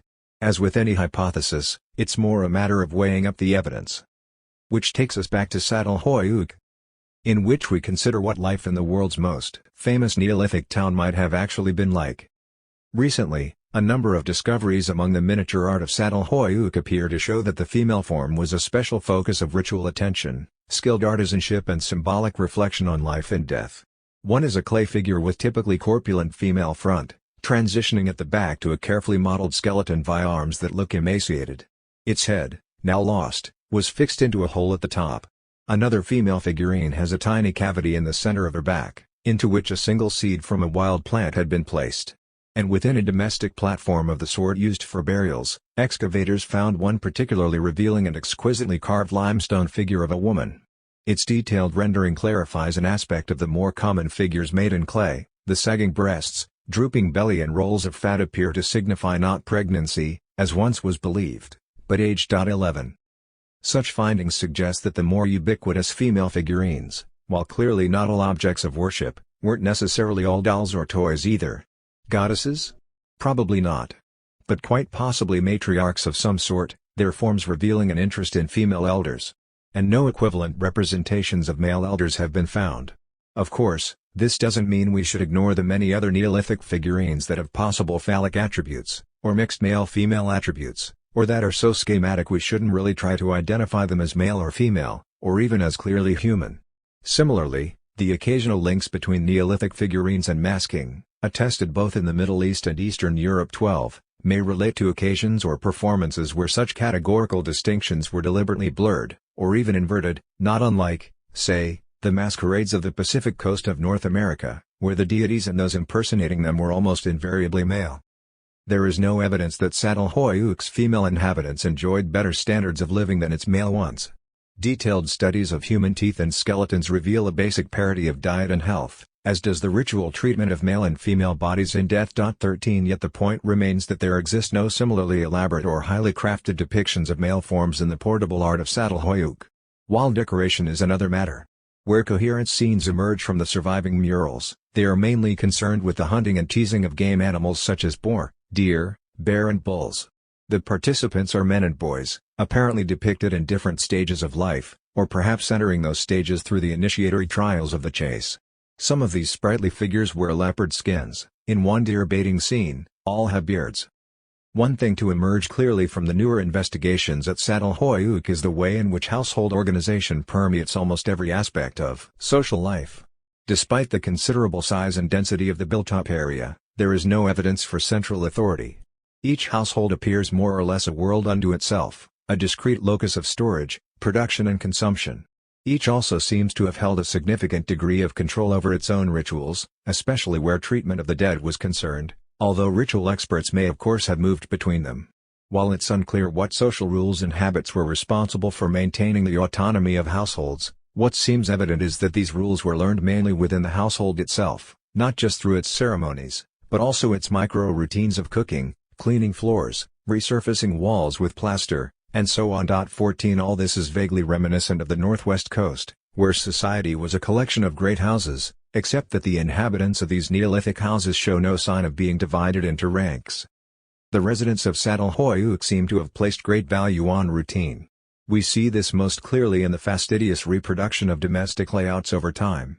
Individual houses were typically in use for between 50 and 100 years, after which they were carefully dismantled and filled in to make foundations for superseding houses. Clay wall went up on clay wall, in the same location, for century after century, over periods reaching up to a full millennium. Still more astonishing, smaller features such as mud-built hearths, ovens, storage bins and platforms often follow the same repetitive patterns of construction, over similarly long periods. Even particular images and ritual installations come back, again and again, in different renderings but the same locations, often widely separated in time. Was Çatalhöyük, then, an egalitarian society? There is no sign of any self-conscious egalitarian ideal in the sense of, say, a concern with uniformity in the art, architecture or material culture, but neither are there many explicit signs of rank. Nonetheless, as individual houses built up histories, they also appear to have acquired a degree of cumulative prestige. This is reflected in a certain density of hunting trophies, burial platforms and obsidian, a dark volcanic glass, obtained from sources in the highlands of Cappadocia, some 125 miles north. The authority of long-lived houses seems consistent with the idea that elders, and perhaps elder women in particular, held positions of influence. But the more prestigious households are distributed among the less, and do not coalesce into elite neighborhoods. In terms of gender relations, we can acknowledge a degree of symmetry, or at least complementarity. In pictorial art, masculine themes do not encompass the feminine, nor vice versa. If anything, the two domains seem to be kept apart, in different sectors of dwellings. What were the underlying realities of social life and labor at Çatalhöyük? Perhaps the most striking thing about all this art and ritual is that it makes almost no reference to agriculture. As we've noted, domestic cereals, wheat and barley, and livestock, sheep and goats, were far more important than wild resources in terms of nutrition. We know this because of organic remains recovered in quantity from every house. Yet for 1,000 years the cultural life of the community remained stubbornly oriented around the worlds of hunting and foraging. At this point, one has to ask how complete our picture of life at Çatalhöyük really is and where the largest gaps may lie. How the seasonality of social life in early farming communities might have worked. Only something like 5% of Neolithic Çatalhöyük has been excavated. 15 soundings and surveys offer no particular reason to believe that other parts of the town were substantially different, but it's a reminder of how little we really know, and that we also have to think about what is missing from the archaeological record. For instance, it is clear that house floors were regularly swept clean, so the distribution of artifacts around them is far from a straightforward representation of past activities, which can only be reliably tracked through tiny fragments and residue embedded in the plaster. 16 traces have also been found of reed mats that covered living surfaces and furnishings, further disturbing the picture. We don't necessarily know everything that was happening in the houses, or perhaps even half of it, or, indeed, how much time was actually spent living in these cramped and peculiar structures at all. In considering this, it's worth taking a broader look at the site of Çatalhöyük in relation to its ancient surroundings, which archaeological science allows us to reconstruct, at least in outline. Çatalhöyük was situated in an area of wetlands, whence all the mud and clay, seasonally flooded by the Çarşamba River, which split its course as it entered the Konya Plain. Swamps would have surrounded the site for much of the year, interspersed with raised areas of dry land. Winters were cold and damp, summers oppressively hot. From spring to autumn, sheep and goats would have been moved between areas of pasture within the plain, and sometimes further into the highlands. Arable crops were most likely sown late in the spring on the receding floodplain of the Çarşamba, where they could ripen in as little as 3 months, with harvesting and processing in the late summer, fast-growing grains, in the season of Adonis. 17. While all these tasks may have taken place quite close to the town, they will inevitably have involved a periodic dispersal and reconfiguration of working arrangements and of general social affairs. And, as the rites of Adonis remind us, another kind of social life altogether may have existed on the rooftops. It is in fact quite likely that what we are seeing in the surviving remains of Çatalhöyük's built environment are largely the social arrangements prevalent in winter, with their intense and distinctive ceremonialism focused upon hunting and the veneration of the dead. At that time of year, with the harvest in, the organization required for agricultural labor would have given way to a different type of social reality as the community's life shrank back towards its houses, just as its herds of sheep and goats shrank back into the confines of their pens. Seasonal variations of social structure 18 were alive and well at Çatalhöyük, and these carefully balanced alternations seem central to understanding why the town endured. An impressive degree of material equality prevailed in the everyday exchanges of family life, within and between houses. Yet at the same time, hierarchy developed to slower rhythms, played out in rituals that joined the living to the dead. Shepherding and cultivation surely involved a strict division of labor, to safeguard the annual crop and protect the herds, but if so it found little space in the ceremonial life of the household, which drew its energy from older sources, more Adonis than Demeter. A certain controversy has arisen, however, concerning just where the people of Çatalhöyük planted their crops. At first, microscopic studies of cereal remains suggested a dryland location. Given the known extent of ancient swamps in the Konya Basin, this would imply that arable fields were located at least 8 miles from the town, which hardly seems plausible in the absence of donkeys or ox carts. Remember, cattle were not yet domesticated in this region, let alone harnessed to anything. Subsequent analyses support a more local setting, on the alluvial soils of the Sarsamba floodplain. 19 The distinction is important for a variety of reasons, not just ecological but also historical, even political, because how we picture its practical realities has direct implications for how we view the social consequences of Neolithic farming. We must take an even broader perspective to see exactly why. On breaking apart the Fertile Crescent. When Çatalhöyük was first investigated, in the 1960s, the striking discovery of houses lined with cattle skulls led many to assume, quite reasonably, that the plain of Konya was an early cradle of animal domestication.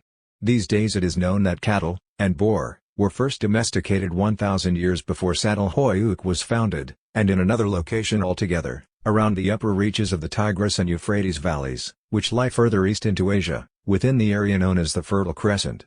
It was from that general direction that the founders of Çatalhöyük obtained the basis of their farming economy, including domestic cereals, pulses, sheep and goats.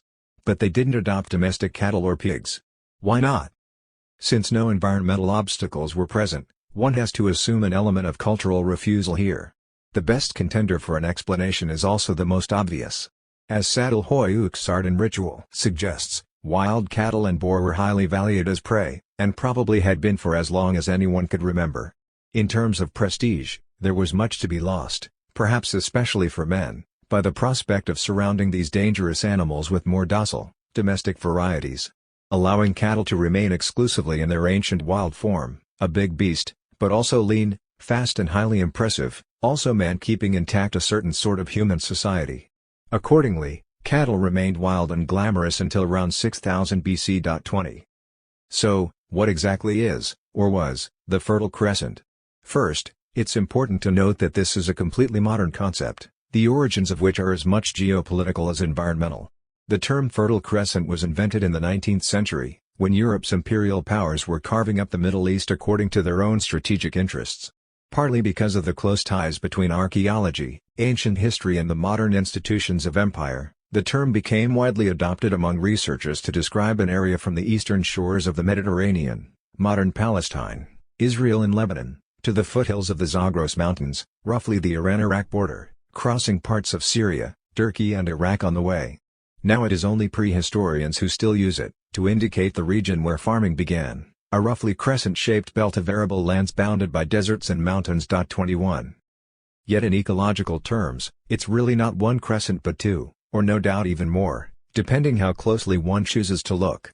At the end of the last glacial period, around 10,000 BC, this region developed in two clearly distinct directions. Going with the topography, we can discern an upland crescent and a lowland crescent. The upland crescent follows the foothills of the Taurus and Zagros Mountains, running north of the modern border between Syria and Turkey. For foragers at the end of the last ice age, it would have been something of an open frontier, an expanding belt of oak pistachio forest and game-rich prairie intersected by river valleys. 22 The lowland crescent to the south was characterized by pistachio woodlands, as well as tracts of fertile terrain bound tightly to river systems or to the shores of lakes and artesian springs, beyond which lay deserts and barren plateaus. 23 Between 10,000 and 8,000 BC, foraging societies in the upland and lowland sectors of the Fertile Crescent underwent marked transformations, but in quite different directions. The differences cannot easily be expressed in terms of modes of subsistence or habitation. In both regions, in fact, we find a complex mosaic of human settlement, villages, hamlets, seasonal camps and centers of ritual and ceremonial activity marked out by impressive public buildings. Both regions, too, have produced varying degrees of evidence for plant cultivation and livestock management, within a broader spectrum of hunting and foraging activities. Yet there are also cultural differences, some so striking as to suggest a process of schismogenesis, of the sort we described in the previous chapter. It might even be argued that, after the last ice age, the ecological frontier between lowland and upland Fertile Crescent also became a cultural frontier with zones of relative uniformity on either side, distinguished almost as sharply as the Protestant foragers and fisher kings of the Pacific coast. In the uplands, there was a striking turn towards hierarchy among settled hunter-foragers, most dramatically attested at the megalithic center of Göbekli Tepe and at nearby sites like that recently discovered at Karahan Tepe. In the lowlands of the Euphrates and Jordan valleys, by contrast, such megalithic monuments are absent, and Neolithic societies followed a distinct but equally precocious path of change, which we will shortly describe. What's more, these two adjacent families of societies, let's call them lowlanders and uplanders, were well acquainted.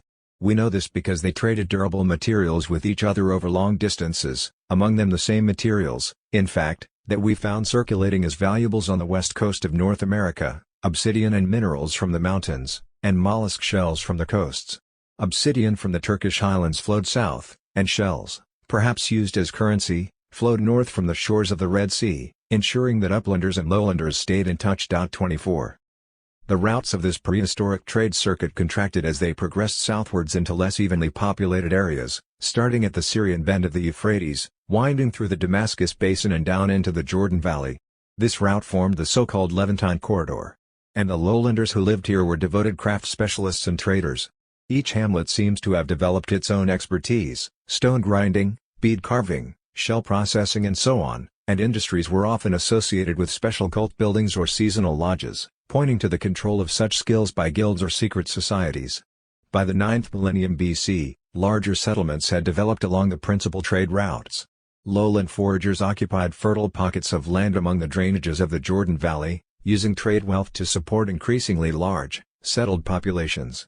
Sites of impressive scale sprang up in such propitious locations, some, such as Jericho and Basta, approaching 10 hectares in size. 25 To understand the importance of trade in this process is to appreciate that the lowland crescent was a landscape of intimate contrasts and conjunctures, very similar, in this respect, to California.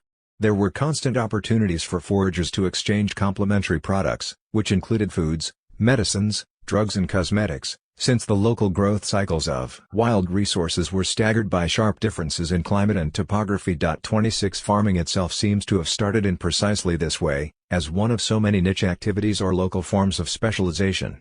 The founder crops of early agriculture, among them emmer wheat, ein corn, barley and rye, were not the Fertile Crescent of the Middle East, Neolithic farmers in a world of Mesolithic hunter-foragers, 8,500 to 8,000 domesticated in a single core area, as once supposed, but at different stops along the Levantine Corridor, scattered from the Jordan Valley to the Syrian Euphrates, and perhaps further north as well. 27 At higher altitudes, in the upland crescent, we find some of the earliest evidence for the management of livestock, sheep and goats in western Iran, cattle too in eastern Anatolia, incorporated into seasonal rounds of hunting and foraging. 28 Cereal cultivation began in a similar way, as a fairly minor supplement to economies based mainly on wild resources, nuts, berries, legumes and other readily accessible foodstuffs.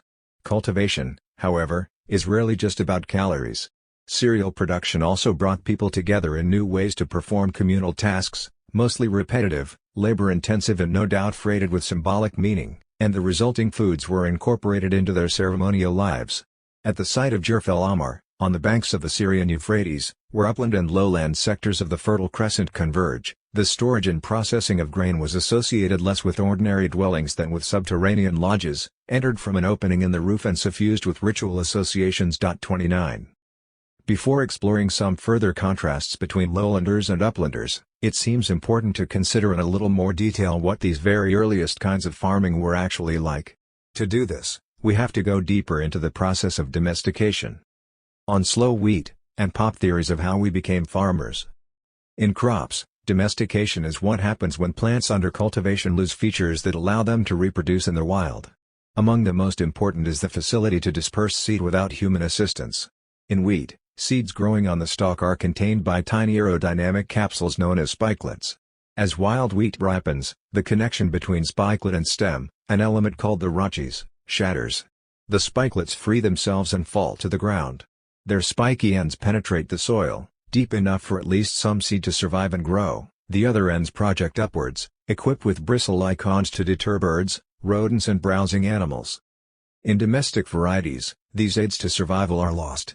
A genetic mutation takes place, switching off the mechanism for spontaneous seed dispersal and turning wheat from a hardy survivor into a hopeless dependent.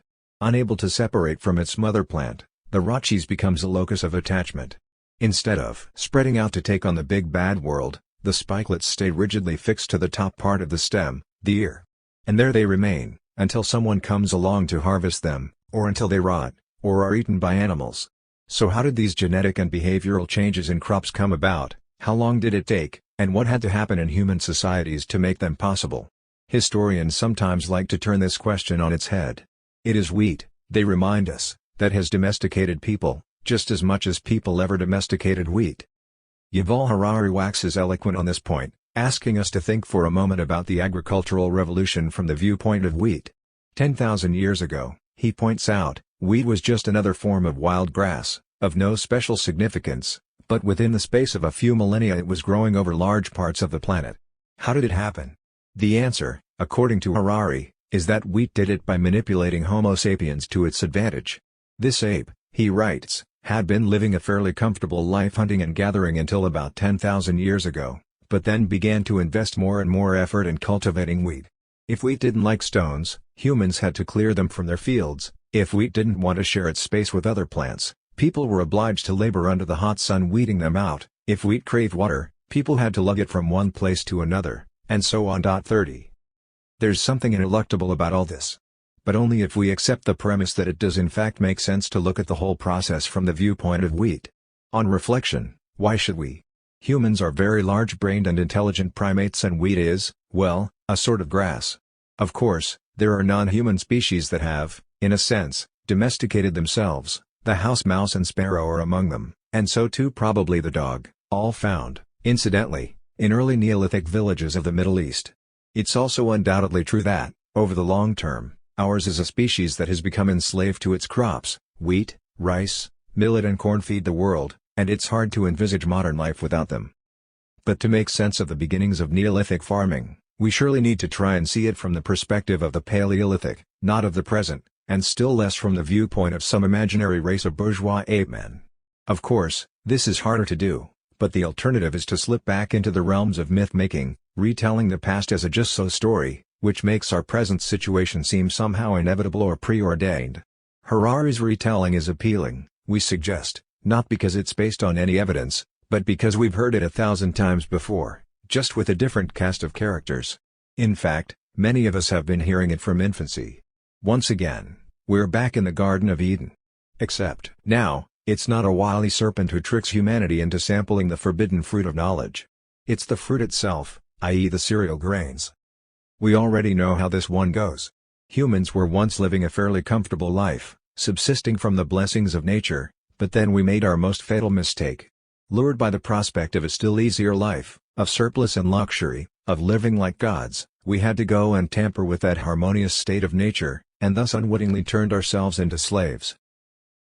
What happens if we put aside this fable and consider what botanists, geneticists and archaeologists have found out in the past few decades? Let's focus on wheat and barley. After the last ice age, these particular crops were among the first to be domesticated, along with lentils, flax, peas, chickpeas and bitter vetch. As we've noted, this process occurred in various different parts of the Fertile Crescent, rather than a single center. Wild varieties of some of these crops grow there today, giving researchers the chance to make direct observations about how those plants behave, and even to reconstruct certain aspects of the technical process that led, 10,000 years ago, to domestication. Armed with such knowledge, they can also examine actual remains of ancient seeds and other plant remains, recovered in the many hundreds from archaeological sites in the same region. Scientists can then compare the biological process of domestication, reproduced under technological conditions similar to those of Neolithic cultivation, with the actual process that took place in prehistoric times and see how they match up. Once cultivation became widespread in Neolithic societies, we might expect to find evidence of a relatively quick or at least continuous transition from wild to domestic forms of cereals, which is exactly what terms like the agricultural revolution lead us to think, but in fact this is not at all what the results of archaeological science show. And despite the Middle Eastern setting, those findings do not add up to anything remotely resembling a Garden of Eden type story about how humans haplessly stumbled their way into a Faustian pact with wheat. Just how far we are, or should be, from that kind of story was already clear to researchers some decades ago, once they began comparing actual prehistoric rates of crop domestication to those achieved under experimental conditions. Experiments of this kind with wild wheat were first undertaken in the 1980s. 31 What they showed was that the key genetic mutation leading to crop domestication could be achieved in as little as 20 to 30 years, or at most 200 years, using simple harvesting techniques like reaping with flint sickles or uprooting by hand. All it would have taken, then, is for humans to follow the cues provided by the crops themselves. That meant harvesting after they began to ripen, doing it in ways that left the grain on the stem, for example, cutting or pulling, as opposed to beating grain straight off the ear with a paddle, sowing new seed on virgin soil, away from wild competitors, learning from errors, and repeating the winning formula next year. For foragers seasoned in the harvesting of wild crops, these changes need not have posed major logistical or conceptual challenges. And there may also have been other good reasons to harvest wild cereals in this manner, besides obtaining food. Harvesting by sickle yields straw as well as grain. Today we consider straw a byproduct of cereal farming, the primary purpose being to produce food. But archaeological evidence suggests things started the other way around. 32 Human populations in the Middle East began settling in permanent villages long before cereals became a major component of their diets. 33 In doing so, they found new uses for the stalks of wild grasses. These included fuel for lighting fires, and the temper that transformed mud and clay from so much friable matter into a vital tectonic resource, used to build houses, ovens, storage bins and other fixed structures. Straw could also be used to make baskets, clothing, matting and thatch. As people intensified the harvesting of wild grasses for straw, either by sickle or simply uprooting, they also produced one of the key conditions for some of these grasses to lose their natural mechanisms of seed dispersal. Now here's the key point. If crops, rather than humans, had been setting the pace, these two processes would have gone hand in hand, leading to the domestication of large-seeded grasses within a few decades. Wheat would have gained its human handmaidens, and humans would have gained a plant resource that could be efficiently harvested with little loss of seed and that was eminently storable, but that also required much greater outlays of labor in the form of land management and the post-harvesting work of threshing and winnowing, a process which occurs naturally in wild cereals. Within a few human generations, the Faustian pact between people and crops would have been sealed. But here again, the evidence flatly contradicts these expectations. In fact, the latest research shows that the process of plant domestication in the Fertile Crescent was not fully completed until much later, as much as 3,000 years after the cultivation of wild cereals first began. 34 Once again, to get a sense of the scale here, think, the time between the putative Trojan War and today. And while some modern historians may allow themselves the luxury of disposing with a few short millennia here or there, we can hardly extend this attitude to the prehistoric actors whose lives we are trying to understand. At this point, you might reasonably ask what we mean by cultivation, and how we can possibly know when it began, if it didn't lead to clear changes in the reproductive behavior of wild plants. The answers lie in weeds, and in research methods dreamed up in an inventive sub-branch of archaeology, known as archaeobotany. Why Neolithic farming took so long to evolve, and did not, as Rousseau imagined, involve the enclosure of fixed fields. Since the early 2000s, archaeobotanists have been studying a phenomenon known as pre-domestication cultivation. Cultivation in general refers to the work done by humans to improve the life chances of favored crops, whether these be wild or domestic. This usually involves, at minimum, clearing and tilling the soil. Soil preparation induces changes in the size and shape of wild cereal grains, though such changes need not lead to domestication, basically they just get bigger. It also attracts other flora that flourish in disturbed soils, including arable weeds such as clover, fenugreek, gromwell and indeed members of the colorful crowfoot family, genus Adonis, quick to flower and just as quick to die. Since the 1980s, researchers have accumulated statistical evidence from prehistoric sites in the Middle East, analyzing this evidence for changes over time in grain size and proportions of arable weed flora. Samples now number in the many tens of thousands. What they show is that, in certain parts of the regions such as northern Syria, the cultivation of wild cereals dates back at least to 10,000 BC. 35 Yet in these same regions, the biological process of crop domestication, including the crucial switchover from brittle raw cheese to tough, was not completed until closer to 7,000 BC, that is roughly 10 times as long as it need have taken, if, that is, humans really had stumbled blindly into the whole process, following the trajectory dictated by changes in their crops. 36 To be clear, that's 3,000 years of human history, far too long to constitute an agricultural revolution or even to be considered some kind of transitional state on the road to farming. To us, with our Platonic prejudices, all this looks like a very long and unnecessary delay, but clearly it was not experienced that way by people in Neolithic times. We need to understand this 3,000-year period as an important phase of human history in its own right. It's a phase marked by foragers moving in and out of cultivation, and as we've seen, there's nothing unusual or anomalous about this flirting and tinkering with the possibilities of farming, in just the ways Plato would have despised, but in no way enslaving themselves to the needs of their crops or herds. So long as it didn't become too onerous, cultivation was just one of many ways in which early settled communities managed their environments. Separating wild and domestic plant populations need not have been a major concern for them, even if it appears that way to us. 37. On reflection, this approach makes perfectly good sense. Cultivating domestic cereals, as the affluent foragers of the Pacific coast knew well, is enormously hard work. 38 Serious farming meant serious soil maintenance and weed clearance. It meant threshing and winnowing after harvest. All these activities would have got in the way of hunting, wild food collection, craft production, marriages and any number of other things, not to mention storytelling, gambling, traveling and organizing masquerades. Indeed, to balance out their dietary needs and labor costs, early cultivators may even have strategically chosen practices that worked against the morphological changes which signal the onset of domestication in plants. 39. This balancing act involved a special kind of cultivation, which brings us back full circle to Saddle-Hoyuk and its wetland location. Called flood retreat, flood recession or decrue farming, it takes place on the margins of seasonally flooding lakes or rivers. Flood retreat farming is a distinctly lackadaisical way to raise crops. The work of soil preparation is given over mostly to nature. Seasonal flooding does the work of tillage, annually sifting and refreshing the soil. As the waters recede, they leave behind a fertile bed of alluvial earth, where seed can be broadcast. This was garden cultivation on a small scale with no need for deforestation, weeding or irrigation, except perhaps the construction of small stone or earthen barriers, bunds, to nudge the distribution of water this way or that. Areas of high groundwater, such as the edges of artesian springs, could also be exploited in this way. 40.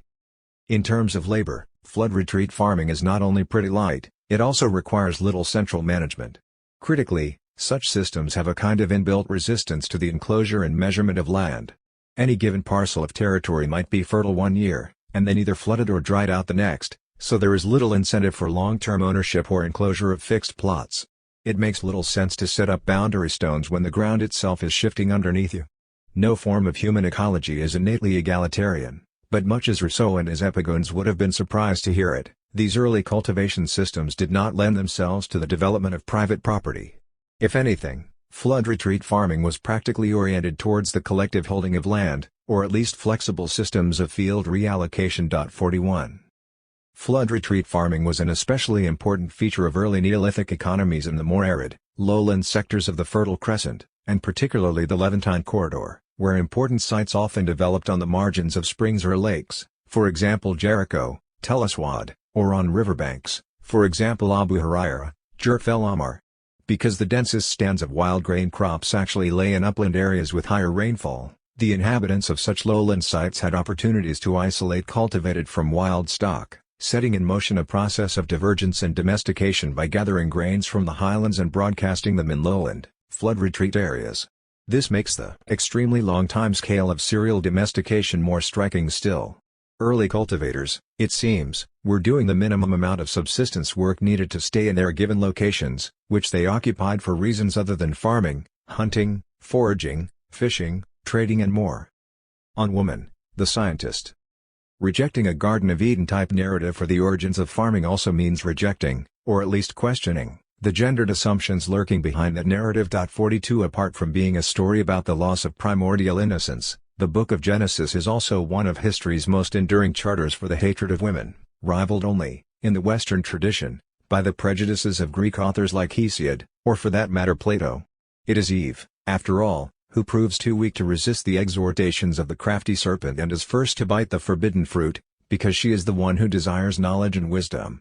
Her punishment, and that of all women following her, is to bear children in severe pain and live under the rule of her husband, whose own destiny is to subsist by the sweat of his brow.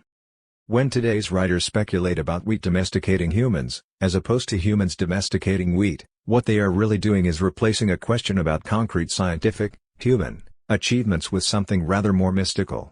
In this view, we're not asking questions about who might actually have been doing all the intellectual and practical work of manipulating wild plants, exploring their properties in different soils and water regimes, experimenting with harvesting techniques, accumulating observations about the effects these all have on growth, reproduction and nutrition, debating the social implications.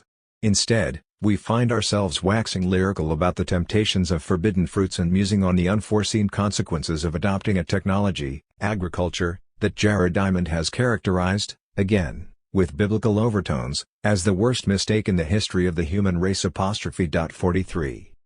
Consciously or not, it is the contributions of women that get written out of such accounts. Harvesting wild plants and turning them into food, medicine and complex structures like baskets or clothing is almost everywhere a female activity, and may be gendered female even when practiced by men. This is not quite an anthropological universal, but it's about as close to one as you are ever likely to get. 44 Hypothetically, of course, it is possible that things haven't always been so.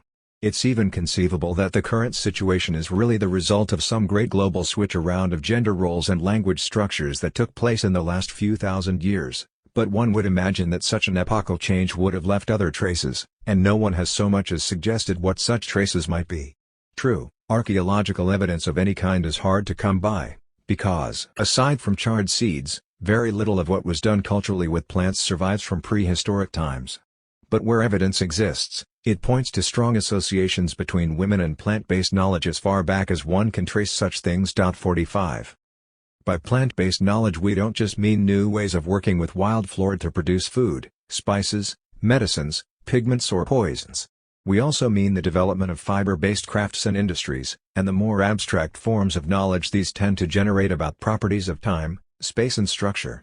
Textiles, basketry, network, matting and cordage were most likely always developed in parallel with the cultivation of edible plants, which also implies the development of mathematical and geometrical knowledge that is, quite literally, intertwined with the practice of these crafts. 46 Women's association with such knowledge extends back to some of the earliest surviving depictions of the human form, the ubiquitous sculpted female figurines of the last ice age with their woven headgear, string skirts and belts made of cord. 47.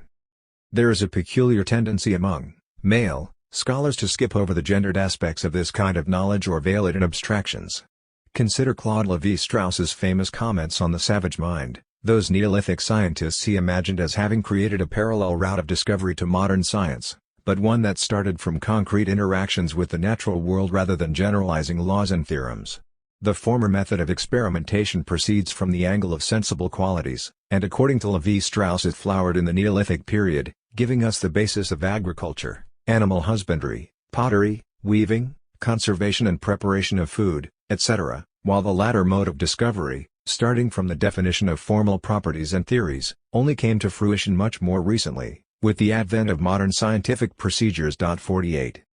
Nowhere in The Savage Mind, a book ostensibly dedicated to understanding that other sort of knowledge, the Neolithic science of the concrete, does Lévi-Strauss even mention the possibility that those responsible for its flowering might, very often, have been women. If we take these kinds of considerations, instead of some imaginary state of nature, as our starting point, then entirely different sorts of questions arise about the invention of Neolithic farming. In fact, a whole new language becomes necessary to describe it, since part of the problem with conventional approaches lies in the very terms agriculture and domestication. Agriculture is essentially about the production of food, which was just one, quite limited, aspect of the Neolithic relationship between people and plants. Domestication usually implies some form of domination or control over the unruly forces of wild nature. Feminist critiques have already done much to unpack the gendered assumptions behind both concepts, neither of which seems appropriate to describe the ecology of early cultivators. 49.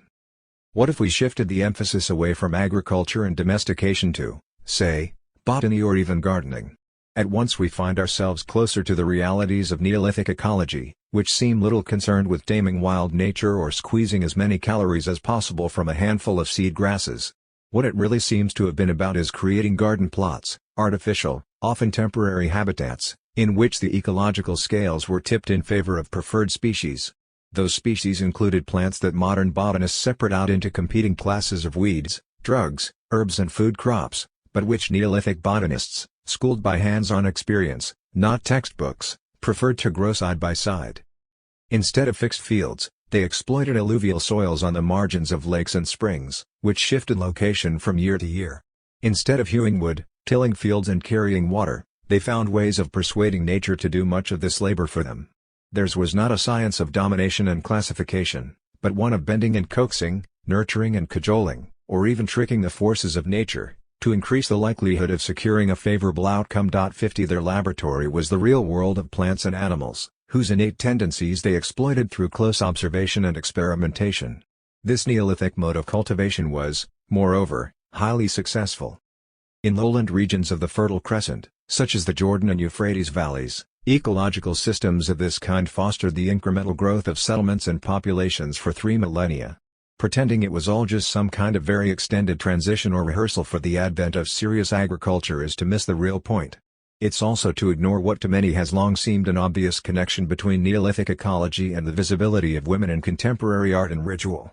Whether one calls these figures goddesses or scientists is perhaps less important than recognizing how their very appearance signals a new awareness of women's status, which was surely based on their concrete achievements in binding together these new forms of society. Part of the difficulty with studying scientific innovation in prehistory is that we have to imagine a world without laboratories, or rather, a world in which laboratories are potentially everywhere and anywhere. Here Levi-Strauss is much more on the ball. There are two distinct modes of scientific thought. These are certainly not a function of different stages of development of the human mind but rather of two strategic levels at which nature is accessible to scientific inquiry, one roughly adapted to that of perception and the imagination, the other at a remove from it. It is as if the necessary connections which are the object of all science, Neolithic or modern, could be arrived at by two different routes, one very close to, and the other more remote from, sensible intuition. 51. Levi-Strauss, as we noted, called the first route to discovery a science of the concrete.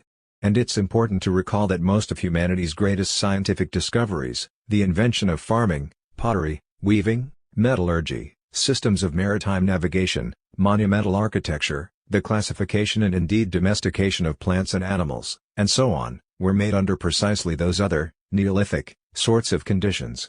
Judged by its results, then, this concrete approach was undeniably science. But what does science of the concrete actually look like, in the archaeological record?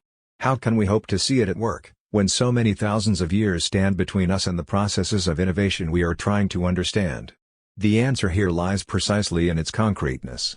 Invention in one domain finds echoes and analogies across a whole range of others, which might otherwise seem completely unrelated. We can see this clearly in early Neolithic cereal cultivation. Recall that flood retreat farming required people to establish durable settlements in mud-based environments, like swamps and lake margins. Doing so meant becoming intimate with the properties of soils and clays, carefully observing their fertility under different conditions, but also experimenting with them as tectonic materials, or even as vehicles of abstract thought. As well as supporting new forms of cultivation, soil and clay, mixed with wheat and chaff, became basic materials of construction, essential in building the first permanent houses, used to make ovens, furniture and insulation, almost everything, in fact, except pottery, a later invention in this part of the world. But clay was also used, in the same times and places, to, literally, model relationships of utterly different kinds, between men and women, people and animals. People started using its plastic qualities to figure out mental problems, making small geometric tokens that many see as direct precursors to later systems of mathematical notation. Archaeologists find these tiny numerical devices in direct association with figurines of herd animals and full-bodied women, the kind of miniatures that stimulate so much modern speculation about Neolithic spirituality, and which find later echoes in myths about the demiurgic, life-giving properties of clay. 52 As we'll soon see, earth and clay even came to redefine relationships between the living and the dead. Seen this way, the origins of farming start to look less like an economic transition and more like a media revolution, which was also a social revolution, encompassing everything from horticulture to architecture, mathematics to thermodynamics, and from religion to the remodeling of gender roles. And while we can't know exactly who was doing what in this brave new world, it's abundantly clear that women's work and knowledge were central to its creation, that the whole process was a fairly leisurely, even playful one, not forced by any environmental catastrophe or demographic tipping point and unmarked by major violent conflict. What's more, it was all carried out in ways that made radical inequality an extremely unlikely outcome. All this applies most clearly to the development of early Neolithic societies in lowland parts of the Fertile Crescent, and especially along the valleys of the Jordan and Euphrates rivers. But these communities did not develop in isolation. For almost the entire period we've been discussing, the upland crescent, following the foothills of the Taurus and Zagros mountains and the adjoining steppe, was also home to settled populations, adept in managing a variety of wild plant and animal resources. They too were often village dwellers, who adopted strategies of cultivation and herding as they saw fit, while still deriving the bulk of their diet from non-domesticated species. But in other ways they are clearly marked out from their lowland neighbors, their construction of megalithic architecture, including the famous structures of Göbekli Tepe, being just the most obvious. Some of these groups lived in proximity to lowland Neolithic societies, especially along the upper reaches of the Euphrates, but their art and rituals suggest a radically different orientation to the world, as sharply distinguished from the latter as Northwest Coast foragers were from their Californian neighbors. To farm or not to farm, IDs all in your head, where we return to Göbekli Tepe. At the frontier between the upland and lowland sectors of the Fertile Crescent stands Göbekli Tepe itself. It is actually one of a series of megalithic centers that sprang up around the Urfa Valley, near the modern border of Syria and Turkey, in the 9th millennium BC. 53 Most are still not excavated. Only the tops of their great D-shaped pillars can be seen projecting from the deep valley soils. While direct evidence is still lacking, this style of stone architecture probably marks the apex of a building tradition that began in timber. Wooden prototypes may also lie behind Göbekli Tepe's tradition of sculptural art, which evokes a world of fearsome images, far removed from the visual arts of the lowlands, with their humble figurines of women and domestic animals, and hamlets of clay. In both medium and message, Göbekli Tepe could hardly be more different from the world of early farming communities. Its standing remains were wrought from stone, a material little used for construction in the Euphrates and Jordan valleys. Carved on these stone pillars is an imagery dominated by wild and venomous animals, scavengers and predators, almost exclusively sexed male. On a limestone pillar a lion rears up in high relief, teeth gnashing, claws outstretched, penis and scrotum on show. Elsewhere lurks a malevolent boar, its male sex also displayed. The most often repeated images depict raptors taking human heads. One remarkable sculpture, resembling a totem pole, comprises superimposed pairings of victims and predators, disembodied skulls and sharp-eyed birds of prey.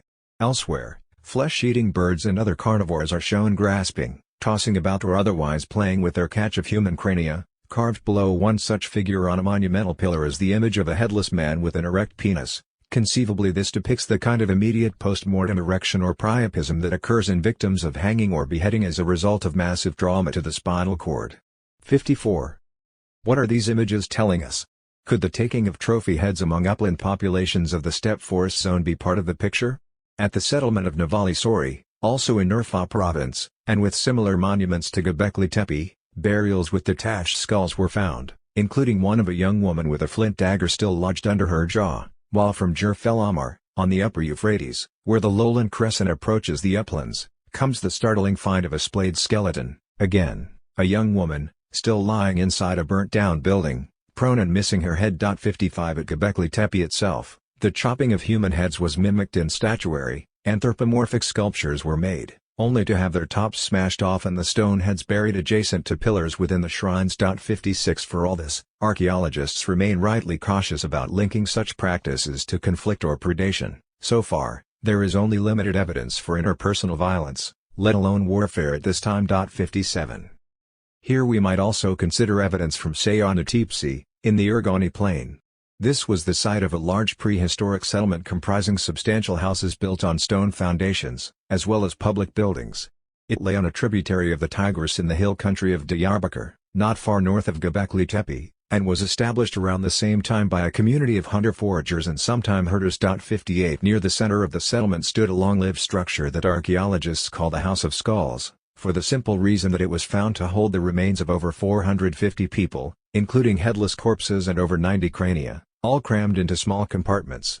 Cervical vertebrae were attached to some skulls, indicating they were severed from fleshed, but not necessarily living, bodies.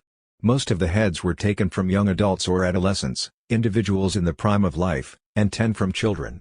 If any of these were trophy skulls, claimed from victims or enemies, then they were chosen for their vitality.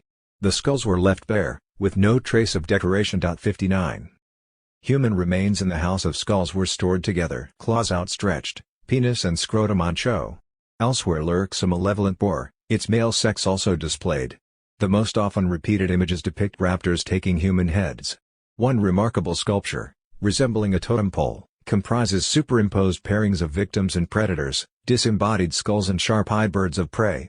Elsewhere, flesh-eating birds and other carnivores are shown grasping, tossing about or otherwise playing with their catch of human crania. Carved below one such figure on a monumental pillar is the image of a headless man with an erect penis. Conceivably this depicts the kind of immediate post-mortem erection or priapism that occurs in victims of hanging or beheading as a result of massive trauma to the spinal cord. 54. What are these images telling us? Could the taking of trophy heads among upland populations of the steppe forest zone be part of the picture? At the settlement of Navali Sori, also in Urfa province, and with similar monuments to Göbekli Tepe, burials with detached skulls were found, including one of a young woman with a flint dagger still lodged under her jaw, while from Jurfel Amar, on the upper Euphrates, where the lowland crescent approaches the uplands, comes the startling find of a splayed skeleton, again, a young woman, still lying inside a burnt-down building, prone and missing her head. 55 At Göbekli Tepe itself, the chopping of human heads was mimicked in statuary. Anthropomorphic sculptures were made, only to have their tops smashed off and the stone heads buried adjacent to pillars within the shrines. 56 For all this, archaeologists remain rightly cautious about linking such practices to conflict or predation. So far, there is only limited evidence for interpersonal violence, let alone warfare at this time. 57. Here we might also consider evidence from Sayonatipsi, in the Urgani Plain. This was the site of a large prehistoric settlement comprising substantial houses built on stone foundations, as well as public buildings. It lay on a tributary of the Tigris in the hill country of Diyarbakir, not far north of Göbekli Tepe, and was established around the same time by a community of hunter-foragers and sometime herders. 58 Near the center of the settlement stood a long-lived structure that archaeologists call the House of Skulls, for the simple reason that it was found to hold the remains of over 450 people, including headless corpses and over 90 crania, all crammed into small compartments. Cervical vertebrae were attached to some skulls, indicating they were severed from fleshed, but not necessarily living, bodies. Most of the heads were taken from young adults or adolescents, individuals in the prime of life, and 10 from children. If any of these were trophy skulls, claimed from victims or enemies, then they were chosen for their vitality. The skulls were left bare, with no trace of decoration. 59. Human remains in the House of Skulls were stored together. Perhaps what we're detecting in the House of Skulls, but in a rather different form, is a complex of ideas already familiar from Amazonia and elsewhere: hunting as predation, shifting subtly from a mode of subsistence to a way of modeling and enacting dominance over other human beings. After all, even feudal lords in Europe tended to identify themselves with lions, hawks and predatory beasts. They were also fond of the symbolism of putting heads on poles. "Off with his head" is still the most popular phrase identified with the British monarchy. 60 But what about Göbekli Tepe itself? If the display of trophy heads really was an important aspect of the site's function, surely some direct trace would remain, other than just some suggestive stone carvings. Human remains are so far rare at Göbekli Tepe, which makes it even more remarkable that, of the few hundred scraps of prehistoric human bones so far recovered from the site, Some 2/3 are indeed segments of skulls or facial bones, some retaining signs of defleshing, and even decapitation. Among them were found remnants of 3 skulls, recovered from the area of the stone shrines, which bear evidence for more elaborate types of cultural modification in the form of deep incisions and drill holes, allowing the skull to dangle from a string or be mounted on a pole. 61. In earlier chapters, we've explored why farming was much less of a rupture in human affairs than we tend to assume.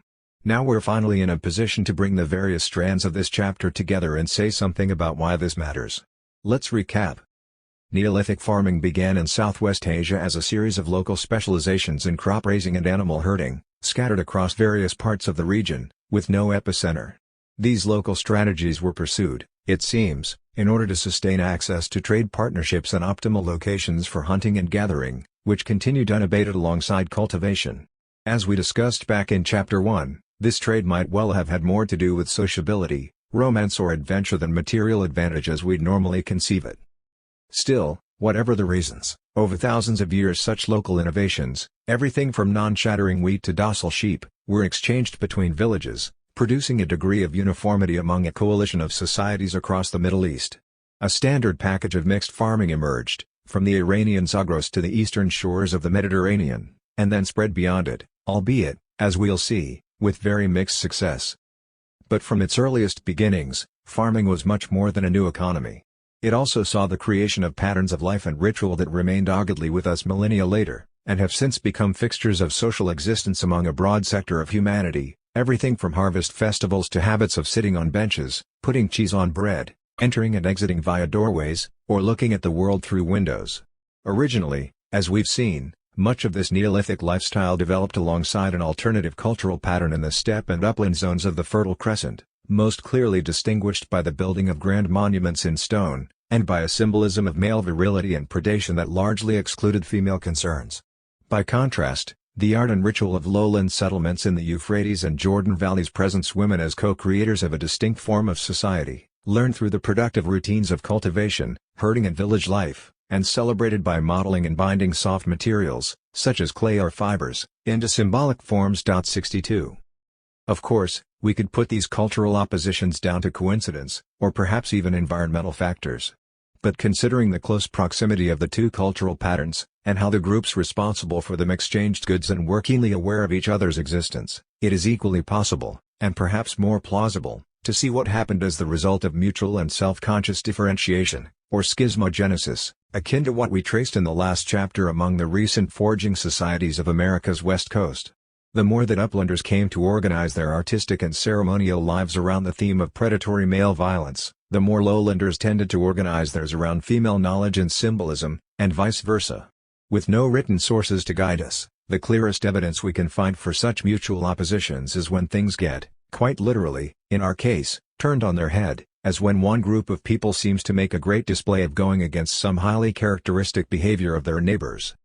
Such evidence is not at all hard to find, since lowland villagers, like their upland neighbors, also attached great ritual significance to human heads, but chose to treat them in ways that would have been utterly foreign to the uplanders. Let us briefly illustrate what we mean. Perhaps the most recognizable, and definitely the most macabre, objects found in early Neolithic villages of the Levantine corridor, Israel, Palestine, Jordan, Lebanon and the Syrian Euphrates, are skull portraits. These are heads that were removed from burials of women, men and occasionally children in a secondary process, after the corpse had decomposed. Once separated from the body, they were cleaned and carefully modeled over with clay, then coated with layers of plaster to become something altogether different. Shells were often fixed into the eye sockets, just as clay and plaster filled in for the flesh and skin. Red and white paint added further life. Skull portraits appear to have been treasured heirlooms, carefully stored and repaired over generations. They reached their height of popularity in the 8th millennium BC, as Göbekli Tepe fell into decline, when the practice spread as far as Çatalhöyük. There, one such modeled head was found in an intimate situation, clutched to the chest of a female burial. 63. Ever since these intriguing objects first came to light at Jericho in the early 20th century, archaeologists have puzzled over their meaning. Many scholars see them as expressions of care and reverence for ancestors. But there are literally countless ways one might show respect or grief for ancestors without systematically removing crania from their places of rest and modeling life into them by adding layers of clay, plaster, shell, fiber and pigment. Even in the lowland parts of the Fertile Crescent, this treatment was reserved for a minority of individuals. More often, human crania removed from burials were left bare, while others have complex histories as ritual objects, such as a group of skulls from Tel Karasa in southern Syria, found to have been deliberately mutilated around the face in what appears to have been an act of post-mortem desecration. 64. In the Jordan and Euphrates valleys and adjacent coastlands, the practice of curating human crania has an even longer history, extending back to Nachfian hunter-gatherers, before the onset of the Neolithic period, but longevity need not imply an entirely local context for later ritual innovations, such as the addition of decorative materials to make skull portraits. Perhaps making skull portraits in this particular way was not just about reconnecting with the dead, but also negating the logic of stripping, cutting, piercing and accumulating heads as trophies. At the very least, it offers a further indication that lowland and upland populations in the Fertile Crescent were following quite different, and in some ways, mutually opposed, cultural trajectories throughout the centuries when plants and animals were first domesticated. 65.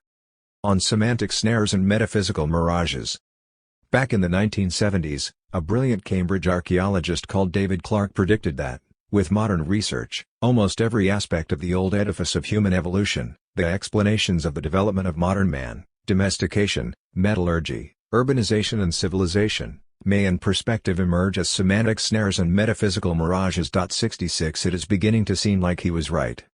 Let's recap a little further. A founding block in that old edifice of human social evolution was the allocation of a specific place in history to foraging societies, which was to be the prelude to an agricultural revolution that supposedly changed everything about the course of history. The job of foragers in this conventional narrative is to be all that farming is not, and thus also to explain, by implication, what farming is.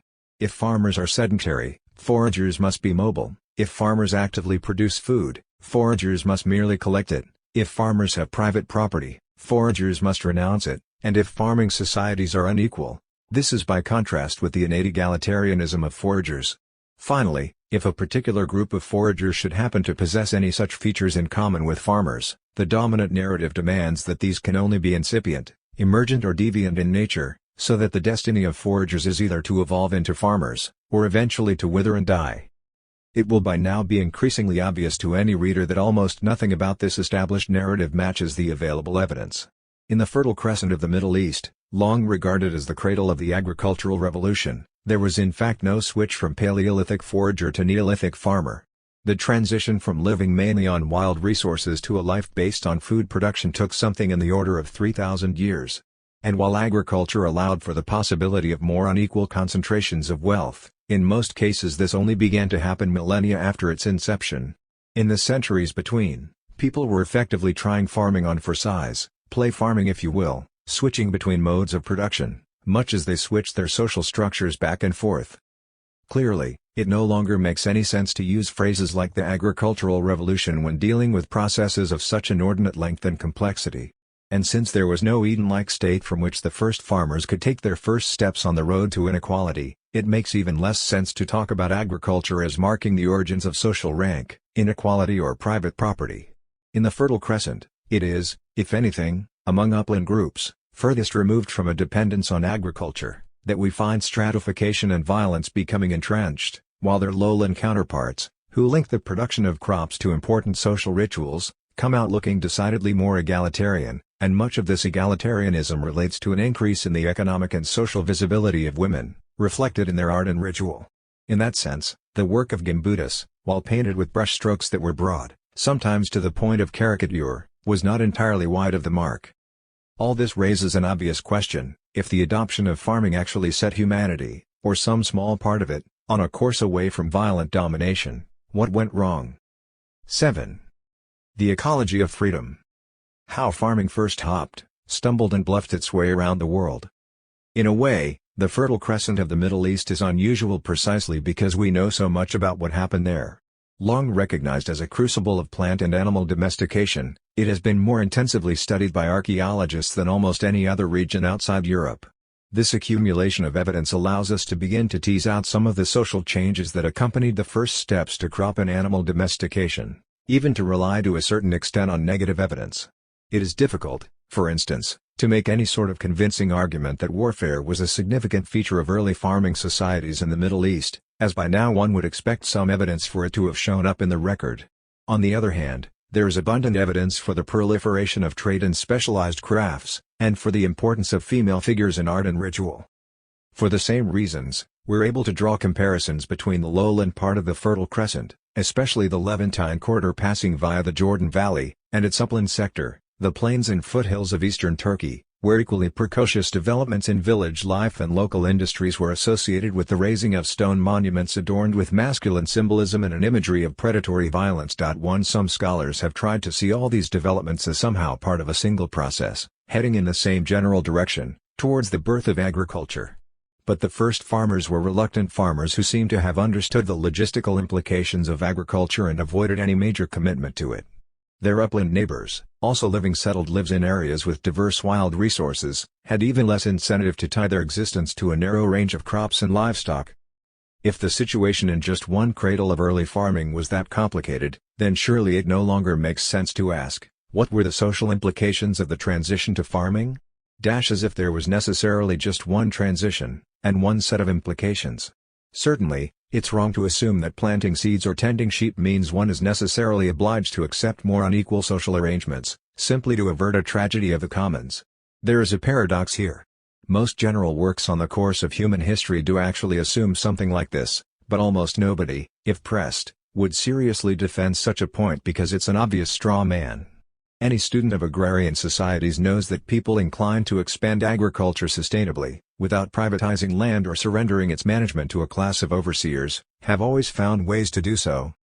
Communal tenure, open field principles, periodic redistribution of plots and cooperative management of pasture are not particularly exceptional and were often practiced for centuries in the same locations. The Russian Mir is a famous example, but similar systems of land redistribution once existed all over Europe, from the highlands of Scotland to the Balkans, occasionally into very recent times.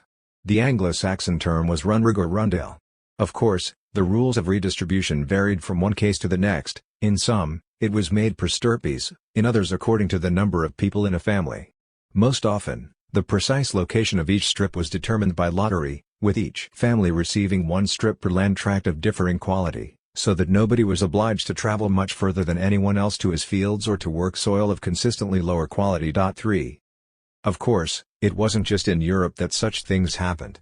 In his 1875 lectures on the early history of institutions, Henry Sumner Maine, who held the first chair of historical and comparative jurisprudence at Oxford, was already discussing cases of periodic land redistribution and rundale-type institutions from India to Ireland, noting that almost up until his own day, cases were frequent in which the arable land was divided into farms which shifted among the tenant families periodically, and sometimes annually. And that in pre-industrial Germany, where land tenure was apportioned between mark associations, each tenant would receive lots divided among the three main qualities of soil. Importantly, he notes, these were not so much forms of property as modes of occupation, not unlike the rights of access found in many forager groups. 4 We could go on piling up the examples, the Palestinian Masha system, for instance, or Balinese subak. 5. In short, there is simply no reason to assume that the adoption of agriculture in more remote periods also meant the inception of private land ownership, territoriality, or an irreversible departure from forager egalitarianism. It may have happened that way sometimes, but this can no longer be treated as a default assumption. As we saw in the last chapter, exactly the opposite seems true in the Fertile Crescent of the Middle East, at least for the first few thousand years after the appearance of farming. If the situation in just one cradle of early farming was so different from our evolutionary expectations, then we can only wonder what other stories remain to be told, in other places where farming emerged. Indeed, these other locations are multiplying in light of new evidence, genetic and botanical, as well as archaeological. It turns out the process was far messier, and far less unidirectional, than anyone had guessed, and so we have to consider a broader range of possibilities than once assumed. In this chapter, we'll show just how much the picture is changing and point towards some of the surprising new patterns that are starting to emerge. Geographers and historians used to believe that plants and animals were first domesticated in just a few nuclear zones, the same areas in which large-scale, politically centralized societies later appeared. In the Middle East there was wheat and barley, as well as sheep, goats, pigs and cattle. In China there was rice, japonica, soybeans and a different variety of pig, potatoes, quinoa and llamas were brought under domestication in the Peruvian Andes, and maize, avocado and chili in Mesoamerica.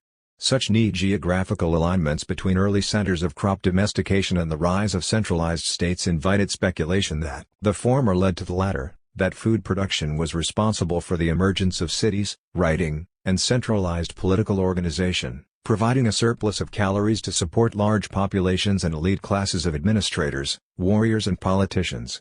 Invent agriculture, or so the story once went, and you set yourself on a course that will eventually lead to Assyrian charioteers, Confucian bureaucrats, Inca sun kings or Aztec priests carrying away a significant chunk of your grain. Domination, and most often violent, ugly domination, was sure to follow. It was just a matter of time. Archaeological science has changed all this. Experts now identify between 15 and 20 independent centers of domestication, many of which followed very different paths of development to China, Peru, Mesoamerica or Mesopotamia, which themselves all followed quite different paths, as we'll see in later chapters. To those centers of early farming must now be added, among others, the Indian subcontinent, where brown-top millet, mung beans, horse gram, indica rice and humped zebu cattle were domesticated, the grasslands of West Africa, pearl millet, the central highlands of New Guinea, bananas, taros and yams, the tropical forests of South America, manioc and peanuts, and the eastern woodlands of North America, where a distinct suite of local seed crops, goosefoot, sunflower and sumpweed, was raised, long before the introduction of maize from Mesoamerica. 6. We know much less about the prehistory of these other regions than we do about the Fertile Crescent. None followed a linear trajectory from food production to state formation. Nor is there any reason to assume a rapid spread of farming beyond them to neighboring areas. Food production did not always present itself to foragers, fishers and hunters as an obviously beneficial thing. Historians painting with a broad brush sometimes write as if it did, or as if the only barriers to the spread of farming were natural ones, such as climate and topography. This sets up something of a paradox, because even foragers living in highly suitable environments, and clearly aware of the possibilities of cereal farming, often chose not to adopt it. Take Jarrah Diamond. Just as some regions proved much more suitable than others for origins of food production, the ease of its spread also varied greatly around the world. Some areas that are ecologically very suitable for food production never acquired it in prehistoric times at all, even though areas of prehistoric food production existed nearby. The most conspicuous such independent centers of plant and animal domestication examples are the failure of both farming and herding to reach Native American California from the U.S. Southwest or to reach Australia from New Guinea and Indonesia, and the failure of farming to spread from South Africa's Natal Province to South Africa's Cape. 7. As we saw in Chapter 5, the failure of farming to reach California is not a particularly compelling way to frame the problem. This is just an updated version of the old diffusionist approach, which identifies culture traits, cats' cradles, musical instruments, agriculture and so on, and maps out how they migrate across the globe, and why in some places they fail to do so. In reality, there's every reason to believe that farming reached California just as soon as it reached anywhere else in North America. It's just that, despite a work ethic that valorized strenuous labor, and a regional exchange system that would have allowed information about innovations to spread rapidly, people there rejected the practice as definitively as they did slavery. Even in the American Southwest, the overall trend for 500 years or so before Europeans arrived was the gradual abandonment of maize and beans, which people had been growing in some cases for thousands of years, and a return to a foraging way of life. If anything, during this period Californians were the ones doing the spreading, with populations originally from the east of the state bringing new foraging techniques, and replacing previously agricultural peoples, as far away as Utah and Wyoming. By the time Spaniards arrived in the Southwest, the Pueblo societies which had once dominated the region were reduced to isolated pockets of farmers, entirely surrounded by hunter-gatherers. 8. On some issues of terminology when discussing the movement of domestic crops and animals around the globe. In books on world history, you often encounter phrases like crops and livestock spread rapidly through Eurasia, or the plant package of the Fertile Crescent launched food production from Ireland to the Indus, or maize diffused northwards at a snail's pace. How appropriate is such language when describing the expansion of Neolithic economies many thousands of years ago? If anything, it seems to reflect the experience of the last few centuries, when Old World domesticates did indeed conquer the environments of the Americas and Oceania. In those more recent times, crops and livestock were able to spread like wildfire, transforming existing habitats in ways that often rendered them unrecognizable within a few generations. but this has less to do with the nature of seed cultivation itself than with imperial and commercial expansion. Seeds can spread very quickly if those carrying them have an army and are driven by the need endlessly to expand their enterprises to maintain profits. The Neolithic situation was altogether different. Especially for the first several thousand years after the end of the last ice age, most people were still not farmers, and farmers' crops had to compete with a whole panoply of wild predators and parasites, most of which have since been eliminated from agricultural landscapes. To begin with, domestic plants and animals could not spread beyond their original ecological limits without significant effort on the part of their human planters and keepers. Suitable environments not only had to be found but also modified by weeding, manuring, terracing, and so on. The landscape modifications involved may seem small-scale, little more than ecological tinkering, to our eyes, but they were onerous enough by local standards, and crucial in extending the range of domestic species. 9 Of course, there were always paths of least resistance, topographical features and climatic regimes conducive or less conducive to the Neolithic economy. The east-west axis of Eurasia discussed by Jared Diamond in his Guns, Germs and Steel, 1997, or the lucky latitudes of Ian Morris's Why the West Rules, for now, 2010, are ecological corridors of this sort. Eurasia, as these authors point out, has few equivalents to the sharp climatic variations of the Americas, or indeed of Africa. Terrestrial species can travel across the breadth of the Eurasian continent without crossing boundaries between tropical and temperate zones. Continents whose extremities tilt north to south are a different proposition, and perhaps less amenable to such ecological transfers. The basic geographical point is surely sound, at least for the last 10,000 years of history. It explains why cereals of Fertile Crescent origin are successfully grown today in such distant locations as Ireland and Japan. It may also explain, to some extent, why many thousands of years elapsed before American crops, such as maize or squash, first domesticated in the tropics, were accepted in the temperate northern part of the American continent, by contrast with the relatively rapid adoption of Eurasian crops outside their areas of origin. To what extent can such observations help to make sense of human history on a larger scale? How far can geography go in explaining history, rather than simply informing it? Back in the 1970s and 1980s, a geographer called Alfred W. Crosby came up with a number of important theories about how ecology shaped the course of history.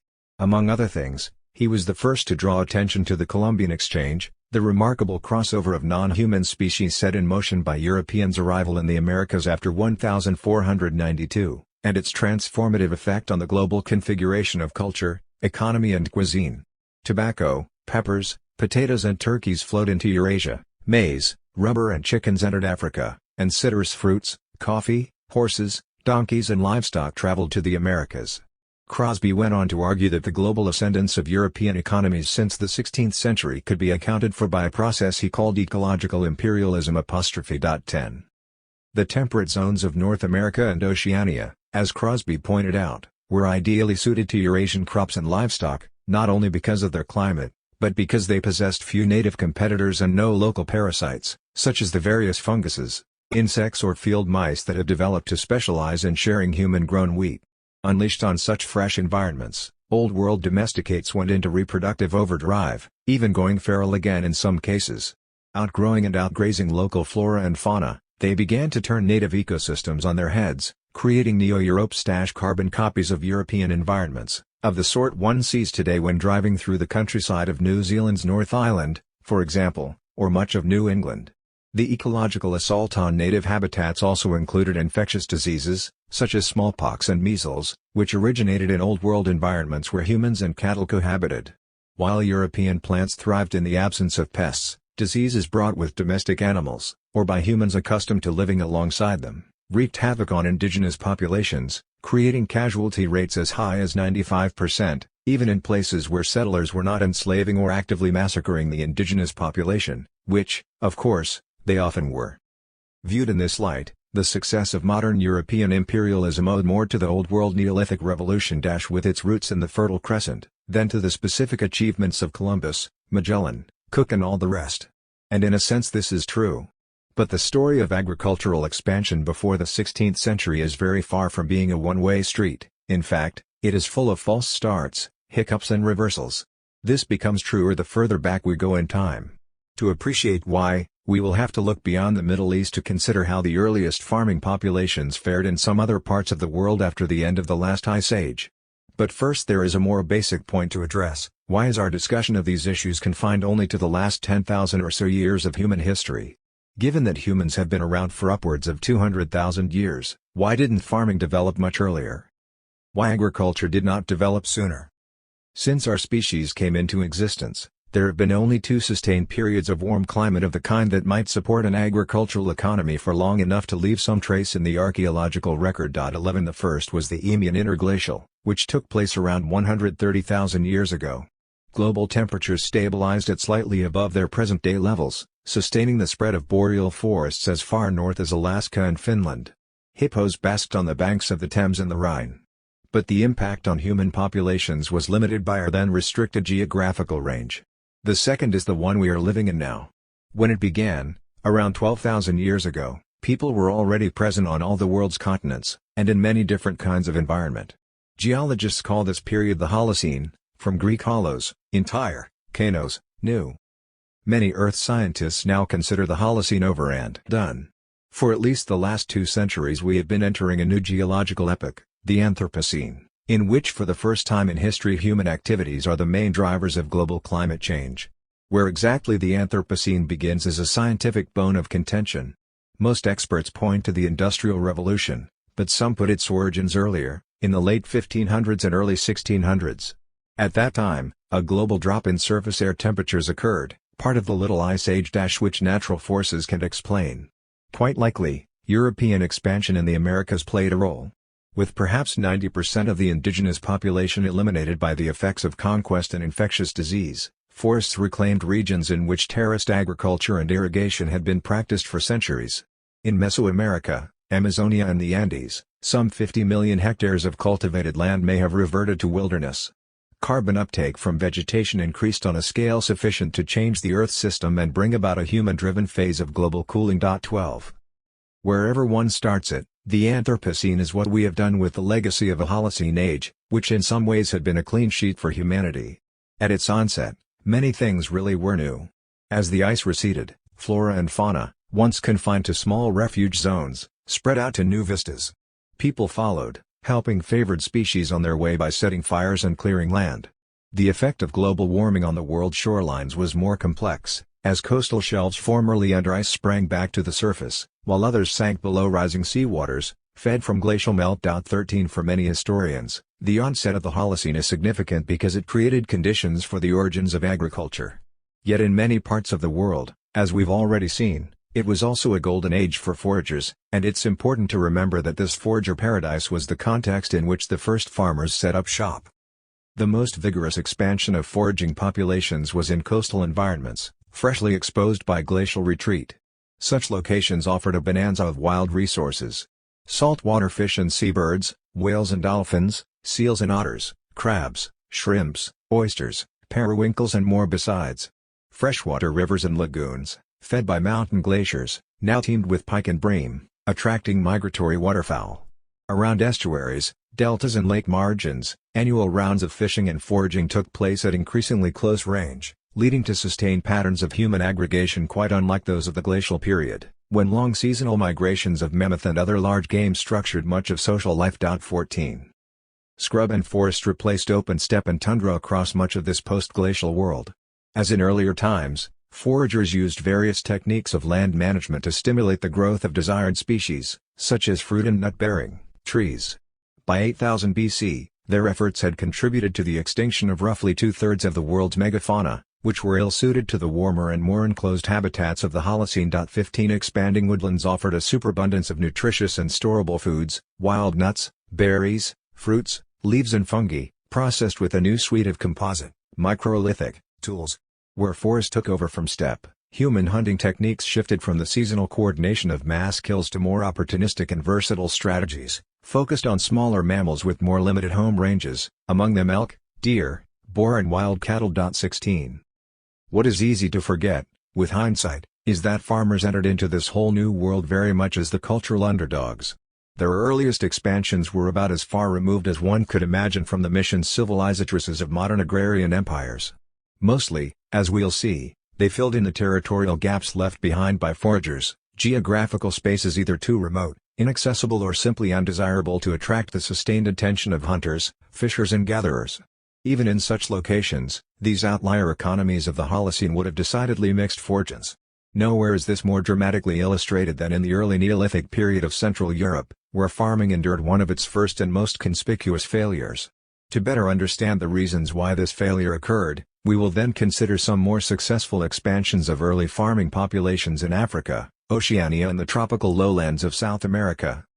Historically speaking, there is no direct connection among these cases, but what they show, collectively, is how the fate of early farming societies often hinged less on ecological imperialism than on what we might call, to adapt a phrase from the pioneer of social ecology, Murray Bookchin, an ecology of freedom. 17 By this we mean something quite specific. If peasants are people existentially involved in cultivation, 18 then the ecology of freedom, play farming, in short, is precisely the opposite condition.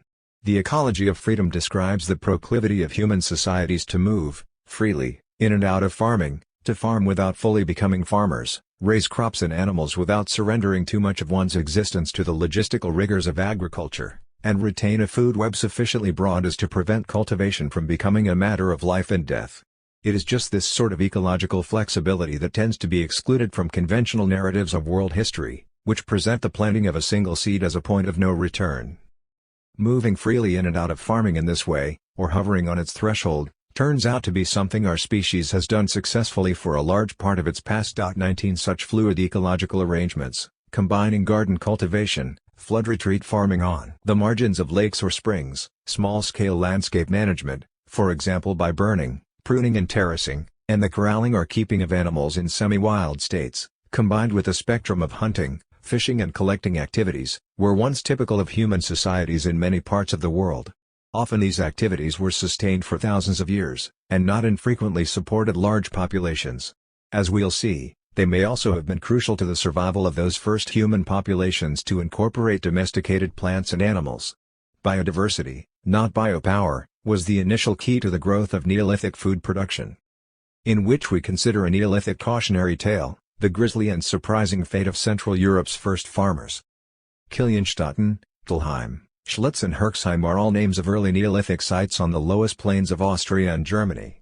Collectively, they tell a very unfamiliar story of early agriculture.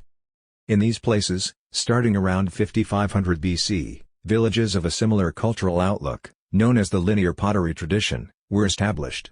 They are among the villages of Central Europe's first farmers.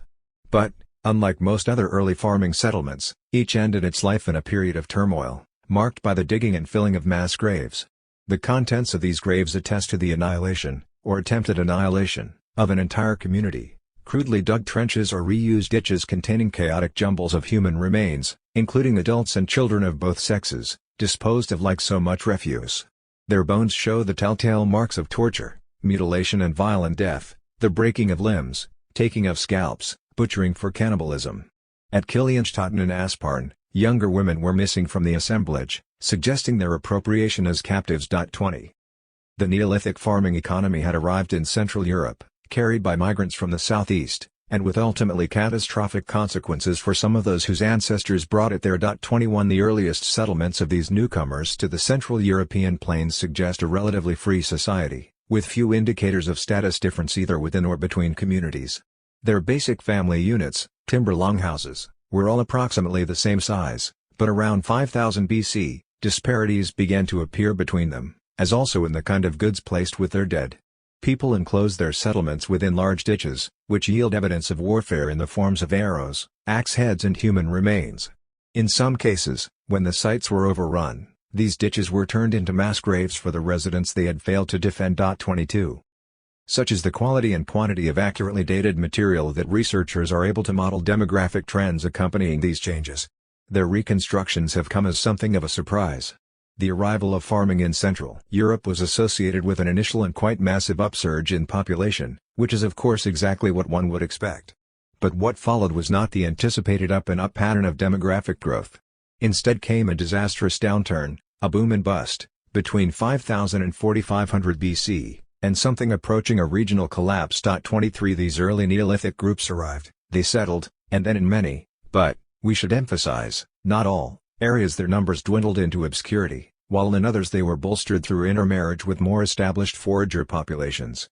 Only after a hiatus of roughly 1,000 years did extensive cereal farming take off again in Central and Northern Europe. 24. Older narratives of prehistory tended simply to assume that Neolithic colonists held the upper hand over native foraging populations, demographically and socially, that they either replaced them, or converted them to a superior way of life through trade and intermarriage. The boom-and-bust pattern of early farming now documented in temperate Europe contradicts this picture and raises wider questions about the viability of Neolithic economies in a world of foragers. To address these questions, we need to know a bit more about the foraging populations themselves, and how they developed their Pleistocene traditions after the Ice Age and into the Holocene. Much of what we know about post-glacial, Mesolithic, forager populations in Europe derives from findings along the Baltic and Atlantic coasts. Much more is lost to the sea. We learn a great deal about these Holocene hunter-foragers from their funerary customs. From northern Russia through Scandinavia, and down to the Breton coast, they are illuminated by finds of prehistoric cemeteries. Quite often, the burials were richly adorned.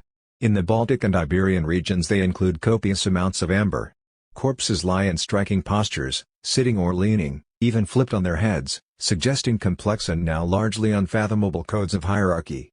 On the fringes of northern Eurasia, peat bogs and waterlogged sites preserve glimpses of a woodcarving tradition that produced decorated ski runners, sledges, canoes and monuments resembling the totem poles of the Pacific Northwest coast. 25 Staffs topped with elk and reindeer effigies, reminiscent of Pleistocene rock art depictions, appear over broad areas, a stable symbolism of authority, crossing the boundaries of local foraging groups. 26. How did Europe's deep interior, where incoming farmers settled, look from the vantage point of these established Mesolithic populations?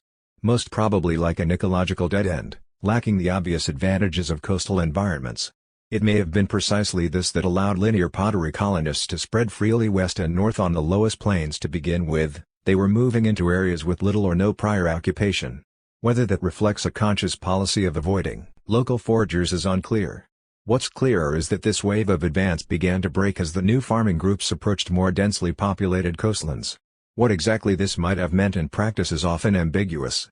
For example, human remains of coastal foragers, found on Mesolithic sites in Brittany, show anomalous levels of terrestrial protein in the diet of many young females, contrasting with the general prevalence of marine foods among the rest of the population. It seems that women of inland origin, who until then had been eating largely meat, not fish, were joining coastal groups. 27. What does this tell us? It may indicate that women had been captured and transported in raids, conceivably including raids by foragers on farming communities. 28. This can only be speculative. We cannot know for sure that women moved involuntarily, or even that they moved at the behest of men. And while raiding and warfare were clearly part of the picture, it would be simplistic to attribute the initial failure of Neolithic farming in Europe to such factors alone. We'll consider some broader explanations in due course. First, though, we should take a reprieve from Europe and examine some of the success stories of early farming. We will start with Africa, then move on to Oceania, and lastly the rather different but instructive case of Amazonia. Some very different places where Neolithic farming found its feet: the transformation of the Nile Valley, c. 5000 to 4000 BC, and the colonization of island Oceania, c. 1600 to 500 BC. Around the time that linear pottery settlements were established in Central Europe, the Neolithic farming economy made its first appearance in Africa. The African variant had the same ultimate origin, in Southwest Asia. It comprised the same basic suite of crops, emmer wheat and einkorn, and animals, domestic sheep, goats and cattle, with perhaps some admixture of local African aurochs. Yet the African reception of this Neolithic package could not have been more different. It is almost as if the first African farmers opened up the package, threw out some of the contents, then rewrapped it in such strikingly distinct ways that one could easily mistake it for a completely local invention. As, in many ways, it was.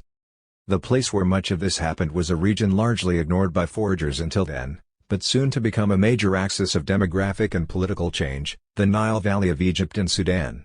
By 3000 BC, the political integration of its lower reaches with the Nile Delta would produce the first territorial kingdom of ancient Egypt, facing the Mediterranean. However, the cultural roots of this and all later Nilotic civilizations lay in much earlier transformations, linked to the adoption of farming between 5000 and 4000 BC, with their center of gravity more firmly in Africa. These first African farmers reinvented the Neolithic in their own image. Cereal cultivation was relegated to a minor pursuit, regaining its status only centuries later, and the idea that one's social identity was represented by hearth and home was largely thrown out too. In their place came a quite different Neolithic, supple, vibrant and traveling on the hoof. 29. This new form of Neolithic economy relied heavily on livestock herding, combined with annual rounds of fishing, hunting and foraging on the rich floodplain of the Nile, and in the oases and seasonal streams, wadis, of what are now the neighboring deserts, which were then still watered by annual rains.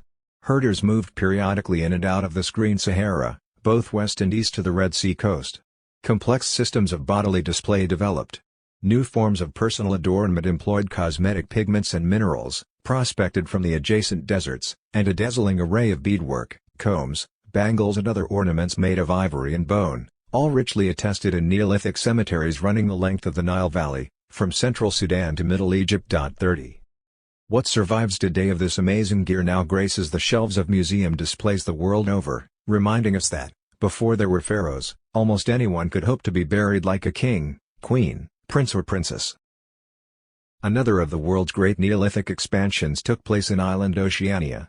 Its origins lay at the other end of Asia, in the rice and millet-growing cultures of Taiwan and the Philippines. The deeper roots are in China. Around 1600 BC a striking dispersal of farming groups took place, starting here and ending over 5,000 miles to the east in Polynesia.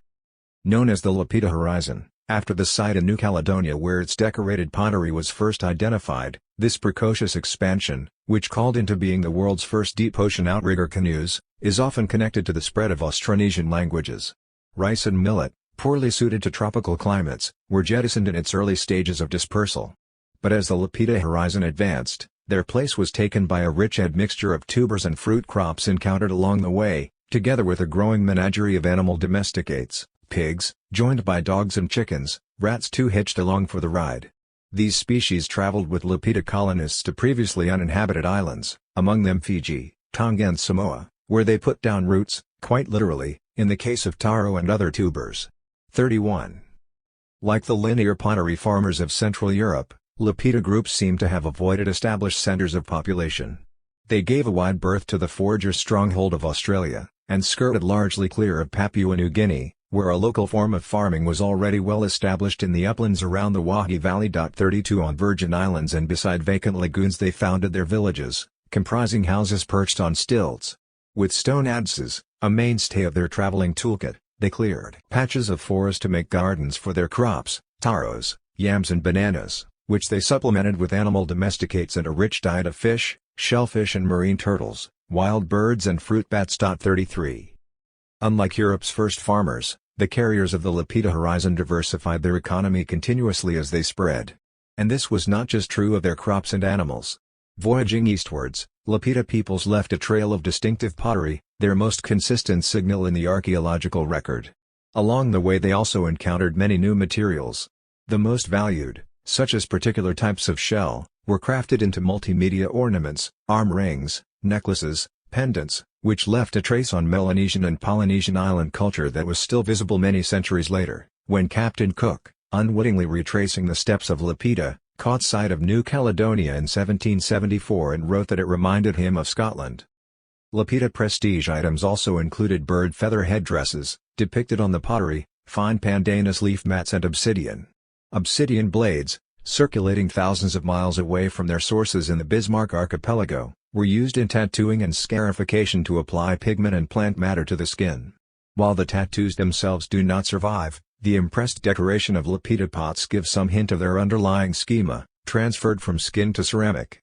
More recent traditions of Polynesian tattooing and body art wrapping the body in images, as a famous anthropological study puts it, remind us how little we really know of the vibrant conceptual worlds of earlier times, and those who first carried such practices across remote Pacific islandscapes. 34. On the case of Amazonia, and the possibilities of play farming. On first inspection, these three variations on the Neolithic-European, African, Oceanic, might seem to have almost nothing in common. However, all share two important features. First, each involved a serious commitment to farming. Of the three, the linear pottery culture of Europe enmeshed itself most deeply in the raising of cereals and livestock.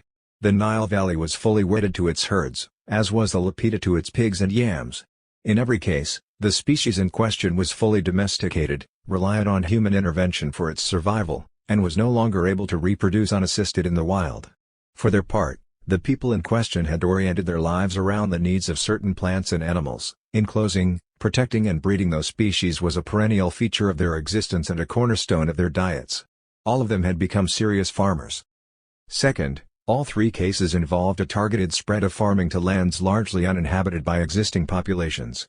The highly mobile Neolithic of the Nile Valley extended seasonally into the adjacent steppe desert, but avoided regions that were already densely settled, such as the Nile Delta, the Sudanese Jazira and the major oases, including the Fayum, where lakeside fisher-foragers prevailed, adopting and abandoning farming practices largely as it suited them.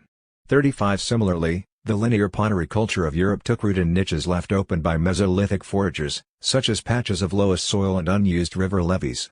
The Lapita horizon, too, was a relatively closed system, interacting with others when necessary, but otherwise enfolding new resources into its own pattern of life. Serious farmers tended to form societies with hard boundaries, ethnic and, in some cases, also linguistic. 36. But not all early farming expansions were of this serious variety. In the lowland tropics of South America, archaeological research has uncovered a distinctly more playful tradition of Holocene food production. Similar practices were still widely in evidence in Amazonia until recently, such as we found among the Nambiquara of Brazil's Mato Grosso region. Well into the 20th century, they spent the rainy season in riverside villages, clearing gardens and orchards to grow a panoply of crops including sweet and bitter manioc, maize, tobacco, beans, cotton, groundnuts, gourds and more besides. Cultivation was a relaxed affair, with little effort spent on keeping different species apart. And as the dry season commenced, these tangled house gardens were abandoned altogether. The entire group dispersed into small nomadic bands to hunt and forage, only to begin the whole process again the following year, often in a different location. In Greater Amazonia, such seasonal moves in and out of farming are documented among a wide range of indigenous societies and are of considerable antiquity. 37 So is the habit of keeping pets. It is often stated that Amazonia has no indigenous animal domesticates, and from a biological standpoint this is true. From a cultural perspective, things look more complicated. Many rainforest groups carry with them what can only be described as a small zoo comprising tamed forest creatures, monkeys, parrots, collared peccaries, and so on. These pets are often the orphan offspring of animals hunted and killed for food. Taken in by human foster parents, fed and nurtured through infancy, they become utterly dependent on their masters. This subservience lasts into maturity. Pets are not eaten. Nor are their keepers interested in breeding them. They live as individual members of the community, who treat them much like children, as subjects of affection and sources of amusement. 38. Amazonian societies blur our conventional distinction between wild and domestic in other ways. Animals they routinely hunt and capture for food include peccary, agouti and others we would classify as wild. Yet these same species are locally considered as already domesticated, at least in the sense of being subjects of supernatural masters of the animals who protect them and to whom they are bound. Master or mistress of the animals figures are actually very common in hunting societies. Sometimes they take the form of a huge or perfect specimen of a certain type of beast, a kind of embodiment of the species, but at the same time they appear as human or human-like owners of the species, to whom the souls of all deer, or seals, or caribou must be returned after hunters take them. In Amazonia, what this means in practice is that people avoid intervening in the reproduction of those particular species lest they usurp the role of spirits. In other words, there was no obvious cultural route, in Amazonia, that might lead humans to become both the primary carers for and consumers of other species. Relationships were either too remote, in the case of game, or too intimate, in the case of pets. We are dealing here with people who possess all the requisite ecological skills to raise crops and livestock, but who nevertheless pull back from the threshold, maintaining a careful balancing act between forager, or better, perhaps, forester, and farmer. 39. Amazonia shows how this in and out of farming game could be far more than a transient affair. It seems to have played out over thousands of years, since during that time there is evidence of plant domestication and land management, but little commitment to agriculture. 40 From 500 BC, this neotropical mode of food production expanded from its heartlands on the Orinoco and Rio Negro, tracking river systems through the rainforest, and ultimately becoming established all the way from Bolivia to the Antilles. Its legacy is clearest in the distribution of living and historical groups speaking languages of the Arawak family. 41. Arawak-speaking groups were famed in recent centuries as master blenders of culture, traders and diplomats, forging diverse alliances, often for commercial advantage. Over 2,000 years ago, a similar process of strategic cultural mixing, quite unlike the avoidance strategies of more serious farmers, seems to have brought about the convergence of the Amazon basin into a regional system. Arawak languages and their derivatives are spoken all along the Varzea, alluvial terraces, from the mouths of the Orinoco and Amazon to their Peruvian headwaters. But their users have little in the way of shared genetic ancestry. The various dialects are structurally closer to those of their non-Arawak neighbors than to each other, or to any putative Yor language. The impression is not at all of a uniform spread, but a targeted interweaving of groups along the main routes of canoe-borne transport and trade. The result was an interlaced network of cultural exchange, lacking clear boundaries or a center. The latticework schema on Amazonian pottery, cotton fabrics and skin painting, recurring in strikingly similar styles from one edge of the rainforest to the other, seem to model these connective principles, entangling human bodies in a complex cartography of relations. 42. Until quite recently, Amazonia was regarded as a timeless refuge of solitary tribes, about as close to Rousseau or Hobbes' state of nature as one could possibly get. As we've seen, such romantic notions persisted in anthropology well into the 1980s, through studies that cast groups like the Yanomami in the role of contemporary ancestors, windows onto our evolutionary past. Research in the fields of archaeology and ethnohistory is now overturning this picture. We now know that, by the beginning of the Christian era, the Amazonian landscape was already studded with towns, terraces, monuments and roadways, reaching all the way from the highland kingdoms of Peru to the Caribbean. The first Europeans to arrive there in the 16th century described lively floodplain settlements governed by paramount chiefs who dominated their neighbors. It is tempting to dismiss these accounts as adventurers' hyperbole, designed to impress the sponsors at home, but, as archaeological science brings the outlines of this rainforest civilization into view, it is increasingly difficult to do so. Partly this new understanding is the result of controlled research, partly a consequence of industrial deforestation, which in the upper Amazon basin, looking west to the Andes, has exposed from the canopy a tradition of monumental earthworks, executed to precise geometrical plans and linked by road systems. 43. What exactly was the reason for this ancient Amazonian efflorescence? Up until a few decades ago, all these developments were explained as the result of yet another agricultural revolution. It was supposed that, in the first millennium BC, intensified manioc farming raised Amazonian population levels, generating a wave of human expansion throughout the lowland tropics. The basis for this hypothesis lay in finds of domesticated manioc, dating back as early as 7000 BC. More recently, in southern Amazonia, the cultivation of maize and squash has been traced back to similarly early periods. 44 Yet there is little evidence for widespread farming of these crops in the key period of cultural convergence, beginning around 500 BC. In fact, manioc only seems to have become a staple crop after European contact. All this implies that at least some early inhabitants of Amazonia were well aware of plant domestication but did not select it as the basis of their economy, opting instead for a more flexible kind of agroforestry. 45.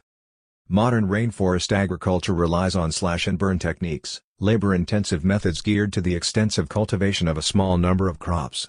The more ancient mode, which we've been describing, allowed for a much wider range of cultivars, grown in doorstep gardens or small forest clearings close to settlements. Such ancient plant nurseries rested on special soils, or, more strictly, anthrasols, which are locally called terra preta indio, black earth of the Indians, and terra mulata, brown earth, dark earths with carrying capacities well in excess of ordinary tropical soils. The dark earths owe their fertility to absorption of organic byproducts such as food residues, excrement and charcoal from everyday village life, forming terras pretas, and/or earlier episodes of localized burning and cultivation, terras mulatas. 46 Soil enrichment in ancient Amazonia was a slow and ongoing process, not an annual task. Play farming of this sort, in the Amazon as elsewhere, has had its recent advantages for indigenous peoples. Elaborate and unpredictable subsistence routines are an excellent deterrent against the colonial state, an ecology of freedom in the literal sense. It is difficult to tax and monitor a group that refuses to stay in one location, obtaining its livelihood without making long-term commitments to fixed resources, or growing much of its food invisibly underground, as with tubers and other root vegetables. 47 While this may be so, the deeper history of the American tropics shows that similarly loose and flexible patterns of food production sustained civilizational growth on a continent-wide scale. long before Europeans arrived. In fact, farming of this particular sort, low-level food production is the more technical term, has characterized a very wide range of Holocene societies, including the earliest cultivators of the Fertile Crescent and Mesoamerica. 48 In Mexico, domestic forms of squash and maize existed by 7000 BC. 49 Yet these crops only became staple foods around 5000 years later. Similarly, in the eastern woodlands of North America local seed crops were cultivated by 3000 BC, but there was no serious farming until around AD 1000.50. China follows a similar pattern. Millet farming began on a small scale around 8000 BC, on the northern plains, as a seasonal complement to foraging and dog-assisted hunting. It remained so for 3,000 years, until the introduction of cultivated millets into the basin of the Yellow River. Similarly, on the lower and middle reaches of the Yangtze, fully domesticated rice strains only appear 15 centuries after the first cultivation of wild rice in paddy fields. It might have even taken longer were it not for a snap of global cooling around 5000 BC, which depleted wild rice stands and nut harvests. 51. In both parts of China, long after their domestication, pigs still came second to wild boar and deer in terms of dietary significance. This was also the case in the wooded uplands of the Fertile Crescent, where Sayanu with its House of Skulls is located, and where human-pig relations long remained more a matter of flirtation than full domestication. 52 So while it's tempting to hold Amazonia up as a New World alternative to the Old World Neolithic, the truth is that Holocene developments in both hemispheres are starting to look increasingly similar, at least in terms of the overall pace of change. And in both cases, they look increasingly unrevolutionary. In the beginning, many of the world's farming societies were Amazonian in spirit. They hovered at the threshold of agriculture while remaining wedded to the cultural values of hunting and foraging. The smiling fields of Rousseau's discourse still lay far off in the future. It may be that further research reveals demographic fluctuations among early farming, or forester-farmer, populations in Amazonia, Oceania, or even among the first herding peoples of the Nile Valley, similar to those now observed for Central Europe. Indeed, some sort of decline, or at least major reconfiguration of settlement, took place in the Fertile Crescent itself during the 7th millennium BC. 53 At any rate, we shouldn't be too categorical about the contrasts among these various regions, given the different amounts of evidence available for each. Still, based on what is currently known, we can at least reframe our initial question and ask, why did Neolithic farmers in certain parts of Europe initially suffer population collapse on a scale currently unknown, or undetected elsewhere? Clues lie in the tiniest of details. Cereal farming, as it turns out, underwent some important changes during its transfer from Southwest Asia to Central Europe via the Balkans. Originally there were 3 kinds of wheat, einkorn, emmer and free threshing, and 2 kinds of barley, hulled and naked, under cultivation, but also 5 different pulses, pea, lentil, bitter vetch, chickpea and grass pea. By contrast, the majority of linear pottery sites contain just gloom wheats, emmer and einkorn, and 1 or 2 kinds of pulse. The Neolithic economy had become increasingly narrow and uniform, a diminished subset of the Middle Eastern original. Furthermore, the lowest landscapes of Central Europe offered little topographical variability and few opportunities to add new resources, while dense forager populations limited expansion towards the coasts. 54. Almost everything came to revolve around a single food web for Europe's earliest farmers. Cereal farming fed the community.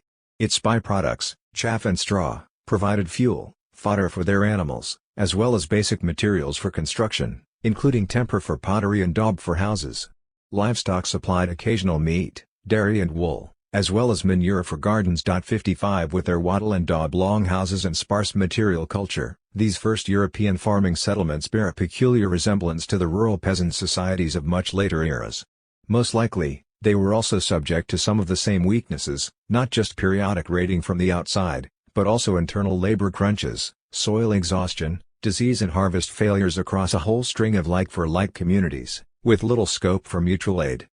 Neolithic farming was an experiment that could fail, and, on occasion, did. But why does it all matter? A quick reprise on the dangers of teleological reasoning. In this chapter we have tracked the fate of some of the world's first farmers as they hopped, stumbled and bluffed their way around the globe, with mixed success. But what does this tell us about the overall course of human history?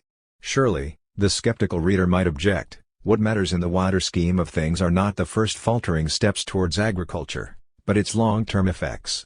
After all, by no later than 2000 BC agriculture was supporting great cities, from China to the Mediterranean, and by 500 BC food-producing societies of one sort or another had colonized pretty much all of Eurasia, with the exception of southern Africa, the subarctic region and a handful of subtropical islands. A skeptic might continue, agriculture alone could unlock the carrying capacity of lands that foragers were either unable or unwilling to exploit to anything like the same degree. So long as people were willing to give up their mobility and settle, even small parcels of arable soil could be made to yield food surpluses, especially once plows and irrigation were introduced. Even if there were temporary downturns, or even catastrophic failures, over the long term the odds were surely always stacked in favor of those who could intensify land use to sustain ever larger and denser populations. And let's face it, the same skeptic might conclude, the world's population could only grow from perhaps 5 million at the start of the Holocene to 900 million by AD 1800, and now to billions, because of agriculture. How too, for that matter, could such large populations be fed, without chains of command to organize the masses, formal offices of leadership, full-time administrators, soldiers, police, and other non-food producers, who in turn could only be supported by the surpluses that agriculture provides? These seem like reasonable questions to ask, and those who make the first point almost invariably make the second. But in doing so, they risk parting company with history. You can't simply jump from the beginning of the story to the end, and then just assume you know what happened in the middle. Well, you can, but then you are slipping back into the very fairy tales we've been dealing with throughout this book. So instead, let's recap very briefly what we've learned about the origins and spread of farming, and then turn to examine some of the more dramatic things that actually did happen to human societies over the last 5,000 or so years. Farming, as we can now see, often started out as an economy of deprivation. You only invented it when there was nothing else to be done, which is why it tended to happen first in areas where wild resources were thinnest on the ground. It was the odd one out in the strategies of the early Holocene, but it had explosive growth potential, especially after domestic livestock were added to cereal crops. Even so, it was the new kid on the block. Since the first farmers made more rubbish, and often built houses of baked mud, they are also more visible to archaeologists. That's one reason why imaginative infilling is necessary if we want to avoid missing the action going on in much richer environments at the same time, among populations still largely reliant on wild resources. Seasonally erected monuments like those of Göbekli Tepe or Lake Shigursko are as clear a signal as one could wish for that big things were afoot among Holocene hunter-fisher-gatherers. But what were all the non-farming people doing, and where were they living, for the rest of the time? Upland forested areas, like the uplands of eastern Turkey or the foothills of the Urals, are one candidate, but since most construction was in wood, very little of this habitation survives. Most likely, the largest communities were concentrated around lakes, rivers and coastlands, and especially at their junctures, delta environments, such as those of southern Mesopotamia, the lower reaches of the Nile and the Indus, where many of the world's first cities arose, and to which we must now turn in order to find out exactly what living in large and densely populated settlements really did, and did not, imply for the development of human societies. 8. Imaginary cities. Eurasia's first urbanites, in Mesopotamia, the Indus Valley, Ukraine and China, and how they built cities without kings. Cities begin in the mind. Or so proposed Elias Canetti, a novelist and social philosopher often written off as one of those offbeat mid-century Central European thinkers no one knows quite what to do with. Canetti speculated that Paleolithic hunter-gatherers living in small communities must, inevitably, have spent time wondering what larger ones would be like. Proof, he felt, was on the walls of caves, where they faithfully depicted herd animals that moved together in uncountable masses. How could they not have wondered what human herds might be like, in all their terrible glory? No doubt they also considered the dead, outnumbering the living by orders of magnitude. What if everyone who'd ever died were all in one place? What would that be like? These invisible crowds, Canetti proposed, were in a sense the first human cities, even if they existed only in the imagination. All this might seem idle speculation, in fact, speculation about speculation, but current advances in the study of human cognition suggest that Canetti had put his finger on something important, something almost everyone else had overlooked. Very large social units are always, in a sense, imaginary. Or, to put it in a slightly different way, there is always a fundamental distinction between the way one relates to friends, family, neighborhood, people and places that we actually know directly, and the way one relates to empires, nations and metropolises, phenomena that exist largely, or at least most of the time, in our heads. Much of social theory can be seen as an attempt to square these two dimensions of our experience. In the standard, textbook version of human history, scale is crucial. The tiny bands of foragers in which humans were thought to have spent most of their evolutionary history could be relatively democratic and egalitarian precisely because they were small. It's common to assume, and is often stated as self-evident fact, that our social sensibilities, even our capacity to keep track of names and faces, are largely determined by the fact that we spent 95% of our evolutionary history in tiny groups of at best a few dozen individuals. We're designed to work in small teams. As a result, large agglomerations of people are often treated as if they were by definition somewhat unnatural, and humans as psychologically ill-equipped to handle life inside them. This is the reason, the argument often goes, that we require such elaborate scaffolding to make larger communities work, such things as urban planners, social workers, tax auditors and police. 1. If so, it would make perfect sense that the appearance of the first cities, the first truly large concentrations of people permanently settled in one place, would also correspond to the rise of states. For a long time, the archaeological evidence, from Egypt, Mesopotamia, China, Central America and elsewhere, did appear to confirm this. If you put enough people in one place, the evidence seemed to show, they would almost inevitably develop writing or something like it, together with administrators, storage and redistribution facilities, workshops and overseers. Before long, they would also start dividing themselves into social classes. Civilization came as a package. It meant misery and suffering for some, since some would inevitably be reduced to serfs, slaves or debt peons, but also allowed for the possibility of philosophy, art and the accumulation of scientific knowledge. The evidence no longer suggests anything of the sort. In fact, much of what we have come to learn in the last 40 or 50 years has thrown conventional wisdom into disarray. In some regions, we now know, cities governed themselves for centuries without any sign of the temples and palaces that would only emerge later. In others, temples and palaces never emerged at all. In many early cities, there is simply no evidence of either a class of administrators or any other sort of ruling stratum. In others, centralized power seems to appear and then disappear. It would seem that the mere fact of urban life does not, necessarily, imply any particular form of political organization, and never did. This has all sorts of important implications. For one thing, it suggests a much less pessimistic assessment of human possibilities, since the mere fact that much of the world's population now live in cities may not determine how we live, to anything like the extent you might assume. But before even starting to think about that, we need to ask how we got things so extraordinarily wrong to begin with. In which we first take on the notorious issue of scale. Common sense is a peculiar expression. Sometimes it means exactly what it seems to mean. Practical wisdom born of real-life experience, avoiding stupid, obvious pitfalls. This is what we mean when we say that a cartoon villain who puts a clearly marked self-destruct button on his doomsday device, or who fails to block the ventilation passages in his secret headquarters, is lacking common sense. On the other hand, it occasionally turns out that things which seem like simple common sense are, in fact, not. For a long time, it was considered almost universal common sense that women make poor soldiers. After all, it was noted, women tend to be smaller and have less upper body strength. Then various military forces made the experiment and discovered that women also tend to be much better shots. Similarly, it is almost universal common sense that it's relatively easy for a small group to treat each other as equals and come to decisions democratically, but that the larger the number of people involved, the more difficult this becomes. If you think about it, this isn't really as commonsensical as it seems, since it clearly isn't true of groups that endure. Over time, any group of intimate friends, let alone a family, will eventually develop a complicated history that makes coming to agreement on almost anything difficult, whereas the larger the group, the less likely it is to contain a significant proportion of people you specifically detest. But for various reasons, the problem of scale has now become a matter of simple common sense not only to scholars, but to almost everyone else. Since the problem is typically seen as a result of our evolutionary inheritance, it might be helpful for a moment to return to the source and consider how evolutionary psychologists like Robin Dunbar have typically framed the question. Most begin by observing that the social organization of hunter-gatherers, both ancient and modern, operates at different tiers or levels, nested inside one another like Russian dolls. The most basic social unit is the pair-bonded family, with shared investment in offspring.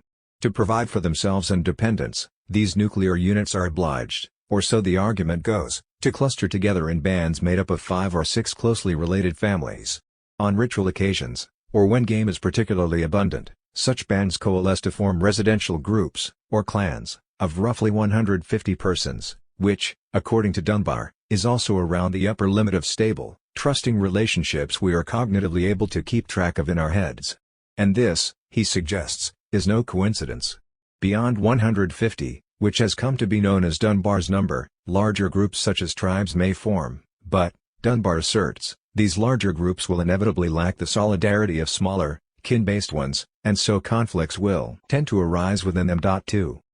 Dunbar considers such nested arrangements to be among the factors which shaped human cognition in deep evolutionary time, such that even today a whole plethora of institutions that require high levels of social commitment, from military brigades to church congregations, still tend to gravitate around the original figure of 150 relationships. It's a fascinating hypothesis. As formulated by evolutionary psychologists, it hinges on the idea that living hunter-gatherers do actually provide evidence for this supposedly ancient way of scaling social relationships upwards from core family units to bands and residential groups, with each larger group reproducing that same sense of loyalty to one's natal kin, just on a greater scale, all the way up to things like brothers or indeed sisters in arms. But here comes the worm in the bud. There is an obvious objection to evolutionary models which assume that our strongest social ties are based on close biological kinship. Many humans just don't like their families very much. And this appears to be just as true of present-day hunter-gatherers as anybody else.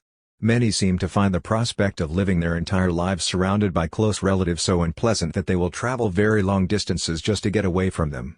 New work on the demography of modern hunter-gatherers, drawing statistical comparisons from a global sample of cases, ranging from the Hadza in Tanzania to the Australian Marta III, shows that residential groups turn out not to be made up of biological kin at all, and the burgeoning field of human genomics is beginning to suggest a similar picture for ancient hunter-gatherers as well, all the way back to the Pleistocene. 4.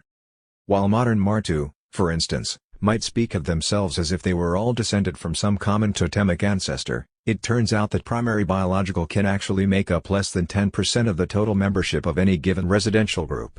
Most participants are drawn from a much wider pool who do not share close genetic relationships, whose origins are scattered over very large territories, and who may not even have grown up speaking the same languages. Anyone recognized to be Martu is a potential member of any Martu band, and the same turns out to be true of the Hadza, Bayaka, Kungsan, and so on. The truly adventurous, meanwhile, can often contrive to abandon their own larger group entirely. This is all the more surprising in places like Australia, where there tend to be very elaborate kinship systems in which almost all social arrangements are ostensibly organized around genealogical descent from totemic ancestors. It would seem, then, that kinship in such cases is really a kind of metaphor for social attachments, in much the same way we'd say all men are brothers when trying to express internationalism, even if we can't stand our actual brother and haven't spoken to him for years. What's more, the shared metaphor often extended over very long distances, as we've seen with the way that turtle or bear clans once existed across North America, or moiety systems across Australia. This made it a relatively simple matter for anyone disenchanted with their immediate biological kin to travel very long distances and still find a welcome. It is as though modern forager societies exist simultaneously at two radically different scales, one small and intimate, the other spanning vast territories, even continents. This might seem odd, but from the perspective of cognitive science it makes perfect sense. It's precisely this capacity to shift between scales that most obviously separates human social cognition from that of other primates. 5 Apes may vie for affection or dominance, but any victory is temporary and open to being renegotiated. Nothing is imagined as eternal. Nothing is really imagined at all. Humans tend to live simultaneously with the 150-odd people they know personally, and inside imaginary structures shared by perhaps millions or even billions of other humans. Sometimes, as in the case of modern nations, these are imagined as being based on kin ties, sometimes they are not. 6. In this, at least, modern foragers are no different from modern city dwellers or ancient hunter-gatherers. We all have the capacity to feel bound to people we will probably never meet, to take part in a macro-society which exists most of the time as virtual reality, a world of possible relationships with its own rules, roles and structures that are held in the mind and recalled through the cognitive work of image-making and ritual. Foragers may sometimes exist in small groups, but they do not, and probably have not ever, lived in small-scale societies. 7. None of which is to say that scale, in the sense of absolute population size, makes no difference at all. What it means is that these things do not necessarily matter in the seemingly common-sense sort of way we tend to assume. On this particular point, at least, Canetti had it right. Mass society exists in the mind before it becomes physical reality. And crucially, it also exists in the mind after it becomes physical reality. At this point we can return to cities. Cities are tangible things. Certain elements of their physical infrastructure, walls, roads, parks, sewers, might remain fixed for hundreds or even thousands of years, but in human terms they are never stable.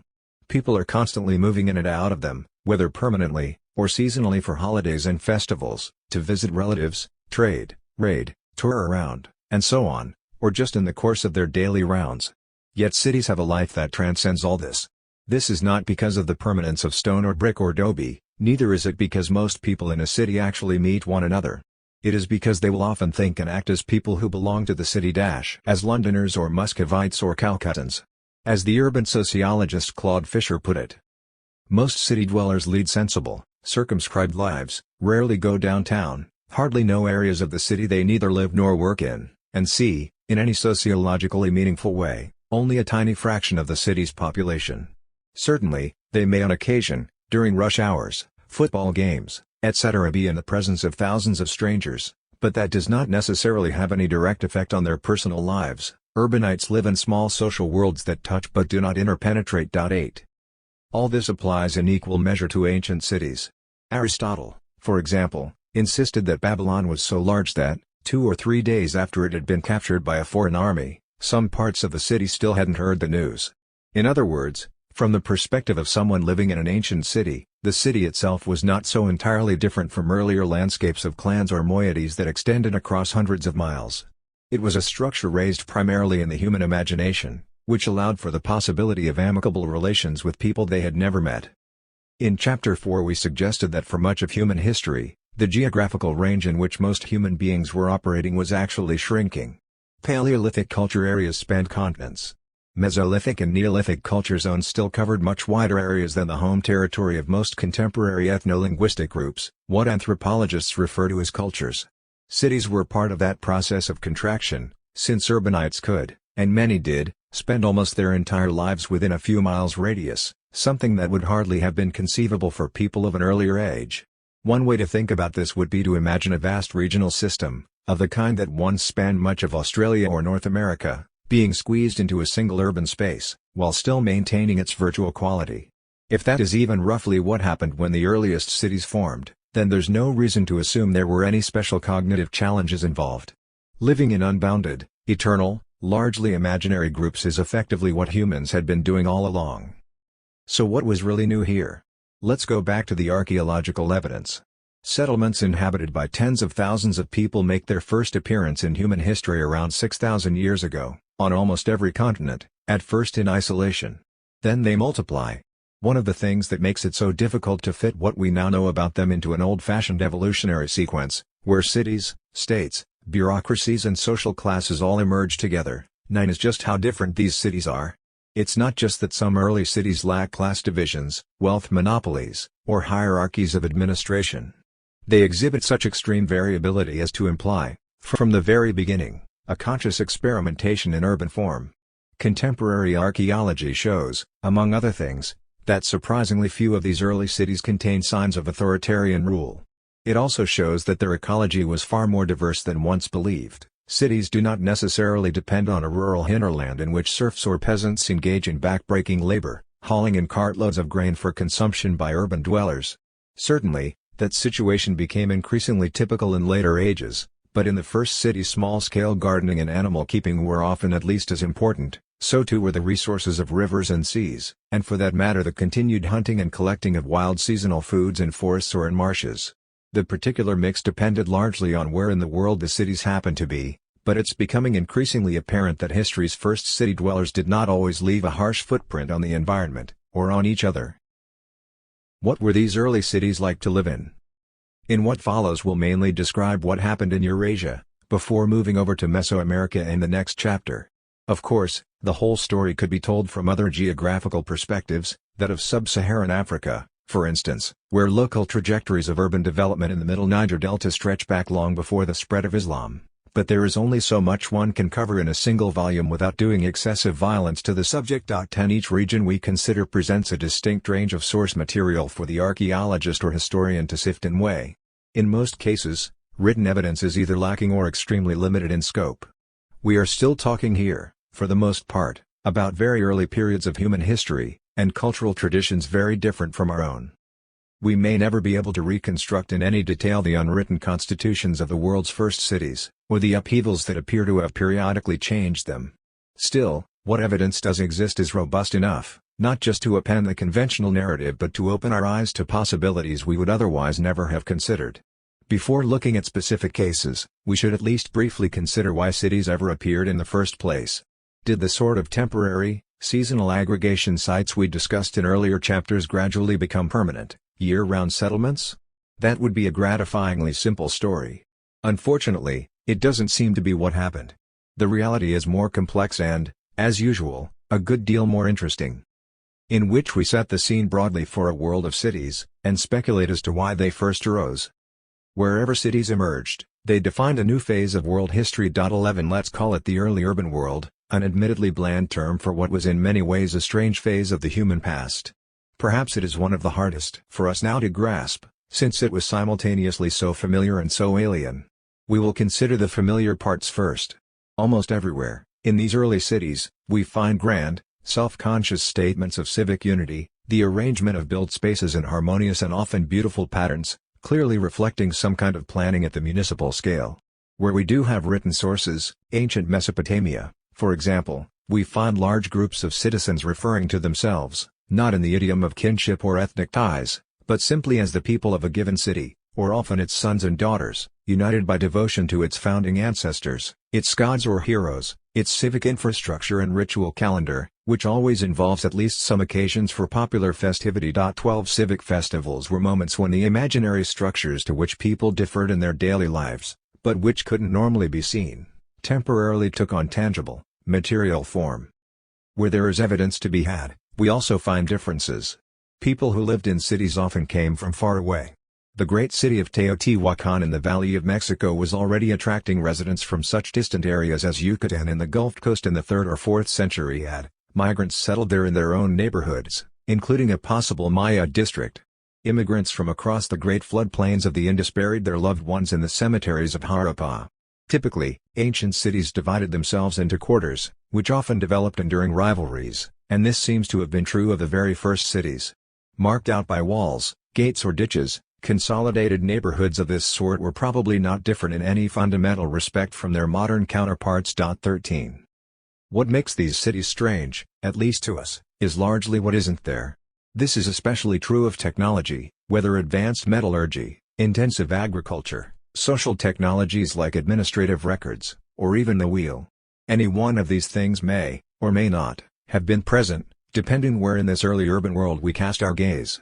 Here it's worth recalling that in most of the Americas, before the European invasion, there were neither metal tools nor horses, donkeys, camels or oxen. All movement of people and things was either by foot, canoe or travois. But the scale of pre-Columbian capitals like Teotihuacan or Tenochtitlan dwarfs that of the earliest cities in China and Mesopotamia, and makes the city-states of Bronze Age Greece, like Tiryns and Mycenae, seem little more than fortified hamlets.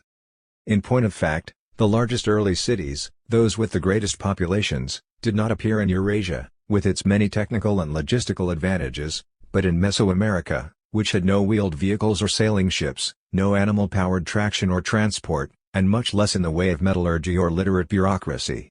This for us now to grasp, since it was simultaneously so familiar and so alien. We will consider the familiar parts first. Almost everywhere, in these early cities, we find grand, self-conscious statements of civic unity, the arrangement of built spaces in harmonious and often beautiful patterns, clearly reflecting some kind of planning at the municipal scale.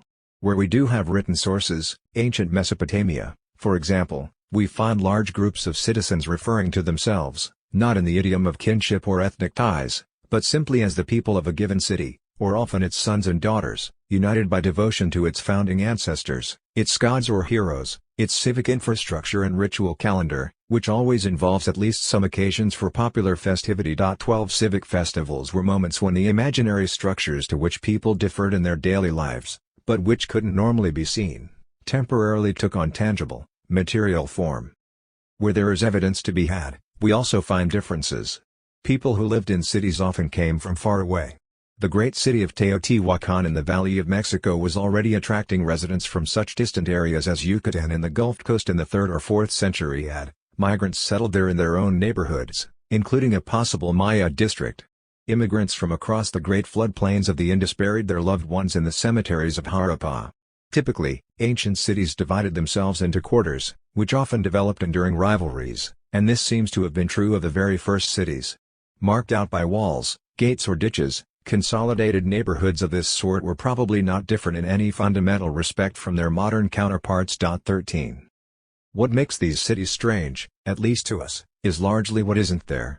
This is especially true of technology, whether advanced metallurgy, intensive agriculture, social technologies like administrative records, or even the wheel.